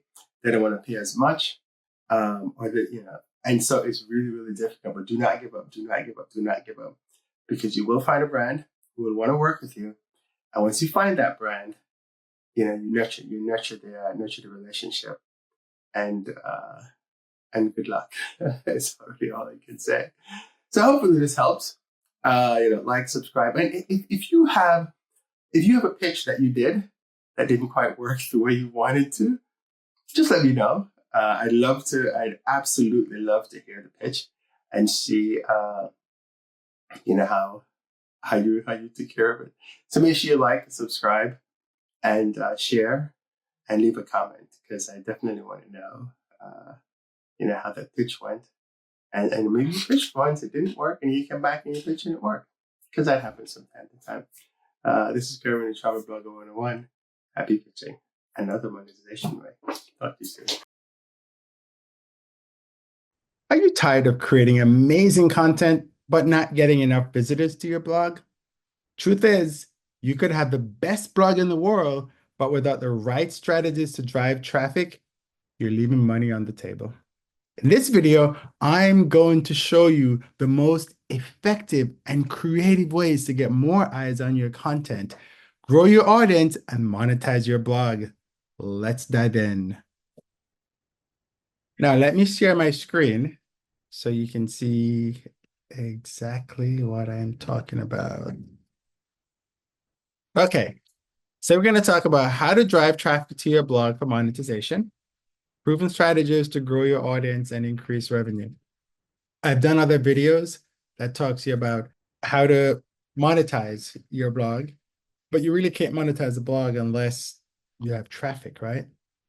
Lots of people are basically thinking only about Google to bring traffic to them, but there are several other methods outside the search engine, because what I didn't talk about in here is about the actual search engine. So there's the Bings of the world. I think it's like DuckGo or something like that. But there's a bunch of other search engines out there. However, the search engines are not the only way to bring traffic to your blog, and we're going to talk about it in this lesson. Okay, so let me first talk about the foundation. No matter, you need to make sure that your blog is set up to receive traffic. And there are different ways to do this. And one of the ways is to have targeted keywords. Every single post that you write on your blog, every single piece of content should have something behind the scene where you say, hey, I'm targeting this particular keyword. Now, what does targeting a keyword mean? It means that, let's say your blog is about London. And if you try, what you want to do is that when somebody types in the word London, you want your blog to appear. Now, it's going to be extremely difficult for you to show up when somebody types London. But what these keyword planners are going to help you to do is to come up with a keyword. And a keyword is just something, you can just call it a word. Come up with a word so that when a customer types that word or words or phrase into a search engine or something like that, your content will show up above others. So this is called ranking, the simple way to explain what ranking on ranking is. And ranking is when you type in a word and you see all the different blogs that it's telling you or places it's telling you to go to. Now, Google has messed that up a little bit because they're quote unquote testing what they call generative AI. So basically you ask a question and the AI thinks about how it should answer it. Now, what it's actually doing in most cases is putting different things, and something you don't even get stuff that makes sense. It used to work properly, but they did something to it, and now it doesn't work as good as it used to. But there are other search engines out there, and you can still quote unquote rank for other keywords. But first, you need to know what are people searching for, and these tools here will help you to do that. And I'm going to go through them so you get the idea of how it all works. Let me go to, okay.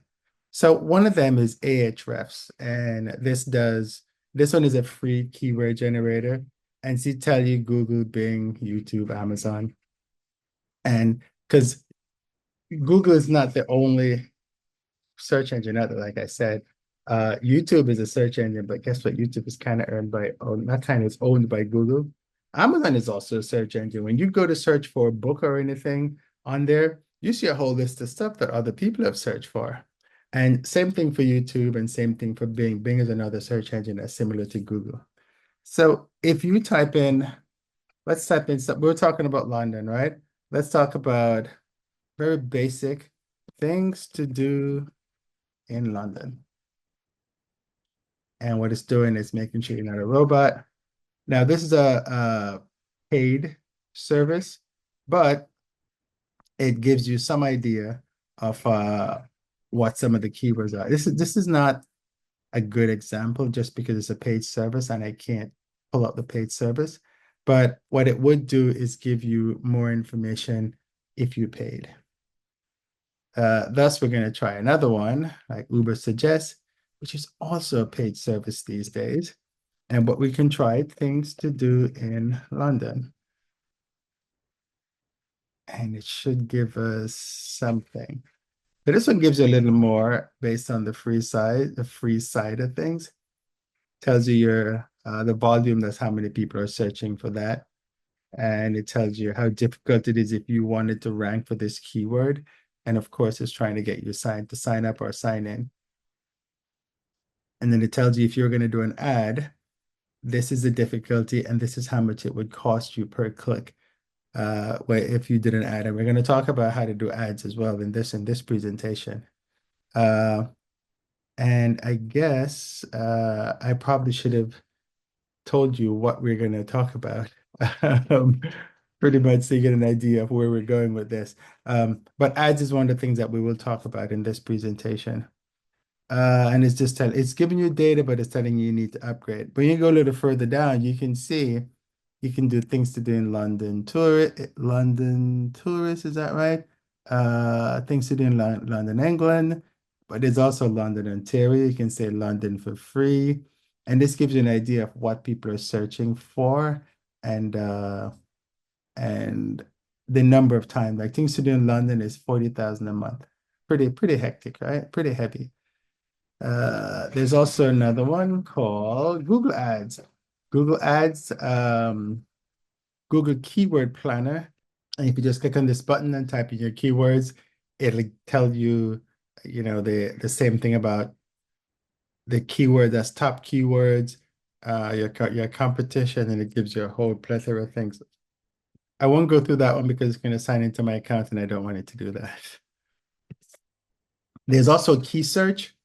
And key search is one of the tools that you can actually use. I think this is the one that a lot of bloggers do use, but it's not the only one that's out there. There is also keyword search, and each of these have different pricing. This one is $97 a month. I think key search is a little cheaper.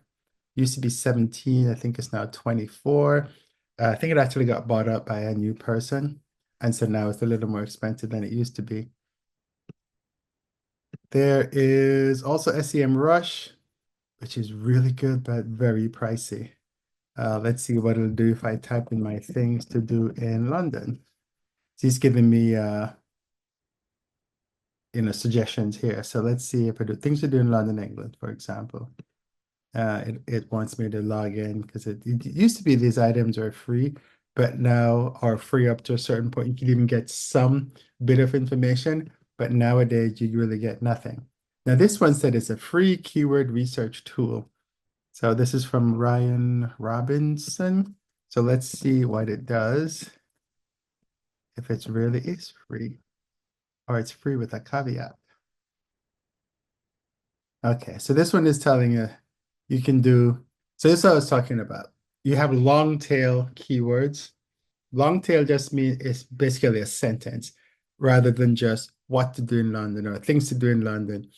It gives you stuff like things to do as a tourist, free things to do in London, England, things to do near London Heathrow, things to do in London, UK, things to see in London, England. So if you're writing a post, don't just write it about things to do in London. You may just want to say best things to see in London. And this tells you like how many people are searching for this item each month and how difficult it is to rank for this keyword. Now, things to do near London Heath, you only get about 1,000 people, but it's pretty easy to rank for this as the difficulty is low. So you could write an article that talks about things to do near London Heathrow. And there's much to do near London Heathrow. But there's Slough, which is a town where Heathrow is located. If you're an airline geek, you could watch planes. And then what you can do, you can sneak in some things about, hey, if you get bored, go into London and you can see this stuff in London. But you want to make sure that whatever your article's title is, It's what people see. So you don't want to say things to do near London Heathrow, and then your article ends up talking about London because our friend Google won't like that. But you can even do free things to do in London, UK. That's 1.6, 1600 hits. And the difficulty for that one is medium. So it's free and it does give you some good information. So you can check this one out. There's also Moz. This is another one, but this is really expensive again. Let's see. They have a pricing here. Free SEO tools. They usually Keyword Explorer, which is what we would be looking for here. So we're already on. Says it's free, but you do have to sign in to use it apparently. Another one is Answer the Public. Now, Answer the Public used to be free, but now you have to pay for it. So I'm gonna use it for a search because I've already, this is a paid account that I have. Okay, so it's coming up, it's trying to think of what the questions are. Now, Answer the Public is good. It gives you like this big graph, but it's this really pictorial graph, if you want to call it that. Let me just get out of that little thing here. And so it's just telling you, you could do things to do in London, and then it keeps giving you all the different things you could do. What things to do in London, Ontario, but we don't want Ontario, we want England.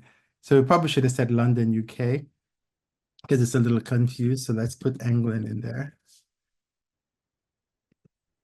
Because I don't want it to give me Ontario and all the other places that have a place called London in it. And this is actually very comprehensive.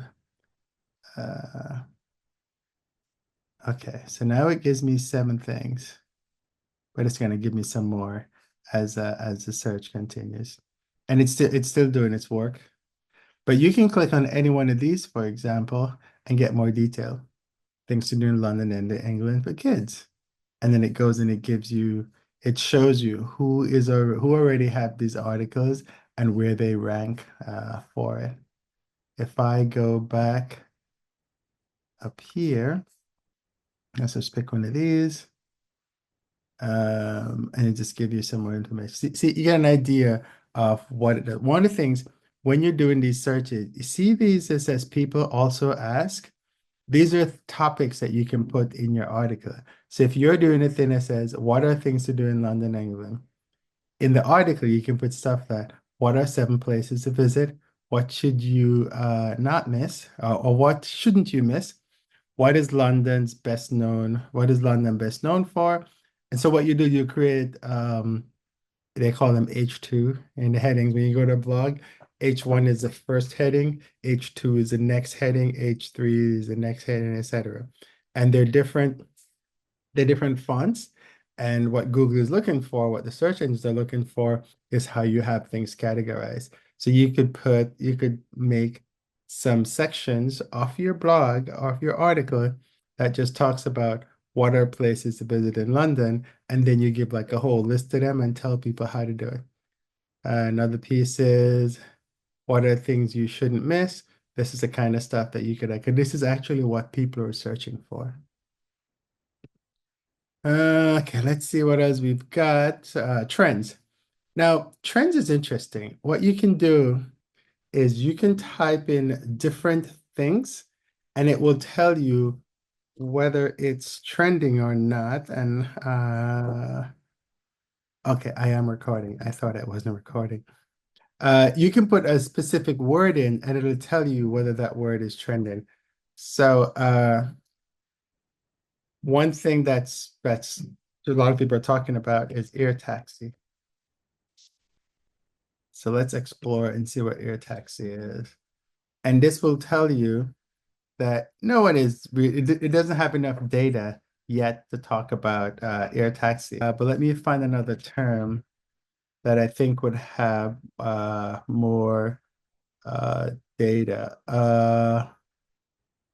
Just trying to think of something in terms of travel.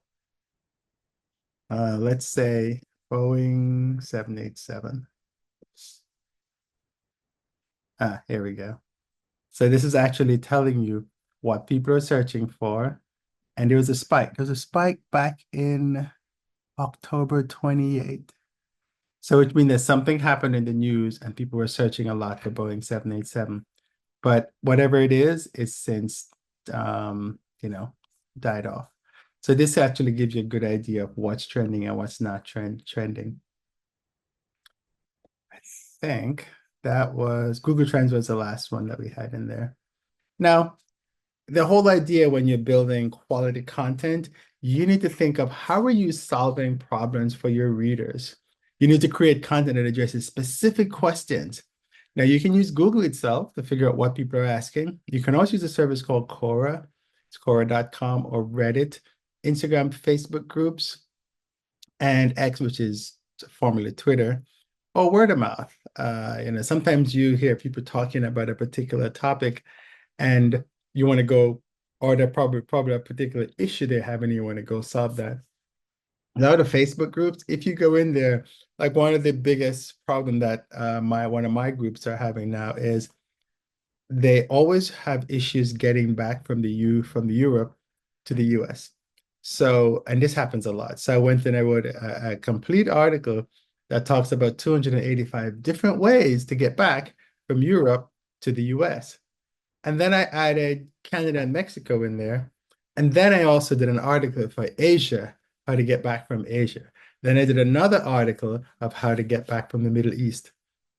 And so this is the kind of stuff that you want to do, and you want to think about what your readers are thinking and how to solve their problems. Now, how did I figure that out? I went to the Facebook groups and listened to what they were saying, and this is how I figured that out.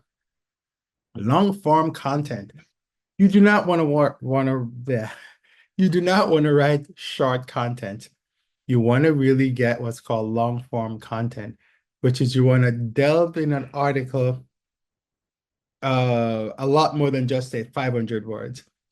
To do that, really need anything above 1,500 words, because the search engine is actually looking for something that has a lot of information, not just things to do in London. Oh, A, B, C, D, done. Things to do in London, A, blah, blah, blah, blah, blah, blah, blah, blah. B, blah, blah, blah, blah, blah, blah. What's what you're going to do. But don't write junk, because the search engine will figure you're writing junk and we won't rank you either. Add, videos, add photos. If you have audio, you can add that as well. Use infographics, videos, and interactive tools like quizzes to engage readers and improve user experience. Quizzes are really, really good because people like to answer questions because they want to show how smart they are, which is perfect because when you do the quizzes, that is kind of what you're doing, and they're interacting with your blog, and it's driving traffic. So if you have something in your Instagram that says, hey, go do my quiz on my website, then you're pulling traffic from Instagram into your website, and then you're encouraging them to join your newsletter at the end so they get the results of the quiz that they did. Some tools you can use is our WP Forms, Formidable type forms, and my best one is from the newsletter. Do the quiz through the newsletter, and Beehive allows you to do that. I'll try to leave some links for all those. You can add case studies, interviews, create pillar content with internal links to related posts, and we'll talk about internal links as we go through the search engine optimization session of this traffic class. Now, with search engine optimization, you want to optimize. And how do you optimize? You do on-page SEO is one way. On-page search engine optimization is what is happening on your page that the customer is reading. And one of the things you can do is called meta titles. So you make sure that the title has your search engine words in it. You make sure the description that you have, there's a way in, if you use something like Rank Math or Yoast. These are two plugins that work in WordPress, and they allow you to put a little description in, and you can put your search engine keywords in there as well. You can use something called a schema markup. This gets a little bit more technical, but the idea is that you can put some code in the blog with information that Google is looking for. This is really a little more complex, but or you can do something like put something like this in your blog that says a hotel star ratings is that, price range is that, and do a short summary for the review. And what Google will do, it'll come in and it'll look for that, and it'll just pop that up, and it'll have a link to your blog to get more information. Internal linking. Sometimes you go to some of these blogs, and like, every word you read is a link to something inside a blog, which gets really tedious and annoying. But what they're doing is they're doing internal linking. And the idea behind this is that when they create a post, they want to link back to they want to keep you on their blog, because with Google or any search engine, the longer you stay on the blog, the more link juice you get, or the better it is for the search engine. And then people think, oh, well, you've been on this blog so long, this means that the content that's there must be good. And so that's the whole idea behind putting links within the blog, so you get people to stay on your blog. Plus, if you have ads or anything on your blog, then you get more revenue because people are staying longer in your blog and they're seeing more ads. Mobile friendly design, you really have to make sure that the blog is mobile friendly, because most of the people who use your blog is going to be on the phone anyway. And you can tell this by going to your analytics, usually Google Analytics, and it'll tell you where your readers are coming from and what devices they're using. And if it's a desktop or a smartphone or a tablet or anything like that, and you can see that in the analytics. So what you do, if you go to smallseotools.com/mobile-friendly-test, it has a little thing, and you put your URL in, and it'll tell you how good your blog is doing in terms of mobile design. What you can do is get a responsive theme, and most themes these days are responsive. Responsive just means that it will reformat itself. The blog will reformat itself regardless of what you're on. So if you're on a desktop, it'll be formatted for desktop. If you're on your phone, it'll be formatted for your phone. If you're on a tablet, it'll be formatted for your tablet, and it does that automatically. Page loading speed. You don't want your blog to take a forever time to load, because otherwise you're going to lose customers. And so you want to make sure that you don't add a lot of some of these themes, they have put a lot of junk code in there. You want to make sure you don't do that. Just make the code nice and clean, and you use something called a content development network. And Cloudflare is one of the companies. Most of your hosting companies will have something. Some will charge you more for it, and some will not. So what the CDN does, it says, oh, this content is being used a lot, so let me store it. And so it is easier to come back and just give the content rather than go back to the host and bring it back.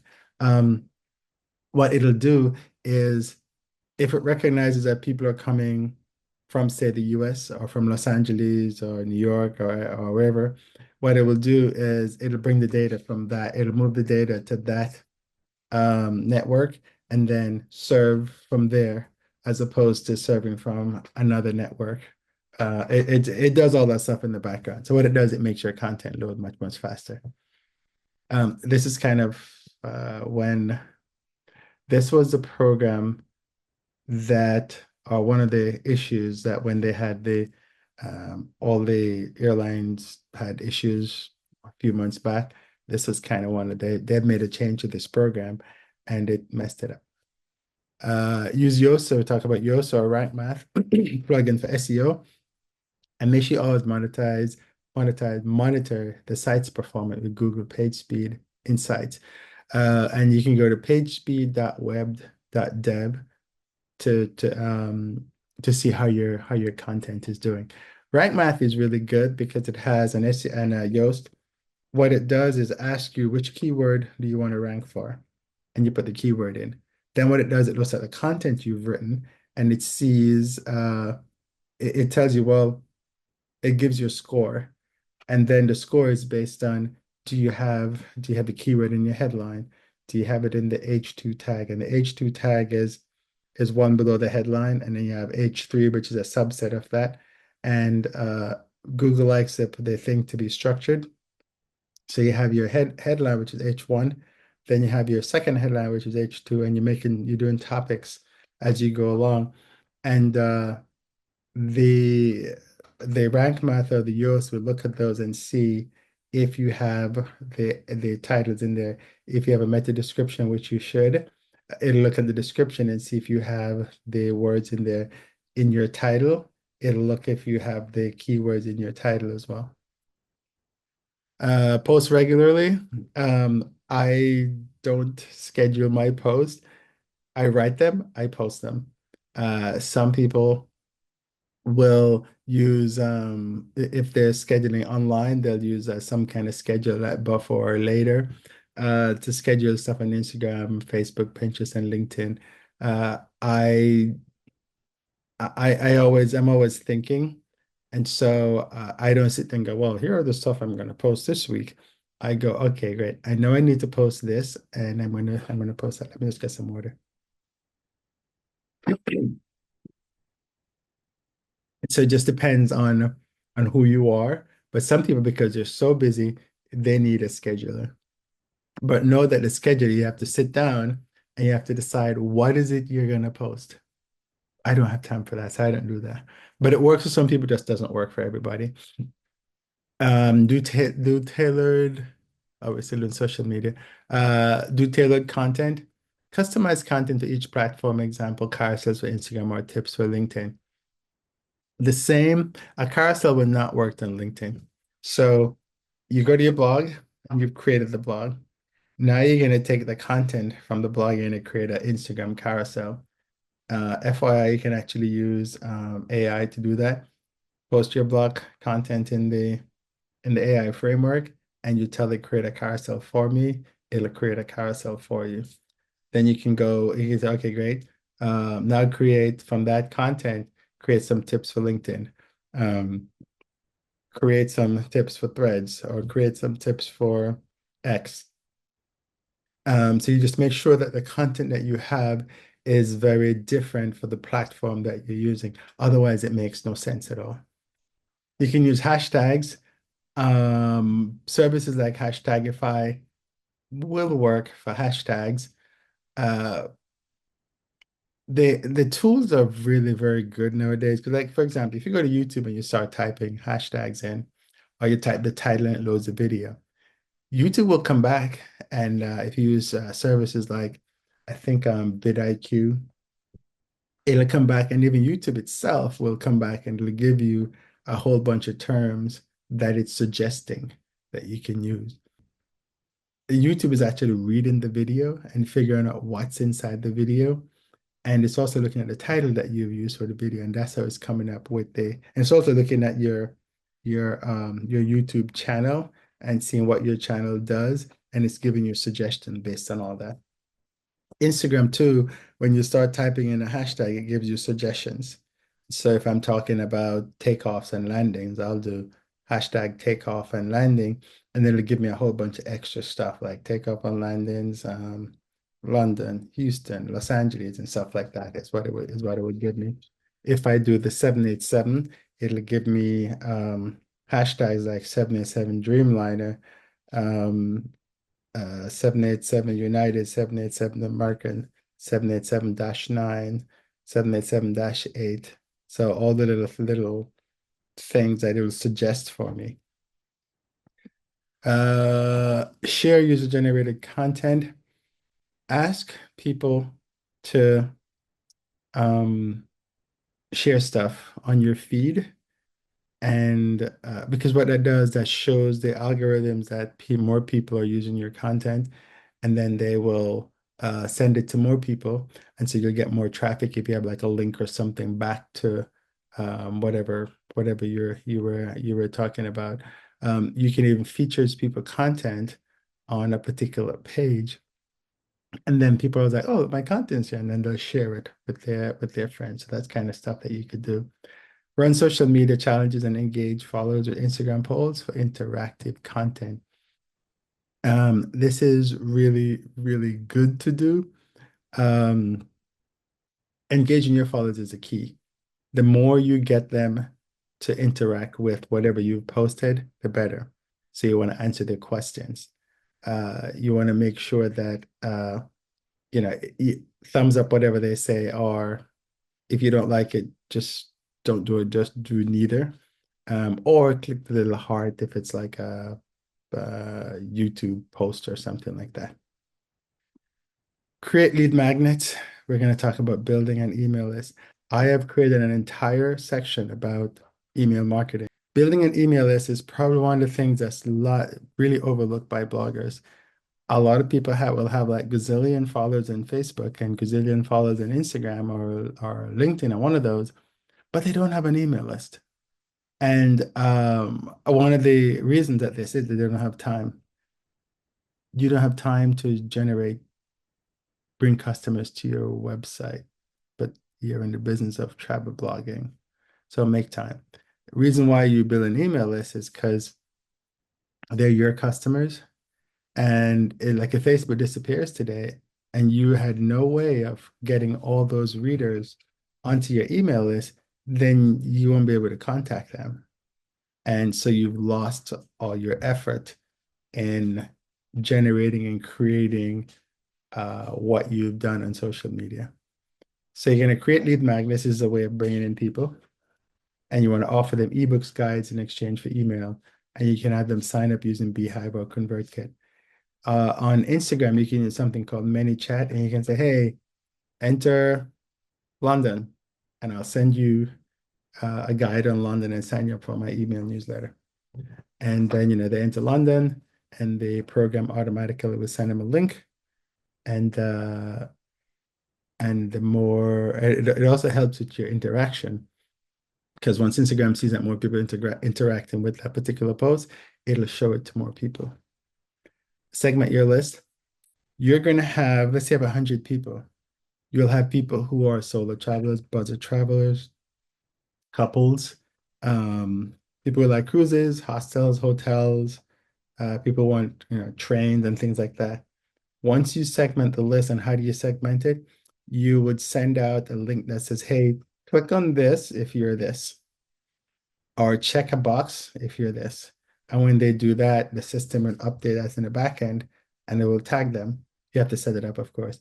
And then when you're sending an email, you can say, I only want to send this to people who are tagged cruise.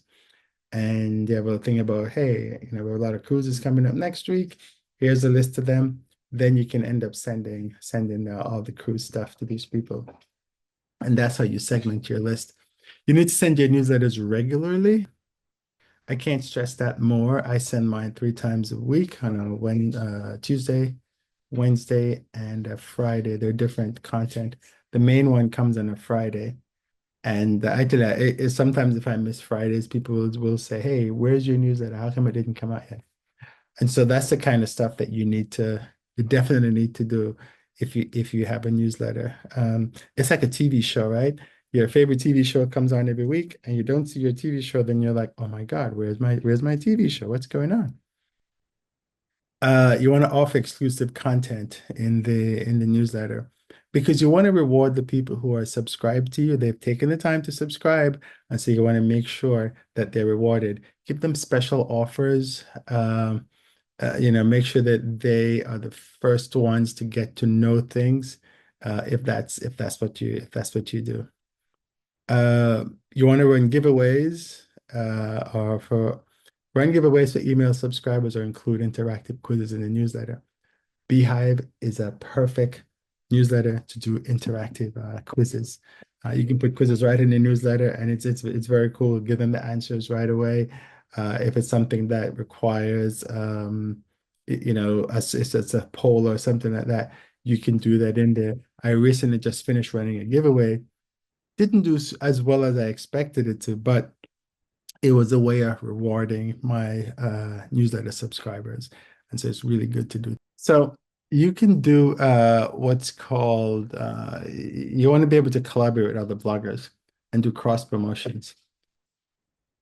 You can say, one of the easiest way to probably do this is if if you're both in the same genre, you could say,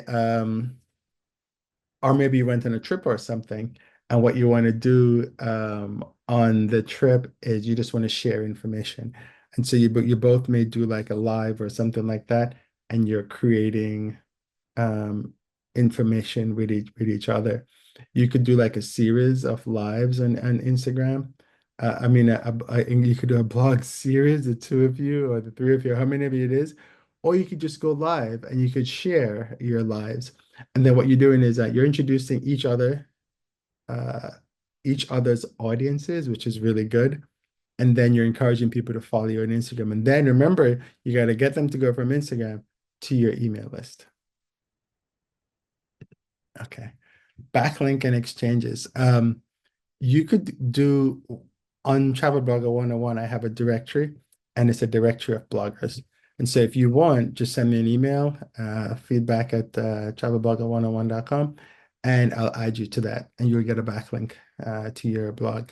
For SEO, a backlink is very important. The more backlinks you have, the higher it's called a domain authority. This is another SEO term. I'm not an SEO expert, so I'm just like if I throw something out, I'm going to try to explain it to you, but I'm not an SEO expert. But this helps to increase the authority of your blog. And so Google will say, oh, okay, this blog has a lot of authority, so it must know what it's saying, and let me send it more traffic. That's just kind of in a nutshell how it works. You could host a blogger roundup or a joint giveaway to drive traffic and share audiences. The same thing I was talking about, I have a travel directory and people can go in and put their information on there. You could do a giveaway with another blogger. And what that does, that shares your traffic and their traffic. So they get some of your traffic, you get some of their traffic, you get some new people, they get some new people, and this helps you both and helps your traffic in the end. Pinterest is one of those tools that not many people use, and they probably should. I use it, but I'm not like I don't put everything on Pinterest, but a lot of readers do, and it does help. I get some traffic from Pinterest, it's not too much. But I think if I tried a little harder, I'd get more traffic from Pinterest. Um, Most of the traffic that I have do come from readers coming directly to my blog because I rank for a word that's pretty high up there. Don't ever tell people the word that you rank for. Because what they'll end up doing is going and try to rank for that same word and you will lose your ranking. So that's the first rule of SEO Club. Don't tell people your word you rank for. But I digress. For Pinterest, you want to create Pinterest-friendly images and design vertical pins with text overlays. You can use Canva, Tailwind, or you can use Adobe Express. Adobe Express is free, but some of the images you have to pay for, just like how Canva is free and some of the images you have to pay for. If you're going to do Pinterest, you need to pin regularly. And you can do scheduling again. I don't do scheduling, but you can use tools like Tailwind to do the scheduling for you. But the idea is you need to be consistent. If you're going to do it, you have to be consistent. There's some group boards that you can join online, and when you post, or actually when you're on Pinterest, and when you post in these group boards, you get other people to join the group board, and it helps with pushing the content out. I'm not a Pinterest expert. But this is one of the things that you can do on there. Some people have they used to have Pinterest pods. I don't know how the word I'm looking for is it's not legal, but whatever that word is. To do these pods, I think most of them have died out. The idea is that you would post a pin and then other people would go and um I guess support that pin, however they do that. Uh, you can use SEO in pin descriptions. So when you go and you search for your keywords that we spoke about earlier, you can post some of those keywords in Pinterest. And then when you get searches, it'll look for those words in your if you're ranking for those keywords, your pin will show up. Somebody will click on it. They will then get to your pin, read your pin, and if your pin says go to my blog, they'll click on your blog and they'll read your article. So you just drive in traffic. So create Pinterest story pins and develop a pin series for recurrent traffic. A pin series is a bunch of, you're telling a story, but the story is being told in several pins. And so people want to come back because they want to read the next part of the story on your pin. A lot of bloggers do not do paid advertising, and I highly, highly recommend paid advertising. So I'm just making sure that the thing is recording. So you want to, paid advertising is something that bloggers do not use. And I highly recommend using paid advertising. Google Ads is one of the ways that you can do your paid advertising. The idea is that you're targeting exactly who you want. So if you want females 35 to 45 who I think you can do earnings, or who've been to a particular place or who have a particular interest. If people are interested in London, you could target them. You could also target by geographic location. You could say you want to do everyone in Manhattan or everyone in Houston. I think you could do you should be able to do zip codes on Facebook. I don't think you can do zip codes anymore. Although I think you can. They've changed a lot of this because people started complaining about privacy. Problem people complain about privacy is that you gave them the information. So why are you complaining about privacy now? But anyway, people are complaining about privacy, and as a result, a lot of things that you could do before you can't do anymore. But you can still do a lot, and you can do something like $1 a day ad, and for $30, you could drive traffic to whatever it is that you're trying to promote. And if it's a high ticket item, then you may want to pay a little more than 30 because the amount that you pay, it determines how many people is going to get driven to whatever ad you're trying to do. Facebook and Instagram also has ads, and you can go to facebook.com/ads, set up your ad, and what it does, it'll show it on Facebook, it'll show it on Instagram, and it'll even show it in Facebook Messenger. Take some water. But you want to make sure that these are optimized when you do them. They have something called custom audiences, which is where, so as I was talking about, you can pick exactly who you want. You can also do what's called lookalike audience. I can say, hey, Facebook, I have this email list of people. I want you to give me people that look like these people. It'll go away, it'll come back, and it'll send your ad to people that look like that. So that's how you can do lookalike audience. It's very powerful. Pinterest has something very, very similar, and so does LinkedIn. And ads, I was just looking, I was showing you guys the ads, not the ads, the keyword tools, and one of them started retargeting me. So what retargeted means is that because you went to their website, they drop a pixel. I'm getting really technical now, but they drop like a little thing. I'll call it a little thing, but it's called a pixel. And so when you go around the internet, the ad will follow you around. So that's why people go, why am I seeing this ad all the time? That's because you went to their website. And so what I've been seeing is that ad all over the place now. It's on Instagram, it's on Facebook. It's really crazy. But because I had an interest in the product, they think I want to buy. Which I may, and then sometimes these ads follow you around and you go, oh, I forgot to buy this, and then you decide to buy it. Creative tips: use A/B testing to compare and creative experiment with video ads. In Facebook will allow you to do, and I think they all do, to do like 6 different ads and 6 different images or 6 different videos, and then what it does, it sends them to the folks, and whichever one does the best, it tells you which one does the best, and then all you do, you just stop the other ones and continue paying for the ones that does the best, which makes sense, right? Analytics. Analyze and improve traffic with analytics. I cannot stress more that every morning I get up, the first thing I do is check my analytics. I check my YouTube analytics. I check my analytics of the website. I check the monetization analytics. And the reason why you end up doing this is that, well, you're running a business, right? And what you want to do is make sure that, well, the site wasn't down overnight. That's really what it does, for the long and short of it. But you want to check stuff like your bounce rate, which if you just posted something, how is it doing? You want, like I just did a giveaway. I want to see how the giveaway is doing. I just sent out a newsletter. I want to see what's the open rates for the newsletter. How is it doing? Especially if, like, let's say you have an ad and you're running an ad for someone, you want to see if the ad's doing well. Maybe you have to change something. Maybe you need to run some traffic to it, whatever, whatever you need to do.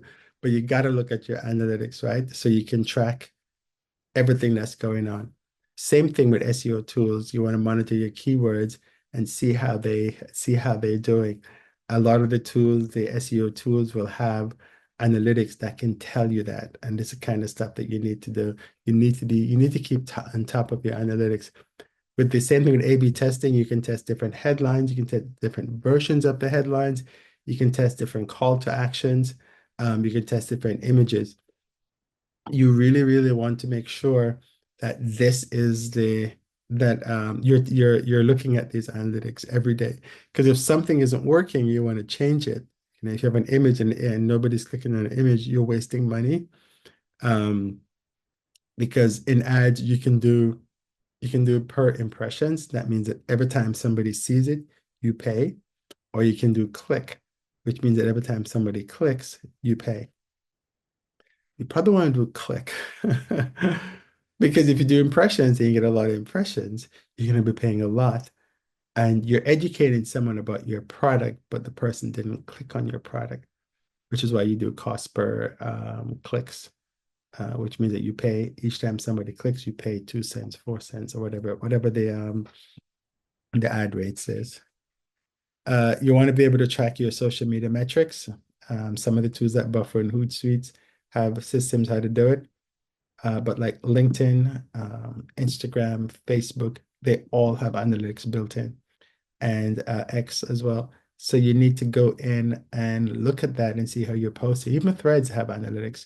Threads will tell you how many people have looked at your page and how it's doing. And that is good if you have a project with a tourism board. You need to make sure that the analytics are working. You need to make sure that people are seeing the post. If you need to adjust something in the post, you need to go and adjust it. If you need to do an extra post to drive traffic to that post, then you need to do it. If you do an ad to drive traffic to that post, then you need to do it. But the only way you're going to know how to do that is if you do your analytics. So set up goal tracking in Google Analytics. So I've done this in Google. Google Analytics is very difficult at times, but you can do goal tracking. Goal tracking just means what is the goal of this page, for example. So let's say the goal of my page is to get people to sign up. So I want to track people from the home page to the sign up page and see if they make it there.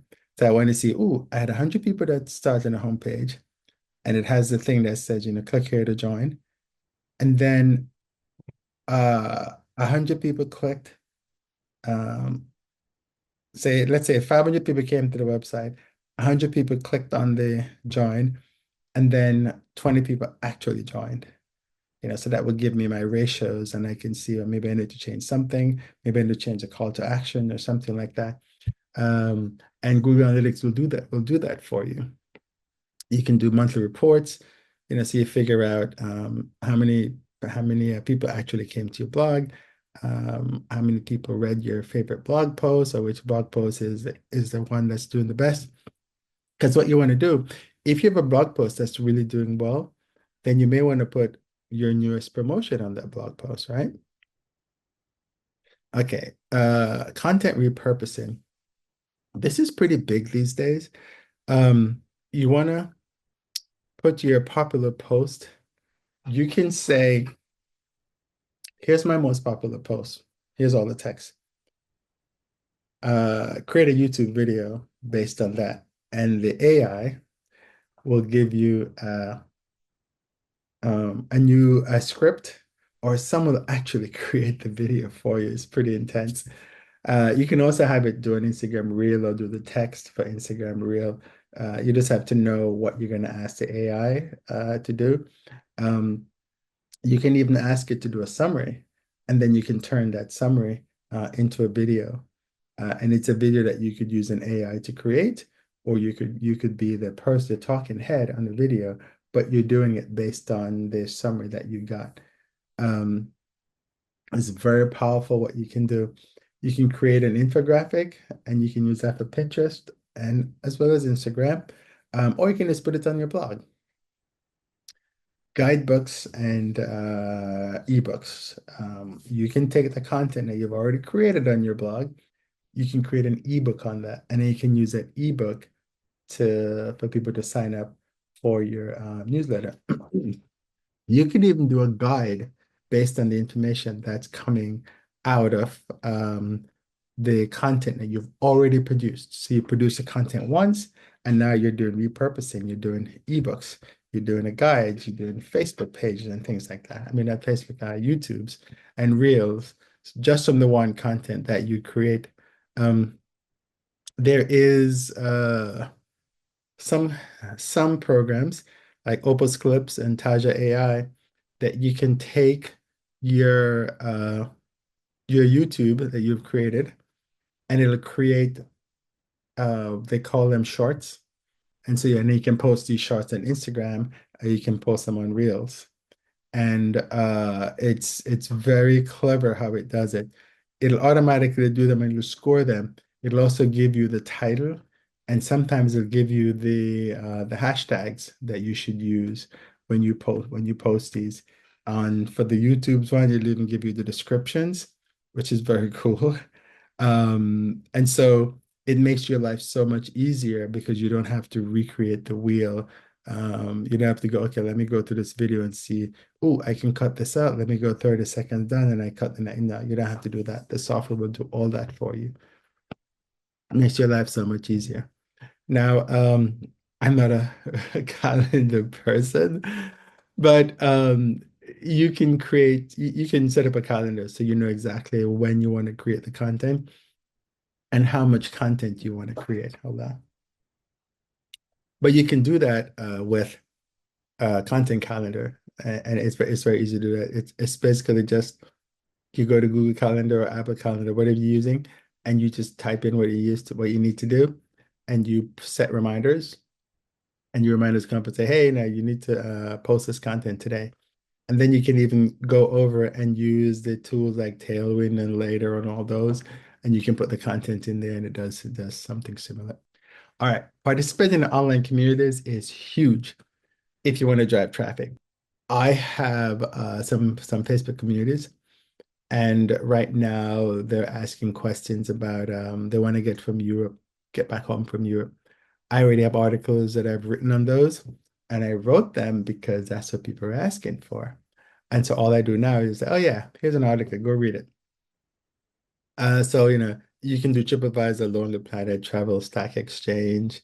These are just some of the online forums that you can join and answer people's questions. Do not spam. You answer someone's question and you can say, hey, here's the answer. If you want a link, I can give you a link to it. And then they say yes, and you just give them the link, right? You gotta follow the rules, otherwise you will get kicked out of these forums. You can do same thing goes to Reddit. They have travel, solo, travel hacks.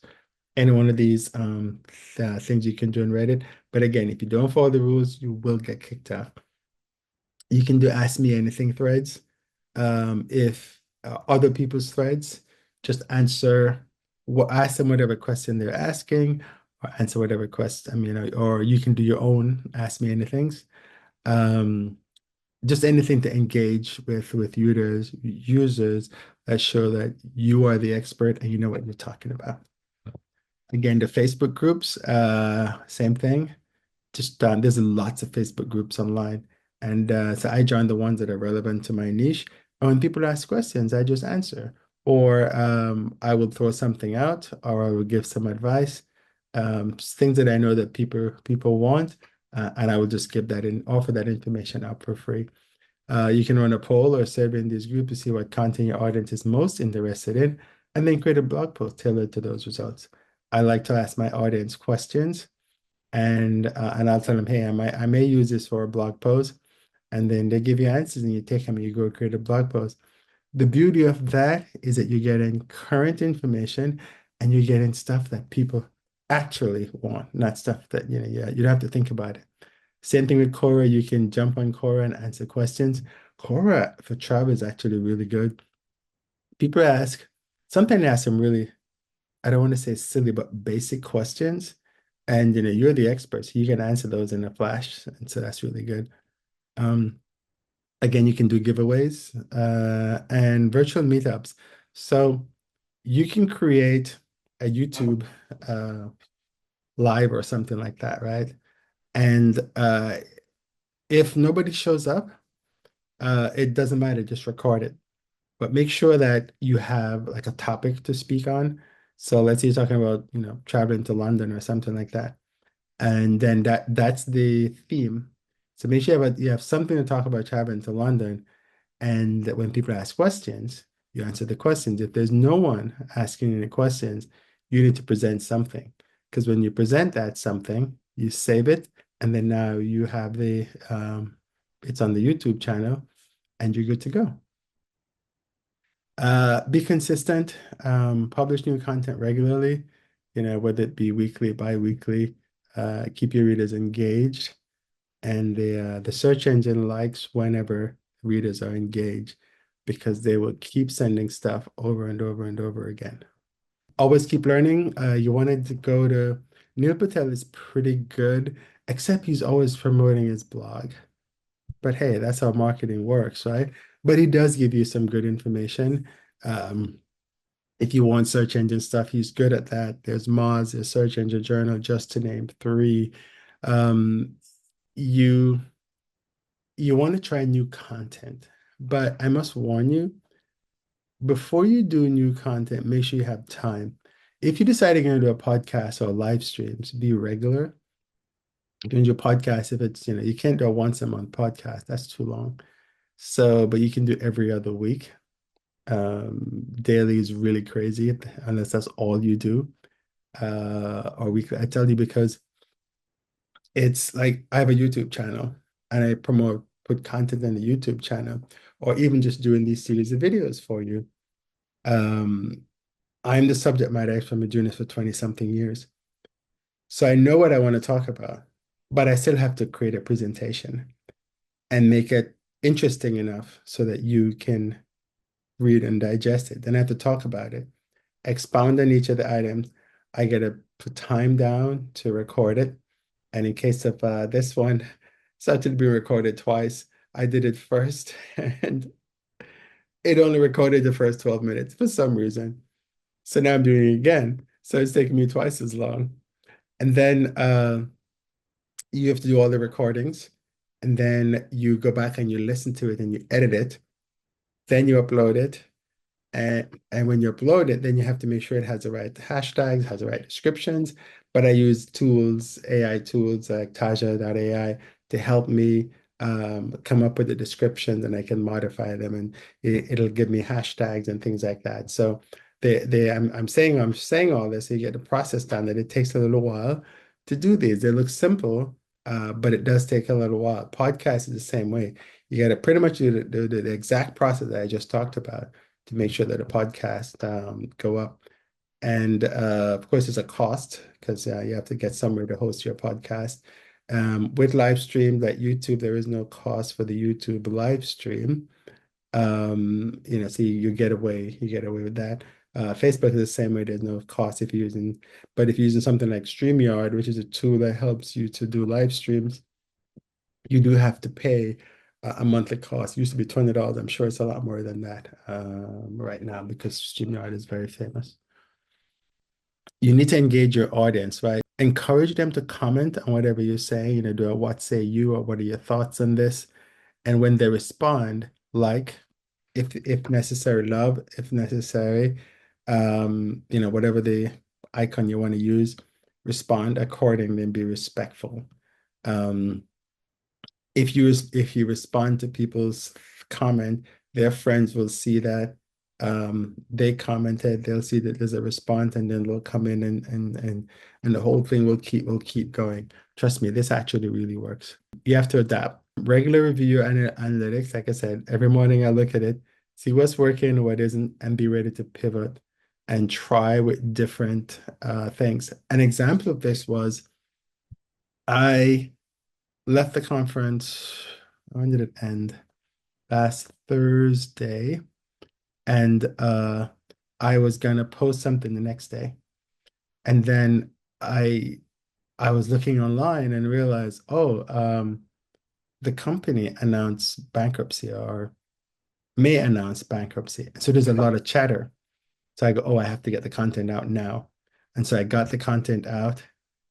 A lot of that chatter came to my video, and I responded to the chatter on my video.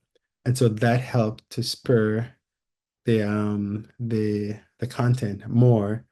And so more people got to see it. And so it got more views than normal just because I was conscious of what was going on around me, and I was able to act quickly and put the content out there, right? So that's what you have to do.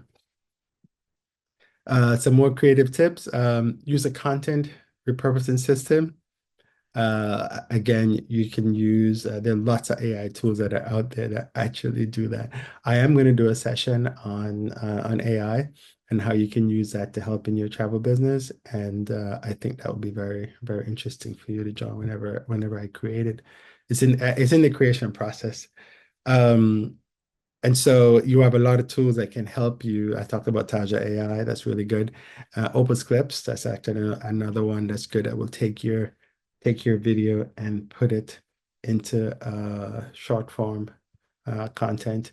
You probably want to do the idea when you do a quarterly traffic challenge is you want to do something that will bring traffic into your blog. And it could be anything you think that your readers want. Like I did the giveaway. I'll probably do another giveaway because I have a lot of stuff to give away. And I just want to reward my audience with a lot of the stuff that I have. It will drive traffic, yes. But the whole purpose is actually just really to give stuff away. So just think about what you have, what your audience needs are, and how you can help them. All right, so summarize how to drive traffic to your blog for monetization. Let's move this out of the way so you can read that. So you want to build quality content. We talked about that ad nauseum through the whole thing, and that's through you are the expert, you are the one that's knowledgeable, but you also have to make sure that people can consume your content. So if you can do videos, do those. If you can do photos, do those. Infographics, do those. If you're going to be audio, let's say you want to do something like, come walk with me down the streets of London or something like that, or you want to visually show someone an itinerary rather than write about it. You can do that. You can actually do both. So you can do the visual itinerary, and then you take that and you get the transcript, and then you have the blog post. And then if you're doing a podcast, you can take that and also also make the podcast. So there's lots of different ways that you can repurpose what you've done. This is one of the keys, as bad as Google is these days. If you do your optimization, search engine optimization, then you'll at least rank somewhere for the keywords that you're trying to rank for. Google Analytics and the SEO plugins like the Rank Math of the world will help you to prepare your page for that. And if you put links and stuff like that in your page, you're good to go. Social media is a big help. Instagram, Pinterest, Facebook, LinkedIn, X. You can always use to promote your content. One thing to remember is that you want to get people off of social media onto your email list. So make sure you build your email list, right? You want to make sure that you offer them something that's worthwhile for them to sign up for your email list. And then you make sure that every week, or however you decide, at least once a week though, Make sure that you're delivering really good content so they stay with your email list. If people unsubscribe, you didn't need them in the first place and they didn't need you in the first place, that's okay. The people that are staying with you are the ones that you care about.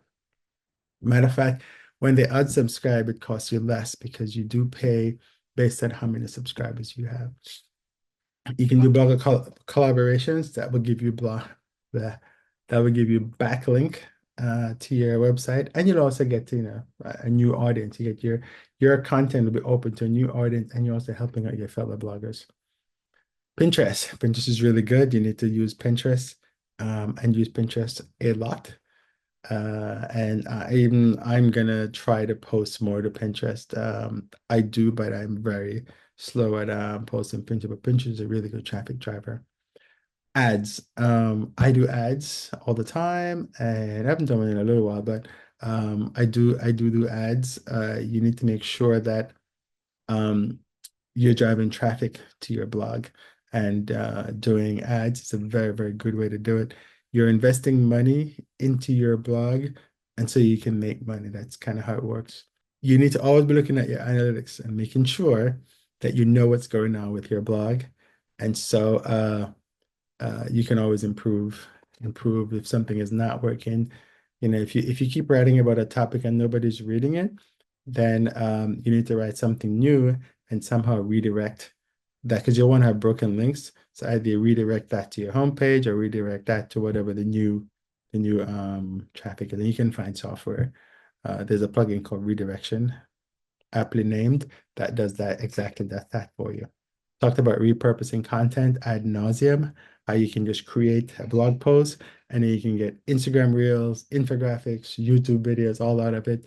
And you can use AI to help you. You don't have to go hire some expensive person out there to do it. You can now use AI. Online communities are a gold mine. Just don't spam people. And to ensure you get consistent traffic growth, keep publishing new content, stay updated on SEOs, trends, engage with your audience, adapt your strategy based on analytics, and experiment with new content format like podcast or live stream to further boost traffic, but only if you have the bandwidth to do that. Because like I said, podcasts and live streams take a lot of time. Live streams are probably easier because if you do it on YouTube, it just goes straight to YouTube and it saves it and records it and you're done. Podcast is a lot more work. So I guess that's it. If you're ready to monetize, subscribe for more tips. Subscribe to the channel, turn the notification for content tips, and leave a comment because I don't know what's bugging you. And as you can see, the reason why this entire channel was created was I recognize that people are having trouble monetizing their blog. I have a lot of over 20 years of blogging. And so I have a lot of skills or knowledge about how to monetize your blog. So I created this channel and it's all free. And there's at least 9 or I don't know, 20 or so videos now. And I'm going to put everything together so you can have a whole course. And the course is all free, of course. You're just going to sit down and go through the sections. And it's all different sections, but I'm practicing what I preach in that I recognize that there was an issue, a problem out there, and I created a solution for it. And how did I figure there's an issue? Because when you go online, you see people talking about, I don't know how to monetize my blog. Like traffic was not going to be a part of the whole thing, but I added traffic because I recognized that, well, you can talk about monetization ad nauseum, but I still need to know how am I going to get traffic to the blog. And so I created this section because monetization and traffic goes hand in hand. And so, but how did I figure this out?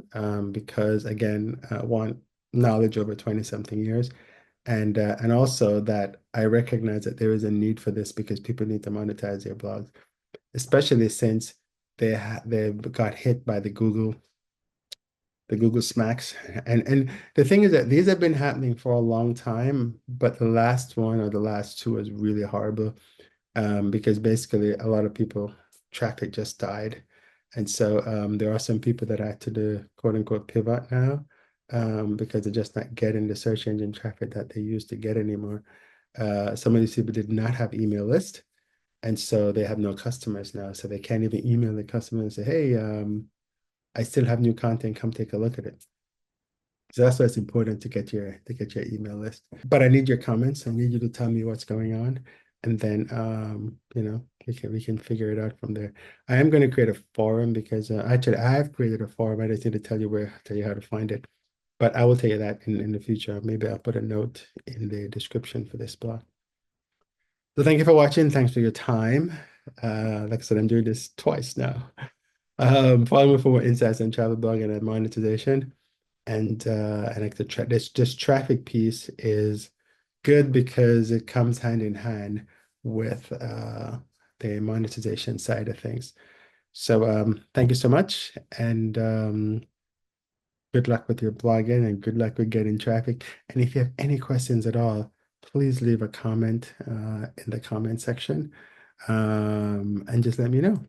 And we'll talk soon. I'll see you in the next lesson. Talk to you soon. Imagine turning your blog into an experience people can't wait to join. By creating curated tours, you're not just sharing travel stories, you're inviting your audience to travel with you and earn revenue while doing it. In this lesson, I'm going to show you how to plan tours, partner with tour operators, and bring your travel expertise to life as a profitable venture. Let's dive in and get started. Okay, so let's start talking about planning tours as a monetization strategy for your blog. Basically, how to partner with tour operators or organize your own tours. Okay, here's what we're going to cover. Introduction to tour planning as a monetization strategy, choosing the right tour model, benefits of partnering with tour operators, key steps to partnering, key steps to planning your own tour, and partnering with licensed tour operators, reputable tour companies for partnering, that's important, tour companies that work with travel bloggers, and marketing and promoting your tours, and then final steps to successful tour planning.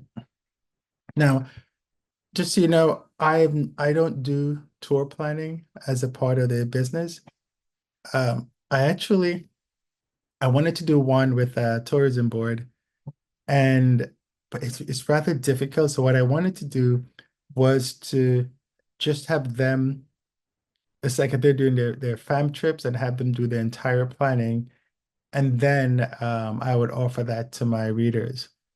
They never really got around to it. The only thing they did was just giving me the company that they use, and then I would have to go do everything for myself. So I didn't bother going on with it. And currently, I am in talks with a tour company. I've used them before, actually the fam trip with them. Really like the operation. And now I want to do a tour with them for my readers because there's an area of Europe that my readers really want to go, and this is actually the best company for it. So let's talk about tour planning overview.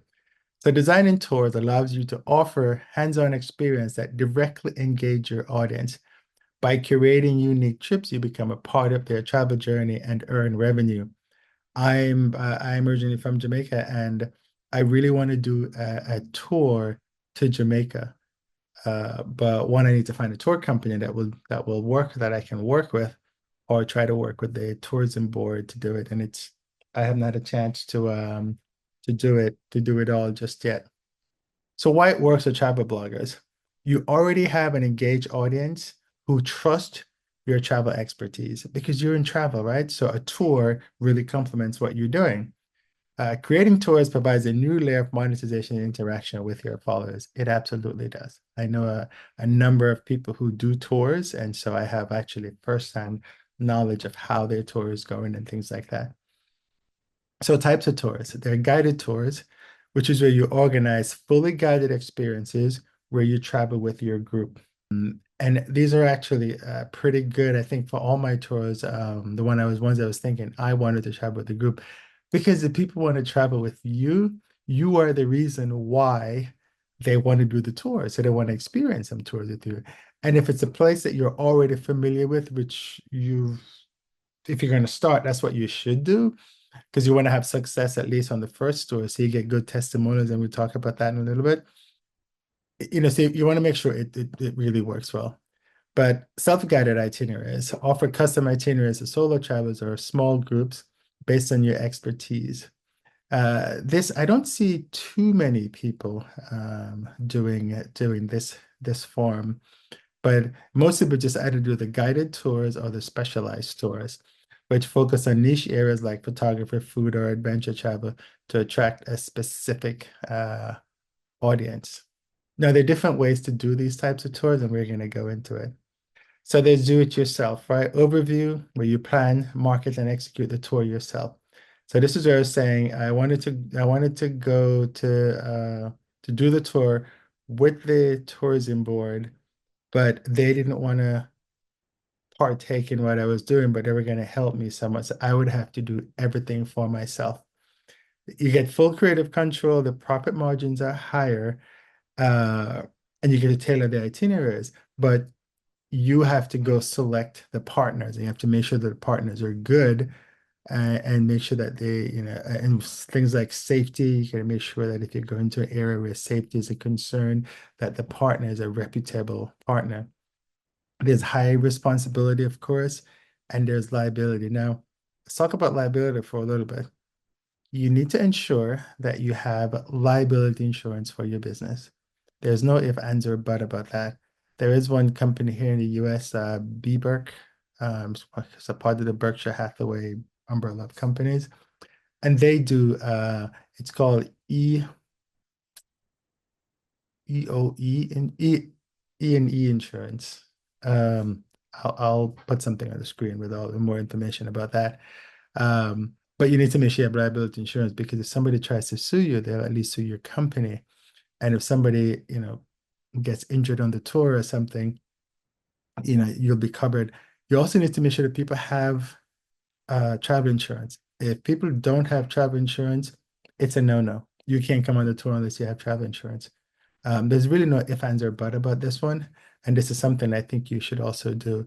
The people I know that have tours, this is a requirement to be on those tours. And you cannot go if you don't have travel insurance. Travel insurance is not expensive, so it's something that you should actually do. Considerations when doing DIY require extensive planning, especially for international, because you have to get all the accommodations. You have to get all the transportation and all the local regulation. Sometimes what you can do is say, look, I'm not providing flights to where you need to go. I'll provide everything else except flights. And you specify exactly what you're going to provide and exactly what you're not going to provide, because some people don't read, and they will say, well, you said. One thing is also good is to make sure you have some type of contract between you and it's like when you buy an airline ticket, you actually sign a contract. You don't think about it that way, but you do. When you check that box and you click buy, you are signing a contract with the airline, and there's a contract of carriage, which is things the airline will deliver to you. And if things happen, here's what happens. When you do your DIY tour, you should have something similar for your customers. So you can also work with licensed tour operators. This is probably the easiest way, because you partner a licensed operator who handles logistics while you focus on marketing and guiding. My tour that I want to do for Europe, I'm going to work with, I'm thinking of working with a licensed tour operator, because it's so much easier. They know the marketplace. They're going to actually come up with the itinerary, but it's based on kind of my input. I want to do these things. These are the people who want to do it. If they're seniors, remember that as seniors, and I'm getting there, you can't, people don't do things as quickly. They need rest time. So you can't have all day tours. You need rest time in there. You need downtime. So maybe you have a half a day tour, and then the afternoon they can do whatever they want at their own pace. You really do have to think about that. Things like travel. If you have people who are traveling and they're arriving on the next day, they may need a half a day or a day or some time to get back into their own time zones, or things like that. So do think about that. That's really important. It's when you do with a tour operators, it's reduced responsibility. legally because they have a team. They've taken care of all this. So you don't have to worry about a lot of things, and they have all the legal things ironed out and things like that. You do have a lower profit margin because you're paying the customer is paying you, you're paying the tour company, and then you're splitting in between you and the tour company. Make sure you have good profit margins on these tours. You are not in it to lose money. And also you want to make sure it's still competitive, but you need to make sure that you're not losing money in these. Otherwise, it makes no sense, right? Okay. The more benefits with tour operators, it reduces liability. Licensed operators carry the necessary insurance and permits reducing liability. Okay, I thought I was reading the same thing again. Um, Also, professional support. They provide local guides, handle logistics, and ensure compliance with regulations. So you just have to show up pretty much. There's a higher trust factor if you throw say, hey, this store is being done by this company. People already know that company, and so they will trust that company. And you have to make sure you use a reputable company. We're going to talk about that later. Also, in your role, you just market it is really all you do, and you manage operational details. Now, when you're working with a tour company, they're gonna say something like, "Well, how many people are you gonna have?" And so you need to have something in there that says you have to have some type of guarantee for the number of people that you're gonna have because they don't want to do it. They have a set amount of people that they normally do. So if they say, "Well, we're gonna do this tour."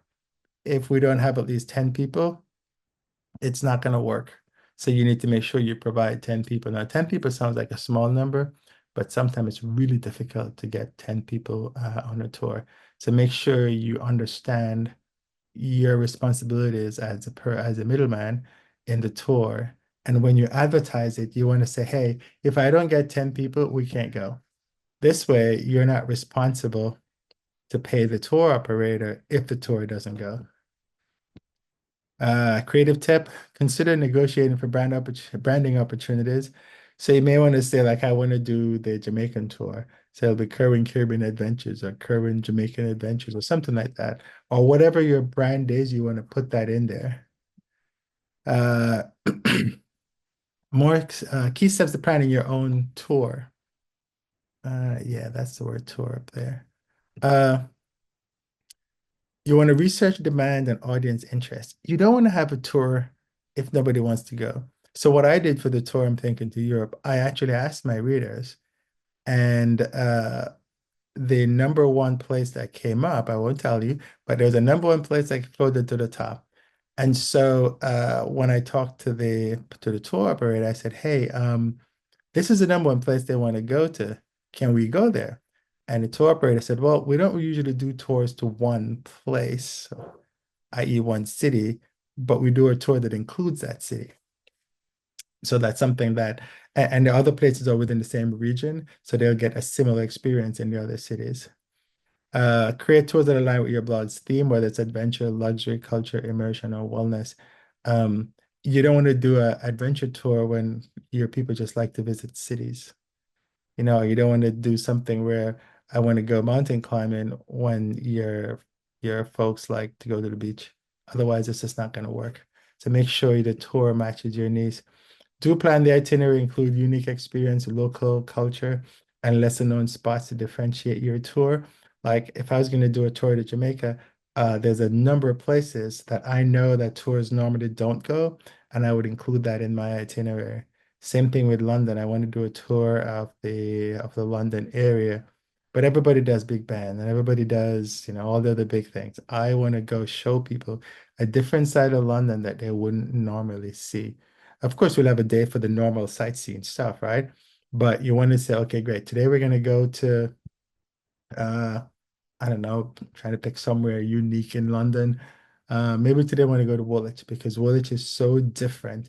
Or we want to go see the Thames Embankment because that's something that people normally don't see when they go to London. Set your price. This is normally a really difficult thing for people, is how much it's going to cost. But make sure that everybody gets paid on your tour, right? Make sure you pick the right accommodation. And for the love of travel, pick somewhere nice for people to sleep. Pick somewhere safe for people to sleep. You don't want people to worry. Make sure you get proper transportation.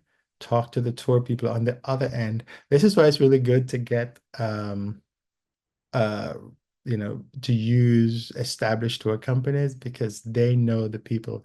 And this is why like when I wanted to do one in Jamaica, I wanted to use the tourism board to help because they know the people. They have reputable people that they use. I don't. And so if they recommend a tour company that will do the driving, I will happily use that because they know those people. There's a lot of little fees. You need to research. One, can you actually take a group? Because some places you cannot take a group unless you have a permit. So when you get there, you got to get a permit for your group. You have to make sure that your group, when you get there, if your group has to be there between 10 and 11, 10:30 won't cut it because you need an hour.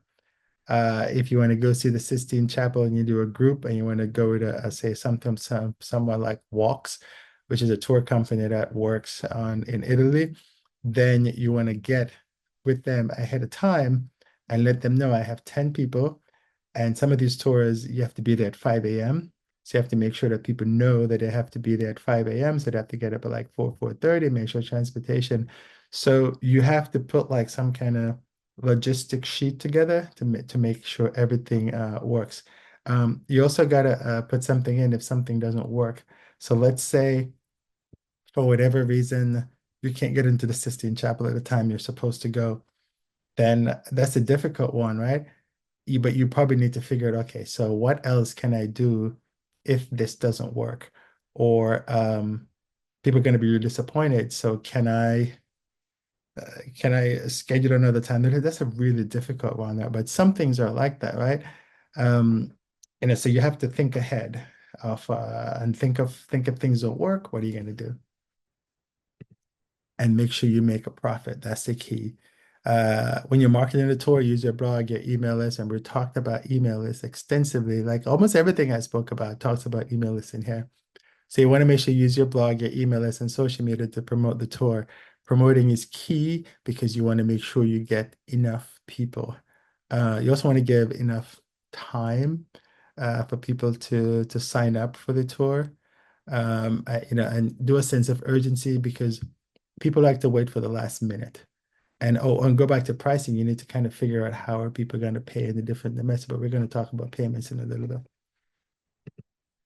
Handle bookings and payments. You need to be able to set up a booking platform. So there are a few companies out there that already have booking platforms. There's something called Fair Harbor, Peak Pro. You can also set up your own shopping cart to do it. There's like Thrive Cart or Sam's Cart to do the actual. You basically, it's like you're selling something, and the thing you're selling is a tour. You put all the information in, and at the bottom, this has a lot of flexibility because you can put the pricing, you can put the taxes if you have to do taxes on it. You can put everything in there, and then you collect the money from the user from right there. And those systems have built-in credit card authorization systems, so you don't have to worry about that. Only thing you have to do is sign up for something like PayPal or Stripe. So when they collect the money from the customer, um, you will get the money. You also have to think about refunds. How are you going to handle refund? What is your refund policy? Do you say if you cancel 10 days before, you get 50%, or there's no refunds or whatever the refund policy is, you do have to make sure that that is clearly stated. One of the key reasons for this is companies like Stripe and PayPal, if the customer decides, well, I want a refund, and you say, I'm not giving you a refund because I told you you can't get a refund within X number of time, but a customer wants a refund.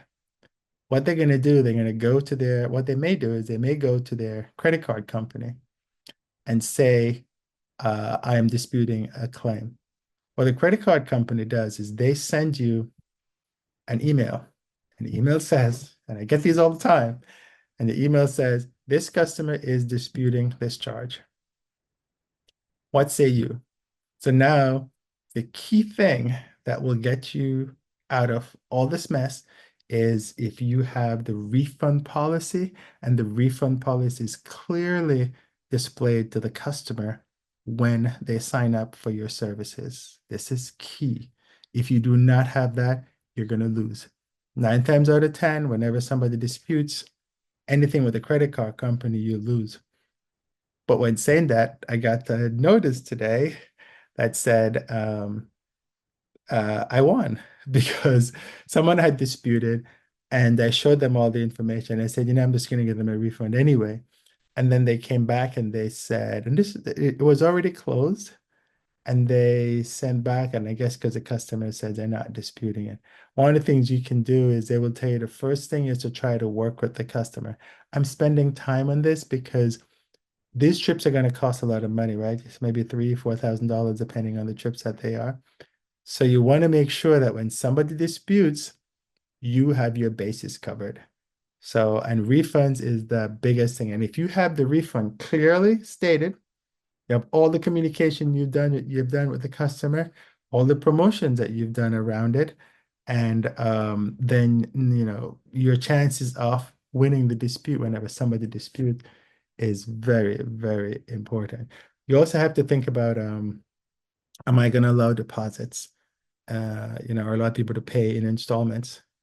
It just depends on what your clientele is and what happens if they pay 2 installments and they don't pay the third installment.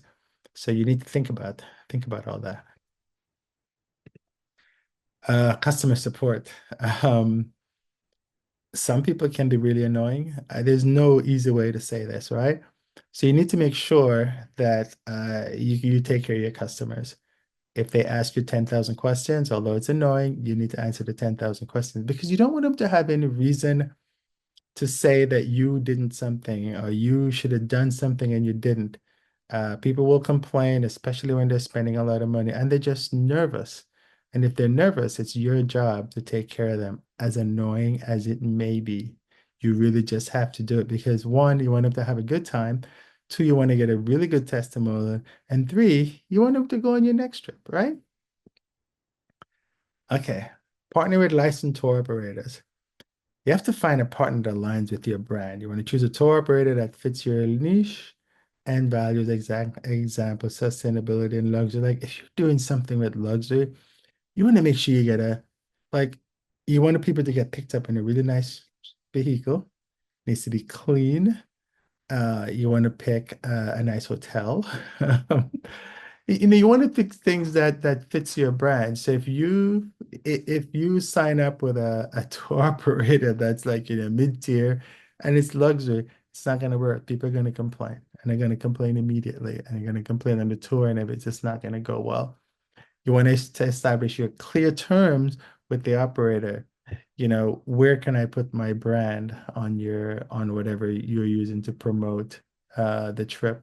Because they're going to promote it too, right? What is it? How are we going to negotiate the split? You need to do this upfront. There is no we're doing this after. You do this upfront, sign a contract, and make sure everything is on the up and up. And also, what role are you gonna play? Am I just gonna sit back in the van and just hang out? Or am I gonna, can I say things when I'm on the tour? Things like that. You want to collaborate on the itinerary design. This is very important because you understand your customers a little more than they do, but they also know what works and what doesn't work. So if they tell you, well, we need to go to dinner at 6, and you're like, well, these people eat late, so let's go at 8. That may not work because you might be in a place where you can't get seating at 8. So maybe that's why they're doing seating at 6. So you do have to think about that. Leverage your resource and marketing.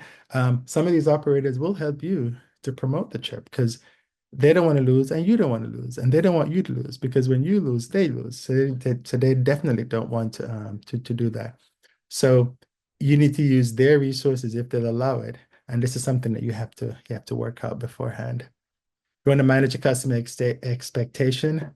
Make sure the client knows what's going on. You wanna set realistic responsibilities for the customers.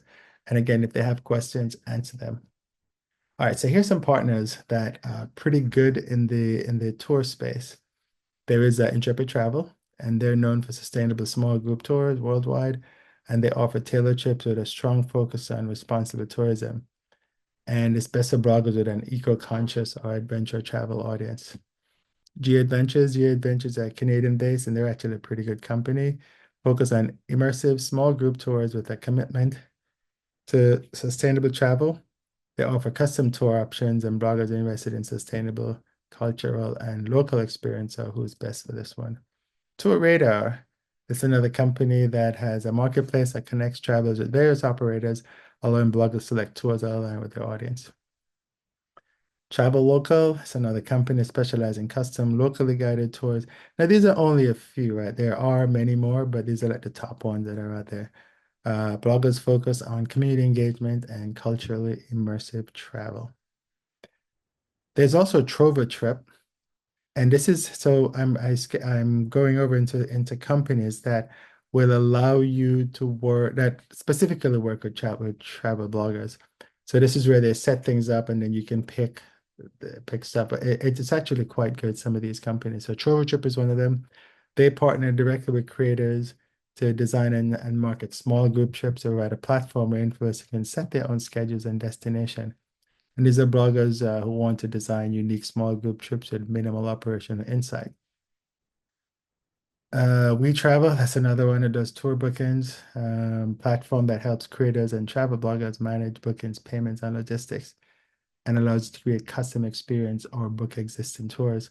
Best of bloggers looking to streamline booking and management for custom. Okay, marketing and promoting your tours. You want to use social proof. This is why you want to be nice to everyone. And you want to make, even if they're nasty, you want to be nice to them because you don't want them to go out there and give you bad feedback because people give you bad feedback even when it's their fault. You want to share past tour photos, testimonials, or feedback to build credibility. Obviously, if this is your first tour, you don't have any of this. So all you're going on the first time is your reputation and the reputation of the company that you're choosing to do it. So and also I know some people who've done like they started with doing like small tours in a van, and then they started doing big tours where you have to fly somewhere. So that was really good. There's also people who've done tours on they've even rented an entire yacht for their tour. And so you can do, but that one, I mean, it takes a lot of logistics to do that one. Create a dedicated tour page, include detailed instruction, itineraries, and pricing and booking information on your blog. You want to make sure the customer knows exactly what they're getting. So here's what you're getting. You don't have to price everything, itemize everything. You can just give them one price, but they need to know what they're getting. They need to know what the itinerary is. A lot of people want to know, I get up at 5. Okay, we meet at 6. Breakfast is at 6:30. We depart at 7. You need to make sure you have that information for people who need it. Use email marketing and social media to promote your tours. You can do it on Instagram because you can have a link in there. You can do the videos. If you've already gone to the destination before, you can show previous tours using social media. You can have another influencer work with you, and then you figure out how you're going to pay that influencer because you maybe want to get their audience. You can offer early bird discounts or bonuses, incentivize early bookings with limited time offers, or have exclusive add-ons for the first few signups. Make sure that when you do this, though, you don't cut into your profits. You do not want to cut into your profits. Final tips of success, clearly communicate what's included and excluded in the tour, the level of physical activity required, and the types of accommodation. Remember your audience. The types of accommodation is really important. You do not want people to stay in a place that's really awful. If you can, you should probably try to visit the places, or if this is your first time, you really want to make sure, or you choose brands where you know it's reputable. So if you're going to a city and you don't know anything about the city, then choose a Hilton or Marriott or Radisson or Holiday Inn or IHG Intercontinental, whatever your type of trip is. But pick a company that you know is reputable. So when you go there, you're not going to have any issues. Or if you have any issues, you know that they'll fix it. Focus on the client experience. This is so important.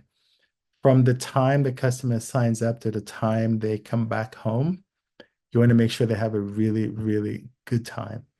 And the only way to do this is if you make sure that, the welcome package works, add some personal touch in there, make sure you communicate with them all the time. What some people do, they give them a little bag with goodies in there. And so, it's marketing, right? You're marketing your service and you're marketing your company. So stuff like that is really good to have. Legal insurance, ensure you have the necessary permits, license, and liability insurance. I talked about that a little bit too. Most tour operators will do this for you, but you want to just check to make sure everything is in place. Like you don't want to go to a museum and you don't have the right permit to get into the museum. Because like I said, if you're doing a tour over a certain number, you need to get a permit because you need to have a special group entrance. Usually, if you're over a certain amount, some things might be weight restricted. And so you can only take X number of people at a certain amount of time. So if you have a party of 10 and you can do 5 at a time, you need to figure out what's the other 5 people going to do while they wait for the 5 people to come back. So you really have to think about the logistic. Make sure you have proper insurance. Make sure all your people have proper insurance, and make sure the companies that you use are going to use locally are licensed. Make them send you proof of what they're supposed to have in those countries. Because people will tell you one thing, and then you get there, they don't have it, and you get stopped on the street, and you're in trouble. Gather feedback all the time after each tour because you want to make sure the next tour solves whatever problems the tour before had. And so if somebody got upset about something, you really want to talk to them and say, okay, tell me how I can make it better. That's really what you want to do. Okay, so that's it for tours. So I hope I was able to kind of enlighten you on trying to do tours. There are a number of bloggers who do tours and they do them really successfully. And so it's not outside of your reach to do tours. You just have to make sure that you plan them properly. You work with the tour operators. If you're going to do it yourself, I propose that if you're going to do your first tour, maybe work with a tour operator rather than trying to do the first one yourself. Um, and think about how many people you're going to take on the tour, etc. So subscribe to the channel. This is just another way, monetization. Tell your friends, leave comments or questions, and let me know if you've done a tour, or I'm pretty sure I have not covered everything in doing tours, but let me know if you have done something different, and just leave a comment and let me know. Thanks for your time. Make sure you follow me for more insights, subscribe, like, and set notification because that's important. So whenever I send more videos, you know that there's a new video in the hopper. And that's all I got. So thank you for coming along.